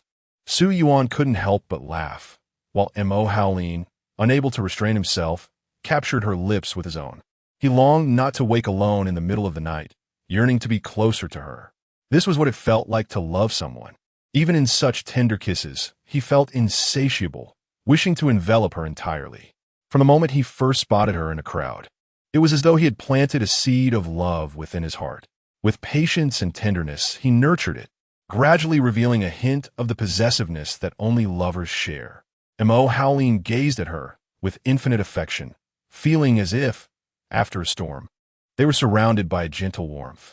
He brushed aside a stray lock of hair, clinging to her face, and pressed a soft kiss to her lips. "Yuan, Yuan, will you stay by my side forever?" Su Yuan's starry eyes twinkled as she closed them, nuzzling against his arm, murmuring softly. She offered neither a reply nor a refusal. Mo Howleen's gaze darkened. He sensed her evasiveness in her body language. They had never truly discussed the future of their relationship. From a moment she had said, "Mr. Mo, if you don't mind, take me home," she had refrained from asking any intrusive questions. Everything was casual, accepting whatever was given, not competing for more. Even in their closeness, he felt an insurmountable distance between them. He longed for her to truly let go of her reservations and trust him entirely. If she were willing, he believed there was no problem he could not solve. Su Yuan was restless in her sleep, kicking off the covers and moving about. Mo Howleen, accustomed to independence, found himself awakening several times in the night, feeling helpless. In the end, he set the air conditioning to 18 degrees and held her close to ensure she would remain still. Having been independent all his life, he never imagined he would one day worry like a doting parent, tending to her as if raising a daughter. On workdays, he would set the alarm earlier, ensuring she had breakfast before heading to the office. Saturdays were reserved for rest, and he would avoid scheduling business trips on weekends, all to spend more time with her. All of Su Yuan's belongings from the second floor, including a sheet of paper from the study, were moved to the third floor. The two often shared the same study, with Su Yuan occupying the large desk, while Mo Howleen sat cross-legged on the chaise longue beside her, reviewing documents and attending online meetings while wearing headphones, making every effort not to disturb her. Chapter 58. The cheapest and smallest room during this period, Jishao seemed engrossed in her own affairs, rarely contacting Su Yuan. When they did speak, their conversations were brief and often ended abruptly. It appeared that she frequently accompanied Shuntang to social gatherings. And Shuntang had recently been performing exceptionally well in his career, securing several significant contracts. Su Yuan, on the other hand, maintained regular communication with Xiang Ran, whether it was for shopping excursions or art exhibitions, leading to an increasingly close bond between them. In early July, Su Yuan received her acceptance letter for a part-time postgraduate program, although she was not entirely satisfied with her exam results.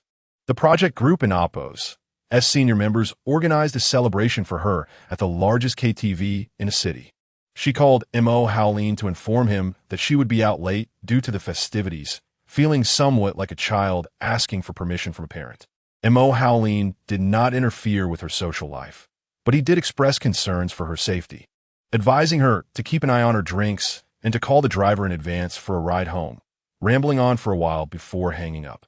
In their current dynamic, Su Yuan often found herself under his watchful eye, restricted from consuming cold drinks, walking barefoot, indulging in junk food, or even kicking off the covers at night. Having grown up in a less supervised environment, she was experiencing, for the first time at the age of 23, what it felt like to be cared for so deeply. Though she found his concerns somewhat tedious, given that he was 7 years her senior, she was no match for his reasoning. For instance, he firmly prohibited her from frequenting bars, a stark contrast to her previous habit of accompanying Chung Iza to such venues multiple times a week. If it weren't for the fact that he was familiar with most of the project group members, he would not have been so accommodating about her attendance that night. The group arrived at the establishment, and all 8 members of the project team were present, some even bringing their girlfriends. With about 11 or 12 people in a private room, the atmosphere was lively, and everyone urged Su Yuan to sing. She seldom sang in public, as her opportunities to attend such gatherings were few, compounded by her limited circle of friends. With a melodious and clear voice, she chose to sing her favorite song, Baby by Zhang Xian, a piece that held special significance for her, as she had often listened to it to soothe herself to sleep during long, lonely nights. As she held the microphone and softly sang, the room fell silent, with everyone watching and clapping along. Sir recorded her performance on his phone, his first experience of hearing her sing. She was not only beautiful, but also diligent in her studies, earning the affection of both her mentor Fong Ying and her peers. After finishing the song, the group clamored for a duet, encouraging Su to join her. Su Yuan politely declined, believing that if one could not reciprocate goodwill, it was best not to give false hope, especially since they would continue to interact in the future. She excused herself and left the room. In the restroom, she encountered a girl on the verge of vomiting, dressed in a tight black dress. After washing her hands, Su Yuan kindly offered her a tissue, only to be surprised to find it was Ji Xiao. Jiao Jiao, what are you doing here? Su Yuan exclaimed, taken aback. Does your company's finance department really need to engage in such socializing? What a dreadful company. You should quit. Ji Xiao, still recovering, waved her hand to signal for support. Once her stomach had emptied, she spoke. Darling, please don't be angry. It's not our company. I accompanied Shun Tang tonight for an important client meeting. Is he out his mind? Why would you accompany him to such an event? If he is making so much money, he ought to quit. Ji Xiao recognized Su Yuan's irritation and deftly shifted the topic. What about you? Is Mr. Mo here for business too? No, I got accepted into a postgraduate program, and my seniors from the project group brought me out to celebrate. Congratulations, Yuan. I've been so lost lately that I completely forgot about your achievement. Ji Xiao understood Su Yuan and oppose, as concerned for her, and attempted to reassure her. Don't be upset. You know Shun Tang has his struggles too. His health is suffering, and I worry for him. You and T know how hard it is to earn money, unlike you, who has a Mr. Mo to support you in tough times. Su Yuan instinctively shook her hand, realizing Ji Xiao had misspoken. Ji Xiao quickly added with a smile, "Oh, I didn't mean it like that. Don't worry about me. Now that I've thrown up, I feel much better." What could she say? Everyone has their own destiny. Ji Xiao valued Shun Tang above even her own well-being, their relationship having evolved from innocent affection in youth to a deep connection akin to two halves of a whole, a sentiment Su Yuan could scarcely comprehend. Yet, she remained concerned. Jiao, is anyone taking advantage of you? Please be cautious and don't drink anymore. I know. I'm heading back now. The party ISN and oppose, tea over yet.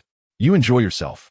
As they walked down the corridor, Su Yuan reached out to support Ji Xiao, who brushed her off casually, fixing her hair as she moved ahead. Xiao Shun had spotted Su Yuan before she entered the restroom. He held a minor stake in the establishment, though his brother managed the family business, leaving him detached from it. With some money invested in various ventures, he had always steered clear of family affairs, preferring a more leisurely lifestyle. Is this your friend? He inquired, approaching Su Yuan from the drink station. Su Yuan felt a wave of familiarity wash over her. The evening was indeed lively, as she encountered familiar faces. However, A nagging worry lingered in her mind regarding Ji Zhao's safety. Which room are they in? I'm not sure. It seems to be the leftmost one at the back. Xiao Shun, holding a half-burnt cigarette, was clad in a black t-shirt and pants, adorned with a silver necklace featuring a finely crafted cross with a skull engraving, exuding an air of rebellion. He glanced toward the direction Su Yuan indicated, 688, the largest and most expensive room on this floor. They even ordered special services. What does your friend do? The owner of that room is notoriously lecherous. Chapter 59. Your friend is in trouble. It was initially agreed that everyone would share the expenses equally. But upon settling the bill, they were informed that a tab had already been taken care of. Su Yuan instinctively knew it was Xiao Shun who had settled the account. She awkwardly explained to the group, "It seems my friend picked up the tab. He appears to be quite familiar with this place." Just before leaving, he asked the front desk and AMP, Oppos, "Has room 688 checked out?" And AMP, Oppos, the front desk confirmed, and AMP, Oppos, "No, room 688 has not settled their bill yet." And AMP, Oppos, an uneasy feeling lingered in Su Yuan and AMP, Oppos, as heart. The driver had called her twice to inquire about her whereabouts, and despite calling Ji Zhao twice, she received no response. However, she could not simply barge into their private room. By the time she returned home, it was nearly 11 o'clock. Montak Haolin, Klat in pajamas, was waiting for her in the living room. Upon seeing her, he approached with a smile and extended his hand. Su Yuan frowned slightly. "I need a shower first. I reek of smoke and alcohol." "I don't mind," Mo Haolin said, pulling her into his embrace. "Your singing is so lovely." It was no wonder he felt at ease allowing her to go to KTV. Someone must have recorded a video of her singing and sent it to him. Su Yuan attempted to snatch his phone away. "Who have you bribed in our project team? Who is betraying me?" Standing tall and imposing, Mo Haolin effortlessly evaded her grasp, causing her to stomp her feet in frustration. Annoyed, she retreated upstairs. She had not disclosed her relationship with Mo Haolin to anyone in the project team, including Fong Ying. While her former relationship with Cheng Yize could be classified as a romantic one, she found it increasingly difficult to define her current connection with Mo Haolin. Previously, Cheng Yize had been open about their relationship. His friends knew her, and during her university days, he had even treated her dorm mates to dinner as his girlfriend. He occasionally accompanied her home, providing her with support within the Cheng family. However, Su Yuan now understood that their relationship had no future. Her background was not accepted even by the Cheng family, let alone by the more prominent Mo family. In truth, she knew very little about Mo Haolin. His parents, friends, upbringing, family business, and social circle were all foreign to her, although she had no desire to integrate into that world. Now, with the possibility of someone in the project team being compromised by him, she felt utterly transparent in his presence, a sensation that was quite disconcerting. After showering and changing into her pajamas, Su Yuan stood before the mirror, drying her hair when the door swung open. Mo Haolin took the towel from her hands and gently dabbed her hair dry. Noticing her lingering sulkiness, he leaned closer, attempting to comfort her. "What an Oppos. "'S wrong?" "Shuden and Amp. Oppos. I be concerned about a young lady not returning home at this hour? How about you check on me too?" "Absolutely not," Su Yuan retorted, her stubbornness flaring up. Mo Haolin pinched her cheek playfully and then took the hairdryer to dry her hair. It was his first attempt at such a task, and he was utterly clumsy, sometimes too hot, and other times tugging at her hair painfully. Su Yuan winced, but eventually he managed to dry her hair. When he reached for the hair oil, she snatched it away. "You're doing it all wrong. Let me handle it." "I apologize. It's my first time doing this." "Did I hurt you?" "Your hair is quite long," he replied. There was really nothing to be upset about. He had invested all the funds for the project team, and if he wanted to know something, it would be a simple matter. Why should she begrudge him? Unbeknownst to Mo Haolin, Su Yuan and Oppos, S thoughts were in turmoil. When she finally smiled, he placed a large hand on her face and kissed her. It was T that he had proactively inquired. Chun Bo, responsible for liaising with Qian Ming from the project team, likely understood his intentions and secretly recorded a video to send to Qian Ming. In the social realm, many understand how to curry favor with those in power. Once he expressed interest, numerous individuals would willingly assist him. Such was the nature of human connections. He had watched that video numerous times, Recognizing her innate musicality and exceptional voice, whether seen or heard, it was a pure delight. As he held her, he felt her soft form and mused that Su Yuan must have studied dance. A woman like her was naturally meant to be cherished. And even if she pursued a career as a star, she would undoubtedly shine brilliantly. Yet, despite her outward softness, Su Yuan possessed a resilient spirit, moving to her own rhythm, largely unaffected by external influences. "Darling, will you only sing for me from now on?" Mo Howling's words carried a double meaning. He longed to keep her hidden away. Su Yuan felt dazed by his kiss, her body softening as she instinctively hummed a couple of notes, acting as a catalyst for Mo Howling to lift her into his arms and carry her toward the bed, their kisses becoming increasingly fervent. The phone rang, Su Yuan and Oppo's phone. No matter how disordered Mo Howling's breathing had become, he was adamant that she should not answer the call even if the sky were to fall. After a mere 3 seconds of silence following the unanswered call, it rang again. Su Yuan forcefully pushed Mo Howling aside and leaned over the bed to reach for her phone on the nightstand. Mo Howling, pinning her down, cursed under his breath. Who on earth is calling Su Yuan at this hour? Are they looking for trouble? It was an unfamiliar number, while it seemed somewhat familiar. She was certain it wasn't Amp. Oppo's, teaching Isa and Amp. Oppo's. 2 calls in quick succession at this late hour. Who could it be? As she pressed the answer button, Xiao Shun and Amp. Oppo's voice came through the receiver with startling clarity in the stillness of the night. Su Yuan, your friend is in trouble. She appears to have been drugged and taken away. Su Yuan instantly panicked.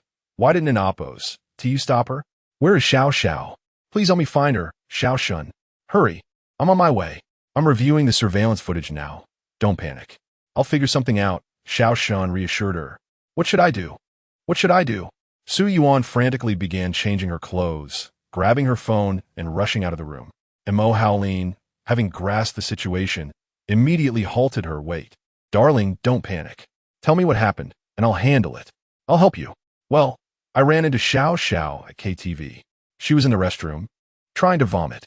She said she was there to accompany Shun Tang for a social gathering, along with Xiao Shun. He mentioned that the people in that private room were no good. Now, he says he just saw Xiao Xiao being taken away, and she might have been drugged. What should I do? Her words tumbled out in a rush. Although Mo Howling was unfamiliar with those names, he understood the gravity of the situation. He took out his phone and asked Su Yuan, is it the royal dynasty? What is your friend's name? Ji Xiao, Ji for discipline, Xiao for elegance. Mo Howling dialed a number directly, his tone shifting to one of respectful humility. Hello, Uncle Lu. It's me, Howling. I need your assistance with something important. A friend of mine, a girl named Ji Xiao, has encountered some trouble outside the royal dynasty. She seems to have been drugged and taken away. Could you help me look for her? I'll be waiting at the royal dynasty. I appreciate your help. Understood. I'll update you shortly. Su Yuan was in a state of utter disarray, while Mo Howling quickly changed his clothes and grabbed his car keys, leading her outside while soothing her. Don't be afraid. With Uncle Lu's help, your friend will be all right. Chapter 60. Who is this Xiao Shun? Su Yuan and Oppo's eyes were red from worry as she repeatedly attempted to call Ji Xiao, only to discover that her phone was turned off. Xiao Shun had called to inform her that Ji Xiao might have been taken to the adjacent hotel. A surveillance camera at the entrance of the Imperial Palace could capture the street, where a figure was vaguely seen escorting a girl towards the hotel. However, the image was not clear enough to draw definitive conclusions. Fortunately, just as they were nearing the location, Mo Howling received a call confirming that they had located Ji Xiao, who was in room 1802 of the nearby WJ Grand Hotel. 2 individuals were already waiting by the door, and Uncle Lu had instructed them to merely locate her, leaving the matter to Mr. Mo upon his arrival. Mo Howling, after pondering for a moment, instructed Su Yuan to call her friend from the Imperial Palace and ask him to bring a few people over promptly. After receiving the call, Xiao Shun arrived with 2 companions, nearly coinciding with Su Yuan and Amp, Oppo's arrival at the hotel. Upon seeing Mo Howling accompany them, he appeared momentarily taken aback. The 5 of them ascended directly to the 18th floor. 2 robust men stood guard outside room 1802. Mo Howling commanded, break the door down. As the door crashed open, Su Yuan was the first to rush inside. The suite revealed a scene of horror. A corpulent man was atop Ji Xiao, who lay in disarray, her dress pulled down to her waist. Spotting a nearby ashtray, she seized it and hurled it at the man in damp. Oppo's head. Mo Howling and Xiao Shun charged in right behind her, and a horrifying scream filled the air. The man collapsed to the floor, his exposed body a sight too grotesque to behold. Mo Howling swiftly pulled Su Yuan back, covering her eyes with his hand. Meanwhile, Xiao Shun rummaged through the wardrobe for a robe to drape over Ji Xiao. Clearly inebriated and disoriented, Ji Xiao clung to Xiao Shun, her face flushed. Su Yuan, go run cold water in the bathtub, or I might just drop her, he snapped, visibly irritated by her clinginess. Mo Howling gestured to the men who had followed them in. One approached Ji Xiao, checking her pulse and assessing her condition. She's fine, just under the influence of some party drugs. A soak in cold water for 1 to 2 hours will awaken her. There and Amp, Oppo's, no need for gastric lavage. If you and Oppo's still concerned, a hospital visit for glucose infusion is advisable. He then turned his attention to the man on the floor. What shall we do with this overweight fellow? Su Yuan, struggling against Mo Howling and Amp. Oppo's firm grip, kicked out angrily. If he dare to harm Xiao, I will kill him. Her fierce demeanor surprised Mo Howling, who had not anticipated her ferocity. All right, let me handle this. You shouldn't be witnessing this, he reassured her, then turned to Xiao Shun. What is your name?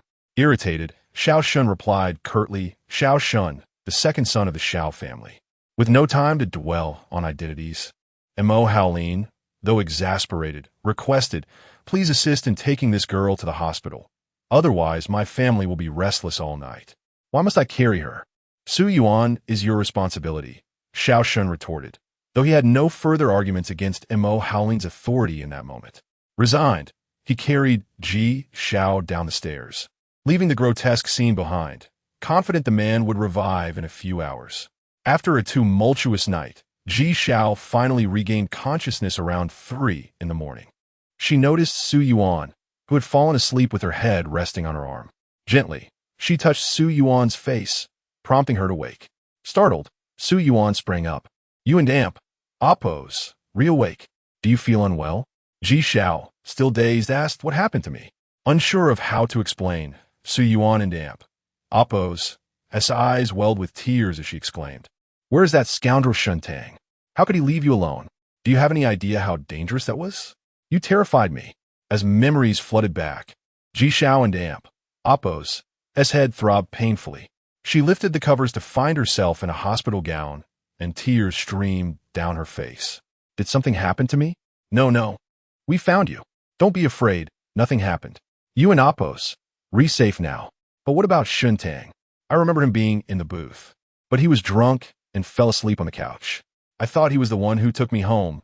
Ji Xiao sobbed uncontrollably, prompting Su Yuan to join her in tears as they embraced in the hospital room. Mo Howling, who had been resting at the door, heard the commotion and, after a brief knock, entered. Seeing the two girls in distress, he furrowed his brow. Su Yuan was adamant about staying with Ji Xiao, and he felt uneasy leaving her alone. Thus, he remained, settling into a chair nearby to rest. Xiao Shun, having swiftly delivered Ji Xiao to the hospital, vanished without a trace, leaving Mo Howling to contend with the emotional turmoil of 2 distraught women. He observed Ji Xiao's expression, knowing she had narrowly escaped a perilous situation, and was certain that it was only through his intervention that she was now safe. As Ji Xiao finally caught sight of Mo Howling, her expression turned from sorrow to gratitude. Mr. Mo, thank you, she said respectfully, her tears subsiding. Mo Howling nodded without uttering a word, recognizing that it was not appropriate to impose further on him. Ji Xiao gently urged Su Yuan, you should go home and rest. I'll be fine. We could discuss everything in the morning. I cannot leave you alone here, especially with Shuntang unreachable, Su Yuan insisted, her worry palpable. Ji Xiao, feeling exhausted, closed her eyes and murmured, please go home. I need to sleep. Mo Howling approached to persuade her, let us return home for now. It's the weekend. You deserve a good rest. We can address everything upon your awakening, and you owe your friend an explanation." Thus, Su Yuan returned home, completing her nightly routine just after 4 in the morning, and fell asleep as soon as her head hit the pillow. Mo Howlin, having shaken off his fatigue, looked at Su Yuan sleeping soundly and resigned himself to pulling her into his embrace, where she nestled like a contented kitten before drifting back into slumber. Meanwhile, Mo Howlin pondered, who exactly was this Xiao Shun? Chapter 61. Uncle Qin. When Su Yuan arrived at the hospital at noon, Ji Xiao had already been discharged. The staff at the nurse's station informed her that a man had come to take her away. Upon entering the ward, he knelt by the bedside, and the two embraced, crying. It was undoubtedly Shan Tang who had come to fetch her. Su Yuan sighed, contemplating calling Ji Xiao when she noticed a WeChat message from her. Yuan. Shan Tang was so intoxicated last night that he was unaware I had been taken away. In any case, I am fine. Let us consider this matter closed. I am heading home. Please extend my gratitude to Mr. Mo. This was, after all, a matter between Ji Xiao and Shan Tang. Su Yuan felt a pang of concern, akin to a thorn lodged in her finger, unremovable yet irksome, both uncomfortable and frustrating. When she left for lunch, Mo Howlin had already gone out and was not home. Feeling somewhat stifled, she decided to invite Xiang Ran for a stroll. Dressed in a white embroidered cotton sundress, with her hair loosely braided, Su Yuan met Xiang Ran, who wore a sleeveless top and a flowing silk skirt, her hair tied up in a high bun. The two young women each held a cup of milk tea as they sat beneath a sunshade, observing the bustling passersby. Like a little sparrow, Xiang Ran gossiped to Su Yuan. Yuan, have you heard? That young star, Zheng Wanwan, seems to have been kept by someone, and she was caught red-handed in a villa by the man in damp, Oppo's wife. She is likely to be blacklisted. Zheng Wanwan? It had been a long time since Su Yuan had heard that name, and she pondered for a moment. Oh, that particularly talented little actress, she nodded. Her performances are commendable. It's a pity. Meanwhile, after handling some affairs at the company, Mo Howlin personally drove to a traditional Chinese residence on the outskirts of the city. The grand entrance, adorned with a brass ring and flanked by a stone piccio, led into a spacious courtyard. Upon entering, he found a 3-section courtyard, each entrance guarded. A man, around 40, approached respectfully, greeting him. Mr. Mo, Lu Ge is waiting for you inside. As he ventured deeper into the innermost courtyard, he was surprised to find a 100-square-meter lotus pond filled with koi. In such a bustling metropolis as City A, creating a serene oasis to enjoy the wind and rain, to savor tea and read, was indeed a refined pursuit. A hidden paradise amidst the urban chaos. Who would have imagined this was the elegant abode of Uncle Qin, who monopolized much of the entertainment industry in City A? Upon entering the main hall, Mo Howlin saw Qin Feng seated, clad in a light casual outfit.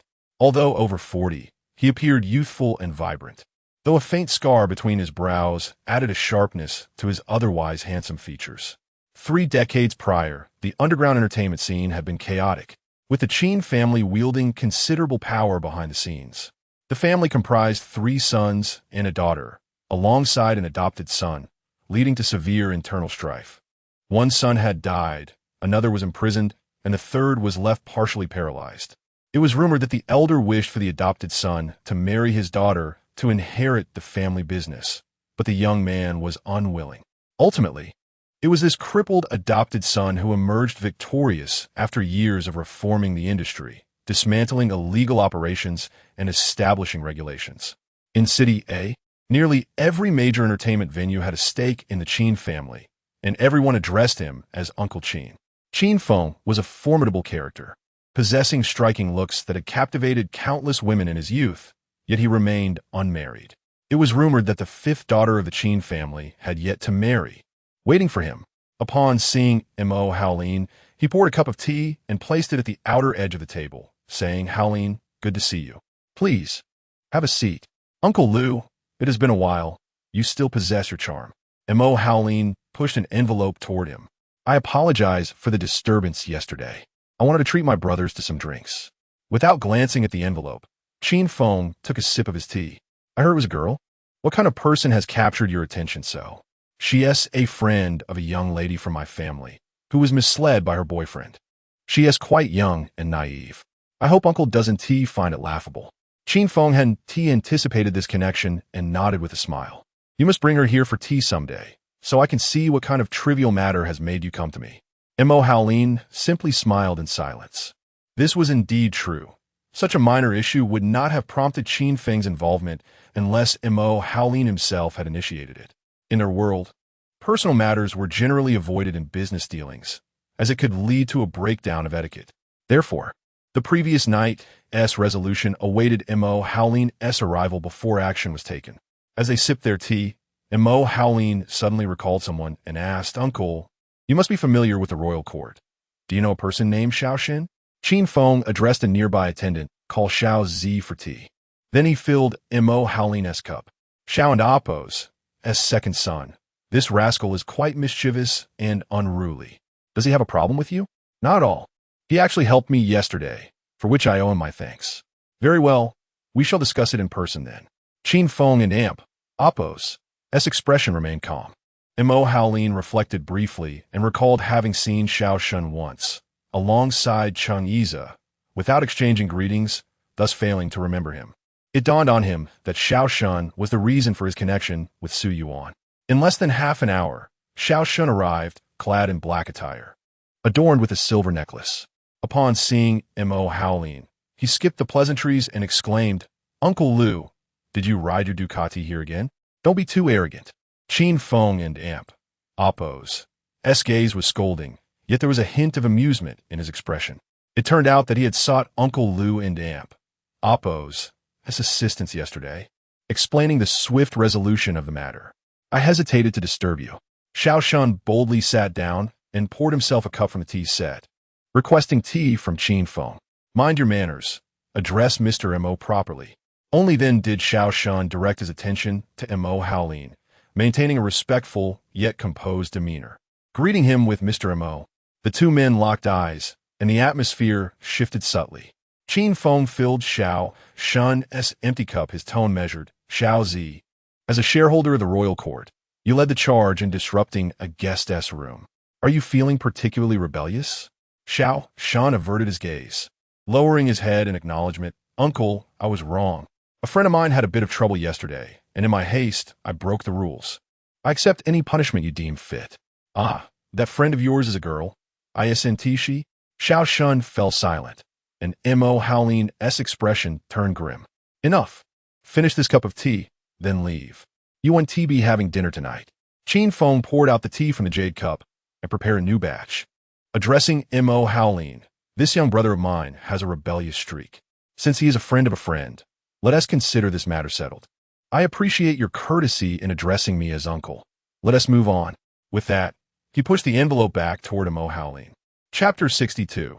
The rebellious phase. Mo Howlin departed first, with Qin Feng personally escorting him to the door. It was evident that he had a slight limp in his left foot. However, Qin Feng did not require a cane, standing tall and imposing, exuding an air of elegance. This adopted son was rumored to have been rescued from an orphanage by the elder Qin. Others whispered that he was the illegitimate child of the Qin family.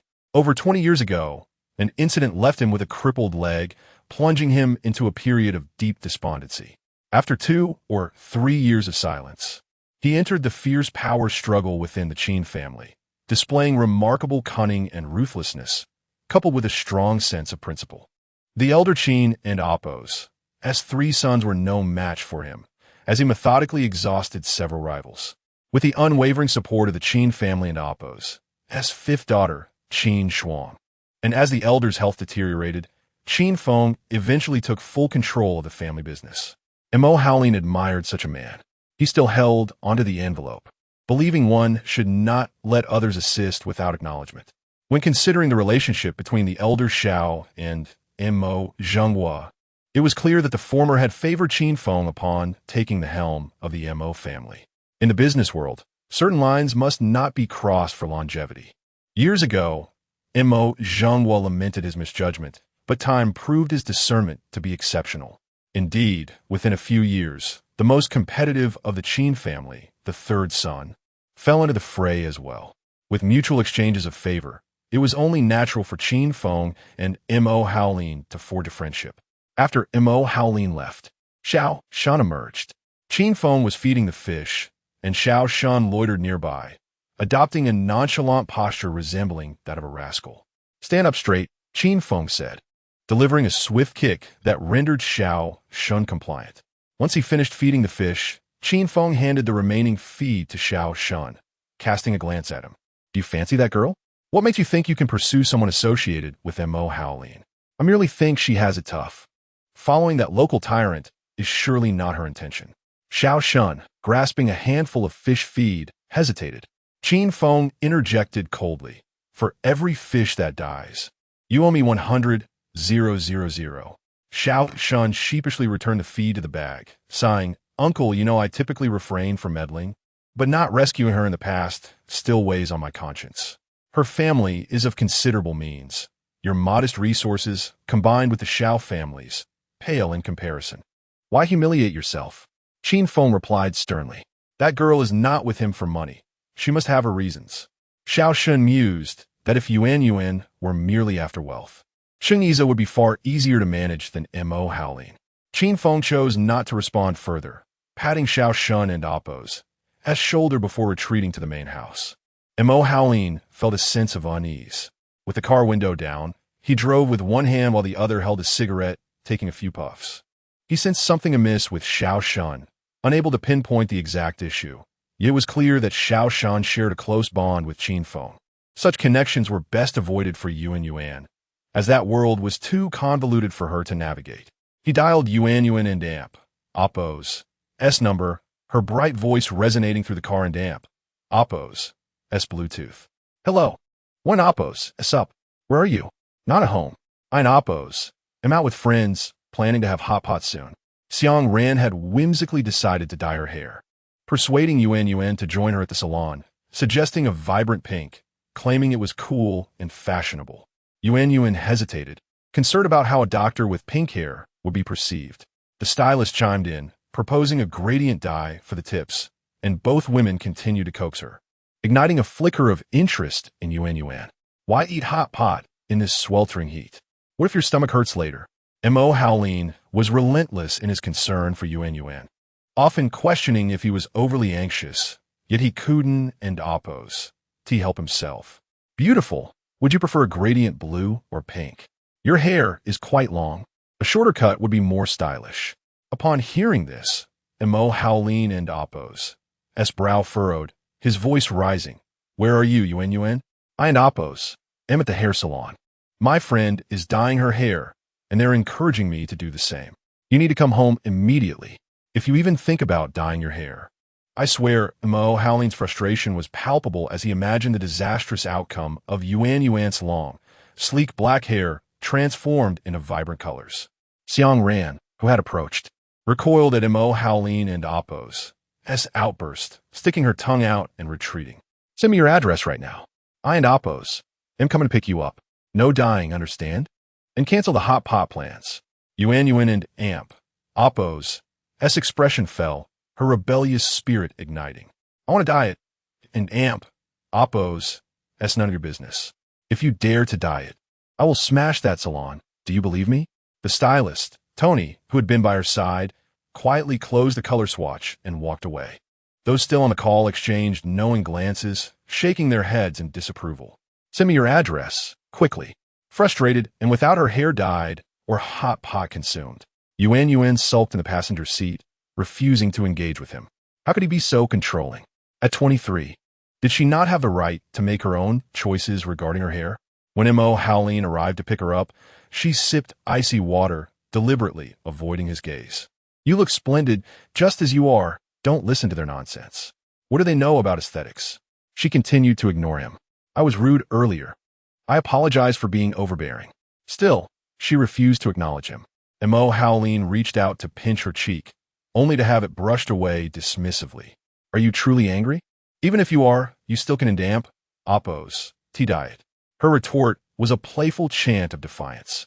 Yuan resolutely covered her ears. Once home, she was determined to push back against him, first retrieving cold water from the refrigerator, then taking a shower without putting on shoes, opting to walk barefoot on the floor.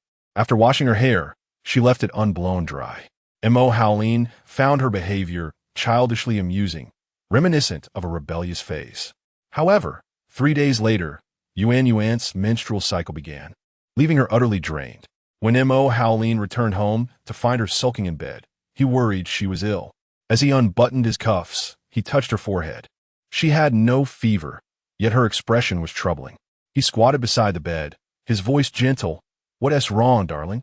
Are you still upset after 3 days?" "My stomach hurts," she replied weakly, her voice barely above a whisper. "Your stomach hurts?" Mo Howlin lifted the covers, discovering Yuan and cradling her abdomen, her hands icy to the touch.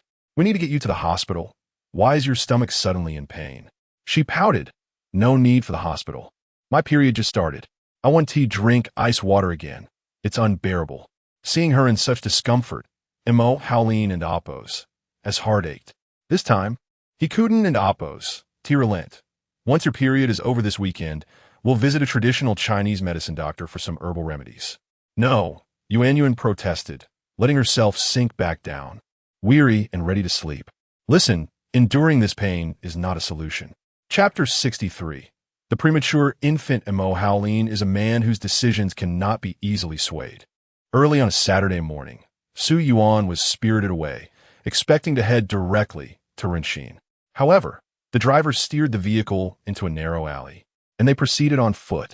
What appeared unremarkable from the outside revealed a hidden charm within. After navigating several turns, they stumbled upon a quaint courtyard, where even a novice in antiques like Yuan could discern that the furniture and ornaments were steeped in history. It was unclear who resided here, as it did not resemble a medical establishment. After a brief wait, an elderly gentleman ambled out, his expression warm and inviting. "Old Master Yuan, I appreciate your assistance," Mo Howlin said, rising slightly in a gesture of respect. "Ah, this young lady," the old man remarked with a smile, "is indeed lovely, though she seems somewhat deficient in vitality. Come now, extend your hand for me to examine." Left with no choice, Yuan complied, allowing him to take her pulse. "You were born prematurely, and over the years, you Haven and Damp, Oppose, paid much attention to your well-being. Just look at you. Your hands and feet are icy in this summer heat, indicating a lack of vitality. You must take care to regulate your health and incorporate appropriate exercise. Otherwise, childbirth may become a daunting ordeal in the future." Yuan furrowed her brow slightly. She believed she was not a premature infant. She recalled how Ge Lihong often lamented to Su Xuan about her overdue pregnancy. Yet, she acknowledged her chronic coldness, and, being a student of medicine, albeit a psychologist, she possessed a fundamental understanding of health. Each month during her cycle, she experienced discomfort. An excessive exertion left her breathless, a clear sign of insufficient vitality. After a month of medication, the old man suggested they observe the effects. Yuan expressed her gratitude respectfully, and the old doctor smiled, saying, "Child, you seem a bit burdened by your thoughts, but you possess good self-regulation. Some matters should flow naturally. Do not overthink them. As a young lady, allow yourself to be carefree." Mo Howlin gently squeezed her hand, teasing, "What are you pondering so deeply?" After receiving the prescription, he arranged for someone to collect the medicine once prepared. Before they departed, Old Master Yuan advised Howlin, "Your father is at an age where his temper still flares. Do encourage him to embrace retirement and take care of himself." "Indeed, you are right. I'm grateful for your guidance over the years. Please take care of yourself as well," Mo Howlin replied. Once outside, he explained to Yuan, "Old Master Yuan comes from a lineage of imperial physicians and is selective in offering diagnoses. His close relationship with the Zhong family led to an introduction to my father for health management. His prescriptions are undoubtedly the finest. Focus on your recovery." Mo Howlin finally comprehended the notion that girls should be pampered. As he observed Yuan, he felt an endless concern for her well-being. Yet, Yuan and Oppose, mind lingered on another matter. Was she truly a premature infant? Curious about her thoughts, Mo Howlin leaned closer and inquired, "What occupies your mind? How is Su Xuan faring?" She asked, surprising him with the unexpected question. The family, now under careful management, was indeed thriving. "I am not entirely certain. I heard your father was hospitalized recently, but Su Yi is frequently at Anja. I have assigned a deputy to oversee matters. Would you like to inquire personally? Mo Howlin began searching his phone for someone who could provide updates on the Su family, flipping through records before adding, however, it seems your grandfather and aunt, Oppo's, condition is not promising. He appears to be suffering from kidney issues. It was Su Ziqian who had brought her back, and knowing the Su family and Oppo's meticulous nature, especially Li Wei, it was likely that a paternity test had been conducted. Perhaps she was overthinking it. After all, Ge Li Hong's infidelity had been documented by Li Wei, making it unnecessary for her to invite humiliation upon herself. She shook her head softly, whispering, "Never mind." Mo Howlin was aware only that she was Su Xuan's daughter, oblivious to the hardships she had faced while growing up. He had other engagements to attend to and instructed the driver, "Please drop Miss Su off at Jiangnan." "No need. Just let me off at the subway station ahead." She replied, "Where are you headed? Just let me be." Su Yuan, burdened with thoughts, was uncertain about her destination. All she desired was solitude, yet she did not wish to return to the villa. "You go about your business. I will wander the streets. Hand me your phone." Mo Howlin swiftly took her phone and unlocked it with ease. Su Yuan frowned. How did he know her password? Mo Howlin had linked a secondary card to her payment app and returned the phone after verification. "Use this black card for your purchases. The password is your birthday. Just enjoy yourself, and when you finish shopping, call the driver for a ride. You need not worry about anything. I will handle it all." He tenderly caressed her cheek before instructing the driver. "First, take Miss Su to Guijin Plaza and then return to the office." Standing at the entrance of the luxurious shopping mall, Su Yuan hesitated to step inside. Instead, she found a spot at an outdoor CF, ordered a coffee, and settled down. Mo Howlin and Oppo's attentiveness encompassed every aspect of her life. Clothing, sustenance, and housing were meticulously arranged. He was significantly older, with a prestigious background and exemplary status. His life experiences and knowledge impeccable. His worldview was well-formed and assertive, allowing her to exist alongside him without the need for independent thought, merely obedience and compliance.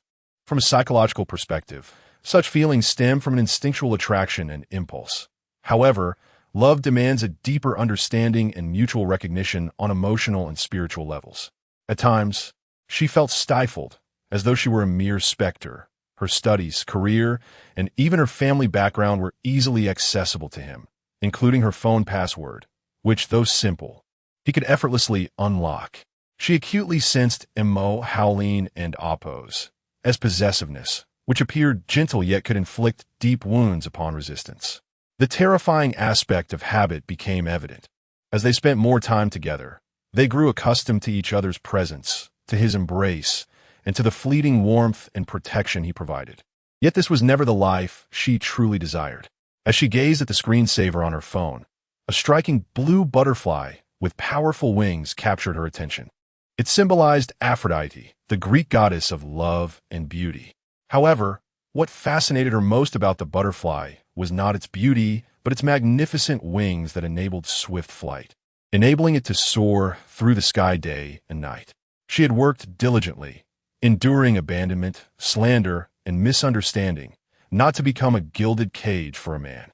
If one day she could truly become strong and escape it all, how wonderful that would be, to explore the world and seek kindness, even from strangers, and to live freely.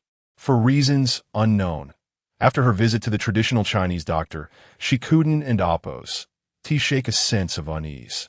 In this bustling city, her sanctuary remained her humble abode.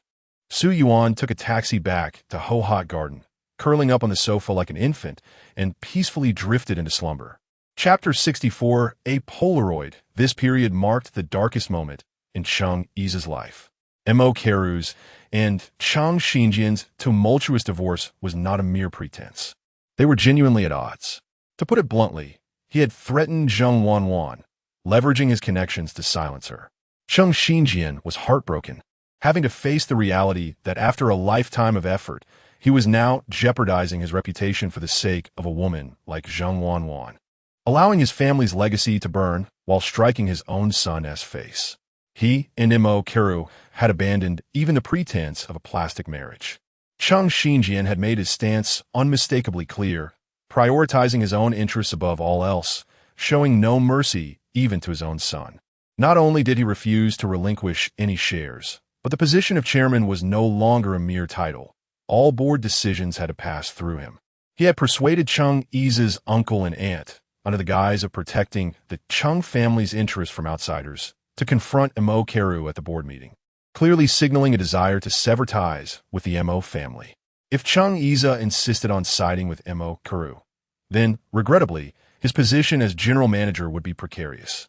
Should he choose to remain neutral, prioritizing the Chung family and Oppo's interests, the Chung legacy would ultimately remain his. It was merely a matter of time. The so-called blood ties sometimes pale in significance when faced with the allure of self-interest. He found himself trapped in a predicament with no clear way out. On the other hand, Zhonglan had become increasingly frantic. It was rumored that her partner had returned to the country and was now indifferent, even declaring that he would not marry Chung Yi, even if he were cast out of the Zhong family. Who could have anticipated that he would one day find himself in such a despised state? Since becoming involved with the naive and sweet Xiang Ran, He Qiuxing seemed to have gradually settled down, frequently busying himself with his girlfriend, leaving little time for drinks. Xiao Shun had seemingly vanished from existence, his whereabouts unknown. Visiting bars and clubs only served to remind him of the unfamiliar faces and their insincere pleasantries, leaving him feeling even more drained. Chung Yi sat alone on the sofa in the suburban villa, a profound emptiness enveloping him. When the housekeeper entered, she was startled to see him. She typically came every weekend to clean thoroughly and had seldom seen the owner at home on a Saturday afternoon. Having worked there for over a year, she had encountered Chung Yi no more than 3 times. Cautiously approaching him, she inquired, "Mr. Chung, last time I cleared out the utility room, a book fell out that looked quite new. I wasn't Oppos, sure if it was of any use, so I didn't Oppos, dare discard it. Is it yours?" Chung Yi shook his head. All his books were in the study. How could one possibly end up in the utility room? The housekeeper awkwardly said, "Then I and Oppos, throw it away." I had set it aside in the utility cabinet. Suddenly struck by a thought, Chung Yi sat up straight. "What book is it? Please bring it to me." The housekeeper complied, retrieving the book and handing it to him. It was a book with an abstract cartoon cover titled Growing Up Again, with the subtitle, "Embrace Your Inner Child." It appeared to be a gift from Su Yuan. Chung Yi and Oppos' lips curled into a smile. She seemed to read anything. Flipping through the pages, a Polaroid photograph slipped out. It was from their first outing to an outdoor music festival, where the crowd had been overwhelming. He had hoisted her onto his shoulders, while a couple nearby had captured a photo for them, which Su Yuan had kept. Chung Yi remembered the event, but had never seen this photograph before. He picked it up, examining it closely. It had been 2 or 3 years since that day, when they had only recently begun their relationship. Su Yuan's joyful smile radiated as he looked up at her. A warm wave coursed through Chung Yi's heart. On the back of the photograph, Su Yuan had handwritten a note. "A's is a ray of light." Overwhelmed with emotion, Chung Yi suddenly covered his eyes with his hand, struggling to breathe in a bid to regain his composure. Closing his eyes, the last flicker of light within him extinguished. Holding the photograph, he felt an urgent need to leave the house, driving away as if fleeing. Aimlessly cruising the streets, his mind was filled with memories of that music festival, where Su Yuan had danced joyfully to the music, exclaiming, "A's, I'm so happy." Indeed, they had been so young then. He was merely 23, while Su Yuan had just turned 20. The recollections were pure bliss. As if guided by an unseen hand, he found himself at Ho Hot Garden. Looking up, he noticed that Su Yuan's lights were on. His heart raced. Had she not moved in with Mo Howlin? To his astonishment, she was home. Su Yuan had indulged in a long slumber, drifting through an afternoon that felt dreamlike, frequently recalling the happy moments of her childhood with her family. Yet, the dream always culminated in Gu Lihong crouching down to tell a little boy, "You wait here for mommy, okay?" It was as if she had entered a nightmare. Replaying the words, "You wait here for mommy, okay?" until she was jolted awake by the persistent ringing of her phone, drenched in cold sweat. It It was yet another call from Mo Howlin, but she was reluctant to answer, feeling an inexplicable resistance.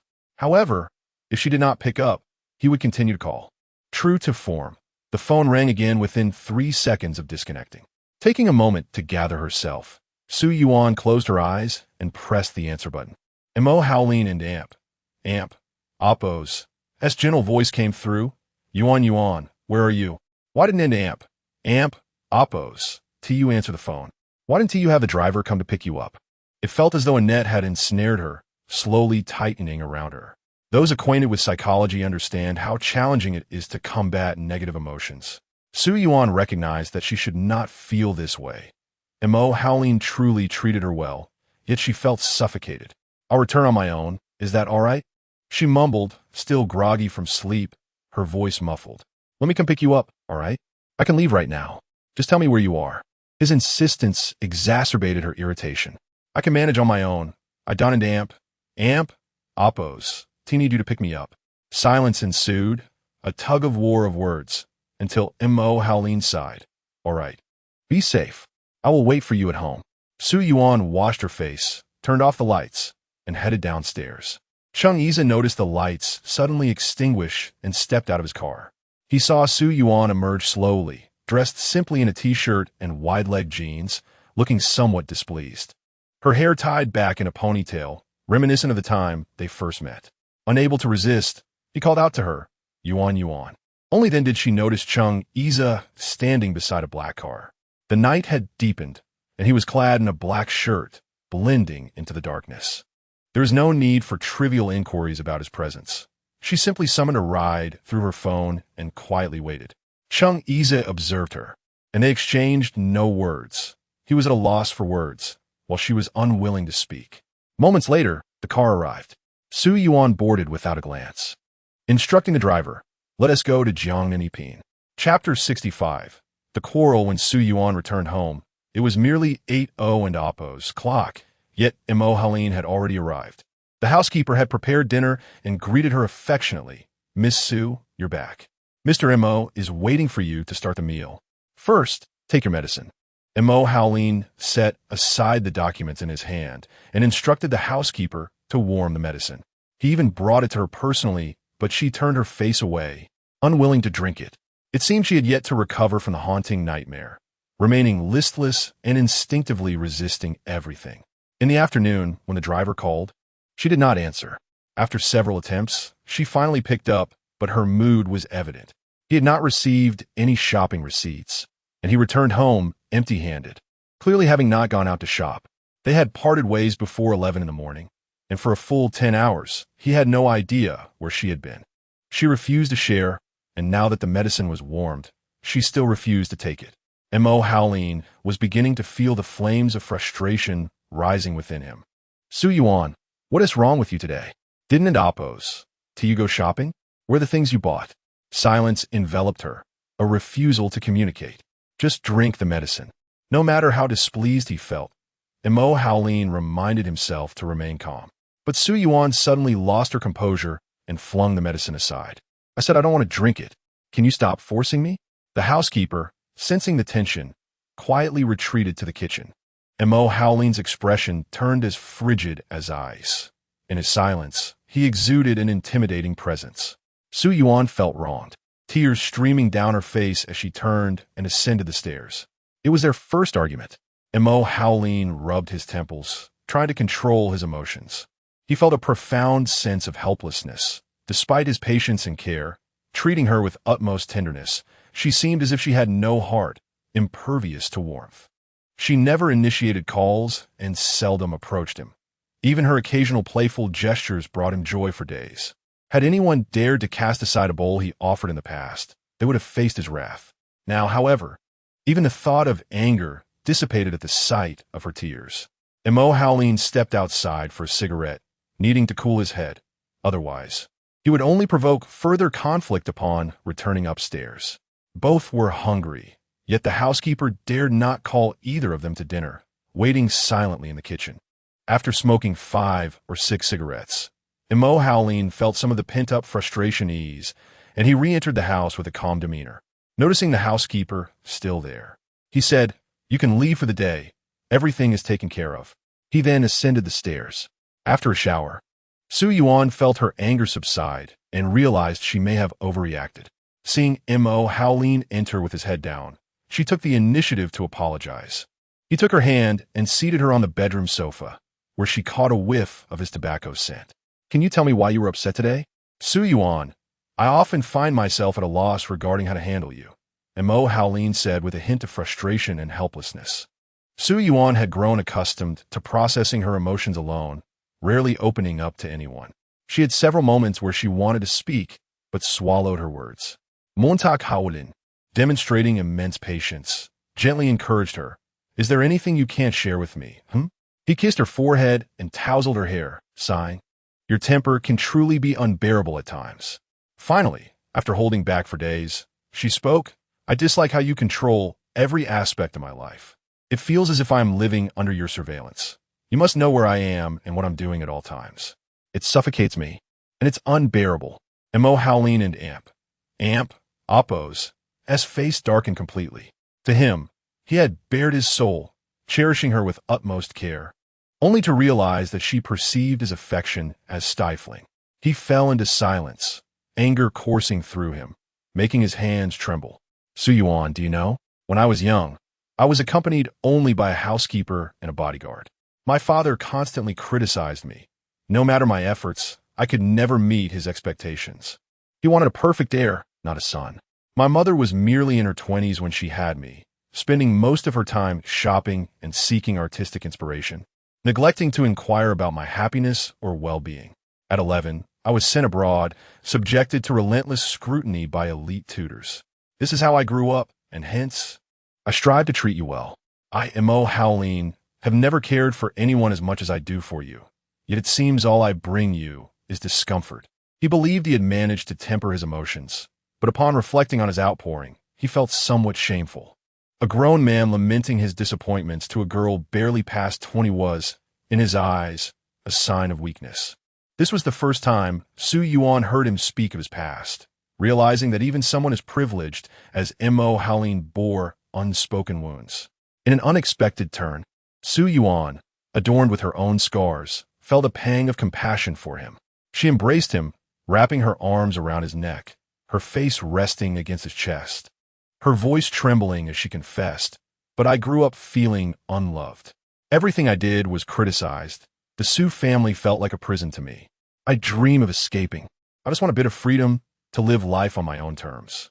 I know you care for me, but could you please stop controlling me so much? Just give me a little space, please? This was her first true confession, revealing her innermost feelings. Translated, it meant she was sensitive and difficult, and she wished for his understanding. Mo Howlin's pent-up anger evaporated in an instant. Yes, he had been too controlling, wanting to keep her close. Yet his affection had become a source of resentment. All right, I promise you, I won't pry into your affairs as long as you dislike it, okay? Su Yuan, note that. Her voice muffled in his embrace. I will go take my medicine shortly. I should have thrown a tantrum. I'm sorry. She was capable of inciting fury, yet when she behaved sweetly, he felt an overwhelming desire to envelop her entirely. Su Yuan, he called softly. As she looked up, Mo Howlin kissed her, parting her lips and tasting her tongue, his breath laced with the faint scent of tobacco, an irresistible dominance enveloping her, binding her entirely within his embrace. With a sense of familiarity, Su Yuan felt herself melt against him. In that moment, Mo Howlin forgot his earlier promises. Allowing her freedom was inconceivable. He preferred for her to remain by his side, forever. Chapter 66. Annulment of engagement that evening, Chung Isa returned to the Mo family's old residence. Reluctant to go back to the suburban villa, where every moment was saturated with haunting memories that he could scarcely endure. Yet, even when facing Su Yuan, she exhibited neither surprise nor joy. Her gaze was devoid of love, and even hate seemed absent. Chung Isa's heart fell hollow, having ultimately lost the girl who once regarded him as a beacon of light. Witnessing the discord between Chung Xinjian and Mo Karu, he found a last flicker of hope regarding his impending marriage to Zhonglan extinguished. Two individuals devoid of affection could only drain each other emotionally. and the thought of Zhonglan brazenly betraying him was unbearable. Since the onset of their divorce proceedings, Mo Keru had returned to live at home. Upon seeing her son, she expressed her surprise. "What brings you here today? Has something happened?" "Mom, perhaps we should just let it go."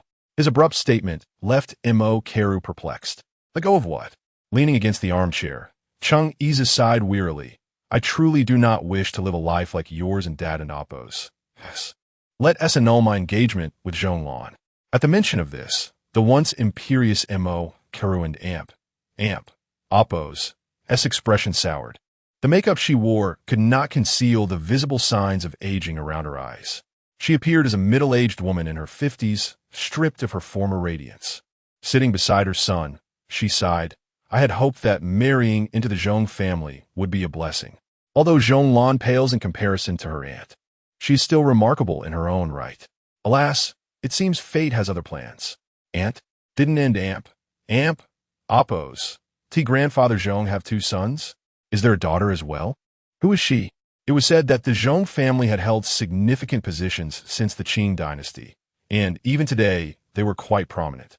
With one son in politics and the other in business, they maintained strict control over their children, and Mo Keru had never heard of a daughter. Mo Keru, proud and haughty, had only ever envied Zhong Exen, a dazzling prodigy several years her junior, who once shone like a precious pearl among the elite. At 16, she had won an international oil painting award and was an accomplished pianist, the most beautiful girl Mo Keru had ever seen. It was no exaggeration to describe her as breathtaking among the daughters of wealthy families. Many sought to marry her, and after her 18th birthday, suitors nearly overwhelmed the Zhong household. Regrettably, this radiant gem had left for abroad at 19 and had not returned in over 20 years, nor had any news of her marriage surfaced. Since her departure, the Zhong family seldom mentioned her, the reasons for which remained shrouded in mystery. It was only when Zhonglan went overseas for her studies that she learned of her aunt and Appo's presence in France. After a moment in Appo's contemplation, Mo Keru sighed. "Perhaps I have been looking at Zhong Xin through rose-colored glasses. Zhonglan cannot compare to her.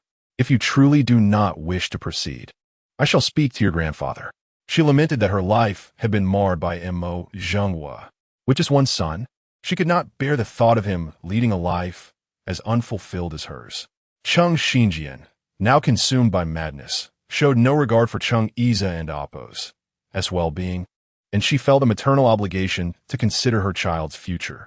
Mo Zhenghua and Shi had long since retired for the night. As Mo Keru prepared to rest, she noticed Chung Yiza's despondent expression and furrowed her brow. "Aze, I warn you, even if you do not marry Zhonglan, do not entertain any other notions. I am aware of your intentions. Save yourself the heartache." "What do you mean? What intentions could I possibly have? She is living with Mo Howlin. What more can I do?" Mo Keru could not abide his despondency. Without mentioning Su Yuan, he unwittingly betrayed his feelings. "What spell has she cast upon you both? Is it merely her looks? Just wait 10 or 20 years and see for yourself. A woman in Appo's youth is fleeting. Given her background, you should not risk becoming a laughingstock. Do not be deceived by Mo Howlin's current infatuation. Your grandfather is well aware of the situation and knows how long he can tolerate it. You both need to wake up." With a mix of exasperation and disbelief, Mo Keru retreated to her room. Chung Yiza, unable to sleep, sat on the sofa lost in thought. He took out his phone and sent Zhonglan a WeChat message. "Let in Appo's. Let's meet tomorrow to discuss the annulment of our engagement." To his surprise, she replied instantly, "Okay." They agreed to meet at a CAF located in a 5-star hotel. Upon his arrival, Chung Yiza found Zhonglan already waiting for him. This time, Zhonglan presented an unexpected contrast, dressed in an oversized t-shirt over her shorts. Her hair cut to a bob and dyed a deep red, exuding the essence of a rebellious youth. The change was so stark that he struggled to comprehend. What has prompted this transformation? Zhonglan, unfazed, laughed heartily and Appo's. "You've been kicked out of my home and am now residing in a hotel. I no longer wish to masquerade as a socialite. Long live freedom." Indeed, you and Appo's truly lost her mind. I am curious to know which man has inspired such a change in you. Last time you caught me kissing him, it was him. Who could see anything in that darkness? You were the one who initiated the kiss. Chung Iza found it amusing. She had once appeared composed and graceful. Yet here she was, acting irrationally for a man. Zhonglan chuckled, recalling that she was indeed the one who had kissed him. As long as he was willing to take a step toward her, she would not hesitate to bridge the remaining distance, even if it meant risking herself in the process.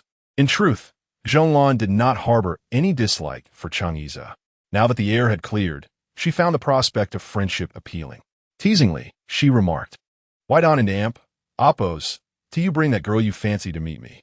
You know, the one you were so fixated on at the concert." Chung Iza recalled the concert, where Su Yuan had sat with another man. For 2 hours, he had watched her, nearly beside himself with frustration. "You saw her that night, too, didn't an oppose to you? Unlike you. I spent the entire evening admiring her profile. I barely caught a glimpse of her face. After we part ways, you can pursue her." "Why pursue? I can't even get close to her now."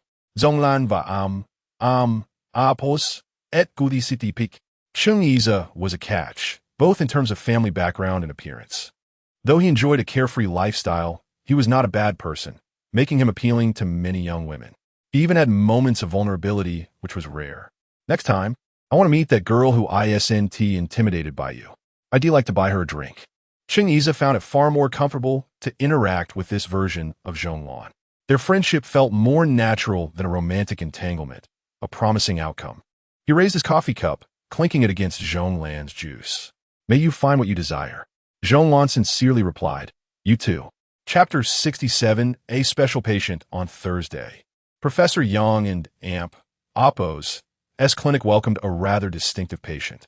A 15-year-old boy named Qin Yao sought the expertise of the specialist. When the young nurse inquired about his school, he erupted in fury, smashing the reception desk.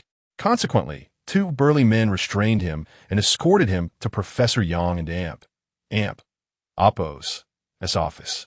Following closely behind was a woman in her 30s, with cascading brown waves, clad in a form-fitting black skirt and towering 10-centimeter heels, clutching a gold-brown Birkin bag, exuding an aura of rarity. Her presence seemed to emanate an impressive energy of at least 8 meters. She settled onto the couch in the consultation room and addressed Yang Qing, "Professor Yang, I presume? I have heard you are an authority in this field. Could you assess his condition?" No sooner had she spoken than the boy began to roar. "I'm not sick. I swear I will kill you all. Do you believe I could smash this hospital to pieces? Let me go." Su Yuan, masked and seated opposite Professor Yang, exchanged a solemn glance with Yang Qing. "Yang Qing su gestet. Perhaps you could all step outside while we have a private conversation with the boy." The woman shot Yang Qing a dismissive look, scoffing, "He will strike you, and he is trained in combat. If he hurts you, I will not be held responsible. Such patients are the most troublesome. If he refuses to cooperate, neuroimaging examinations become utterly impossible. Let him go. Allow him a moment to calm down. We can speak with him privately," Yang Qing advised. Su Yuan glanced at Yang Qing, who nodded in affirmation, and she continued, "Qin Yao, is it? Please do not be agitated.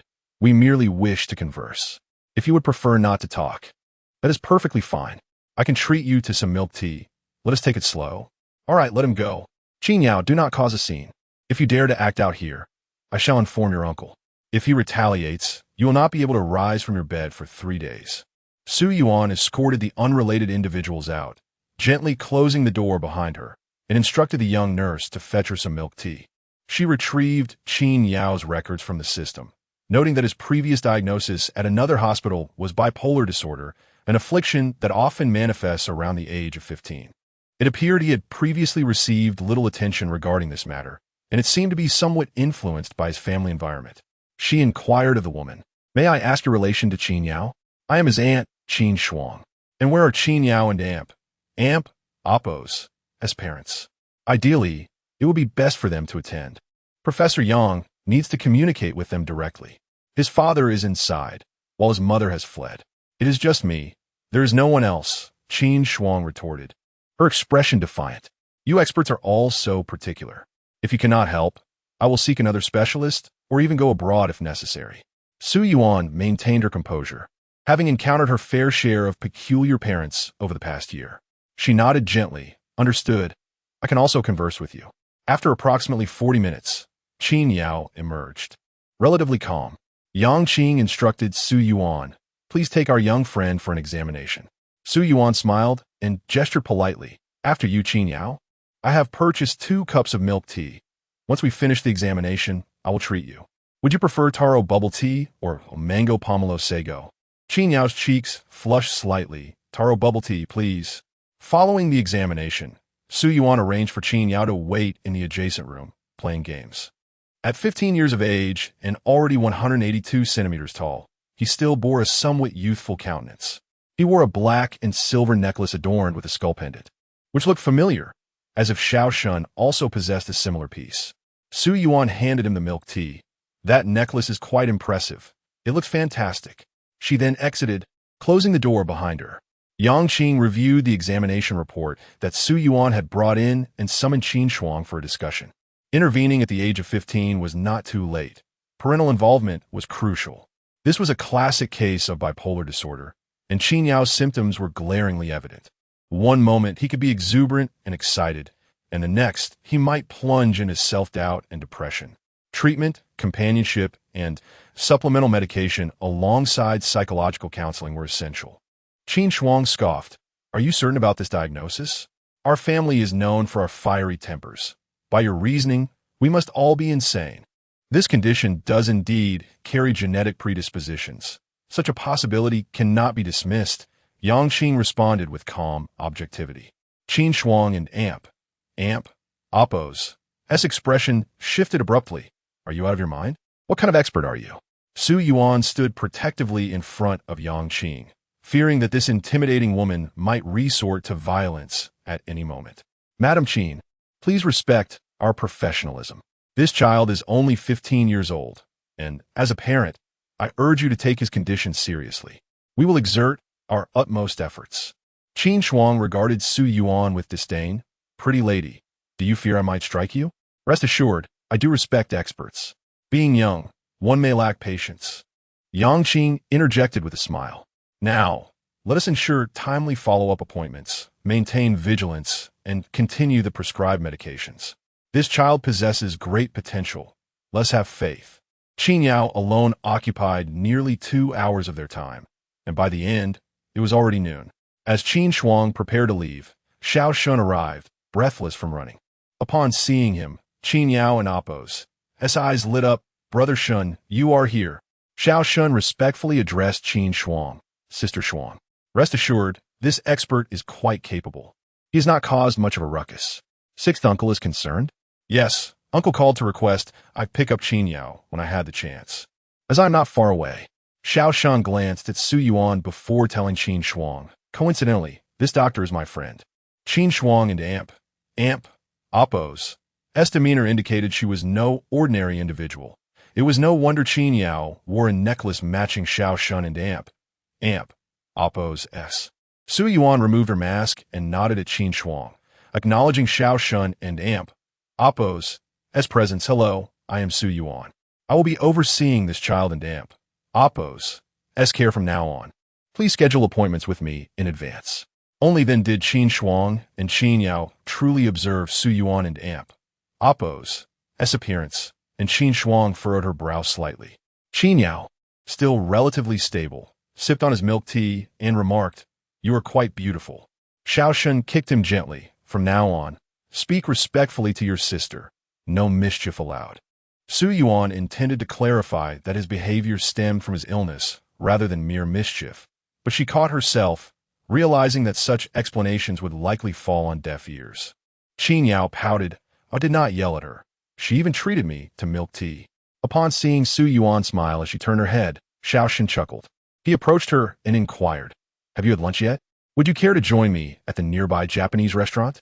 I have a stake in that establishment, and I shall treat you.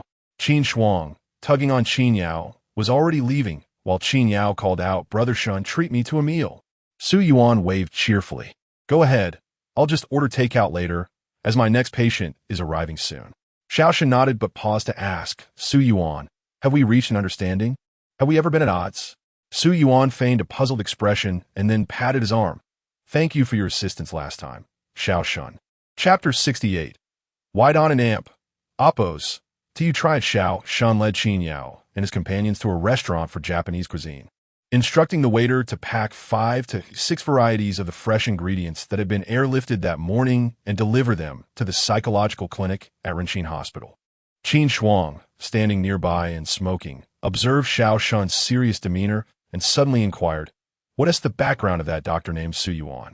Xiao Shun was taken aback by her question and hesitated for a moment. "Just an ordinary friend. Why do you ask, Sister Shuang? Who cares about your relationship with her? I and Oppos am asking about her family background and if she has any connections." This struck Xiao Shun as even more peculiar. What connections could there possibly be? He pondered seriously before replying. There's nothing special about her. She is just the third miss of the Su family. Anjia is merely a small to medium-sized enterprise, far inferior to the Xiao family. What exactly are you trying to ask? Qin Shuang felt a bit flustered, uncertain about her own inquiries. She shook her head and extinguished her cigarette. "It an amp? Amp? Oppos. That's nothing, I was just asking." She and amp? Oppos. That's quite a beautiful girl. Are you interested in her? Sister Shuang, don't say such nonsense. We're just ordinary friends. Xiao Shun playfully poked his cheek with his tongue. TCH, ambitious yet cowardly, still wanting to associate with sixth brother. Hurry up and serve the food. I and amp. Oppos. Am starving. Qin Shuang entered the elegant room, her expression a mixture of confusion. Xiao Shun rolled his eyes dramatically, pulled out a cigarette from his pocket, lit it, took a deep drag, and muttered a curse under his breath. Damn it, calling me a coward. I'm a tough guy, all right? We're an amp. Oppos. That's the cowardice in that. Su Yuan ordered a sandwich, but before it arrived, a large assortment of Japanese delicacies was delivered. 7 or 8 meticulously packaged boxes, complete with dry ice underneath.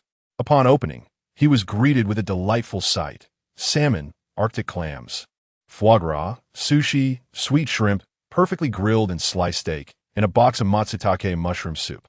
This was enough to feed 3 or 4 people. The young nurse, astonished, gazed at the bags and exclaimed, Sister Yuan, this is too extravagant. Their family is quite wealthy. Can you finish all this by yourself? Su Yuan smiled awkwardly. Well, we'll share it together. I'll take some to Professor Yang. You can give me a few sushi and the soup. The rest you can share. She took out her phone and sent a WeChat message to Xiao Shun. Streetwise CEO Xiao, is this your delivery of Japanese food? Xiao Shun and amp. Oppos. As profile picture featured his necklace. And they had only just added each other on WeChat after the incident with Jin Xiao. His response was almost instantaneous. Didn't you skip lunch? So I sent you some. Is the sushi restaurant also yours? I have a minor stake, but in amp, Oppos, that's not significant. How is it that you seem to be everywhere? Truly impressive. Enjoy your meal. Why are you so chatty? Thanks, CEO Xiao. You're so considerate. Don't bother next time. With both hands on his phone, Xiao Shun was intently replying to the messages when he saw Su Yuan and Oppos' text, and his expression was indescribable. He responded with a perplexed. Su Yuan chuckled, put her phone away, and took the 2 boxes of food into the consultation room to deliver to Yang Qing. While they were dining, Qin Shuang received a phone call from Qin Feng. She glanced at Qin Yao and stepped outside. Qin Feng asked about the situation in a perfunctory manner. Qin Yao was the only grandson of the old Master Qin, and his mother was a lady from a high-end club. As soon as he was born, he was brought back to the Qin family by his mother, raised by the old master himself. Qin Yao had been uncontrollable since childhood, with a volatile temperament, only manageable by the old master and Qin Feng. After Qin Lao San was incarcerated, his behavior suddenly changed. Sometimes he would babble incessantly for an entire day. At other times, he would throw things and cry. His teachers suggested taking him to see a psychologist, initially suspecting bipolar disorder, but he had frightened off a few doctors. Later, hearing that Yang Qing was an authority in this field, they decided to bring him to Renqin for treatment. Sixth brother, I think that doctor might be competent. Yang might really have issues. What should we do? Although Qin Shuang appeared carefree, she was genuinely concerned for her nephew, as he was the last remaining heir of the Qin family. However, with Qin Feng now in charge, she had to report everything to him. Qin Feng and amp. Oppos.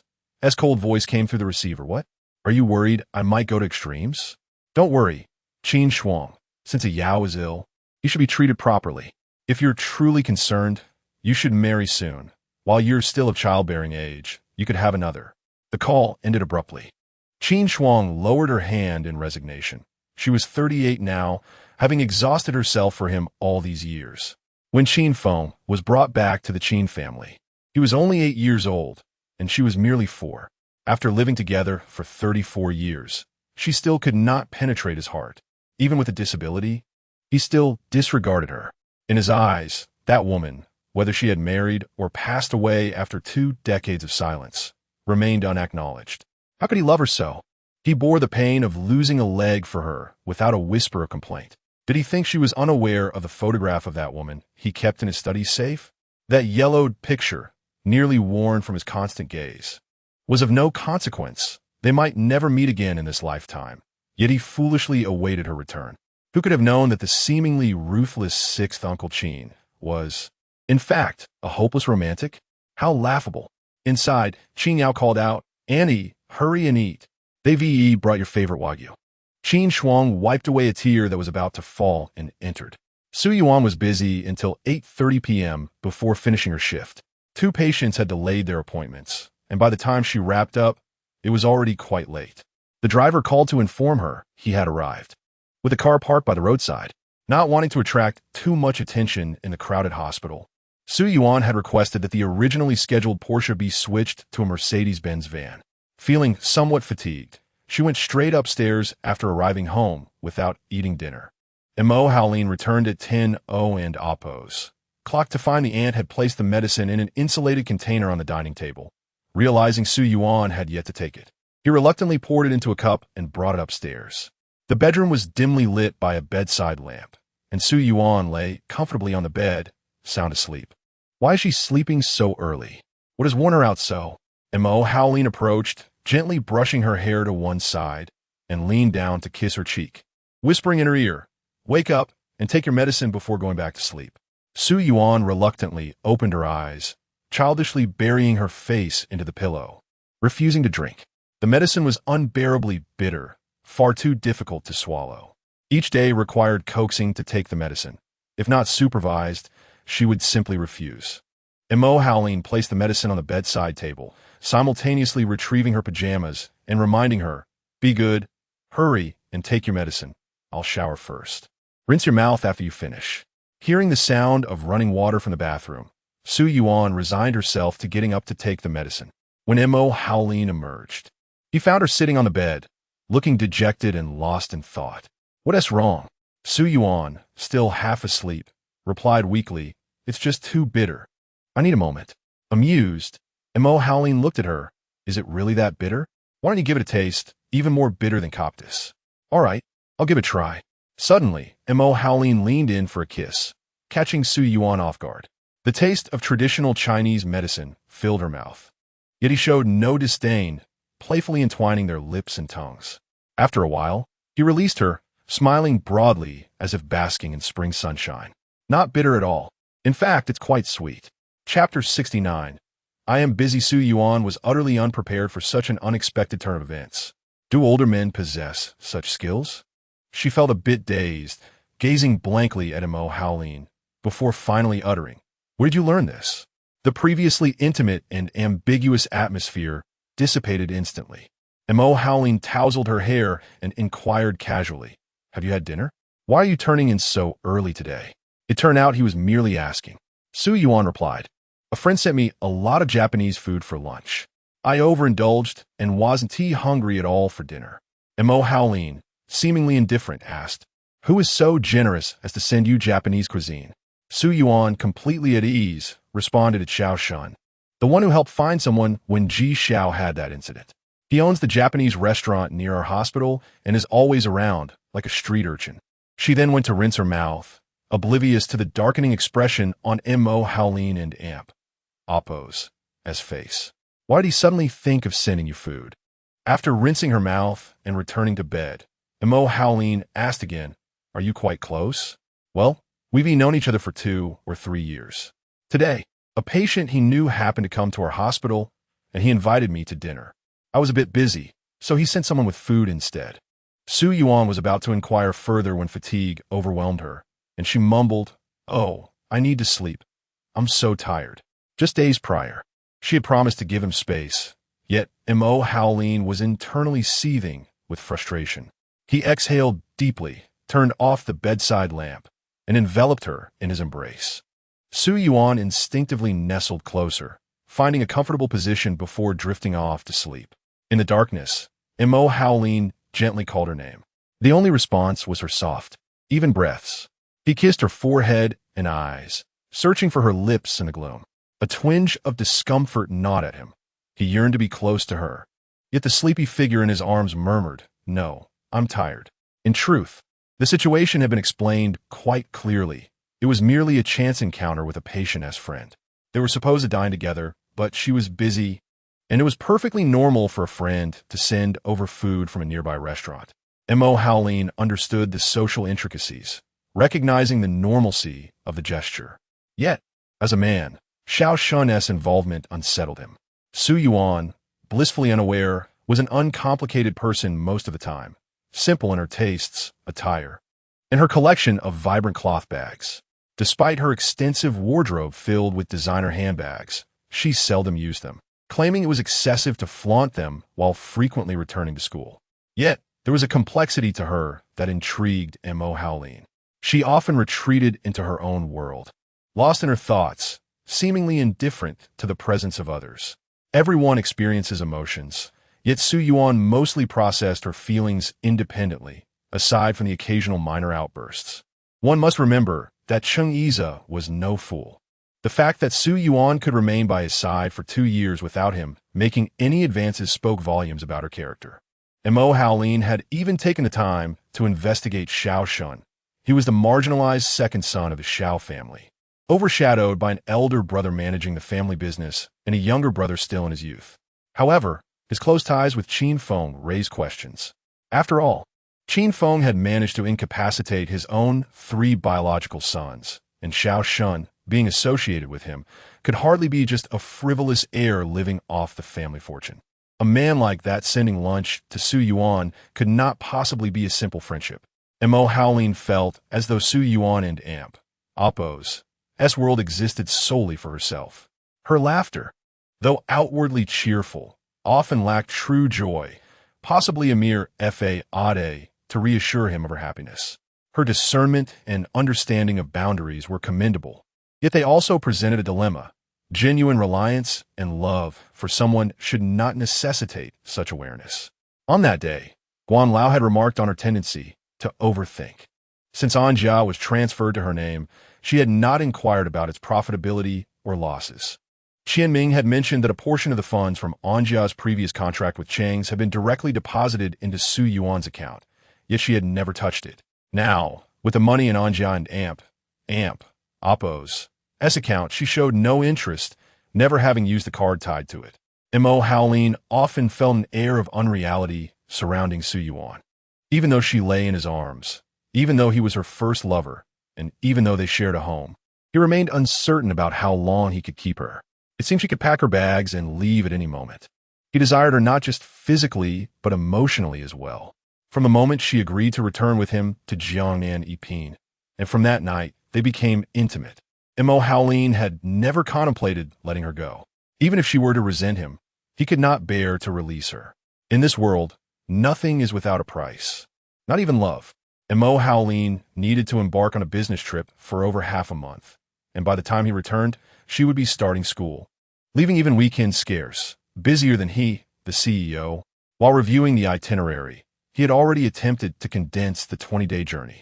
Qianming jokingly suggested taking her along. And over breakfast, Mo Howlin tentatively asked, "I need to return to America. Would you like to come with me? We could see a Broadway show." Without even lifting her head, Su Yuan declined outright. "I have no time. I'm busy. Have you considered resigning to focus on your studies? One's energy is limited. Juggling work and school will be quite taxing." This time, she glanced at him, yet her refusal remained steadfast. "I'm fine as I am. I don't find it difficult." A stubbornness permeated her demeanor. Yuan, you don't have to work so hard by my side. Mo Howlin set down his coffee, attempting to persuade her. Moreover, I would like you to spend more time with me. Look, despite my busy schedule, I still make time on Saturdays to be with you. But once school starts, you'll have weekend classes, and with your occasional overtime, if I travel again, we won't have any time alone. Su Yuan struggled to comprehend.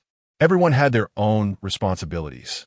They shared their nights. So what more companionship was needed? I haven't been involved much with Professor Fong and Oppos as project. I know how to manage my time effectively, and you can still use Saturdays to pursue your own interests. Their conversation seemed to falter on different frequencies, and Mo Howlin felt a headache coming on. You said you wouldn't interfere with my affairs. Observing her apparent grievance, he clenched his jaw. Yes, I did say that. I finished my meal. I'm leaving now. As she grabbed her bag and prepared to exit, Mo Howlin called out to her. Oh, I almost forgot. Su Yuan turned back to give him a fleeting peck on the cheek before dashing off. Amused and exasperated by her, Mo Howlin was still simmering from the previous night's irritation. He had mentioned his upcoming business trip to America, yet Su Yuan hadn't inquired about his departure, duration, or return. No one could disrupt her rhythm. Her academic pursuits and work were of utmost importance. He felt an absence of her attentiveness and consideration for him. Chapter 70. The Little White-Eyed Wolf. It was the first time Qin Yao underwent psychological intervention, and surprisingly, it was Xiao Shun who accompanied him. Su Yuan glanced back at him a few times and inquired, "Where are his parents?" Xiao Shun scratched his nose. Sister Shuang had a last-minute matter, so she asked me to come along. Then why are you feeling guilty? Su Yuan chuckled at him. Xiao Shun defiantly retorted, "What do you mean I feel guilty? Then why are you scratching your nose?" Su Yuan teased, in a good mood today. Don't lie in front of the psychologist. We are walking lie detectors. How conceited. Xiao Shun couldn't help but chuckle. In truth, he was feeling guilty. He had proactively inquired about the follow-up appointment and insisted on accompanying her, fully aware that she was associated with Mo Howlin. Yet, he could not resist the urge to see her. She had changed significantly since being around Chang'e, her smile now a bit mischievous, revealing that she was doing well. Moreover, when she worked, she exuded a kind of magic, entirely different from the Su Yuan he had previously known. Dr. Su and Su Yuan seemed like two distinct individuals. As Xiao Shun sat in the waiting area, he suddenly pondered why she always needed a prefix attached to her name, whether with Chang'e or Mo Howlin. She should simply be herself.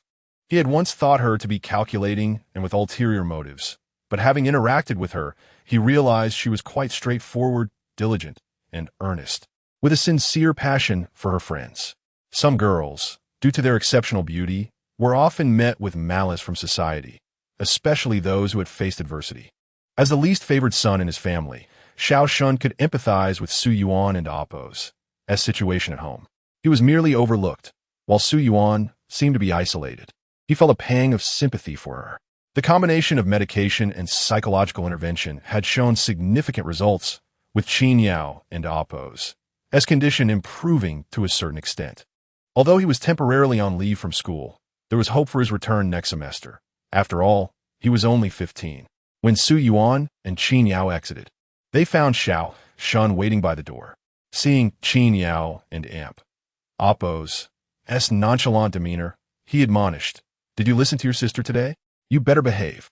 To his surprise, Qin Yao smirked and asked Su Yuan, "Are you his girlfriend?" Su Yuan's expression darkened. "Where did you learn that?"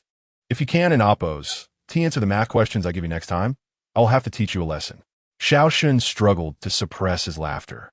It was truly adorable when Su Yuan got riled up. All right, play less video games. Ensuring adequate sleep is an important part of your treatment. And remember to take your medication on time. Su Yuan patted the tall and robust Qin Yao, instructing Xiao Shun, make sure someone supervises him to take his medication. Get him well soon, so he can return to school. Qin Yao frowned. "You and Oppos, read more nagging than my aunt. Women are such a hassle."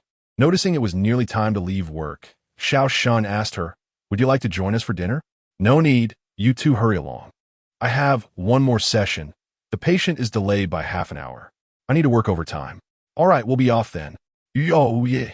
Don't forget next Friday at 4 o'clock, Xiao Shun reminded. "Stop nagging, I know," Qin Yao replied, his expression one of irritation. Yet, He was quite a good kid. When Su Yuan quizzed him on some first-year math knowledge, he surprisingly knew the answers, indicating his studies were likely going well. Mo Howlin, having finished his morning workout at 8, stepped out of the shower with his phone in hand. Back home, it was already past 8 in the evening. He had deliberately not contacted Su Yuan during his 5-day business trip, and to his disappointment, she had not reached out to him either, neither calling nor messaging him. Qianming entered with a stack of documents, and, noticing Mo Howlin smoking again, chuckled, "The asset divestiture is nearly complete. The old man will surely find no traces. You should be pleased. Your 5-year plan is coming to fruition." Unbeknownst to Mo Jinghua, more than half of Mo Corporation and Oppo's overseas assets have been transferred to Mo Howlin and Oppo's as personal investment fund, a lesson he had once imparted to his son. Trust no one, not even your relatives. Mo Howlin scoffed. This will only be over once I replace those old geezers on the domestic board. The second-generation heirs have mostly been dealt with. New blood won into Oppo's to unite. It's only a matter of time, he continued. However, Lin Dong was more challenging. He held 12 of the shares. His daughter was unremarkable, while his brother-in-law aspired to rise. But that old fox had his connections, being close to the patriarch. Mo Howlin had been smoking heavily these past few days, burdened with numerous matters to contemplate and balance. Qianming casually remarked, "Don into Oppo's. Push yourself too hard. We have plenty of time. Why not you sacrifice and marry Lin Dong and Oppo's daughter? It would save us a lot of trouble." "Thank you, Mo the capitalist. I and Oppo's like too. But the old man has to approve of me first." Qianming teased as he watched Mo Howlin chain smoke. "Aren't and Oppo's. You worried your girl will disapprove of your smoking and drinking? You seem quite unrestrained since going abroad." Mo Howlin sighed. "That only matters if she cares. Not even a phone call. What a little white-eyed wolf." As expected, on Friday afternoon, it was again Xiao Shun who brought Qin Yao. They both donned all black, adorned with black and silver skull necklaces. Su Yuan, noticing them, mumbled with a smile, "What are you trying to be cool for? Such ostentation." Not catching her words, Qin Yao leaned in. "What did you say?" "I said my Yao Gu is really cool." Su Yuan gave him a thumbs up as she led him into the consultation room. The treatment for the young boy primarily relied on coaxing. It was imperative to provide him with absolute emotional support. Su Yuan felt that Mo Howlin's absence during this period was akin to a heavenly holiday.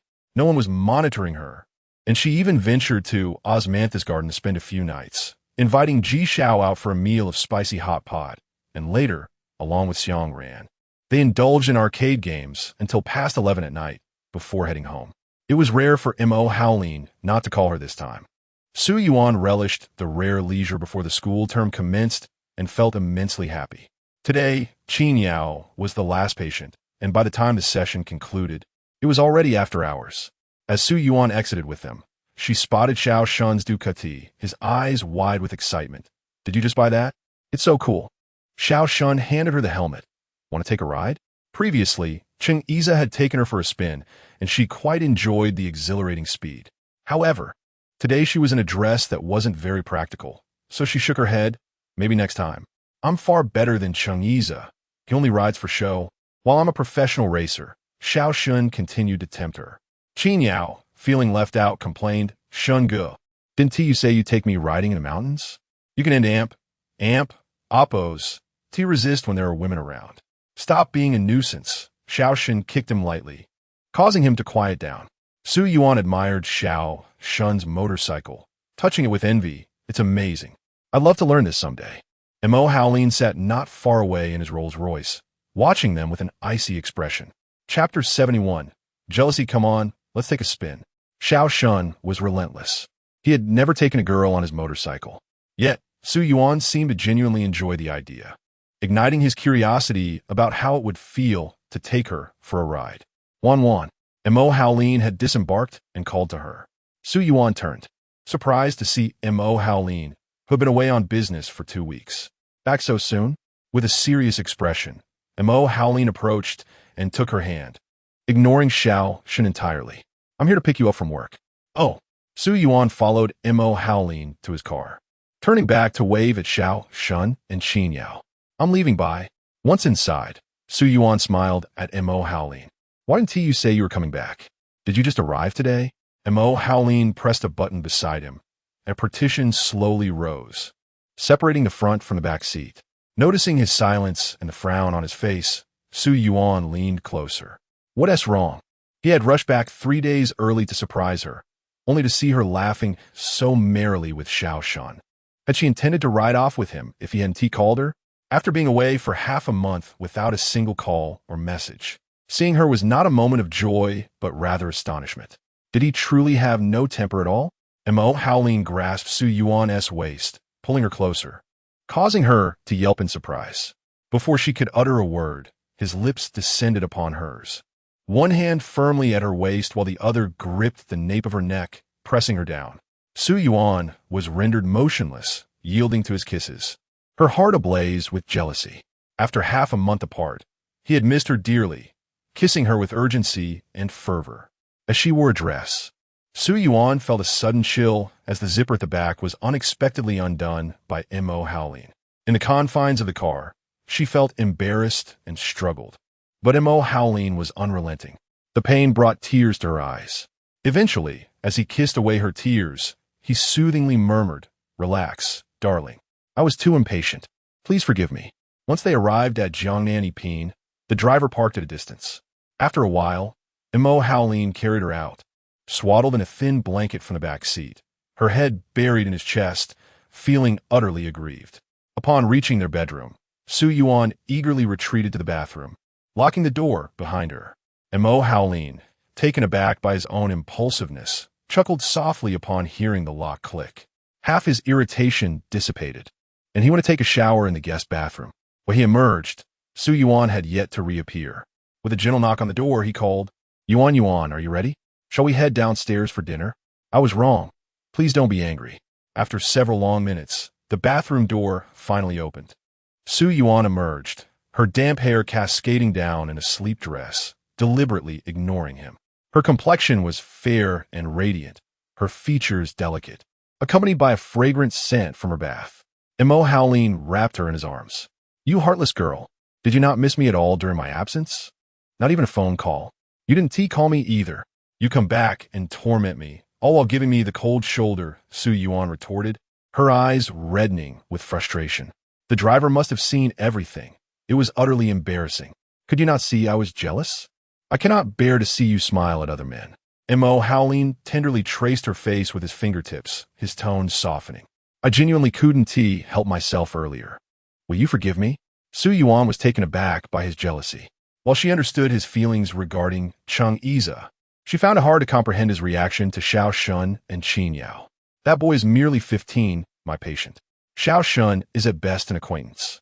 They merely left together after their appointment. I only glanced at that motorcycle.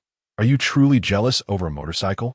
Mo Howlin was amused by her indignation, realizing how charming her laughter was. If not for that initial spark, he might never have been so captivated by her. "I will take you for a ride on a motorcycle next time, but you are forbidden to play with it in my absence." Mo Howlin held her hand as they descended the stairs. Su Yuan and Appo's attention shifted. "You can ride a motorcycle? You don't seem like the type who would enjoy such things." "I have dabbled in many things. Back when I was 17 or 18 in America, I tried everything. Who hasn't had a rebellious youth?" Mo Howlin reminisced about his own wild days, nearly straying off course, but realizing that true freedom comes only through personal strength. Once he grasped this, he swiftly transitioned into a new phase of life, one where he surpassed Mo Zhenghua to become the true master of the Mo family. Su Yuan shook her head as they walked. "I can't imagine you as a young man. Were you really that serious? Do I appear old to you now?" She could easily provoke him. Xiao Shun didn't seem much younger. Mo Howlin tightened his grip on her hand. "Oh, that hurts. You're quite petty for someone your age. Where does it hurt? Let me see." Mo Howlin knew he had squeezed hard, yet still lifted her hand to examine it seriously, then kissed her knuckles, chuckling, "You really are quite delicate." Dinner was ready, and the table was laden with dishes. It was already past 8, and they were indeed hungry. Mo Howlin poured himself a glass of whiskey, leaned back in his chair, and took a sip while watching Su Yuan eat. She took her time, savoring each bite, exuding grace in her demeanor. Noticing that Mo Howleen hadn't touched his own food and was instead staring intently at her, she frowned. Why are you looking at me? Aren't you going to eat? Is the shrimp good? Su Yuan offered him a peeled shrimp from her plate. Mo Howleen took it directly from her hand and nodded. Not bad, quite fresh. Finally, he began to peel shrimp for her, asking, Does Xiao Shen often come to see you? Not often. He accompanied Qin Yao a couple of times. It seems they have a good relationship, and Qin Yao listens to him. Mo Howleen paused, lifting his gaze. Is your patient's surname Qin? Have his family members visited? His aunt accompanied him the first time. I think her name was Qin Shuang. She seemed quite arrogant. Su Yuan recalled the grand entrance during Qin Yao's first visit. It had been quite overwhelming. It seemed she was indeed connected to the Qin family. Mo Howleen's expression grew serious as he cautioned. Yuan, the Qin family is far more complicated than you realize. Unless absolutely necessary, please minimize contact, including with Xiao Shen. Chapter 72. Compatibility. Mo Howleen had spent an entire night coaxing Su Yuan, never seeming to have enough of her. He tenderly called her baby by her ear, showering her forehead, eyes, and lips with kisses. Su Yuan and Oppo's body was tightly enveloped in his embrace, utterly exhausted from his affections, making soft protests, merely wishing for him to conclude quickly. Mo Howleen was passionate about leaving various marks on her skin, relishing the kiss on her right cheek's dimple. This girl, who resided at the pinnacle of his heart, was the only one he wished to hold onto in his 30 years of life. She represented the rarest tenderness hidden within the depths of his mundane existence. Their connection was so harmonious, every inch of their bodies aligned perfectly, driving one to madness. On the final weekend before the school year commenced, Su Yuan managed to sleep until noon. Mo Howleen appeared invigorated. He had already swum for half an hour and completed an online meeting. It was only on his third visit that he found her awake. He entered to see Su Yuan dazedly leaning against the headboard, and with a smile, he approached to tousle her hair. Get up, it and Oppose. It's already noon. How can you sleep so much? If you keep sleeping, how will you manage tonight? I despise you. I want to go back to the second floor. Su Yuan complained in a sulky tone. In a good mood, Mo Howleen was not offended by her words. Instead, he wore a look of indulgence. All right. I was too much yesterday. Get up. Don't starve your stomach. Be good. In relationships, particularly when there is a noticeable age and experience gap, the more dominant party often unconsciously seeks to mold the other to their will. It is almost instinctual. Su Yuan sometimes recognized this tendency, yet felt powerless to resist. Tenderness is the most enticing whirlpool that can ensnare a woman, and when Mo Howleen was forceful, her resistance seemed futile, but during his moments of gentleness, she found herself surrendering. Who wouldn't Oppose. He wished to be favored. Su Yuan considered preparing her materials in the study for her graduate studies in clinical psychology, a field much more intricate than applied psychology, with hopes of pursuing a doctorate abroad in the future. Just after finishing her meal, her phone rang. It was Su Xuanan. She stared at the number for a long moment before finally pressing the answer button. Urgent voices came through the line. Su Yuan, come to the hospital. Your grandfather is not doing well. Hello, Su Yuan, are you there? Hello. Su Yuan quietly replied, I understand. After hanging up, her mind was in a frenzy, her heart racing. Mo Howleen noticed her unease and, originally intending to leave, turned back to ask, What's wrong? Who called? I might need to go to the hospital. Su Xuanan called to say my grandfather is unwell. Shall I accompany you? Su Yuan shook her head. No, you go about your business. I'll check it out. The driver will take you.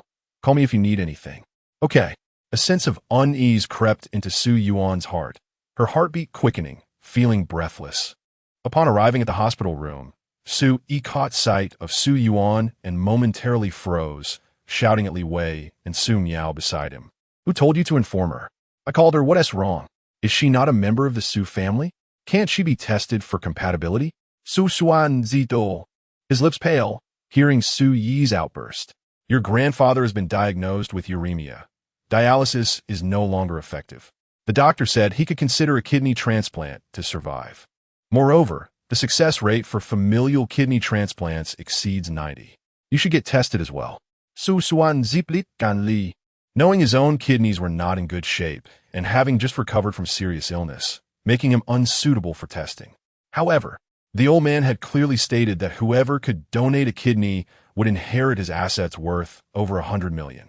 Su, he had a low compatibility after testing, and Su Miao was reluctant and tearful, leaving only Su Yuan to be considered.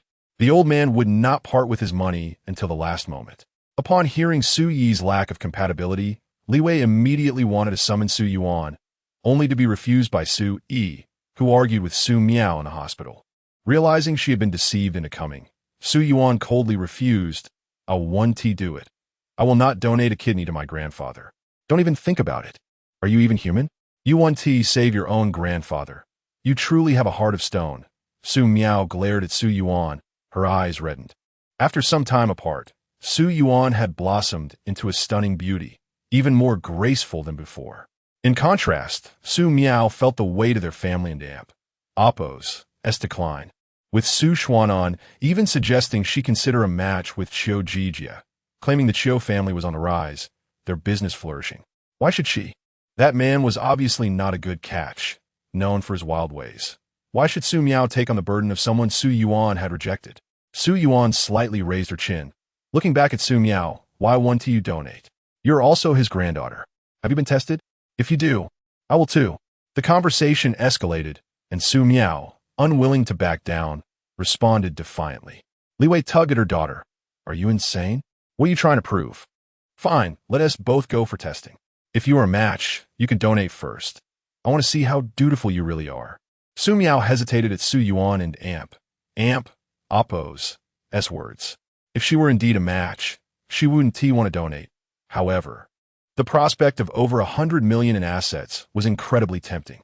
Su Xuanan was solely focused on extracting the old man and oppress money, believing that Su Ziqian had more than 100 million with backup plans in place. The old man was shrewd, having lived a life of selfishness and cunning, making him difficult to read. He looked at his two daughters, saying, "Both of you should go for testing to check compatibility. The old man is only in his 70s. We can't just watch him die." Su Miao broke down, grabbing Li Wei's hand and crying, "Mom, I'm scared. I don't want to go." Li Wei, feeling anxious, suggested to Su Xuanan, "Why don't we let Su Yuan go for testing first? I'll talk to her, and Su Miao can go a little later. She doesn't need to be tested." Su Yi suddenly interjected. Even Su Yuan looked on in confusion, while Su Xuanan, Li Wei, and Su Miao shared a look of bewilderment, all asking in unison, "Why?" Su Yi stood up, his expression grave. "It's because she is not your biological daughter." Su Xuanan was the first to lose his composure, standing up and pointing, his hand trembling. "What nonsense are you spouting? A paternity test was conducted when she was born. How could she not be my daughter?" Li Wei and Su Miao were left speechless. Su Yuan's mind buzzed, standing there in shock, her surroundings becoming surreal. Why was this happening? She heard Su Yi say to Su Xuanan, "If you don't believe me, you can test it. She is indeed not your biological daughter." Chapter 73. Su Yi and oppress secret. All eyes were fixed upon Su Yi. Su Miao was the first to react, exclaiming, "Brother, how did you know?" This was a secret Su Yi had harbored for years, known only to him within the family. When Su Yuan returned to the Su family at the age of 10, Su Yi, then a rebellious 15-year-old, was less than thrilled by the sudden appearance of a sister, especially one born from his father and oppress affair. Li Wei never ceased to express her disdain. Initially, Su Yi frequently tormented her. However, as time passed, this sister blossomed into a captivating young woman. Unlike Su Miao and himself, there was no resemblance, neither in personality nor appearance. He had never met Su Yuan and oppress mother, who was said to be quite beautiful. But he never anticipated Su Yuan and oppress striking beauty. He began to observe her closely. This sister was remarkably intelligent. Su Miao pursued piano and ballet lessons, yet seemed to lack any artistic flair, excelling at nothing in particular. However, Su Yi once saw Su Yuan secretly playing Su Miao's piano when no one was around. Prior to arriving at the Su household, she had no formal training, but she played even better than Su Miao. He could sense Su Miao and oppress envy. When Su Yuan was 14, Su Miao pushed her down the stairs, resulting in bruises, swelling, and a head injury. No one in the family offered her assistance. Unable to bear it any longer, Su Yi instructed the driver to take Su Yuan to the hospital, masking his concern with a feigned display of annoyance. His mother, Li Wei, was even more opposed. Her husband had maintained a mistress for over a decade, bearing a daughter who was now brought into their home. Li Wei and oppose, as discomfort was palpable.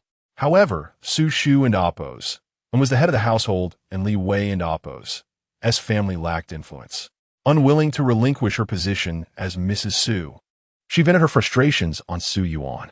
Naturally, he would side with his mother and sister. Su Yuan was the original sin that disrupted their family, and her sole purpose was to atone for it. Yet, Su inexplicably felt a sense of pity for her, unable to bring himself to harm or scold her. His heart softened. Choosing to avoid the awkwardness, he simply stopped coming home after starting university, or when he did, it was only to be met with arguments. One night, during his junior year, after playing ball with friends, he returned to his house to shower and grab fresh clothes to return to campus. He encountered Su Yuan, who had just finished showering on the first floor. Su Yuan's room lacked a private bathroom. It was late, and everyone else was on the second and third floors, already in their rooms. 16-year-old Su Yuan, clad in a thin nightgown, was drying her hair as she emerged from the bathroom. Upon seeing him, she lowered her head, greeted him as brother, and hurried back to her room. Her hair was damp, and Su Yi noticed her fair skin, slender legs, and delicate features. He experienced a sudden physical reaction.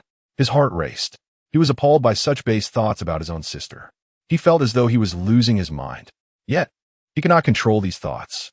That night, as he showered, his mind was filled with images of Su Yuan, her eyes, her lips, and her fair legs.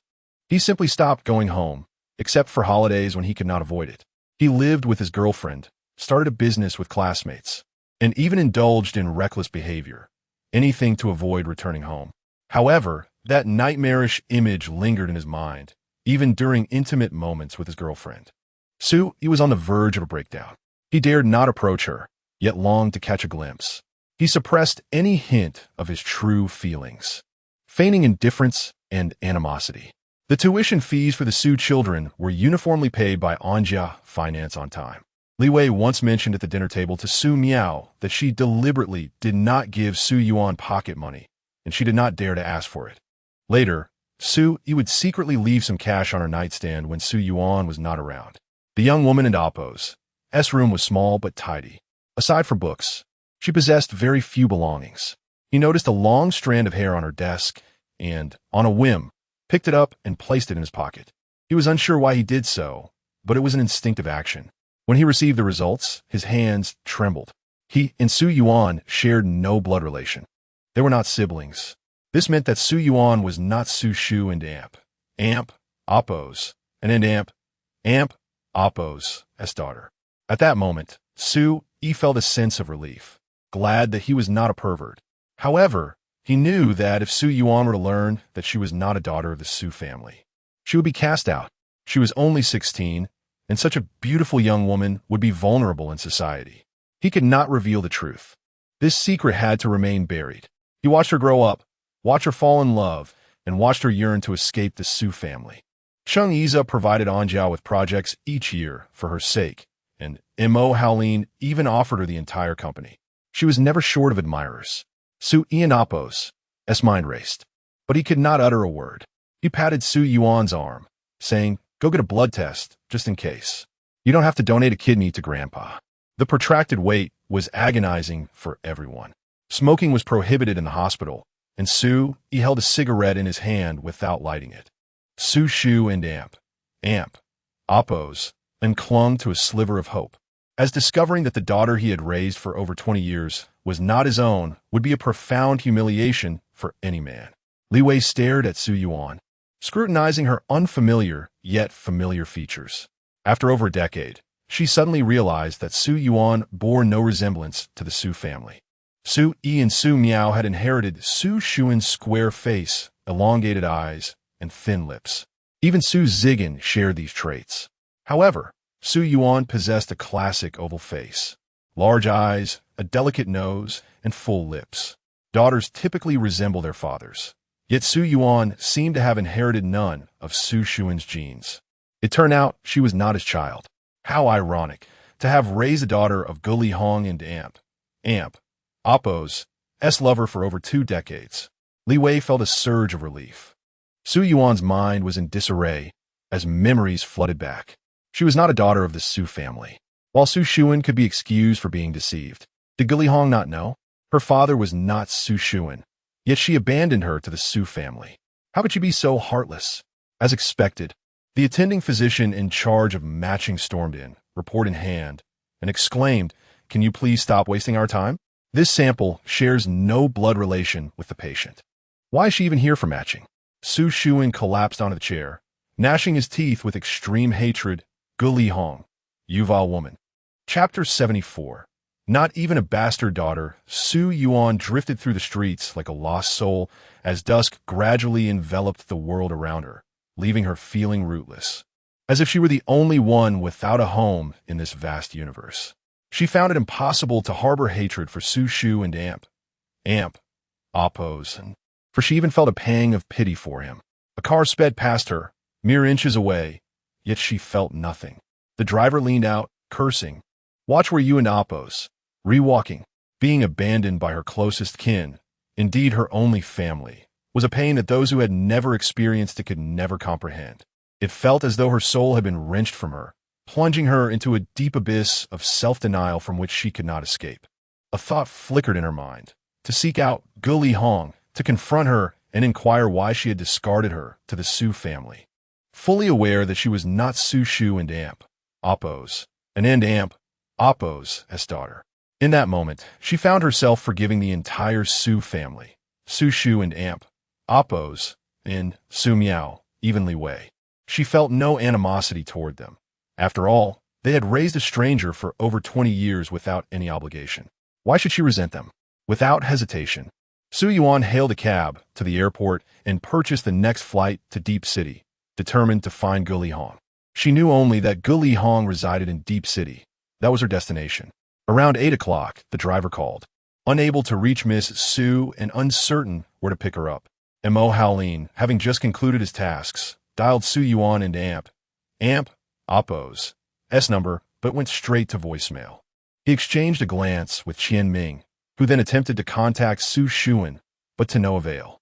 A sense of unease crept in, prompting Mo Haolin to instruct the driver to head to the hospital where Su Ziqian was being treated. Upon arrival, the ward was eerily quiet. Su Ziqian's condition was grave, and apart from a nurse, the room was empty.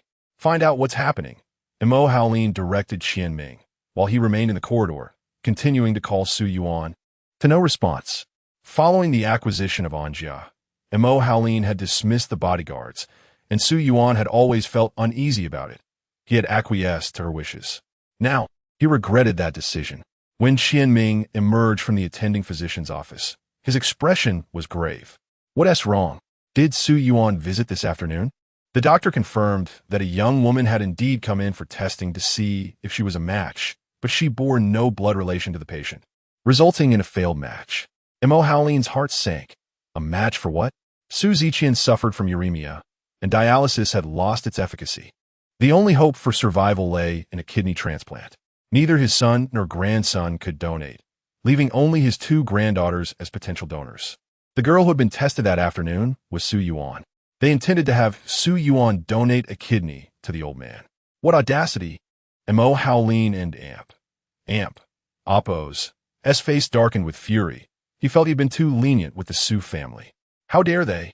Qian Ming sensed that Mo Haolin might not have grasped the gravity of the situation, awkwardly adding, "The doctor mentioned that Su Yuan has no familial ties to Su Ziqian, meaning she is not Su Shu and Oppo's biological child." What did you say? Mo Haolin was bewildered. What was going on? Qian Ming nodded affirmatively. That's the situation. I also spoke with the nurse. The Su family has relinquished all hope for treatment and has left. Earlier in the evening, they had a loud argument in the ward, with one granddaughter crying vehemently, refusing to be tested, likely Su Miao. I couldn't and Oppos, care less about their fate. I just want to know where Su Yuan has gone. Mo Howlin felt a surge of anxiety. Where could she possibly be? He had presumed she was at Yuan, but now he found no trace of her. He had scoured the hospital office, called Fong Ing and the project team, but to no avail. Mo Howlin even sent someone to the Su family villa, only to return with reports of chaos, screaming and crying, with no knowledge of Su Yuan and Appo's whereabouts. Su Xuan had even declared that Su Yuan had no ties to the family and demanded that Mo Howlin return Anjia to him. He had searched thoroughly around the house where Su Yuan had lived as a child, but to no effect. Utilizing his connections, Mo Howlin checked hotels in City A. Yet there was no record of Su Yuan checking in. Where could she be? A beautiful young woman missing for an entire night without a hotel stay. What if something terrible had happened? Mo Howlin dared not dwell on the worst possibilities. He endured a sleepless night, his head throbbing with pain. In the morning, he managed to get through on the phone, but no one answered. When he attempted again, it went straight to voicemail. Could her phone have been stolen? Suddenly, Qian Ming suggested, "Do you think she might not even be in City A? Perhaps we should check flight and train tickets." Indeed, by afternoon, news arrived. Su Yuan had purchased a ticket for a flight to Deep City at 10:30 p.m. the previous night. Upon her arrival in Deep City, Su Yuan realized she had no idea where to begin her search. After their hasty parting at the restaurant, she had left no contact information. All she knew was that Guli Hong was in Deep City, but with the city being so vast, where could she possibly find her? In the end, she settled for a random chain hotel. Her mind was a chaotic whirlwind, and she sought solace in sleep, only to be plagued by a series of jumbled dreams, unable to discern whether she was awake or trapped in a nightmare. The following afternoon, she foolishly returned to the restaurant where they had dined, hoping for a miracle that never materialized. It was bewildering. It had been a full day since she discovered she was not Su Shu and Amp, Appo's, and Amp, Appo's daughter. How utterly devastating. She was not even regarded as a bastard daughter. Su Yuan shed not a single tear, only feeling an overwhelming fatigue, as if her very soul had been siphoned away. When Mo Howlin finally located the hotel, he was informed that she was not in her room. Fortunately, she had chosen a reputable chain hotel, clean and safe, if not 5-star. Qian Ming arranged for a car from the Deep City branch to wait at the hotel entrance. Mo Howlin stood beside the car, smoking, having waited an hour, with cigarette but scattered at his feet. Yet there was nothing to do but wait. As he glanced at his watch, noting it was past 7, he prepared to make another call when he looked up and saw Su Yuan approaching like a lost spirit, still wearing the wrinkled pale pink dress from the previous day. Though she appeared somewhat tidy, her complexion was grave. "Are you trying to give me a heart attack, Su Yuan? Do you have any idea how long I and Amp, Appo's, have been searching for you?" Mo Howlin and Amp, Appo's frustration boiled over as he could no longer contain his anger. Only then did Su Yuan notice him standing a few meters away, his face ablaze with fury. Suddenly overwhelmed by a wave of emotion, she rushed into Mo Howlin's embrace, sobbing inconsolably like a child caught in wrongdoing, or a victim of bullying who had finally found solace. Clinging to his waist, her head resting on his shoulder, her tears streamed down like pearls, soaking his shirt, each drop striking his heart. At last, he had found her intact. In that moment, he could not find it within himself to be angry. Her tears rendered him speechless. Mo Howlin gently stroked her hair, whispering soothingly, "It and Amp. Appo's, it's all right, it and Amp. Appo's, it's all right. We understand. My dear Yuan, you've endured great injustice. Let all out."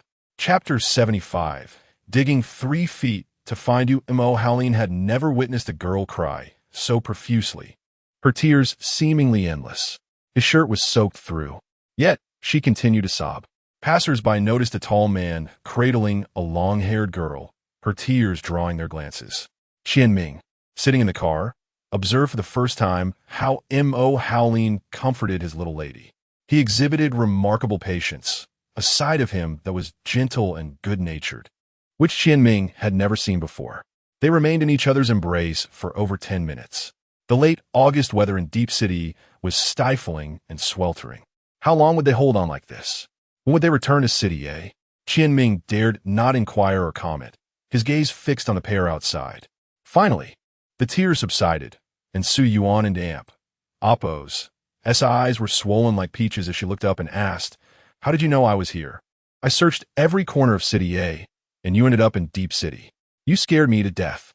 "If it weren't and Oppo's T for Qian Ming reminding me that you might not be in City A, where'd I have looked for you?" Montag Haut in Zeit. His patience wearing thin regarding her habit of not answering calls. He contemplated installing a locator on her phone upon their return, as his heart could scarcely endure another episode like this. "My mother is here. I met her briefly at a restaurant nearby while on a business trip. I wanted to find her to ask why she left me with the Su family despite knowing I am not Su Xuan's daughter." Su Yuan's voice was hoarse, tinged with the remnants of her tears. Mo Howlin's heart ached for her. He anticipated her journey to Deep City was driven by this matter, and a wave of discomfort washed over him. "Do you know where she lives? Or have her contact information?" Su Yuan shook her head, her eyes reddening again. "I don't and Oppo's no. She refused to give me her number.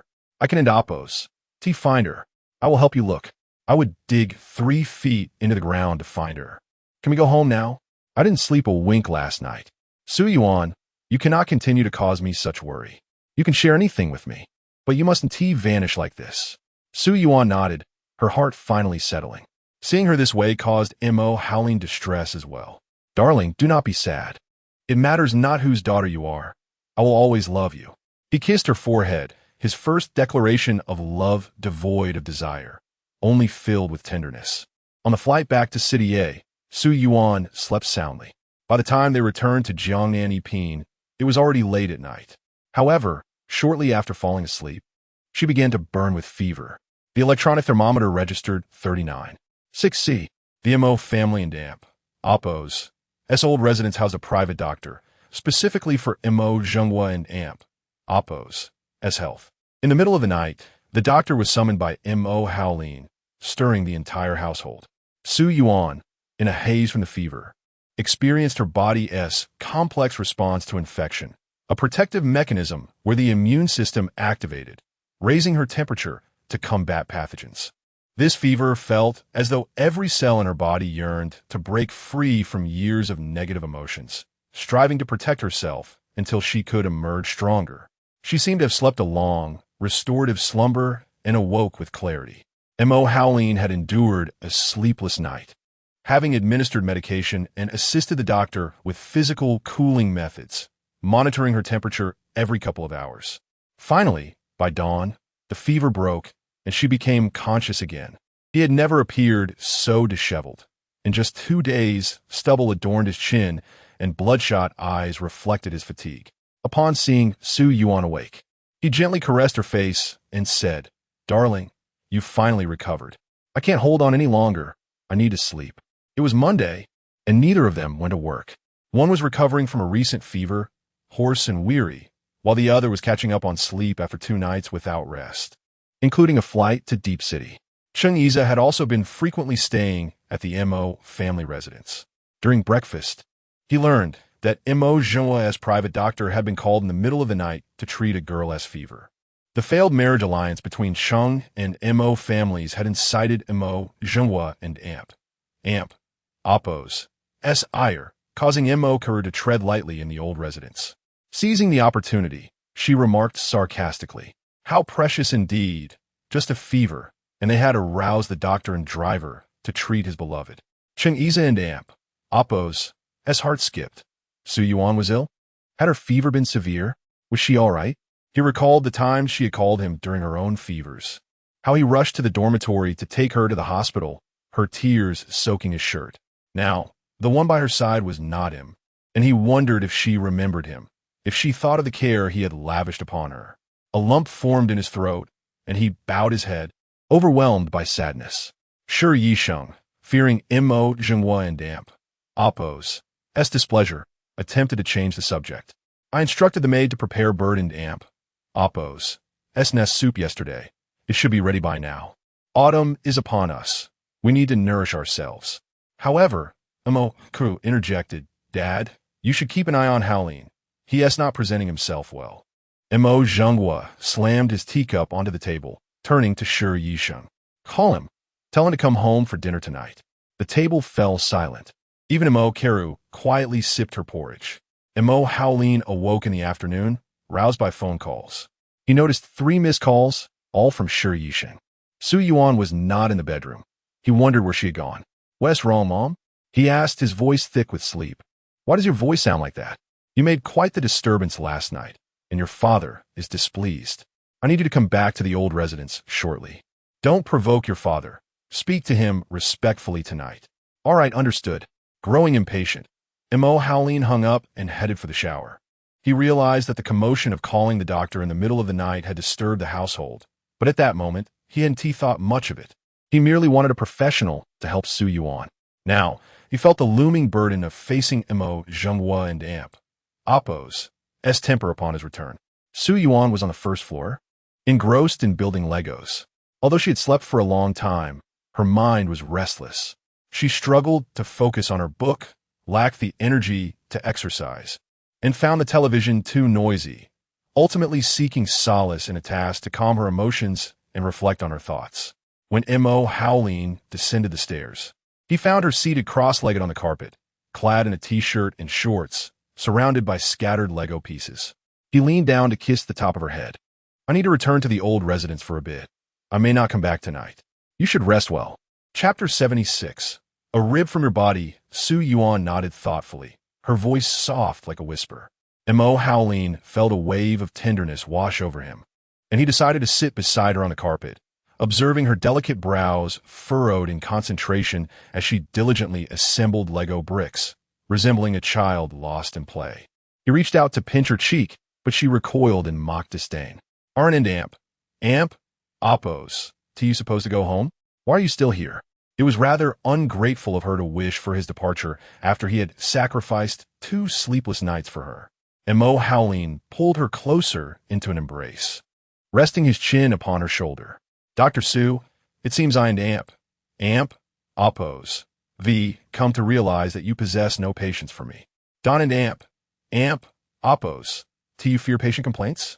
Just yesterday you clung to me in tears, and today you act as if I am a mere afterthought. Is that how it is?" Su Yuan's spirits dampened at his words, and a pang of guilt washed over her as she lowered her head in silence. A large hand caressed her face, its palm dry and rough, yet comforting. As she tilted her head, he captured her lips in a kiss.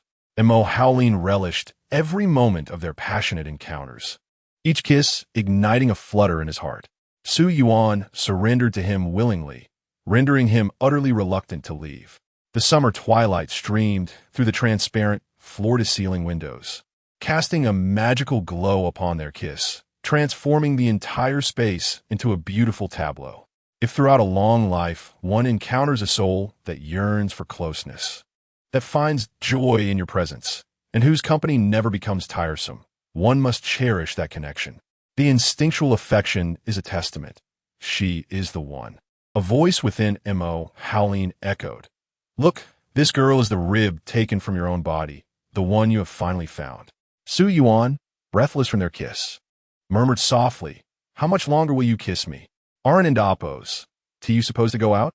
"Yes, I shall leave now. You should rest at home and not strain your eyes too long." Later that evening, Su Yuan sat alone at the dining table, her meal prepared by the housekeeper, who had warmed her medicine and placed it beside her. "Miss Su, you're truly fortunate. Mr. Mo is quite attentive to you. He reminded me not to forget the medicine before he left." Su Yuan merely smiled in response, her thoughts lingering. Society often judges a woman's fate by superficial standards: beauty, the financial expenditure of men, the grandeur of one and Amp Oppos' home, and the extent of wealth. How absurd! Those clad in finery within a concrete jungle may not find greater happiness than those toiling in the serene embrace of nature. From a psychological perspective, happiness is a deeply subjective experience. Many in modern society lack the capacity to perceive happiness at all. A well-rounded personality and positive emotions can enhance this perceptive ability. Wrenching Clinic serves a clientele of considerable means, yet this does not guarantee their ability to sense happiness. In a way, everyone harbors some psychological concerns. Su Yuan is acutely aware that her birth, marred by original sin, is a hurdle she cannot evade. Her resilient exterior conceals a core of sensitivity and insecurity, especially regarding intimate relationships, in which she struggles to fully engage. She finds it difficult to comprehend Imo Howleen's feelings for her, interpreting them as possessiveness, a physiological attraction driven by desire. In a world where even parental love can be absent, how can one trust in love born of primal instinct? Yet, if he finds joy in this, so be it. At least when they are together, a sense of comfort envelopes them both. When Imo Howleen returned home, the entire family awaited him, seemingly idle on a Monday, since he had spent most of the year in the country. Sure, he had sought to draw closer to her son, feeling remorseful for the lack of affection and companionship she had offered in his youth. She affectionately linked her arm with his, her voice gentle. Your father learned you had Dr. Zhou summoned in the middle of the night. If she truly has feelings for you, perhaps I should meet her? No need. Please, don't worry about it. Sure, E and Appo's expression dimmed. For no matter how hard she tried, Imo Howleen appeared indifferent. At times, she felt utterly powerless. Imo Jingwa was a man who valued only money, his heart cold and focused solely on profit, viewing everyone, including his only son, through the lens of business interests. Imo Howleen surveyed the room, noting Imo Keru's gleeful demeanor, Chung Yi's hesitance, and the displeased countenance of Mo Jingwa, whose oppressive aura was ever present, both at work and at home. Authority was never to be challenged. Though age had softened him somewhat, he still wielded a formidable presence. In the past, disagreements would lead to violent confrontations, with bodyguards ever at the ready. There was a time when Imo Howleen felt despair regarding his future. A portrait of Imo Jingwa hung on the wall, painted in his 40s, exuding an air of superiority. Gazing at it, Imo Howleen envisioned a bleak future mirroring his father's life, existing solely to uphold the family's interests, devoid of emotion, with marriage serving only to propagate the next generation of the Imo lineage. Yet, does human existence not require emotional value? Thoughts of Su Yuan at home suddenly filled him with a sense of happiness, a realization that he need not follow in his father and Appo's footsteps. In his once monotonous life, he now found purpose. His little girl was the tender softness within him, a beautiful dream he wished never to awaken from. Chung Yi's sensed a change in Imo Howleen. His demeanor was imbued with a languid charm. Previously, Chung Yi had perceived his uncle as distant and untouchable, yet now he seemed to embody the warmth of humanity. Was it because of her? Imo Jingwa did not erupt in anger upon entering. Instead, he coldly suggested, "Let us eat first. Your mother wanted Amp, Appo's, to call you unless you return." Resigned, Imo Howleen remained silent, allowing the moment to pass. Sure, he served her son's soup, voicing a gentle complaint. "It's rare for you to come home for dinner. You hardly see each other twice a month. Don't hold that against him." The family sat down to a calm meal, the atmosphere surprisingly serene.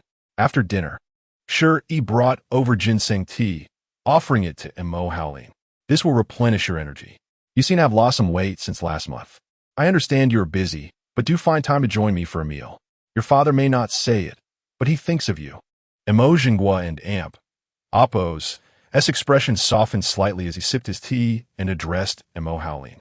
"Your Uncle Lin called me the other day, expressing a desire to let Lin Qian gain some experience in the company. Please arrange for her to shadow you." Chapter 77. Manage Yourself. Lin Dong holds a 12 stake in the Mo Corporation, making him the largest shareholder after Mo Zhenghua and his son. He has been among the earliest to rise alongside Mo Zhenghua, a decades-long friend. He once had a son who was several years older than Imo Howleen, but tragically lost him in a car accident. Now, he has only one daughter, Lin Qian, who is just a year younger than Imo Howleen. Lin Qian pursued her studies abroad in jewelry design and has established her own brand, supported by her family, rendering the profitability of her venture inconsequential. Her intention to join the Mo Corporation is quite transparent. Before Imo Howleen could respond, Imo Keru interjected, "Dad, what does Uncle Lin mean?"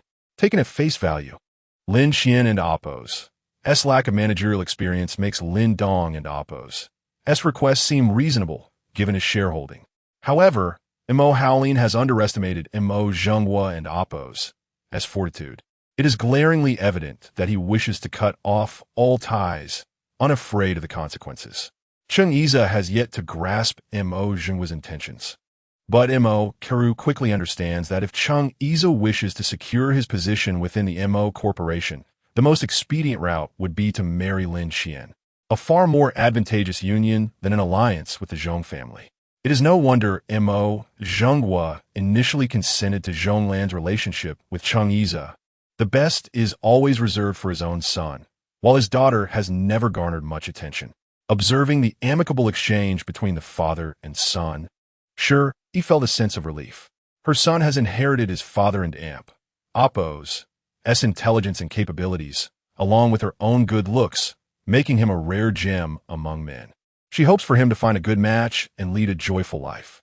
Stay here tonight. Don't go back, sure, he said, her eyes filled with affection. Although Mo Zhenghua remained silent, his gaze was also fixed upon his son. With a resigned nod, Mo Haolin acquiesced. Later that evening, after showering, Mo Haolin attempted to video call Su Yuan, but she did not answer. This habitual behavior of hers irked him. She often left her phone in one room while occupying another, and if she was in a foul mood, she would ignore his calls. Any reprimand would be futile. Last time he raised his voice, her eyes turned red like a rabbit. When he tried to reason with her, she merely retorted that she was not relying on her phone. A knock on the door interrupted his thoughts. Expecting it to be sure, he was surprised to find Cheng Yiza on the other side. He was currently the last person he wished to see. Previously, he had not found him so intolerable. But after the incident where Cheng Yiza took advantage of Su Yuan when her foot was in a cast, he could hardly respect him as a man.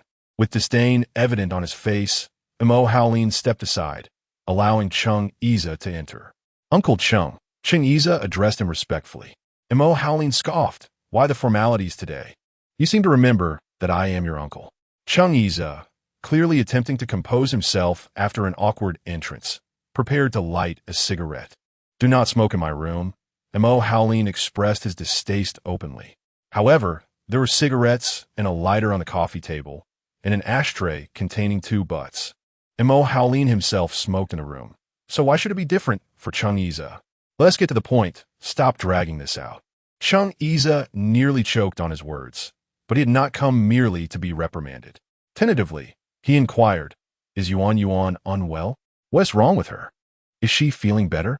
His audacity was astonishing, still preoccupied with Su Yuan. Just as Mo Haolin was about to erupt, a video call came through. It was Su Yuan, presumably calling back after noticing his missed call. As soon as the video connected, he saw her, dressed in a nightgown, leaning against her headboard, offering him a gentle smile. What is up? I just got out of the shower and missed your call. I can't exactly bring my phone into the bathroom, can I? It was intentional. Today, she was exceptionally sweet, even taking the time to explain herself. He had not heard her voice in a while, though it was still a bit hoarse. It was soft and soothing, causing Cheng Yiza and Oppo's heart to race with unease. Mo Haolin and Oppo's demeanor instantly transformed. A tender smile graced his lips. You're being good today. Did you take your medicine? Your throat still sounds rough. Make sure to rest early. Why did you call then? Just to supervise my medicine intake? She elongated her last word in a playful, almost childlike manner, softening his heart. Cheng Yiza attempted to catch a glimpse of Su Yuan, but as he turned, Mo Haolin shot him a glare, prompting him to awkwardly look away. Be good, get some rest. Have a proper breakfast in the morning. Don't rush to grab a sandwich and run. Go to sleep now. You too, rest early. I have a lot to do tomorrow. Good night. After hanging up, Mo Haolin tossed his phone onto the table. The screen briefly illuminated with a photo of Su Yuan turning back in front of a blue butterfly oil painting before fading to darkness. Cheng Yiza stared blankly at the darkened screen for a moment before Mo Haolin's voice broke through. Cheng Yiza, do not make me repeat myself. Whether she is unwell or has a fever is none of your concern. I will not hesitate to tell you she is my woman, now and forever. She is not someone you should be fixating on. There is no need to remind him that she is already in his bed, bidding him good night. Cheng Yiza felt as though he had come to suffer needlessly. Yet, with Mo Karu mentioning that their grandfather's arrangements were intentionally meant to pair Mo Haolin with Lin Dong's daughter, Lin Qian, who holds a significant stake in the MO Corporation, he could not let go of the notion. However, if you were to marry Lin Qian, he began, only to be interrupted by Mo Howlin and Oppos. S. dark lair. Cheng Yiza, you needn't concern yourself with me. With the Cheng family in such disarray, why are you worrying about this? If you cannot even secure your place within the Cheng family, do you truly believe you would be able to handle the MO Corporation if it were handed to you on a silver platter? Cheng Yiza left, utterly dejected. But not before he mustered the courage to say, Uncle, I know I'm a fool, but Su Yuan has had a tough time over the years. Do not bully her. Mind your own business, Mo Howlin retorted, slamming the door shut. Only a feeble man would continuously seek excuses for his shortcomings. Mo Howlin was all too familiar with Cheng Yiza's nature. He was always chasing novelty, skilled in flattery, and overly generous, yet utterly oblivious to reality. If it weren't for Su Yuan's cleverness, she would be no match for him. His little girl was astute, perhaps due to her profession and studies. She was more perceptive than most, not ensnared by material desires, appearing soft yet possessing a resolute spirit. She was not merely beautiful. He knew just how remarkable she truly was. Chapter 78.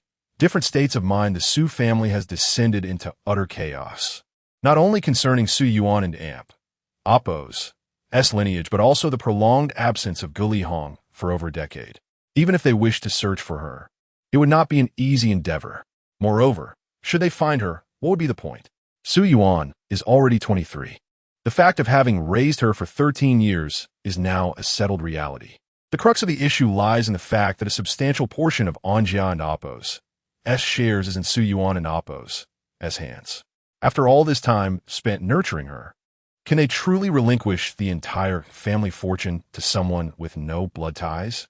In the past, despite their reluctance, they consoled themselves with the notion that she was still their flesh and blood, and that they could gradually devise a strategy while her inheritance remained in her control. However, now they can hardly sit still for a moment. The family is in disarray, and Li Wei has lost even the inclination to complain. At present, no one can afford to consider Su Ziqian. Su Yi feels utterly powerless. Suffering from hepatitis, he is unfit for a kidney transplant. Yet if they disregard familial compatibility, the search for a donor would be protracted, and given the current state of the elder Su, he may not endure much longer. Su Miao flatly refuses to undergo testing. Being only 24, with her life still ahead of her, Su Ziqian is in his 70s. This transaction seems ill-fated. Li Wei, empathetic towards her daughter, forbids her from participating. Su Shu and Oppose, and has also abandoned the notion, as she remains his biological daughter, and it is more prudent to devise a plan to confront the elder. Su Shu and Oppose, and then Li Wei are united in their thoughts, preoccupied with two primary concerns. First, to secure access to the elder and Oppo's overseas accounts. Second, to compel Su Yuan to relinquish her shares in Anjia. However, the abundance of ideas does not guarantee their realization. The firm resistance and merciless tactics of Mo Howlin have left Su Shuan thoroughly intimidated. Cheng Yiza pales in comparison. As the eldest son, the resolution of this matter ultimately falls upon Su Yi. With a heart laden with conflicting emotions, he calls Su Yuan. At that moment, she is at work, her phone set to silent. Today, a particularly beautiful girl was diagnosed with moderate depression. Her mother incessantly lamented the hundreds of thousands spent annually on her care, questioning how it could result in such a neurotic child. Even Professor Yang Qing, unable to bear it any longer, instructed Su Yuan to escort the parent out, so as not to interfere with the therapeutic process. With great patience, Su Yuan ushered the woman outside, only for the middle-aged socialite to shove her. Had it not been for a nurse's timely intervention, Su Yuan would have fallen. Days of pent-up emotions finally erupted, and Su Yuan shouted at her, "How can you call yourself a mother? Your child is suffering, and yet you continue to berate her. She is only 14. Adolescence is a critical period in a person's life. The tumult of hormones and bodily changes can provoke intense emotional fluctuations. As a mother, your role should be one of support, not relentless criticism. You charge so much for treatment, and you, a mere assistant, have this attitude?" Do you have any idea how much my daughter's elite private school costs each year? I do nothing but care for her, and yet she's in this state. Now the school wants us to withdraw her. What am I supposed to do? If this continues, she will be ruined." As she spoke, the woman collapsed to the ground in tears. Each person in this world faces their own struggles. Yuan, having calmed down, helped the woman to her feet and guided her to the waiting room, recognizing this as a form of love, albeit expressed in an extreme manner. It is certainly preferable to the prospect of her mother abandoning her entirely, to be cast aside for a man with whom she shares no blood relation. Professor Yang engaged in an extensive conversation with the mother, who, as a parent, had failed to notice her daughter and oppress self-harming behaviors. The mother wept inconsolably in the consultation room, her cries audible outside. Yuan felt a profound discomfort. Despite her profession, she found it impossible to remain unaffected by such issues. The child, with a resigned expression, remarked, "She won tea change. Once the tears dry, she will still pressure me." This sense of despair enveloped Yuan throughout her workday. Upon checking her phone, she discovered that Su Yi had called her. In the Su household, Su Yi is an unusual presence. He seldom stayed home during her childhood, and they hardly communicated. Initially, upon returning to the Su family, he had bullied her, but thereafter, he left for university and rarely returned. His call now likely pertains to the matter of Anjia. It must be addressed. Avoidance is not a solution. Yuan returned Su Yi's call, and they arranged to meet at a CAF near the hospital. Each harbors a different state of mind. Yuan feels a tinge of awkwardness, while Su Yi appears entirely at ease. The long-held secrets need no longer be guarded. The sibling bond has dissipated, and Su Yi is liberated from the mental burden of their past. Regardless of whether the Su family owes her or she owes them, it has become inconsequential. In this world, blood ties form an invisible thread. No matter how one attempts to sever it, true disconnection is unattainable. If she wishes to entirely extricate herself from the Su family, this moment presents the best opportunity.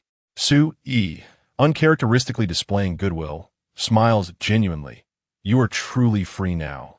Congratulations." "Yuan, are you here to discuss Anjia? Please, share your thoughts." Yuan, having set aside her defensive demeanor, reciprocates his kindness. She had intended to address him as brother, but now finds herself without a clear stance. The resentment accumulated over years has dissipated with a single identification, and though she is not a saint capable of forgiveness, she can let go. Thus, it is for the best. From the age of 10 to 23, Yuan has finally ceased to be merely Yuan. Chapter 79. This girl has gone astray in a relationship marked by mutual shortcomings. He felt unashamed as he spoke up. With an audacity that surprised even himself, he stated, "Since you are not a daughter of the Su family, my father and oppress intentions are quite clear. Anjia, after all, was established under my grandfather and oppress guidance. Although it has not flourished into immense wealth over the years, it remains a family enterprise. We hope you can return the shares to the Su family. As for the price, I believe your current boyfriend, given his wealth, likely wouldn't truly regard Anjia as significant. He may have been merely trying to win your favor back then." Yuan listened in silence. Gathering his resolve, Yi continued, "Of course, you can propose a price, and we can raise funds to purchase the shares from you. However, you are aware that our family is currently not in a strong financial position. While my grandfather is financially secure, he is even less inclined to part with his resources during such times. I realize this may seem unjust to you, but haven't you always desired to sever ties with the Su family? Isn't this the perfect opportunity for a clean break? Indeed, a clean break with no debts owed is preferable." Yuan nodded. "Though my birth has been a source of original sin, causing significant harm to your mother, I do not believe it is honorable for you to bully a girl barely in her teens. Guli Hong, who played the mistress and faced dire consequences, deserved her fate. Yet ultimately, it is Su Xuanan who should bear the brunt of this responsibility. He wishes to enjoy a harmonious family life while pretending to maintain a facade of virtue upon his return. Reflecting on it now is truly nauseating. Your entire family has been leeching off me, thriving on the project supported by the Chung family, hardly exhibiting any nobility. Society's leniency towards men far exceeds that towards women, and the instigator remains unscathed. How absurd. Su Yuan bit her lip, waves of sorrow swelling within her heart, as the pent-up discomfort of several days suddenly found an outlet. I've been in a foul mood lately, trapped in a vicious cycle. Yet now I have an epiphany. I can return Anja to the Su family, but it shall not be without compensation. I will instruct my lawyer to negotiate with you, severing all ties with the Su family. Should Su Miao dare to slander me again, I shall not hold back. Li Wei and your family should first bind Su Xuanan to a moral pillar for punishment instead of bullying me, a girl who could not choose her birth. As she walked, Su Yuan felt a newfound lightness within her. Letting go of the past, she resolved to consider herself an orphan raised in an orphanage. Suddenly, she craved a drink. The driver maintained a careful distance behind her, wary of losing sight of her. Mr. Mo exhibited remarkable patience with Su Yuan, while the aura surrounding him compelled those nearby to lower their heads.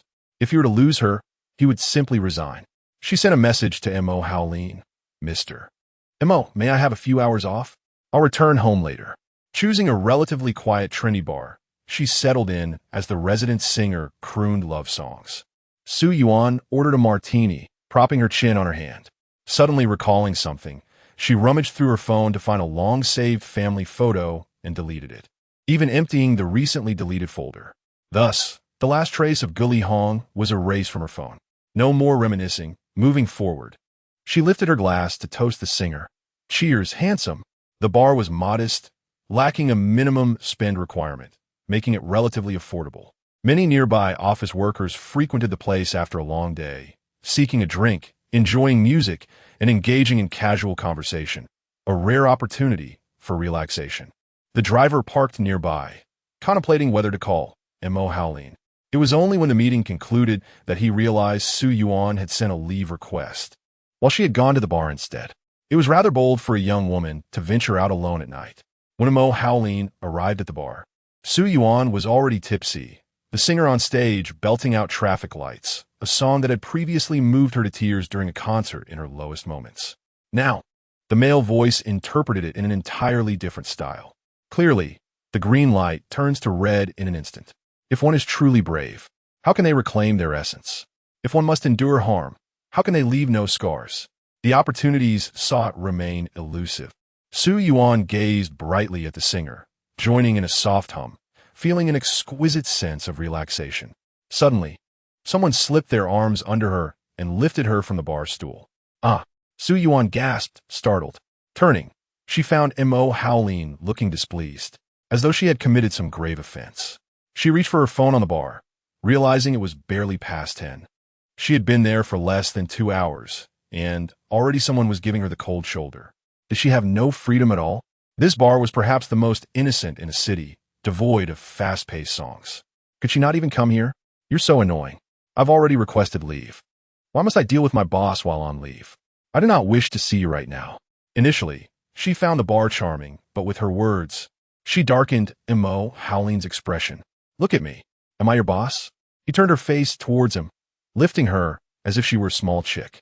Su Yuan squirmed uncomfortably, protesting, you and Oppos.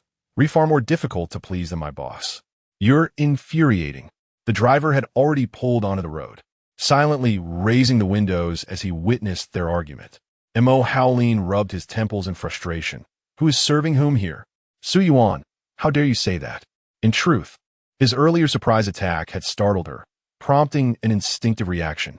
Now, Su Yuan softened, reaching for his hand with a pitiful expression. Can I not have a little space for myself? I am Oppos, am not forbidding you from having fun. If you wish to drink, I can accompany you, or we can drink at home. There is plenty of wine in the cellar. Next time, I'll help you select some good bottles, all right? Ignoring him, Su Yuan climbed into the car.